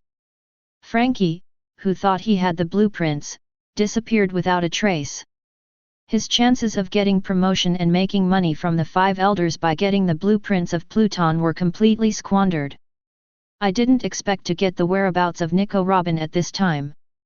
This is simply a blessing in misfortune. His chance to be promoted has finally come, and he doesn't have to stay with these trash of CP9 anymore. Spondum remembered that he had said for a long time that no one paid any attention to it, and Liu Qi only handed over the information when he was about to leave. This guy is watching him joke. He opened his mouth and wanted to curse, but when he saw Liu Qi's eyes, he opened his mouth and closed it again. For some reason, the way Liu Qi looked at him since he came back from Water City made him feel a chill. I don't know if it was his illusion. But Liu Qi usually treats other people like this, and Spondum didn't think much about it. However, he felt a little guilty towards Liu Qi from the bottom of his heart, and coupled with Liu Qi cold-blooded and bloodthirsty rumors, he still decided not to provoke this guy. His life is not comparable to these tools, and it is not worth getting angry about such a trivial matter. Spondum coughed twice in a pretentious manner, using it to cover up the embarrassment of being frightened by Liu Qi just now. Very well, the manhunt for Frankie continues. But our CP9 is now doing another mission, the mission location, Alabasta, the target person, Nico Robin.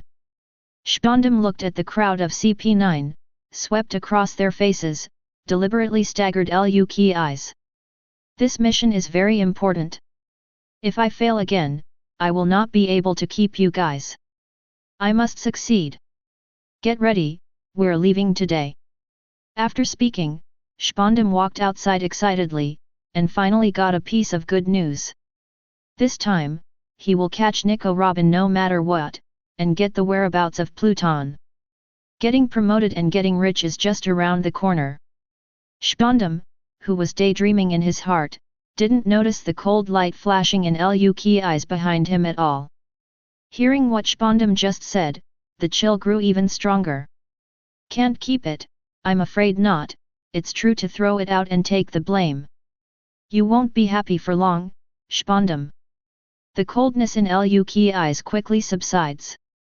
Because at the moment when killing intent flashed in his eyes, everyone in other CP9 suddenly noticed something and looked at him in unison. But at this time Liu Qi has recovered Gujing Wuobo's expression. They were a little puzzled, where did the murderous aura just come from? Jabra walked to Liu Qi and said with a smile. Why report this situation to him and make him worry for a while? Or is it that you can't help but want to kill someone? CP9's bloodthirsty is a common problem among them, especially Jabra, who is the fruit of the Zoan wolf, has more bloodthirsty in his heart. Liu Qi's murderous look just now made him mistakenly think that Liu Qi had stayed in Nice lobby for too long, and he couldn't help it. That's why I took the initiative to give Spondum clues, otherwise they would treat Spondum as heir. Maybe. The corners of Liu Qi's mouth hooked imperceptibly, and he sat back on his seat, closing his eyes as if he was resting. Jabra and the others were taken aback by the quick smile on Liu Qi's face. Although Liu Qi's smile came and went quickly, in an instant, it couldn't escape their sensitive eyes. Did Liu Qi just laugh? Everyone looked at each other and felt that the times might have really changed, and even Liu Qi usually laughed. But they were more or less aware of it. Since Liu Qi came back from Water City, he who is usually indifferent to other people for a week seems to have a much friendlier attitude towards them. Although Liu Qi didn't show it clearly, they noticed a slight difference, but they didn't understand why. Chapter 194. And another place is that Liu Qi has trained harder than before, and his strength is also growing rapidly. And he will often pull them to train together, in the name of not holding him back. This made them a little puzzled. When did Liu Qi, who has always been a loner, admired strength and only believed in himself, care about them? This is really strange. But they didn't ask Liu Qi. After all, it sounds weird to ask how you treat us better. And they are not the ones who can say these things among themselves. But one thing is true. Liu Qi is constantly getting stronger, and they, who are also CP9, cannot be left too far by Liu Qi. Otherwise, it is really dragging him down. So there are many areas, and the training intensity of the entire CP9 is breakthrough. In addition to ordinary training, the sparring between them is also increasing. Constantly become stronger in actual combat. Seeing that Liu Qi closed his eyes and rested his mind, he didn't plan to leave, and the others didn't stay too long, and walked to their room.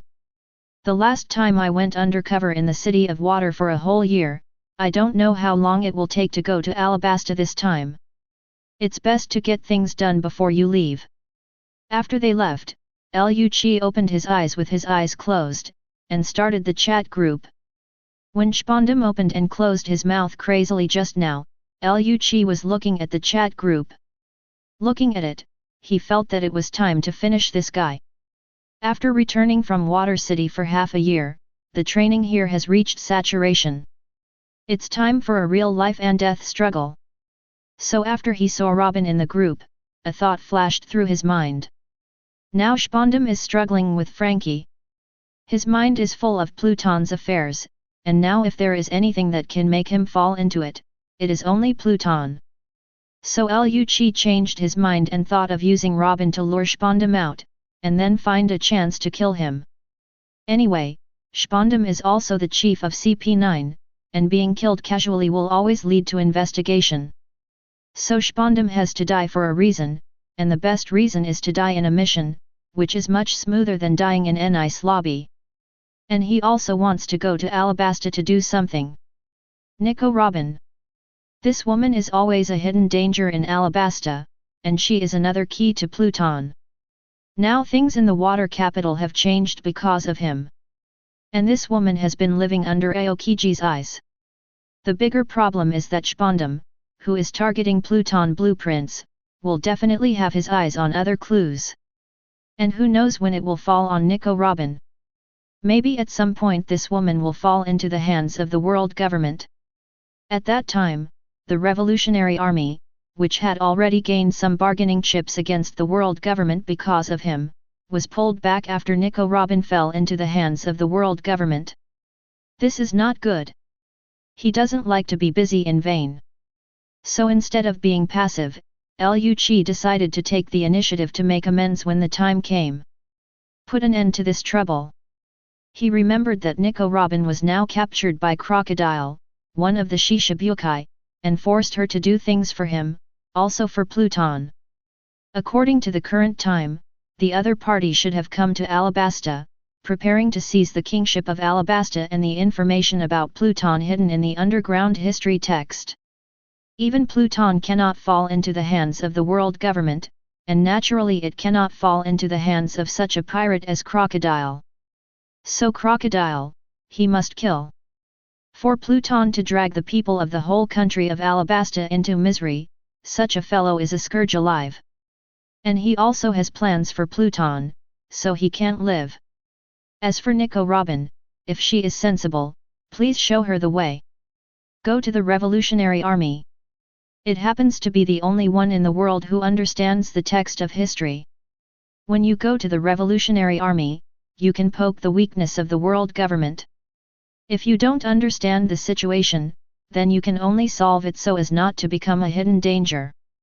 Now the trend of history has changed because of him, and he doesn't expect everything to develop as in the original book. So in order to avoid getting worse, he has to do something.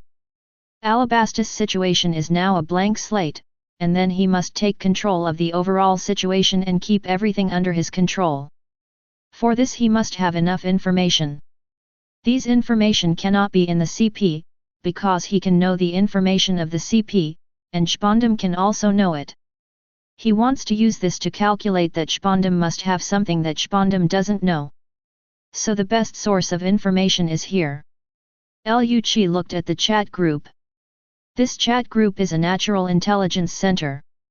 It not only gathers big figures in the pirate world from different time and space, but also has a core figure, Qiao Lin. From Qiao Lin he can get all the information about Alabasta. At that time, he can arrange Spondum, Crocodile, and Nico Robin into his plan. But the trouble now is how to ask Qiao Lin this question. Qiao Lin also mentioned Alabasta in the group before, but he said it by Robin. Without the details, he would need to specifically ask about Alabasta. And asking this question will reveal that he has not watched the One Piece anime, and he has already revealed to Qiao Lin that he is writing a fan. If you haven't read How to Write News, fanfic, and according to other people's reasons, it can be said that you haven't read it after Summit War. But Alabasta is supposed to be something that happened before Summit War. Now the problem is clear. If he hadn't read the Alabasta article and still wrote fanfic, it would definitely arouse Qiao Lin's suspicion.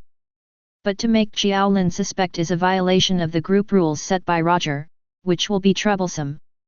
This is indeed a trouble. Lu Qi leaned forward slightly, crossing his hands in front of his chin. You have to think of a good reason to ask this question. Lu Qi opened the chat group and looked at the group members who were chatting in the group. Suddenly an idea popped up in his mind. He can't ask, but there is another person in the group who can. He remembered that this guy's character design in the group had never seen One Piece. Chapter 195. And he also formed an alliance with this guy in the group, so it's just right for him to ask. After all, allies and allies, aren't they used at this time? Thinking of this, Lu Qi privately chatted about the sadness of water in the group. Although Lu Qi is not sure about the identity of the other party, it can be seen from the fact that the other party deliberately hides his identity and does not dare to reveal his identity information. This person probably has the same situation as him. Can't let the people in the group find out, it is very likely that they have enmity with them, or the camp is wrong. After clicking on the private chat, Lu Qi typed in the chat box. The law of the jungle, brother, is there? I need you to do me a favor, I owe you a favor, and I will help you in the future. Blackbeard had just finished venting the impotent rage in his heart, and kept telling himself that with Ace around, Luffy couldn't run away. At worst, after meeting Luffy in the future, I will increase my favorability. And sooner or later, Ace will be on Whitebeard's boat. At that time, he will get the moon first, and then he will fill up Ace's favorability. At that time, brothers Luffy and Ace will be on his side, so there is nothing to be afraid of. 903. Just after Blackbeard calmed down his emotions for a while, he found that someone in the group chatted about him privately. It is the newcomer who recently joined the alliance he formed with Akainu, the weak and the strong. Seeing that the other party asked for help, Blackbeard frowned, not knowing what to do. Sorrow of water, that's easy to say, if I can help, I will help, after all, we are allies, if we don't help you, what kind of allies are we? The law of the jungle, don't bother, just ask Qiao Lin a question for me, what did Luffy do in Alabasta? I want to know the details of Alabasta. It is inconvenient for me to ask, so I can only ask you. If you have any inconvenient questions in the future, just come to me and I will ask for you. Seeing Lu Qi, Blackbeard's eyes lit up, that's really great. It just so happens that it's not convenient for him to talk in the group. On the one hand, he was the one who killed Roger's son, and he is a deadly enemy with the group leader. Akainu's words can still be said to be a matter of responsibility. He is the one who catches pirates, so you, Abij, can't say that. But he created Summit War single-handedly. It can be said that without him there would be no Summit War, nor the death of Ace and Whitebeard. So for Roger, the hatred for him should be much higher than Akainu.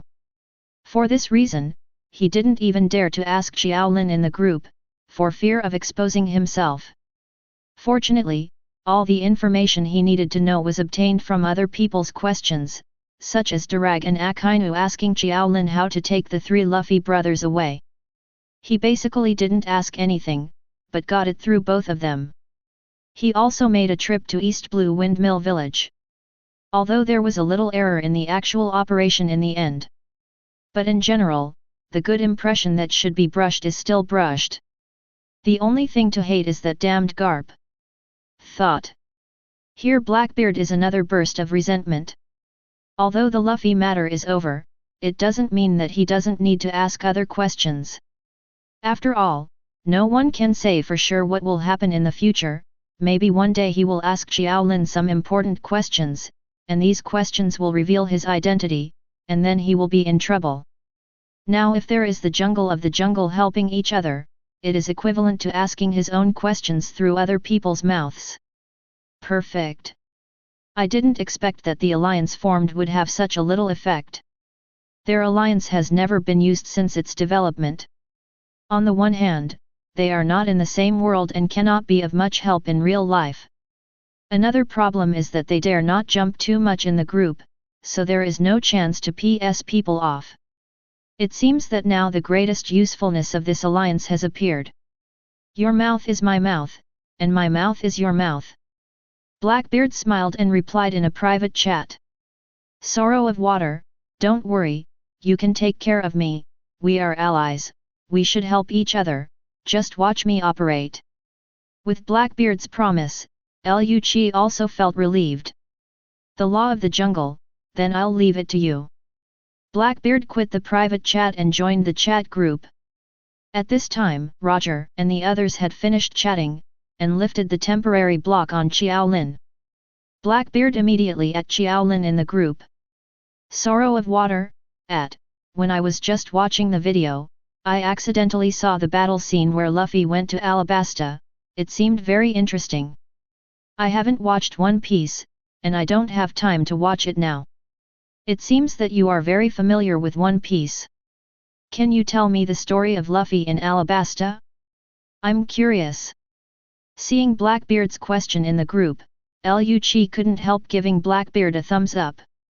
Brother, you have been in the group for so long, seeing other people asking so many questions, you have been holding back for a long time without posting. Unexpectedly, if he didn't sing, he would become a blockbuster. This question was asked, if he didn't know that Sorrow of Water is a person from Pirate World. Otherwise, I thought it was from the same world as Qiao Lin. Not only Liu Qi was a little surprised, but even Roger and Durag, who had asked many times, were a little surprised. How is this person so skilled? He obviously didn't ask any questions, so why did he become a regular questioner when he opened his mouth? And the question of the Sorrow of Water also made them a little confused. What does this person ask about the Alabasta thing? The people involved in the Alabasta incident are only people from Luffy, Robin, the royal family of Alabasta, and people from Crocodile. And Robin is already in the group. The words of the Alabasta royal family should have been asked long ago, and they will not hide it. If it's people from Luffy's side, then it's a bit strange. Could it be Crocodile or one of his men? Or someone from Marine? Or are you after Pluton and Robin? Various speculations emerged in their hearts. Chapter 196. But the identity of Water Sorrow remains a mystery. But they didn't rush to ask Sorrow of Water to know what Alabasta was up to. After all, he is now asking Qiao Lin if the other party has said anything against the rules, so it is not good to interrupt him. There is also an underlying rule in this group, that is, when others want to ask Qiao Lin a question, other people should not make trouble deliberately, otherwise it will be very distressing for those who want to know the answer. No one can guarantee that they will not ask Qiao Lin. There will always be times when it's his turn to ask questions, and don't do to others what you don't want to be done to others. Everyone knows this unspoken rule. Seeing the question of the sadness of water, Qiao Lin was almost amused. Brush video? You? How can it be? If he didn't know that the people in this group are not from his world, he would believe it. I'm afraid this guy made it out of what he said before, rhetoric. But this is much smarter than the questions from the previous few people. If those people didn't cooperate and pretended not to know, they wouldn't know how to proceed. Sorrow of Water wants to know about Alabasta. Qiao Lin fell into deep thought. If Water Sorrow is curious about Alabasta, it must be trying to do something. As for the person who wants to do something in Alabasta, Qiao Lin recalled the target of guessing the identity of Sorrow of Water, and was suddenly uncertain again. The key elements of Alabasta, Pluton, and Robin. These two things seem to be useless to that person, and they are also prone to backlash. It's not like a question this person would ask. If it was the guy he suspected, there's no way he'd go to Alabasta and do something, unless he got what he wanted and moved on to the next step. But he should understand that Robin has Aokiji watching around, and it was impossible to get Pluton quietly at that time. And now this person asked this question. Qiao Lin was a little puzzled. Could it be that he had guessed wrong, it wasn't that person, or that it wasn't a question of Sorrow of Water? A few guesses quickly flashed through Qiao Lin's mind, and his intuition told him that this question should be just a smoke bomb. The Sorrow of Water probably wanted to use this question to confuse his identity and pave the way for future questions. If it's that person, there are many people in this group who don't want him to stay, and if it's not that person, then there's no need for this guy to shrink back here. It's very suspicious. Why does it feel like playing werewolf killer as an identity? Qiao Lin twitched his lips and replied in the group. Qiao Mulinson, the plot of the Alabasta incident is very simple. In one sentence, Crocodile wanted to steal the country, and Princess Vivi sneaked into the enemy camp to solve the conspiracy, and finally found reinforcements to smash the conspiracy. There are mainly 4 parties involved: Crocodile's Baroque Work Agency, Luffy's protagonist group, Alabasta's King's Army and Rebel Army, and Marine. The reason for everything is that after Crocodile failed to challenge Whitebeard, he suffered a major blow due to the large gap in strength between the two sides.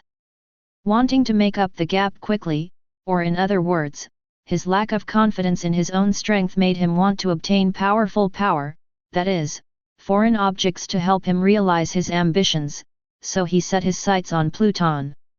And one of the key factors to focus on Pluton is that he met Robin, who had just entered the Great Route from West Blue, and forced her to find Pluton for him, and then they came to Alaba. Seeing his question being answered, Lu Chi concentrated on remembering the details Qiao Lin said. Others in the group also followed suit. They have also heard of Crocodile's name. When they were young, they fought many times with Douglas Bullet of the Roger Pirates, and the two sides were evenly matched. And because Bullet is the crew of One Piece, his own strength is not weak, so Crocodile, who can compete with Bullet, is also famous at sea. And because of this, he was invited by the world government to become one of the 7 warlords of the sea. Moreover, he himself is also an ability user of the cherished Logia fruit sand fruit. As we all know, if the Logia fruit is practiced diligently, it can eventually become a strong person with good strength. Among them, Marine 3 Admiral Akainu, Aokiji, and Kizaru are the representatives. They can be said to be the pinnacle of Logia and the top powerhouses in the world of pirates. Logically speaking, Crocodile, who was able to make such a big name in the sea when he was young, did not expect to lose his self-confidence after experiencing a failure, and instead relied on foreign things. This has to make them feel a little ridiculous or angry. 0. Thinking of the final result of Alabasta, Crocodile was defeated by Luffy, who just went to sea, and even Haki can't. This guy is really good enough. Others are getting stronger and stronger, but you are getting weaker and weaker. The end result of a man who has lost the heart of a strong man is nothing more than this. And this also made Drago secretly remind himself not to relax just because he got the Pluton design. In this sea, in the end, it depends on strength. No matter how powerful Pluton is, it is still just a tool, and it is still a human being who uses it. If it is a tool, it can change hands. If they can't keep it, then this tool will become their death knell. In addition to making Pluton, the training in the Revolutionary Army must not be slackened, Durag thought. And Robin listened with interest, the first time she heard details about her Alabasta affair, although her future has changed. But this didn't affect her curiosity about what happened to her here in the original book. Not everyone has the opportunity to know their own future, and compared to the past that can be used as a mirror, the future that can be directly referred to is a rare material. Qiao Lin, after Crocodile arrived in Alabasta, he first used dancing powder to stop the rain in all places in Alabasta except the royal city. And Alabasta itself is a desert country that lacks precipitation, which makes the environment here even worse. Other areas do not receive any drop of water, and Wangcheng has abundant rain, which naturally arouses public doubts. The rumors that Crocodile deliberately spread among the people deepened people's suspicion of the king. Over time, rebels appeared in Alabasta, where the people were struggling, all of which were calculated by Crocodile. At this time, Crocodile himself hunted pirates in this country as a Shishibukai instead, and became a hero in the hearts of the people. In such a comparison, in the eyes of the public, the Alabasta royal family, who only cared about their own arrogance and luxury and disregarded the lives and deaths of the people, looked even more odious. Do you feel that this script is very familiar? That's right, this is another version of Wano Kuni. Chapter 197. Hearing Qiao Lin mention Wano Kuni, both Roger and Hiri's faces darkened. Like Wano Kuni, here in Alabasta it is also a conspiracy to unpopularize the original ruler. Then let yourself take its place. Hearing a similar conspiracy, the two of them instantly had endless aversion to Crocodile in their hearts like a PTSD attack. It is all for their own selfish desires, using conspiracy to drag countless people into the abyss and destroy countless families. Fortunately, this guy was defeated by Luffy in the end. Otherwise, if Pluton falls into the hands of such a guy, now he can make the whole of Alabasta miserable for Pluton. When he gains more powerful power, he will throw the whole world into hell. If it is said that before they three were just angry with Crocodile and felt that this guy's psychological quality is too poor, he is not worthy of being a strong man, and he deserves to be defeated. Now the Crocodile is a hideous face. Both Drago and Sakazuki are thinking about going to Alabasta to deal with this loser. But it seems that at their current time, Crocodile has not gone to Alabasta yet, and it is not yet known which sea area to look for external forces that can help him dominate. The two gave up on this plan. A coldness flashed in Luke's eyes, and it was right to go to Alabasta to deal with this guy. Qiao Lin, later, Vivi, the daughter of King Cobra of Alabasta, felt that someone was manipulating behind this, so she left the royal city with her guards to investigate alone and found out that the Baroque Work Agency was behind it. And this Baroque Work Agency was formed by Crocodile, but no one knew that he was the boss behind it. This is a secret criminal company, and its organizational structure is divided into bottom-level personnel, billionaires and millionaires. These people are the miscellaneous soldiers under the cadres. Above them are 12 senior agents codenamed by numbers, each with an assistant. In addition, there is an animal group responsible for communicating with them, vultures and civet cats. The strength of the agents here is average, and there is only one person who needs special attention, that is Mr.2, Bentham. This person's fruit ability has appeared once in Wano Kuni. Clone fruit. It again. Roger frowned. When Wano Kuni dealt with the old woman who finally struggled to become Momonosuke and tried to blackmail Odin to escape, he realized that when this ability reappeared, it would inevitably cause another bloodbath. Although clone fruit cannot provide actual combat power, it can even easily subvert a country when used. Qiao Lin, it's still the same routine. Crocodile's calculation is to first arouse the anger of the people and expand the camp of the rebels. When the time comes for the king's army to fight against the rebels, Mr.2 will become the king, intensifying the conflicts and triggering a complete rebellion. Then he can take over the revolution as a hero and reap the fruits of victory. Then it is logical to take over Alabasta, use it as a base to build your own utopia, and let Robin decipher the historical text hidden underground in Alabasta without anyone noticing, and get Pluton. Hearing this, Doflamingo and the group couldn't help but feel a little familiar. How could this script be the same as his? This is the same way he captured Dressrosa back then. Crocodile, what's the matter with you, little brother? Learn his routine? My routine is something you can learn too. Doflamingo couldn't help laughing when he thought that Crocodile failed in the end. Compared with him, you are still far behind. But when he thought of the person he was about to face, Doflamingo couldn't laugh anymore and had a headache. After hearing what Qiao Lin said, Roger had such an expression on his face. The biggest use of clone fruit is here replace other people's identities to do some invisible deeds.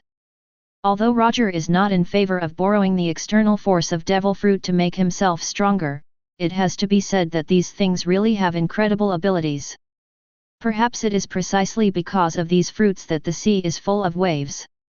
Qiao Lin, Crocodile's plan is like this, but in practice, except for one problem, Princess Vivi sneaked into the Baroque Work Club, although there is no definite evidence, but it has been roughly figured out that the person behind it is Crocodile Zero. But they have nothing to do in the face of such an enemy. At this moment, Luffy and the others came to the Great Root, and they did not know Princess Vivi. Then, under her tears, Luffy decided to help her fight Crocodile.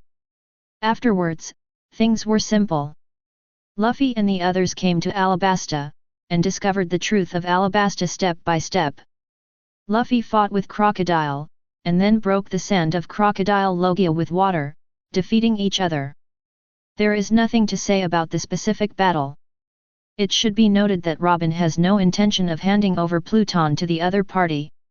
She has already planned to assassinate Crocodile after reading the main text of the history and die with him. It was Luffy who saved Pluton at a critical moment. Whether there is Pluton's whereabouts in the historical text here is still a mystery. Robin did not give an exact answer, and the Revolutionary Army did not get Pluton because of it. Crocodile's weakness is water, he can hit him without haki when he gets wet, but because of his loss of self-confidence, his strength has regressed, and he relies too much on the fruit ability, so his own strength is just like that. The 4.1 strength of his other subordinates is only average, and the most functional one is Mr.2. The Alabasta chapter is basically like this, there is nothing to say, and the details are the crying scene of Princess Vivi. Lu Chi will write down what Qiao Lin said, including Crocodile's plan and people who need attention. In addition, Crocodile's strength really surprised him. As a 7 warlords of the sea, a man who was once famous in the sea, he should be the strongest at this age, but he is so weak, not even Doflamingo.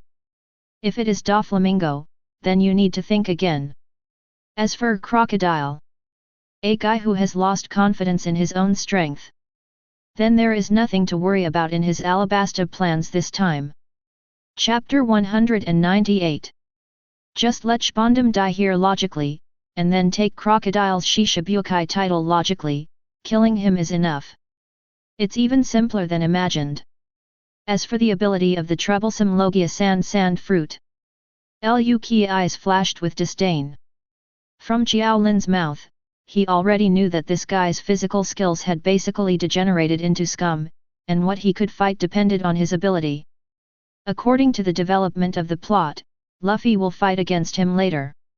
At that time, Luffy broke through several times, and it was difficult to beat him with physical skills. Crocodile's physical skills were not enough for him. and relying too much on abilities. Liu Qi smiled, he stretched out his right hand, and attached a layer of black armor to it. Then you can try it. He hasn't done anything in the past 6 months, so he can take Crocodile to see if his teeth are sharper. It suddenly occurred to him that he hadn't paid Blackbeard for asking him to pay Qiao Lin. He got up quickly and quickly returned to his room. I found a box, which contained the salary he received for working for the world government for so many years. The amount of salary is not much, he usually has no expenses, and he has no hobbies except killing people, and the world government here also includes food and housing, so he has saved all his expenses. Moreover, they also worked 2 jobs in the water capital, one in the shipyard and one in CP9, receiving 2 salaries. But he had no desire for money before, so he didn't have any extra income. Adding up is more than 200 million, which is not comparable to those pirates who live to steal money and treasure.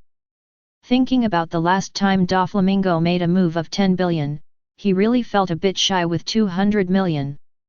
Liu Qi inexplicably felt a little uncomfortable. He didn't feel this way before, but now he felt as if he was slapped in the face with money. Remembering that Doflamingo also took Dressrosa by illegal means, he secretly wrote a note to Doflamingo in his heart. And he has to find a way to get something, otherwise there will be nothing as a thank you next time. After thinking about it, Liu Qi returned to the chat group, and then chatted with Blackbeard privately. At this time, Blackbeard was also planning to ask Liu Qi if he got a satisfactory answer, and give him the reward quickly. It's enough for him to ask questions for Liu Qi, he wouldn't even have to pay for Qiao Lin's remuneration, he's a poor guy now, he used all the money my father gave me for food and drink. Originally, I was just eating and dying on the boat and waiting for the time to pass. I have to find something interesting to do. For a pirate, the most interesting thing is drinking. Now that Qiao Lin has finished answering, he still doesn't give out red envelopes, which will affect his reputation. Although Qiao Lin doesn't know the contents of the red envelopes, what if he finds out later? Then he will suffer a blood loss. At this moment, Blackbeard saw Liu Qi private chat. The weak eat the strong, I'm sorry to trouble you, I forgot to give you a piece of this thing just now. This is my reward to Qiao Lin, next time I will help you. Blackbeard opened the red envelope and saw that it was a total of 200 million Baileys. He is a little jealous, although the Whitebeard pirate group is big enough, but more people means more monks and less meat, and the money they get each time is enough to eat and drink for a period of time. 200 million can make him happy for a long time. But even though he thought so, he still couldn't move the money. Blackbeard sent the 200 million yuan as a red envelope to Qiao Lin without change. Sorrow of Water sent a red envelope to Qiao Mulinson. Watching the 200 million he got fly away, Blackbeard felt a little distressed. But what made him feel even more distressed was that he didn't seem to have anything that could be used as a reward in exchange for Qiao Lin's advice. Now it seems that in terms of ability, Roger and the others have basically given everything they can, and Haki is also full. When it comes to him, it seems that they can only use money or items as a thank you gift. Thinking of this, Blackbeard gave me some headaches, it seems that there is no one poorer than him in the whole group now. Now that I think about it, Doflamingo is cool, throwing it out is 10 billion. Blackbeard's eyes are full of envy and hatred. And Doflamingo, who didn't realize that he was targeted by others because of showing off his wealth last time, also opened the red envelope sent by Blackbeard. He originally wanted to see who it was from the content of the red envelope, but when he saw that it was money, which was only 200 million, he immediately lost interest. On the other end of the chat group, Qiao Lin also discovered that there were 13 million more intercepted bank text messages in his mobile phone. It's not bad. The only pity is that it doesn't have any abilities or items. He closed the text message casually and returned to the group. Seeing that no one asked any more questions, Qiao Lin quit the chat group. Seeing Qiao Lin's withdrawal, Roger temporarily blocked Qiao Lin and asked Blackbeard about Alabastus' intention. I'm One Piece, Are you going to Alabasta? Seeing Roger's question, Blackbeard was taken aback for a moment. How did he know whether to go or not? But this happened to be a good opportunity for him to establish his personality. Maybe he could fool Roger. He quickly called Liu Qi and asked him to help. This was his problem. After seeing Liu Qi reply, Blackbeard replied quickly. 350. Water sorrow. Well, something happened on my side, and now Spondum is after Robin, so I want to go to Alabasta early to let Robin go. Seeing Shuazi's sad answer, everyone else's eyes widened, and Spondum actually stared at Luo Wu. What about Frankie? They remembered that Frankie's situation should have been disclosed in detail in the group before, so it is very likely that Sorrow of Water took some actions during this process, which led to the failure of Spondum's plan. So Spondum can only think of other ways. After realizing this situation, everyone who was afraid of Blackbeard's identity was relieved a little, that he should not be an enemy anymore. Roger asked a few more questions, and Blackbeard answered them all under Liu Qi command. Blackbeard couldn't help laughing at this. After what happened this time, he should be able to put aside his real identity. But his reply in the group is always slow and he always avoids some questions, which is more or less abnormal. And it is clear that Roger and Arag will speak up after helping the group of friends solve the problem. But this person seems to have solved the matter of the water capital, but he didn't say a word.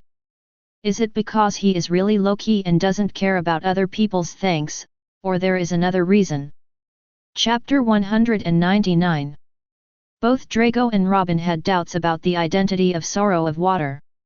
And Sakazuki only thought that his ally probably chose a completely different path from the original one like him.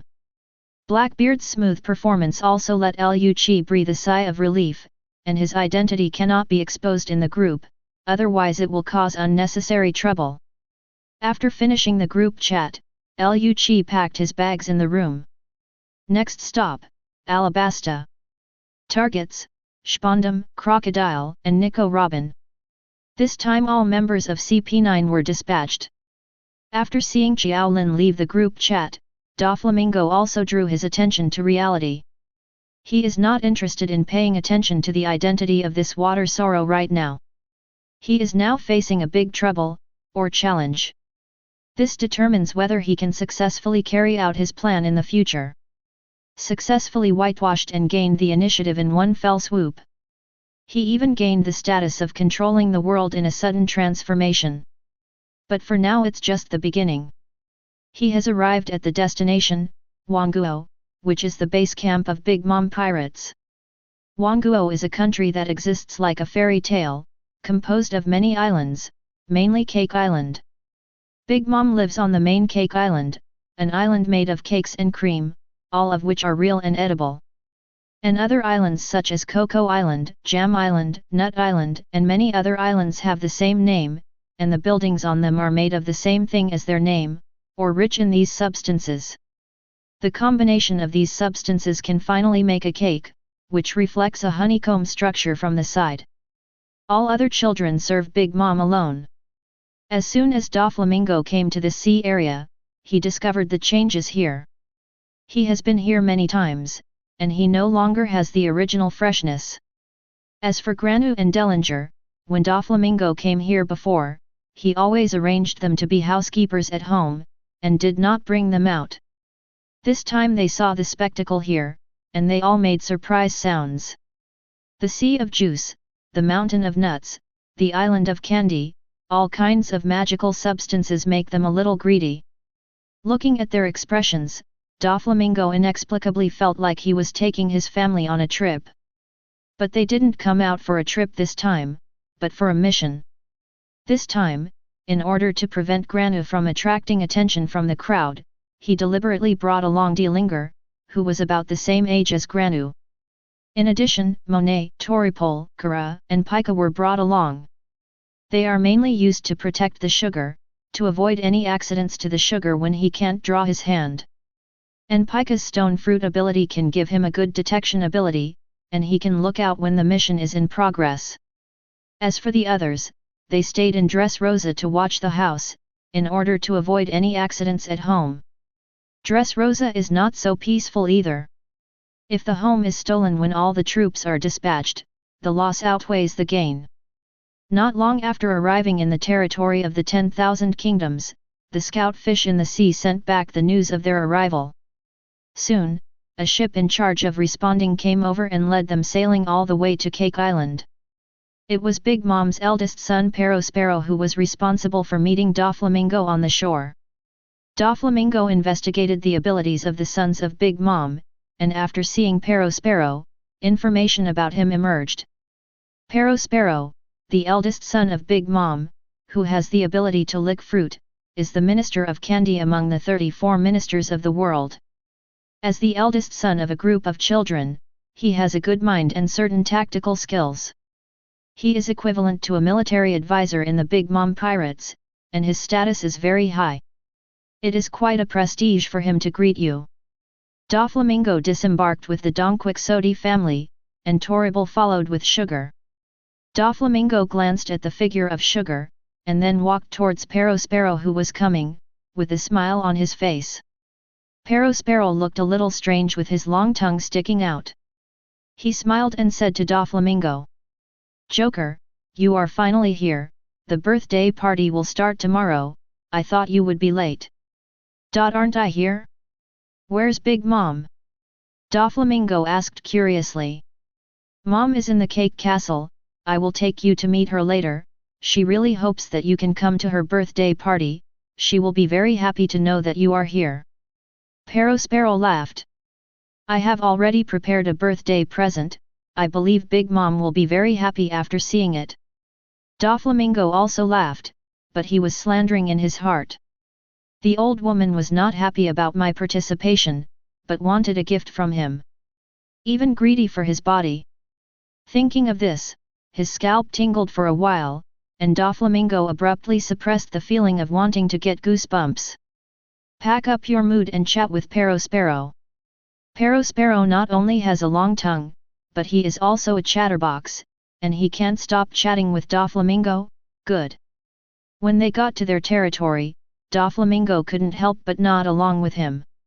While dealing with it, from the corner of the eye, he looked at the Tang Jide family members behind him. In a blink of an eye, I came to the town outside the castle. I have to say that it is the same as in a fairy tale. Not only are the buildings cake-like, Doflamingo also found that there seemed to be a living life on each building. Homies, a life created by Big Mom with abilities. Doflamingo's heart trembled. There are homies everywhere here, which is equivalent to being full of Big Mom's eyes. It is not so simple to move around under her nose. Just when he was thankful that he brought Pika, there was a huge commotion not far from the town. A panicked crowd came from afar. Chapter 200. How dare someone make trouble in Cake Island? A trace of doubt flashed in Doflamingo's heart, and he gestured to Toribel with his eyes, reminding the other party to keep an eye on Granu and not to be swept away by the flow of people. Doflamingo to Perospero, "What's going on here?" But just after asking, Doflamingo understood what happened. Because the protagonist of this commotion had already appeared not far away, her huge body was clearly visible in the crowd. The surrounding buildings were easily destroyed by Big Mom, and the sugar tower was picked up by her and stuffed into her mouth. After discovering that the smell was not what she wanted, she spat it out again and ran to other buildings. Is this the craving? Doflamingo recalled what Qiao Lin said about Big Mom. It explodes at any time without warning. Once attacked, it will become a monster who only knows how to eat sweets. Don't stop until you are satisfied. And in this process, the 6 relatives do not recognize her, and whoever blocks her is her enemy. Unexpectedly, as soon as I came to Cake Island, I saw Big Mom's craving attack. I'm afraid the town's greatest fear is the old woman. 373 These thoughts flashed through Doflamingo's mind quickly, and then he frowned. The sugar is still here, so it cannot be affected. Perospero saw the turbulent flow of people and the sound of destruction in the distance, and he guessed that his mother was ill. Hearing Doflamingo's question, he smiled wryly and said. Mom's craving for food is happening again, so I have to stop her quickly. At this time the other sons and daughters of Perospero also gathered together. Brother Perospero, what should we do? Let Mom go on like this, and the desert city will fall. What did Mommy get into this attack? Asked Perospero. Caramel Puff Tower, every time the birthday party is approaching, my mother wants to eat this. Now the chefs are rushing to make it, and it will take a little time. How much longer? 5 minutes. Perospero looked at Katakuri next to him. As the two eldest children of their mother, they were very aware of their mother's situation after she became ill. Can't stop, whoever stops dies. I can only find a way to guide her in the right direction. You first arrange for the evacuation of the residents of the desert city. I will go to my mother and tell you that Katakuri will be handed over to you. Perospero said. Okay. Katakuri nodded slightly, and then told the others, do as Perospero said. Yes. The others jumped into action. Perospero said to Doflamingo before leaving. I'll excuse you first, something urgent happened to my mother. Doflamingo responded with a smile, watching Perospero go away. Not far away, Big Mom was holding those living homies into her bloody mouth. Doflamingo frowned for a while. It's not like he hasn't seen such a scene when he came to Cake Island before. The deserts in Cake Island are all living homies, and it feels magical at first sight. But ever since I heard that Big Mom ate his childhood companion alive at the birthday party, seeing such a scene again left me with a chill. I'm afraid this old woman has fallen in love with the feeling of cannibalism. That's why you give life to food and then eat it. At this time, Perospero was talking in front of Big Mom not far away. Suddenly Big Mom let out a roar, and the 4 Emperors-level conquerors' haki suddenly radiated from Big Mom. Seeing this, Doflamingo's expression changed.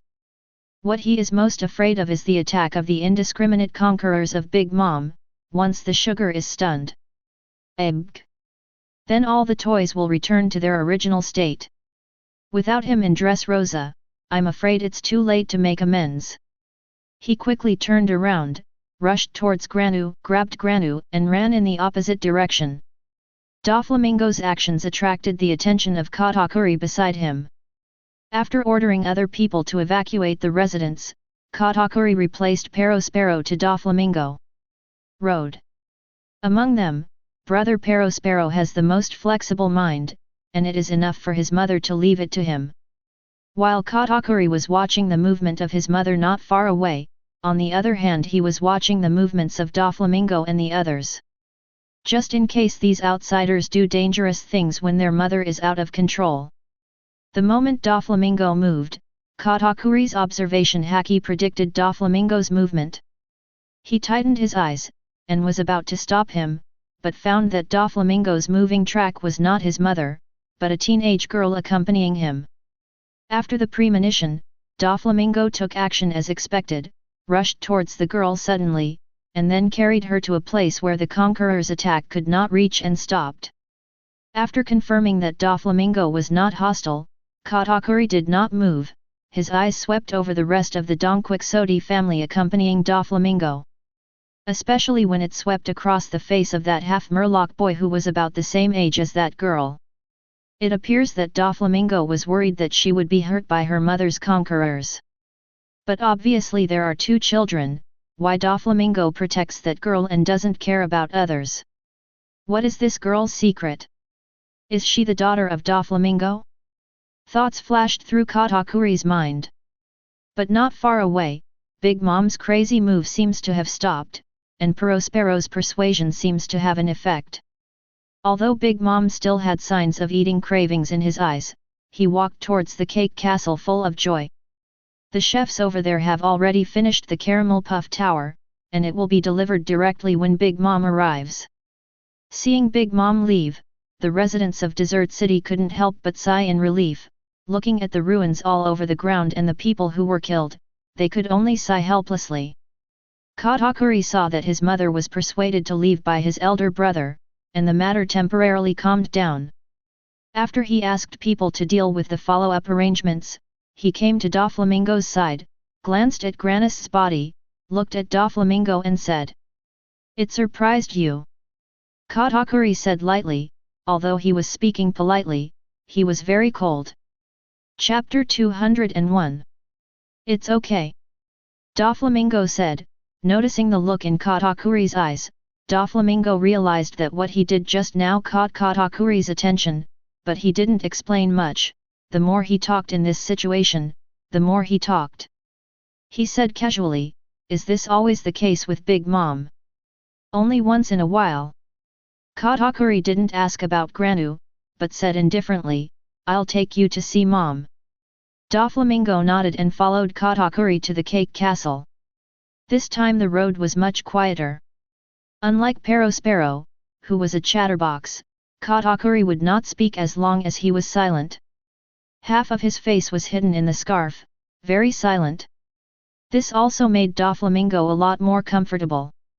Compared with meaningless chatting, silence is more present. What worries Doflamingo is that Katakuri seems to have noticed the sugar, and he seems to be more careful in his next actions. When Doflamingo meets Big Mom, she has regained her sanity. She didn't care about what happened just now. After seeing Doflamingo's arrival, she looked happy and chatted with Doflamingo intimately. There was a friendly look in the words, and even the face looked brighter. If it was the old days, Doflamingo might still have a chat with Big Mom, but first he learned from Qiao Lin that this guy was eating his body, and then he saw Big Mom's cannibalism. Taken together, Doflamingo thinks it's better to stay away from her. After chatting briefly with Big Mom, Doflamingo returned to his room tired from the journey. Big Mom didn't think too much, and finally said that he was looking forward to Doflamingo's gift. Leaving the surroundings of Big Mom, Doflamingo's discomfort finally disappeared. Just now he was uncomfortable seeing Big Mom's big face, but now he is finally relieved. But he didn't come here this time to celebrate Big Mom's birthday, the goal was Pudding. He has to find a way to get close to Pudding, but now he doesn't even know where Pudding is. It seems that he can only wait until the birthday party starts. The children of Big Mom perform their duties, and not all stay on the cake island, and they cannot act rashly. But when they wait for the birthday party, they will definitely gather together, so they can only look for opportunities at this time. Now the whole island is Big Mom's eyeliner, and Pika's ability cannot be hidden from the eyes of those who have observation haki. If he was asked to look for someone everywhere, it would be easy to expose his intentions, and he could only do it at a critical time. Just when Doflamingo was thinking about how to find an opportunity to hook up with Pudding. After Doflamingo left the cake castle, Big Mom called Perospero, Katakuri and several other children to discuss arrangements for tomorrow's birthday party. And behind her, Pudding stood there quietly, with an obedient look on his face. Only the occasional flash of light in his eyes revealed that her heart was not as pure as she appeared on the surface. Big Mom is very looking forward to tomorrow's birthday party. This is the time of the year that she is most looking forward to and the happiest, and the whole person exudes joy. Even Prometheus and Zeus next to him were in a happy mood. They are all homies created by Big Mom with their own soul. After talking about the arrangement of the birthday party and the situation of the guests, Katakuri suddenly talked about what he just discovered. Big Mom suddenly became interested. "You said Doflamingo cared about 10 girls." Katakuri said, "Yes, just now, when his mother released conquerors, Doflamingo deliberately protected this girl, and it can be seen that this girl is very important to him." "What's the matter?" Big Mom grabbed a piece of cake and stuffed it into his mouth and started chewing. "Is there anything special about her? Can Joker care so much?" "I can't see it, it looks very ordinary." Katakuri shook his head. He looked at Perospero. He stayed with Doflamingo for a long time, he should know more. Perospero also shook his head. "I didn't notice her at first. Isn't she one of Joker's subordinates?" "When you said that, I remembered it. It seems that Joker often looked at this girl on the way here." "Could it be her daughter?" someone said. 0 fur flowers. No way, I haven't heard that Joker has a child. But Joker is so old, it's normal to have children, but I haven't heard that he has children and no women. Could it be that he has any special hobbies? Or is it that Doflamingo is playing with cultivation? That girl is not just his subordinate, but also someone he likes. It's very possible that Katakuri said just now that Doflamingo was patronizing and protecting this girl, and no one else cares about it. I'm afraid this is the only possibility that can make him care so much. It can make a guy like Joker tempted. This girl seems very interesting. I don't know what kind of person it is. The children of Big Mom suddenly became 8 trigrams. 0.0. Listening to their chatter, Katakuri remained expressionless and did not participate. Perospero looked very interested, and planned to ask later, why didn't he think of it just now? When Big Mom heard the children chatting about Doflamingo's unmarried life, his eyes suddenly lit up. She just gave birth not long ago, and now her body is just ready for the next child. And Doflamingo's identity is no secret from her. Former celestial dragons, formerly the royal family of Dressrosa. If not, the world government would not have indulged him to such an extent, robbed him of the heavenly gold and made him a Shishibukai, and even seized the throne of the allied countries. Although it is only the former celestial dragons, the blood flowing in Doflamingo's body is the real celestial dragon's blood. Descendants of God. The blood of the legendary god. Big Mom has been longing for celestial dragons for a long time. If she can give birth to the children of celestial dragons, then her 10,000 kingdoms will be more worthy of the name, and all those who have the blood of gods are her children, then she is not a mother. And she already has so many children of different races, plus the blood of God, almost all races are included, in other words, she is the mother of all races. Hearing that Doflamingo is single and has no children, Big Mom's heart fluttered. You are not married, I am waiting to conceive. It was a match made in heaven. Chapter 202. Big Mom turned to Pudding and said, Pudding, you go to contact that girl and see what's going on. Yes, Mom. Pudding nodded. Big Mom looked at the children of Perospero and Katakuri again, and said with a smile. What do you guys think of Doflamingo? As soon as Big Mom said this, the whole hall became silent. They smelled something unusual. Mom, are you planning to marry Doflamingo? Perospero asked tentatively. Big Mom nodded with a smile, very happy. Perospero touched his chin and analyzed. Doflamingo, now the king of Dressrosa, this status is not important, but he is also 573 Shishibukai, and he is also a joker in the underground world. He can enjoy both black and white dishes, and his business has spread all over the world. The point is that his status is very special, and the world government has to sell his face. This person is indeed very good. It is indeed a good choice if the marriage draws him into our camp. So who are you going to marry, Doflamingo, mother? Perospero's words caught the attention of Big Mom's daughters. Big Mom has more than 30 sons and daughters, besides the young ones and the ones who are already married, there are also a dozen or so who are eligible for marriage. None of them have the ability to make decisions about their own marriages, and they all have to rely on Big Mom to decide. Those who are strong, Big Mom will not let them go, and those who are weak will be used by Big Mom to marry them. It is unknown whether they will even be able to marry.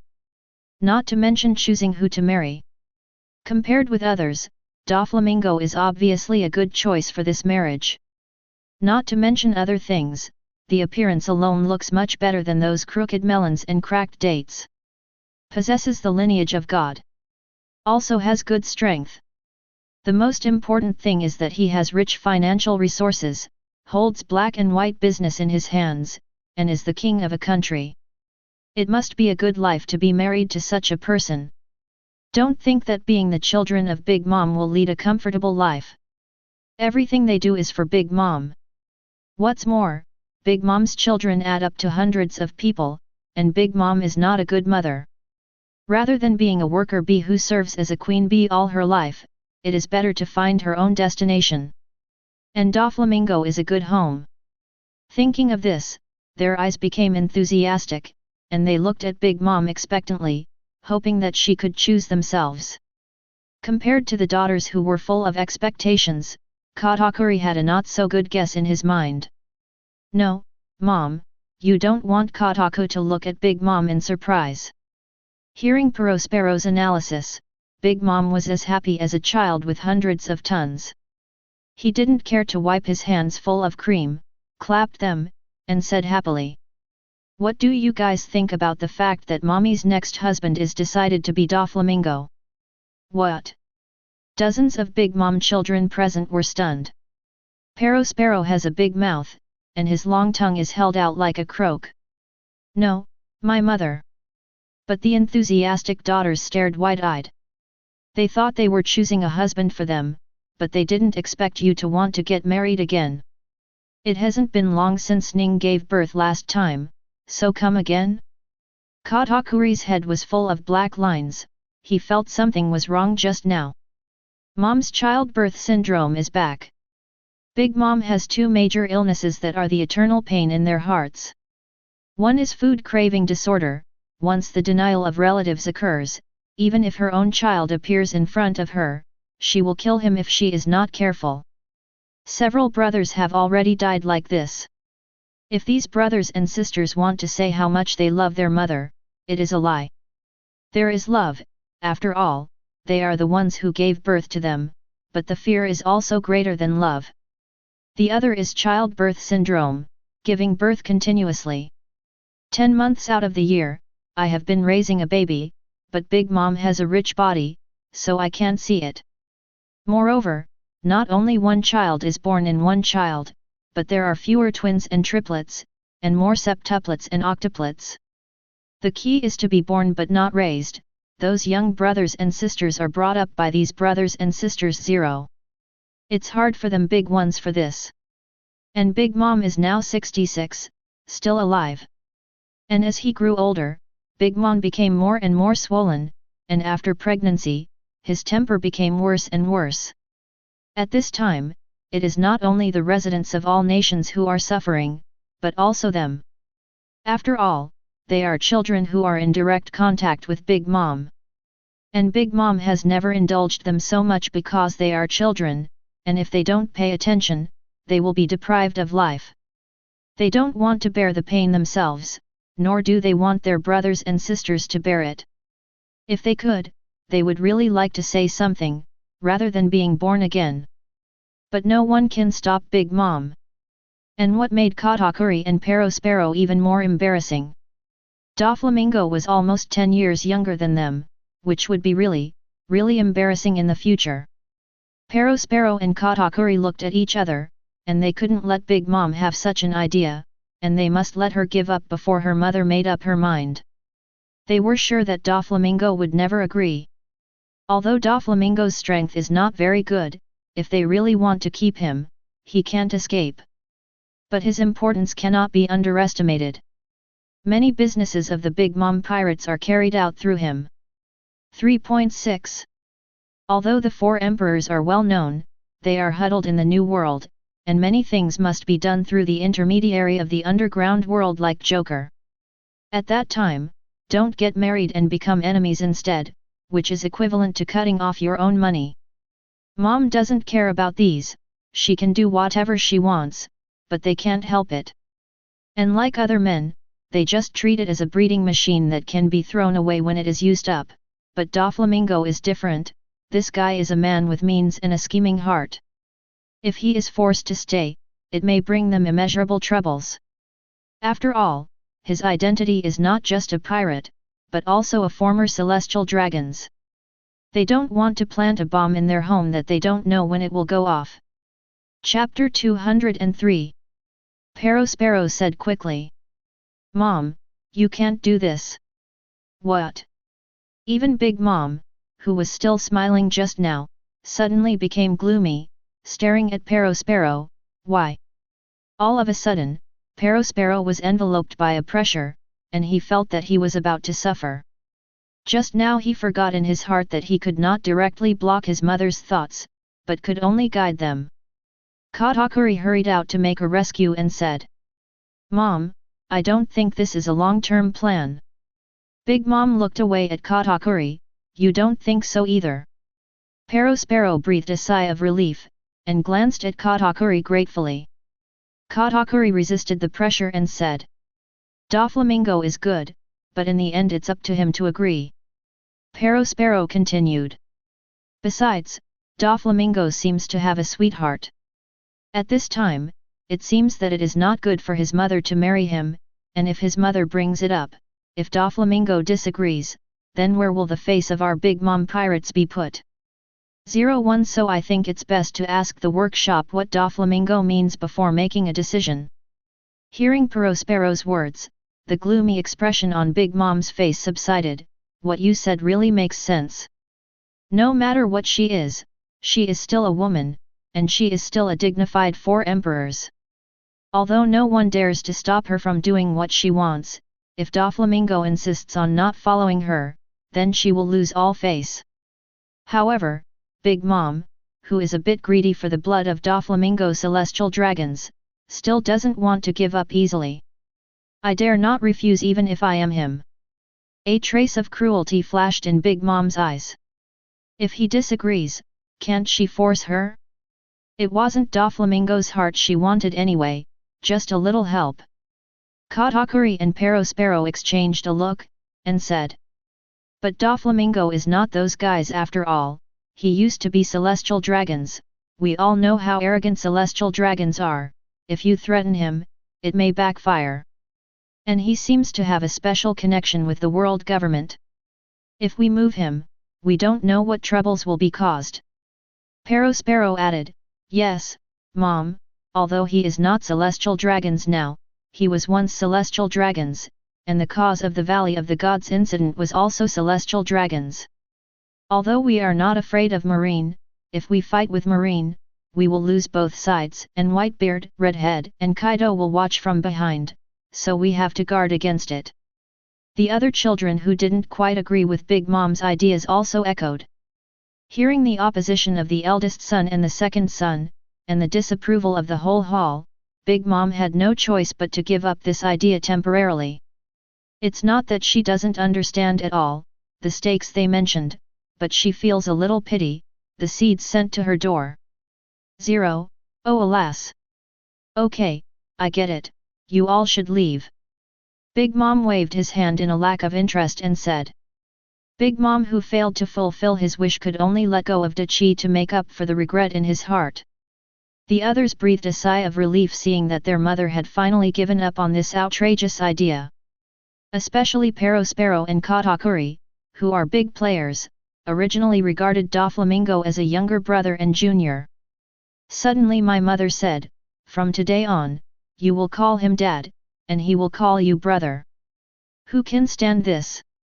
Gotta get Doflamingo off right after the birthday party and stay here for a few more swings in front of Mom. Maybe it hooked up that outrageous idea of mother again. That would be bad." Perospero made up his mind and went to tell Doflamingo immediately, and then try not to appear in front of his mother as much as possible. "It's good for you, good for us." Thinking of this, Perospero walked out quickly, and the others followed and left the hall. Pudding is also preparing to leave. Then Big Mom stopped her. "Pudding, you continue to contact the girl next to Doflamingo, ask her identity, and whether Doflamingo has a woman now. Although Big Mom has temporarily given up, it doesn't mean she won't come up with whims in the future. If Doflamingo doesn't have someone she likes, it means she still has a chance." But Perospero said something right, she couldn't mention it directly, otherwise it would be a small thing to be rejected, and it would be a big thing to lose face. For other men who have no status, she can marry the domineering queen and force her home. But for people with status like Doflamingo, this trick will not work. At that time, if it fails and spreads out, it will be a joke. Therefore, it is still necessary to let Doflamingo take the initiative to mention it, but this is a bit troublesome. Pudding heard Big Mom's words and realized that her mother hadn't completely given up. However, she didn't dare to contradict her mother like her two elder brothers did, so she could only smile and respond obediently. At only 14 years old, the key to living in Wanguo is to please her mother as much as possible. Perospero and Katakuri, who were planning to leave, heard Big Mom and Pudding behind them before they stepped out the door. Suddenly the corner of his mouth twitched.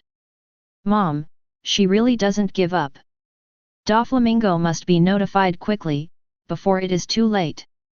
Back in the room, Doflamingo still doesn't know that he is facing a major disaster in his life. Peach Blossom Tribulation. Their residence is a guest room in Cake Castle, and the birthday party will be held tomorrow. They will rest here for one night, and they can go directly to the party tomorrow morning. But Doflamingo and the others don't have the time to think about how to celebrate Big Mom's birthday. Tomorrow's birthday party is just a cut scene. The key is how to find Pudding to make a deal with her. They had observed it on the way here just now, and the castle was a bit troublesome. There are not only chess players patrolling the aisles, but also a living decoration popping up out of nowhere on the decorations in the corridors. Chapter 204. Some are doors, some are lamps, and some are paintings. Then think of the Cake Island and there is a Brie who is peeping in the mirror. For outsiders, this place is really a dragon's pool and a tiger's den, and it's a fantasy to live here quietly. Even the pica brought by Doflamingo this time must pay attention to moving in this castle. In the entire Big Mom pirate group, there are hundreds of millions of bounties offered, and observation haki is even more common. Shishi Fruit's ability is hidden from the eyes, but not from haki. As soon as Doflamingo entered the room, he asked Toribel and Monet to dispose of the mirror in the room, and then he also eliminated Homeyes, and then began to plot tomorrow's plan. Let Monet bring Sugar and Delinger to approach Pudding, while Toripol and Pika are in charge of adapting. And he restrained Katakuri. This guy's observation haki was in the way and he couldn't be allowed to appear at the scene of the crime. Just as the Donquixote family is plotting tomorrow's move. There was movement outside the door. The footsteps were followed by a knock on the door and shouts. Joker, it's me, Perospero, I need to talk to you about something. Perospero? Why did he come to see him at this time? Doflamingo and the others were a little puzzled, looked at each other, and then at Doflamingo. Doflamingo pressed his hand to signal them not to panic. Then he shook his head and signaled Monet to open the door. After Monet saw Doflamingo's eyes, he went to the door and opened it. It was indeed Perospero, and Katakuri was walking with him. What's the situation? What brought these two over? Logically speaking, there should be a lot of people to invite for Big Mom's birthday party. Doflamingo has met several important characters of the underground world on his previous visits. For example, what big news is Morgan's, the king of loan sharks Feld, the king of shipping you meet? Why come to him instead of receiving them? He said he was going to rest. Doflamingo's eyes flashed doubt and vigilance. He looked at Katakuri. Could this guy see some flaws? Seeing the two, Doflamingo stood up, opened his hands in surprise and said. Perospero, Katakuri, why are you here? What's the matter? Katakuri glanced at the others in the room, and said to Doflamingo. There is one thing, but it's best we talk about it alone. Doflamingo wondered. They are all my family members. I can absolutely believe that my own people will not get in the way. As soon as Doflamingo finished speaking, Perospero said nervously. The fewer people who know about it, the better. He winked at Doflamingo, who was even more perplexed by Perospero's strange behavior. Seeing that they didn't come to trouble him, they looked more like they were asking for him, and I don't know if it was his illusion, he even saw it on Katakuri's indifferent face. A trace of embarrassment. Awkward. Is this guy going to be embarrassed too? Doflamingo was a little surprised, and then a smile appeared on the corner of his mouth. He wanted to see what these two guys wanted to say to him, and it made them feel uncomfortable. What's the fun thing? Of course, he was not 8 trigrams, but he thought maybe we can find an opportunity to fulfill the purpose of coming to Cake Island this time. Doflamingo laughed and said. Oh well. Then he said to Torrible and them. Go out and wait. Yes, young master, Dover. Torrible and the others walked out, with a hint of worry in their eyes. After the rest of the Don Quixote family went out, Perospero and Katakuri glanced at each other, and Katakuri walked to the window, leaving only a back view. It seems that he is not going to say anything, and this matter will be handed over to Perospero. Perospero said with some embarrassment. To be honest, we just got a new brother some time ago, and my mother is very happy about it. Doflamingo nodded, he had also investigated and found out about it. But what does this have to do with him? Could it be that birthday presents are no longer enough for Big Mom, and this time, by the way, he also needs to give him a full moon gift? And then? Doflamingo asked. Then? Perospero rolled his tongue in embarrassment, then Mother's body has almost recovered. What does Big Mom's recovery have to do with him? Doflamingo stared at Perospero, this guy is obviously a chatterbox, why is he talking now and then, as if he was constipated? Speak quickly if you have something to say, and let the fart go quickly. After he got used to Perospero's beeps, he felt awkward listening to him speak slowly and word by word. Wait. Doflamingo seems to have captured some important information. Childbirth, recovery. Doflamingo's heart beat violently, and the corners of his mouth twitched, it couldn't be what he thought. No? No way? He looked at Perospero, worried about hearing the words he didn't, wanted to hear from the other party. Perospero saw the slight change in Doflamingo's expression and realized that the other party understood what he meant. That being the case, he didn't procrastinate anymore. Perospero stated frankly. Mom is looking for her next husband. Perospero's words hit Doflamingo's forehead like a bolt from the blue. The corner of his mouth twitched, how could this be? I originally ate Perospero's melon, but I didn't expect to eat melon and eat it on my own head. He obviously tried to avoid contact with Big Mom as much as possible, and even cancelled his previous marriage plan without mentioning anything in front of Big Mom. Why did this old woman still have this idea that she shouldn't have? What exactly went wrong? Chapter 205. Obviously he has been to Cake Island to celebrate Big Mom's birthday a few times before, and he never let Big Mom have such a bold idea before. Why did this change suddenly appear today? A look of embarrassment flashed across Katakuri's face, who was pretending to be watching the scenery by the window, and he looked outside as if he hadn't heard anything. In fact, today's Big Mom Queen wants me to confess incident. The instigator was this man who pretended to be looking at the scenery. If it wasn't for him inadvertently mentioning that Doflamingo cared about the girl around him, then the 8 trigrams of the other siblings arose. It will also not make Big Mom, who is just in the window period and has been raising her body for a while and is eager to get pregnant, ignite the desire to remarry. Then eyeing the Doflamingo seed. The fuse of all this is Katakuri, the man who now pretends that it has nothing to do with him. Katakuri, I have nothing to do with the rain. Doflamingo's heart trembled a little, he pointed at himself, and asked in disbelief. You don't think it's me, do you? If Perospero admits, then he doesn't care about anything, and 367 runs away overnight.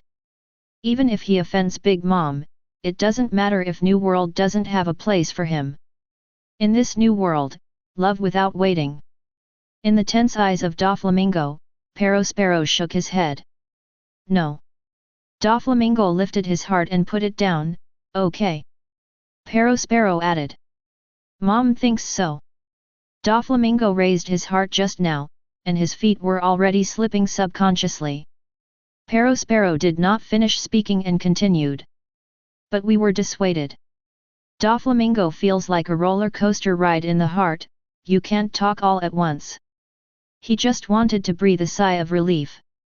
Perospero continued. Although we discouraged her, my mother still did not give up. Gan. You are playing tricks on me. Doflamingo cursed in his heart, scolding Perospero for not speaking. Abai, freely, what is going on with you talkative today? It's not about whether you're embarrassed or not, it's me who is anxious now, please get back to normal. If you have something to say, finish it all at once, don't tantalize people, make it a little scary. The other is angry Big Mom, this old woman really has a heart for him, this time he has calculated everything, and even asked Qiao Lin for a perfect solution. Unexpectedly, in the end, I still couldn't stand the accident caused by Big Mom's whim. What is going on? Could it be that Big Mom's excessive secretion of estrogen and hormones today leads to too strong desire for reproduction? Katakuri on the side continued to look at the scenery indifferently. Perospero said. So I suggest that you try not to appear in front of your mother and don't provoke her. You should know your mother's character.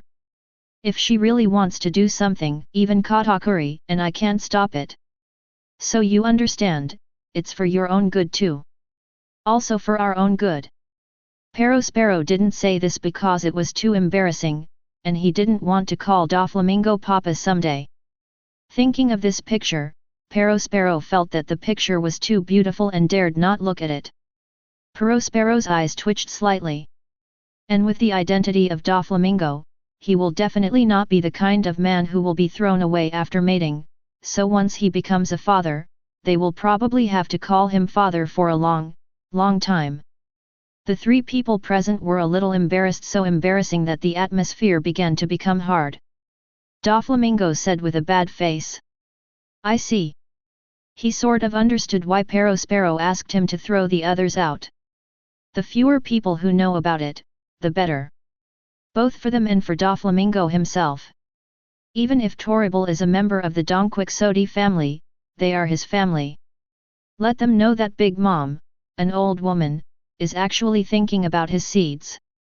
If they know about this, even if they are calm on the surface, they may not be able to help laughing in their hearts. His glorious image cannot be ruined because of this guy. This is also when he temporarily changed his plan after getting advice from Qiao Lin, and Toribel asked him why. He kept silent about the real reason and made a plausible excuse to get over it.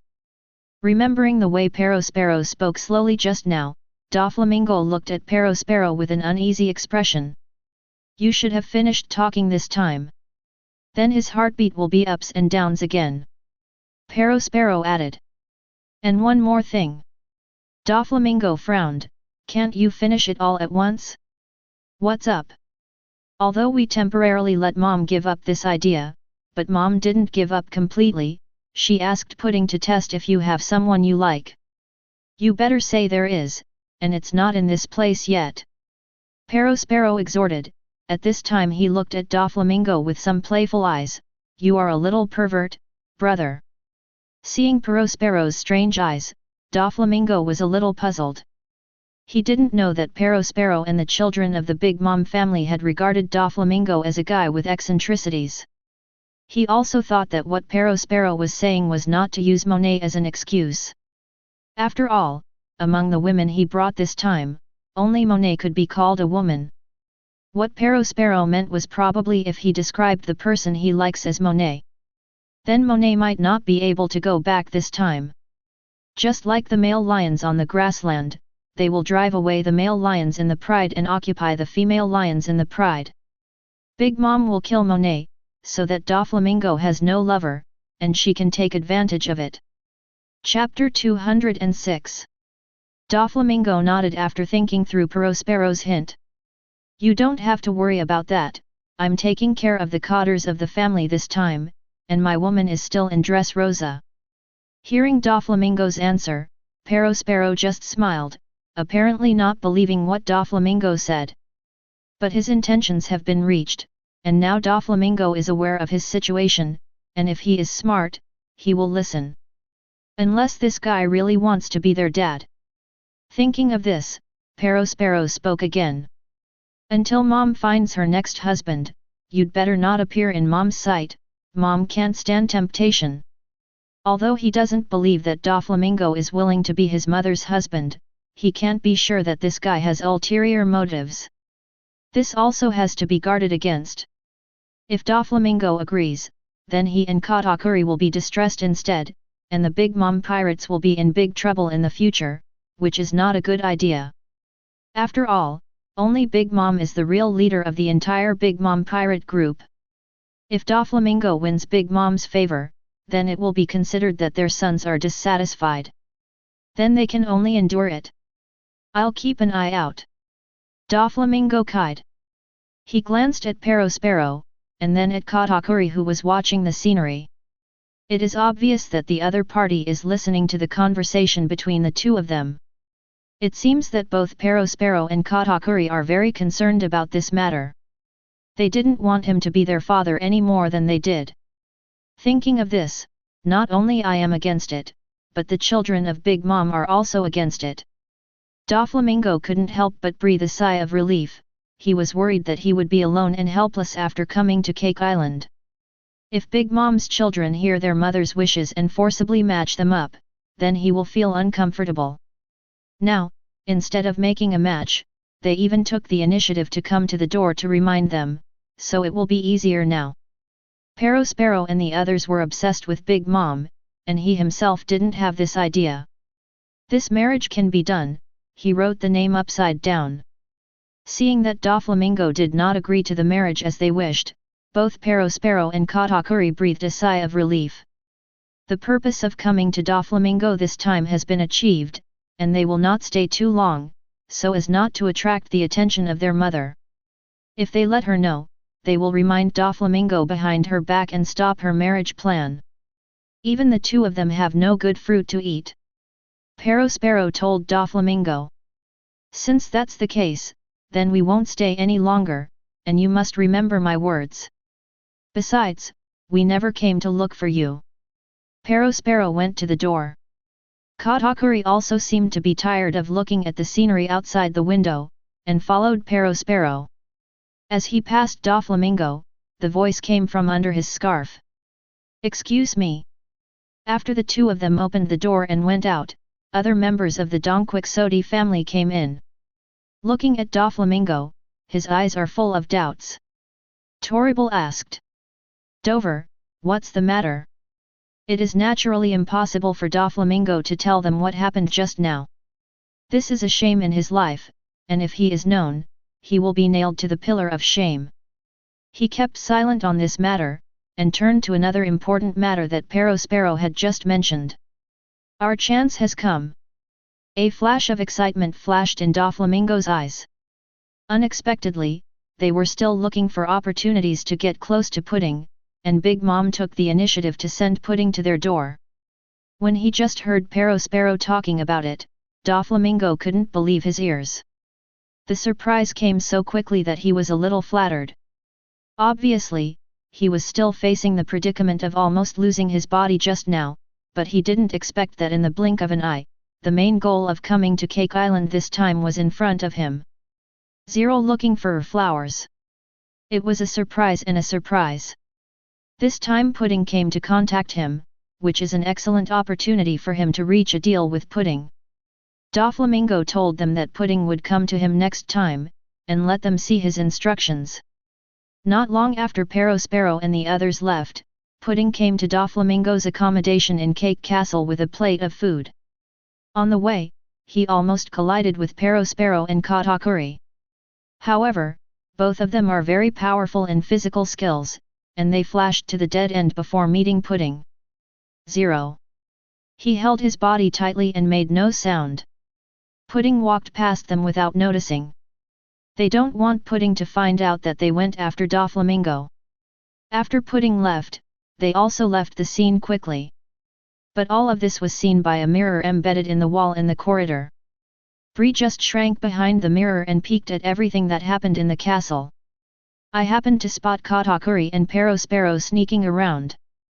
From the reaction of the two when their mother had a meeting not long ago, to the current actions and the direction this road leads to, and seeing Pudding who was arranged by her mother to inquire about the news. Bulletin had a guess in his heart, covered his mouth and laughed behind the mirror. It seems her brothers don't want the new dad very much. Just when she wanted to look through the mirror to see what would happen to Doflamingo when he met Pudding. Didn't even find a mirror in Doflamingo's room. Bulletin scratched his head in doubt. I remember that there is a mirror in this room, why is it missing? Undeterred, Bree looked around in her mirror world again. At this time, Pudding has arrived at the door of Doflamingo. Chapter 207. At this moment, Pika, who was hiding in the wall, had already discovered Pudding before Pudding arrived here. He came back early to report the situation to Doflamingo. When Doflamingo learned that Pudding came to find her as Sparrow said, the corner of his mouth curled up and a smile appeared on his face. Finally reached. It doesn't take much effort to find a place without breaking through the iron shoes. Now as long as he wants, he can directly turn Pudding into a toy and take it away. But Doflamingo shook his head, this is not the best choice, he has to consider the next thing. Following Pudding's knock on the door, Monet went to open the door again. What caught the eye was Pudding, which they had been thinking about this time. Directly, Pudding was holding a plate with a lid on it, and it was estimated that there were some 573 foods in it.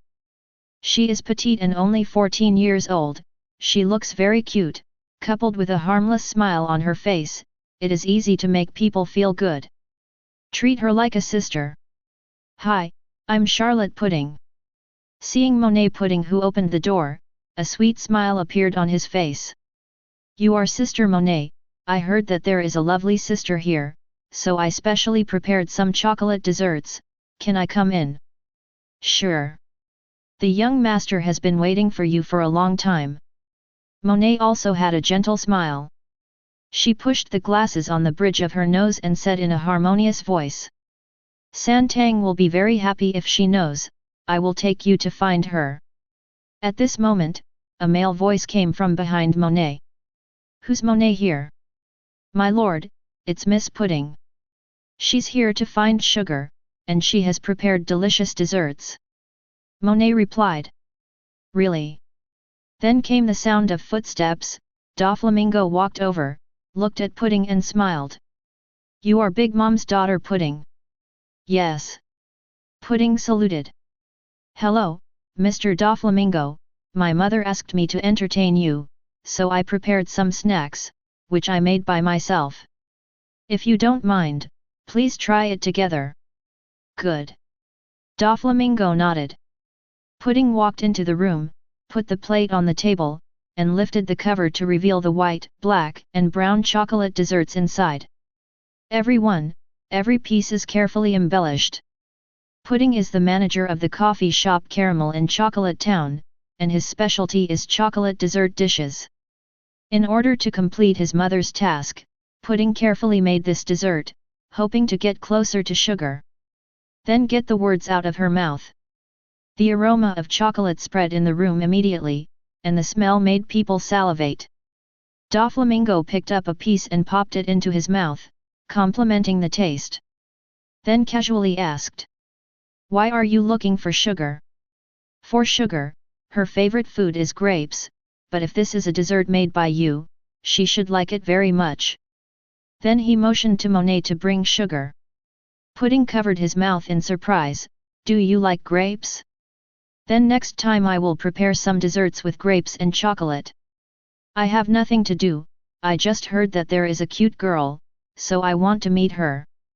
My favorite thing is to drink afternoon tea and chat with the cute girl. Doflamingo, you will not refuse. Of course not. Doflamingo laughed. When Monet went to find Granu, the two chatted casually. Pudding was a little surprised that this man Doflamingo was so easygoing. In her imagination, this guy should be rebellious so he wouldn't waste time on an like her. She suddenly remembered the anomaly between Doflamingo and Sugar that Brother Katakuri had mentioned during the meeting not long ago. And 8 trigrams about them. She trembled in her heart, this guy doesn't really have any eccentricities. She is about the same age as Granu. The corner of Pudding's mouth twitched at the thought of this, and the smile he had been maintaining was about to froze. She doesn't want to marry yet, and this guy is her mother's eye. If her mother finds out, she will be out of luck. And Doflamingo is wondering, Pudding is obviously here to test him, so why are they talking about desserts? Didn't you come to ask him if he has someone he likes? Are you married? Are there any illegitimate children? Why talk about irrelevant topics? You big mom pirates have the habit of procrastinating, talking like you can't keep peeing. When the two of them pretended to be false, and their heads were running wildly on another channel 0. Monet came over with sugar. Grannis holds a bear doll in her hands, wearing a pink cloak, short fluffy green hair covering her ears, and a monocle on her left eye.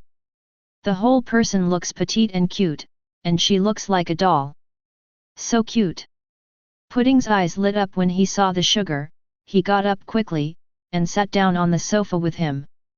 Do you like to eat chocolate? I made these with my own hands. You can eat whatever you want. I heard that you like to eat grapes. Next time I will make you some grape-related chocolate desserts, okay? Pudding held Granu's arm and said with a smile, as if chatting with a girlfriend. Grannis was stunned by Pudding's affectionate behavior. She glanced at Pudding and then at Doflamingo. The eyes were full of bewilderment, then he looked at Pudding who was close at hand, and then at Doflamingo, asking if he wanted to do it now. She can turn Pudding into a toy with the flick of a finger. Then their mission to Cake Island this time is complete. 2.8 Seeing the look in Granu's eyes, Doflamingo shook his head. Now is not the time to make a move. Now the entire Big Mom pirates know that Pudding was sent by Big Mom to inquire about him. Now turn Pudding into a toy and take it away. It will be difficult to collect it when it is finished in the future. When they don't have to guess, they will know that Pudding must be responsible for disappearing for so long, and then they will be in big trouble. The sugar that has not been approved can only pretend to be a little girl to deal with Pudding's closeness, but the chocolate dessert made by Pudding is really delicious. After eating a few pieces, she fell in love with it. Pudding watched the gleam in the eyes of the sugar that was eating happily, and then disappeared quickly. He kept handing the dessert to the sugar, and talked about the characteristics of this dessert. Chapter 208. Doflamingo was puzzled by the harmonious atmosphere of the two girls. Didn't Perospero say that Pudding was sent by Big Mom to test him? Why don't you care about his appearance at all, but seem to really like the appearance of Grannis? Do you understand what you are here for? Don't look at Pudding acting like an innocent girl at this time, but Doflamingo knows it in his heart. In order to survive better in the Big Mom Pirates, Pudding's heart is already not so pure. Only the shrewd people can survive here. It can be said that in the Big Mom Pirate group, not just Pudding, except for Pudding, other children of Big Mom also matured early. This pirate group is not a warm nursery or home, but a place full of competition and intrigue. Pudding was able to gain the trust of Big Mom. To this extent, it is impossible for Pudding to be a little white rabbit. Doflamingo also learned from Qiao Lin that Pudding also had mental problems in this environment, a bit split personality 01. So this is just her disguise. When Pudding first came here to look for sugar, Doflamingo subconsciously thought that Pudding was using sugar as an excuse to approach him, and then used him to formulate words. However, Pudding didn't talk to him as he expected. When I was talking to him, I didn't mention the things that should be mentioned at all. Instead, I didn't want to speak much later, and I seemed to resist. Until the arrival of Granu, she seemed to let go of her heart again. What's happening here? Isn't it the target? Is the information given by Perospero wrong? Or? A gleam flashed in Doflamingo's eyes, and he looked at Pudding and Sugar, who were happily eating desserts, with deep thought and vigilance. Is the sugar thing exposed? They came to test him, to find out for Big Mom whether he has someone he likes or not. Coming to test sugar is the real purpose. Thinking again that Perospero and Katakuri came to him together to remind him and make him respond carefully. Is this a smoke bomb? Make him think that Big Mom wants to marry him, but the actual purpose is for Granu? Doflamingo remembered that in Desert City, Big Mom ran away because of cravings, and the conquerors that was launched suddenly made him have to take away the sugar, lest the vulnerable sugar be stunned by Big Mom's conquerors. This in turn caused Dressrosa to lose control. At that time, although the sugar was prevented from being affected in time, Katakuri looked at them with a trace of concern afterwards. Could it be that time that Katakuri began to pay attention to sugar? So Pudding came to him this time. On the surface, it was what Perospero said, but in fact, he came to test the sugar, and wanted to see what was so special about her that he valued her so much. So that's how. Doflamingo nodded knowingly. It seems that he was plotted by these guys. Then this time you can't touch Pudding. They carefully granulated sugar, and Qiao Lin's disappearance at this time will inevitably cause trouble. Even if they temporarily lose the memory of Pudding, it will be troublesome in the end. Sure enough, you can't underestimate these guys, every word of truth in their mouths. He was also in a moment of confusion just now, and was frightened by the fact that Big Mom wanted to marry him, so he believed what they said. But now that I know that Pudding's real target is sugar, it will be easier to handle. Since they are here to test, they definitely don't know the real ability of Granus. Then you only need to play the true colors of the sugar, and be a real girl. If Pudding wants to try, let her try. On his side, the same is true for all changes. Thinking of this, Doflamingo stood up, looked at Pudding and said with a smile. Since the two of you get along so happily, I won't interfere with the chat between you girls, and you can talk slowly. He turned to look at Monet next to him, and said to her. Monet, prepare the room for me, I'm a little tired. Yes, Lord. Monet nodded. Doflamingo smiled slightly towards Granu and Pudding, and secretly made a movement with his fingers to tell Granu not to act rashly. Then he turned and went back to his room. He doesn't worry about being used by Pudding when Granus and Pudding are alone. Because in the walls of this house, there is another person who is observing everything in the dark. Once something happens, he will stop it in advance. Seeing Doflamingo leave, Pudding was slightly relieved. In front of Doflamingo, she had a lot of questions to ask, and now it's just the two of them. Granus looks a few years younger than her, so it should be easy to deal with. Over there Doflamingo met Monet after returning to his room. Monet knew that the young master had something to say to her, so he called her. Pudding is their mission goal, and it is impossible for the young master to rest at this critical moment. After leaving the living room, she waited here. Little Lord. Monet said. You'll go and see the sugar later, and be careful not to let her expose her 5.2 million and talk too much, and you should get closer to each other so that we can meet again next time. Doflamingo said.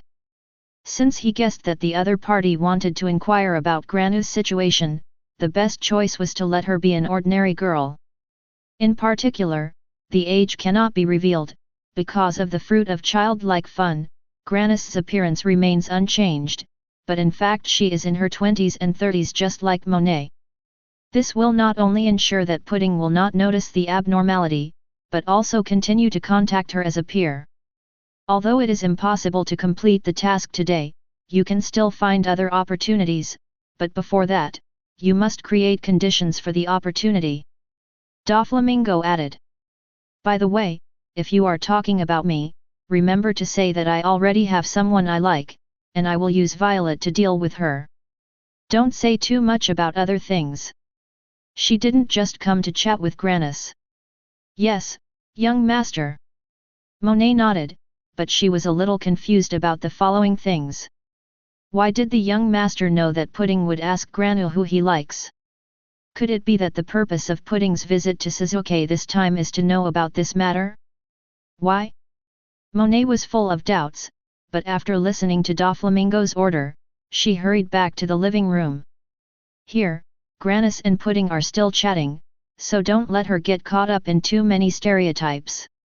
Chapter 209. Doflamingo watched Monet leave and sighed. Pity.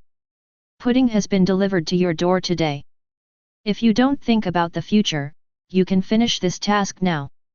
But it just doesn't work. But after being alone, he felt a little strange again. About sugar. Even if Big Mom is very interested in sugar, it will not let Perospero and Katakuri play this drama together. This is too much for her. It would be fine if he knew the ability of Granus, but he still doesn't know. Doflamingo narrowed his eyes, maybe he misunderstood. Big Mom's real idea is to let Pudding test him. He was just worried that Pudding wouldn't be able to try anything from him, so he set his sights on the girl who seemed to be more foolish than Granus. If this is the case, then Big Mom is still eyeing him. The corner of Doflamingo's mouth twitched at the thought. Whether it's staring at Granus or him, this is the worst ending. Regardless of what Perospero said is true or not, one thing is certain. This cake island is not suitable for staying for a long time, he has to complete the task as soon as possible this time and then leave. Thinking of this, Doflamingo knocked on the wall. After a while, a huge head emerged from the wall. It was Pika who had been peeping through the wall. Seeing Doflamingo calling him, he hurried over to listen and give orders. "Young master, you are looking for me," Pika said. "Pika, you'll be like this." Doflamingo whispered something to Pika, then took the things Doflamingo handed and sank into the stone wall. "A quick fix, some risks must be borne," Doflamingo whispered. In the living room, Pudding pulled sugar and drank black tea and ate dessert. Monet, who received orders from Doflamingo, also sat aside, looking at them with a smile on his face. The identity she confesses to Pudding is the elder sister of Granus, and they were taken in by the young master when they were very young. Now he has become a cotter of the young master. It is revealed between the lines that Suzuki stayed in the Donquixote family because of her. And the young master attaches great importance to her, that's why he takes care of Granu. To add credibility, Monet also demonstrated the abilities given to her by the young master to Granus. Logia snow fruit. A rare Logia devil fruit.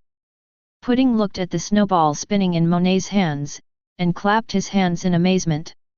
It's amazing, Monet's sister has great abilities, not only powerful, but also very beautiful. Pudding looked at Monet with admiration and said. But on the other side of her heart, another psychological activity was going on. It seems that the mother and elder brother misunderstood. What Doflamingo really values is not Granu, but Granu's older sister, Monet. According to her previous chat with the sugar, she learned some information. Doflamingo usually doesn't meet much with Granus, instead he goes with the man with a runny nose and stays with her longer. She is more favored in the Donquixote family because she is Monet's younger sister. When she asked how old the sugar was, Monet came out. Interrupted the chat between the two, and then answered Pudding's question for Granu. 10 years old. Granu looked at Monet in surprise, she was already an adult, yet still acted like a child. Although the desserts brought by Pudding were delicious, she was really upset to be called out one by the other party. And being unable to grow up is also a pain in her heart. If others dare to talk about her because of her young age, she will turn you into a toy in the next second. But when she looked at Monet, Monet's eyes told her that this was the young master's order. No way, Granus could only smile and nod and repeat, 10 years old. Knowing the age of the sugar, Pudding confirmed his guess that Doflamingo must have fallen in love with her sister. After affirming this guess, Pudding put the target of the stereotype on Monet. A gleam of pity flashed in the innocent eyes like a deer. If this woman is really someone Doflamingo likes, she won't survive tonight. Then Mr. Doflamingo must like Sister Monet very much. Pudding asked in a crisp voice. Oh! Monet was stunned, what is the problem, why did it suddenly come to this? Monet, who was only supporting Granu at the side, suddenly became the center of the problem, and she was a little confused. It took a few seconds to react, and quickly waved his hand in denial. How could it not be, how could I be worthy of the young master? Really? I don't believe it. Pudding tilted his head and said, with disbelief written all over his face. Only I can explain Doflamingo's importance to her sister Granis. And she even let her eat the precious Logia fruit. You must know that another ice-type Logia, good Zhao, is in the hands of Marine Admiral Aokiji. If snow fruit is developed properly, even if it is worse, it will not be much worse than frozen fruit. Such an important fruit should naturally be given to trusted people. And the most confident person is a woman. Naturally, apart from relatives who are related by blood, there is only a lover. As far as she knows, Doflamingo has only one seedling, and all the family members have died. That excludes the relatives, and the rest is only the lover. Looking at Pudding's expression, Monet remembered what Doflamingo said to her just now. If Pudding asks who he likes, he will say Violet. The young master actually knew what Pudding wanted to ask in advance. Could it be that the two sons of Big Mom who came just now came to say it? What is this operation? Chapter 210. Monet said helplessly. Of course it is true. The young master is the king in the hearts of all the cotters of our Dongquixote family. How could we think about these things when we consider him the master? Moreover, the young master treats us like relatives. Compared with these, we are more like blood-connected family. Also, you are asking the wrong person this question. The young master does have someone he likes, but it is not here, but in Dressrosa. When Monet said this, not only Pudding was a little curious, but even Granis's eyes widened. And this matter, how could she not know? Seeing that Granis also looked puzzled, Monet was afraid that Pudding might see something, so he quickly glanced at her with warning eyes. Seeing Monet's warning, Satou averted his eyes, took the dessert and ate it. Now the two sides of the show have changed. It became Pudding and Monet. Then she can just eat and watch the show with peace of mind. Does Doflamingo really have a crush? Pudding curiously said. Who is it? Someone who can please Mr. Doflamingo must be beautiful. Pretty, Monet thought about Violets, okay. Well, that's natural. Monet said with a smile, her name is Violet, but this is her nickname, because she is like a blooming violet, very beautiful and sexy. In Dressrosa, a country known as love and passion, violets are the objects of admiration for countless people. But she is the young master's woman. Violet. Pudding secretly wrote down the name and told her mother when she got back. But I'm afraid my mother will be angry when she hears the news. Doflamingo has someone he likes, and he's not here yet, not the Monet in front of him. The mother's plans to marry Doflamingo may be doomed. Thinking of my mother's angry appearance, I feel my scalp numb on the right. First determine whether what Monet said is true or not, the key is whether this person really exists. If even people don't exist, it was made up by Monet, then if my mother finds out later, she is lying to her. That would be out of luck for her. Pudding looked at Monet curiously and asked. Violet, that's really nice. What about her real name? How did you meet and fall in love with Mr. Doflamingo? She acted like a girl from 8 trigrams, and the sugar next to her also looked curious. Did she stay in Dressrosa for too long? When Doflamingo and Violet became lovers. You must know that Violet is the princess of the former Dressrosa royal family. The young master robbed other people's royal family by tricks. Let her turn the king into a toy, and then use this to threaten Violet, making her a tool of the young master. The young master will fall in love with a tool, isn't it possible? Thinking so, Granu was just slandering in her heart. Just now the young master asked Monet to go in and probably mentioned something. She didn't know why she made such a statement. But the old and the young master and Violet really love each other because of hatred. That's interesting, it's much more interesting than her reading those novels. The look of 8 trigrams flashed in S.A. Tang's eyes, wondering how Monet would make it up. Let me hear that too. At this time, Monet also probably understood that Pudding's coming to find Granu this time was a fake, and knowing who the young master likes is the real thing. Big Mom pirates want to marry their Don Quixote family? Then Pudding came here this time probably under the command of Big Mom. Which daughter of Big Mom would you like to marry? Several figures flashed through Monet's mind: Smokey, Strom, Snowman, Garrett. There are too many daughters to count. But even if they want to get married, as the young master, I am afraid that only the 4-star smoothie can be worthy of him. Now, ABAB, Monet finally understood what the young master said just now. Said he has someone he likes. It seems that the young master knows that Big Mom intends to marry Don Quixote family. But the young master was unwilling, so he used Violet as a cover. So that's the case. Monet's eyes flashed with a sudden look. If it is married with Big Mom, Don Quixote family will become a subsidiary of Big Mom Pirates. And the young master's ambition is to become the One Piece King, so naturally he will not agree to this request. But he was worried that he would anger the other party, so he asked her to ease the conflict and let Big Mom dispel this thought. In order for the young master to become the One Piece, let's see her. Monet's brain was working quickly, recalling the romance novels and stories she read in her spare time, and chose the one she thought was the most suitable. Monet looked at Pudding and said with a smile. Her real name is Violet. It's a long story. Are you sure you want to hear it? Pudding nodded. I'm curious. She didn't care about Doflamingo's 8 trigrams, but this time she came on a mission, and she had to listen if she didn't want to. Okay then. Monet said with a smile, then let me think about how to tell you. Yes. Monet pointed his index finger on his face, looked at Pudding and said. This matter begins with the young master's first visit to Dressrosa. The Don Quixote family was originally the king of Dressrosa, and the later Liko family was just serving the Don Quixote family.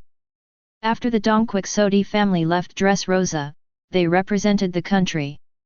When the young master came to Dressrosa from North Blue and wanted to regain Dressrosa's throne, Li Kuzu, who acted as Dressrosa's agent, refused to hand over the throne.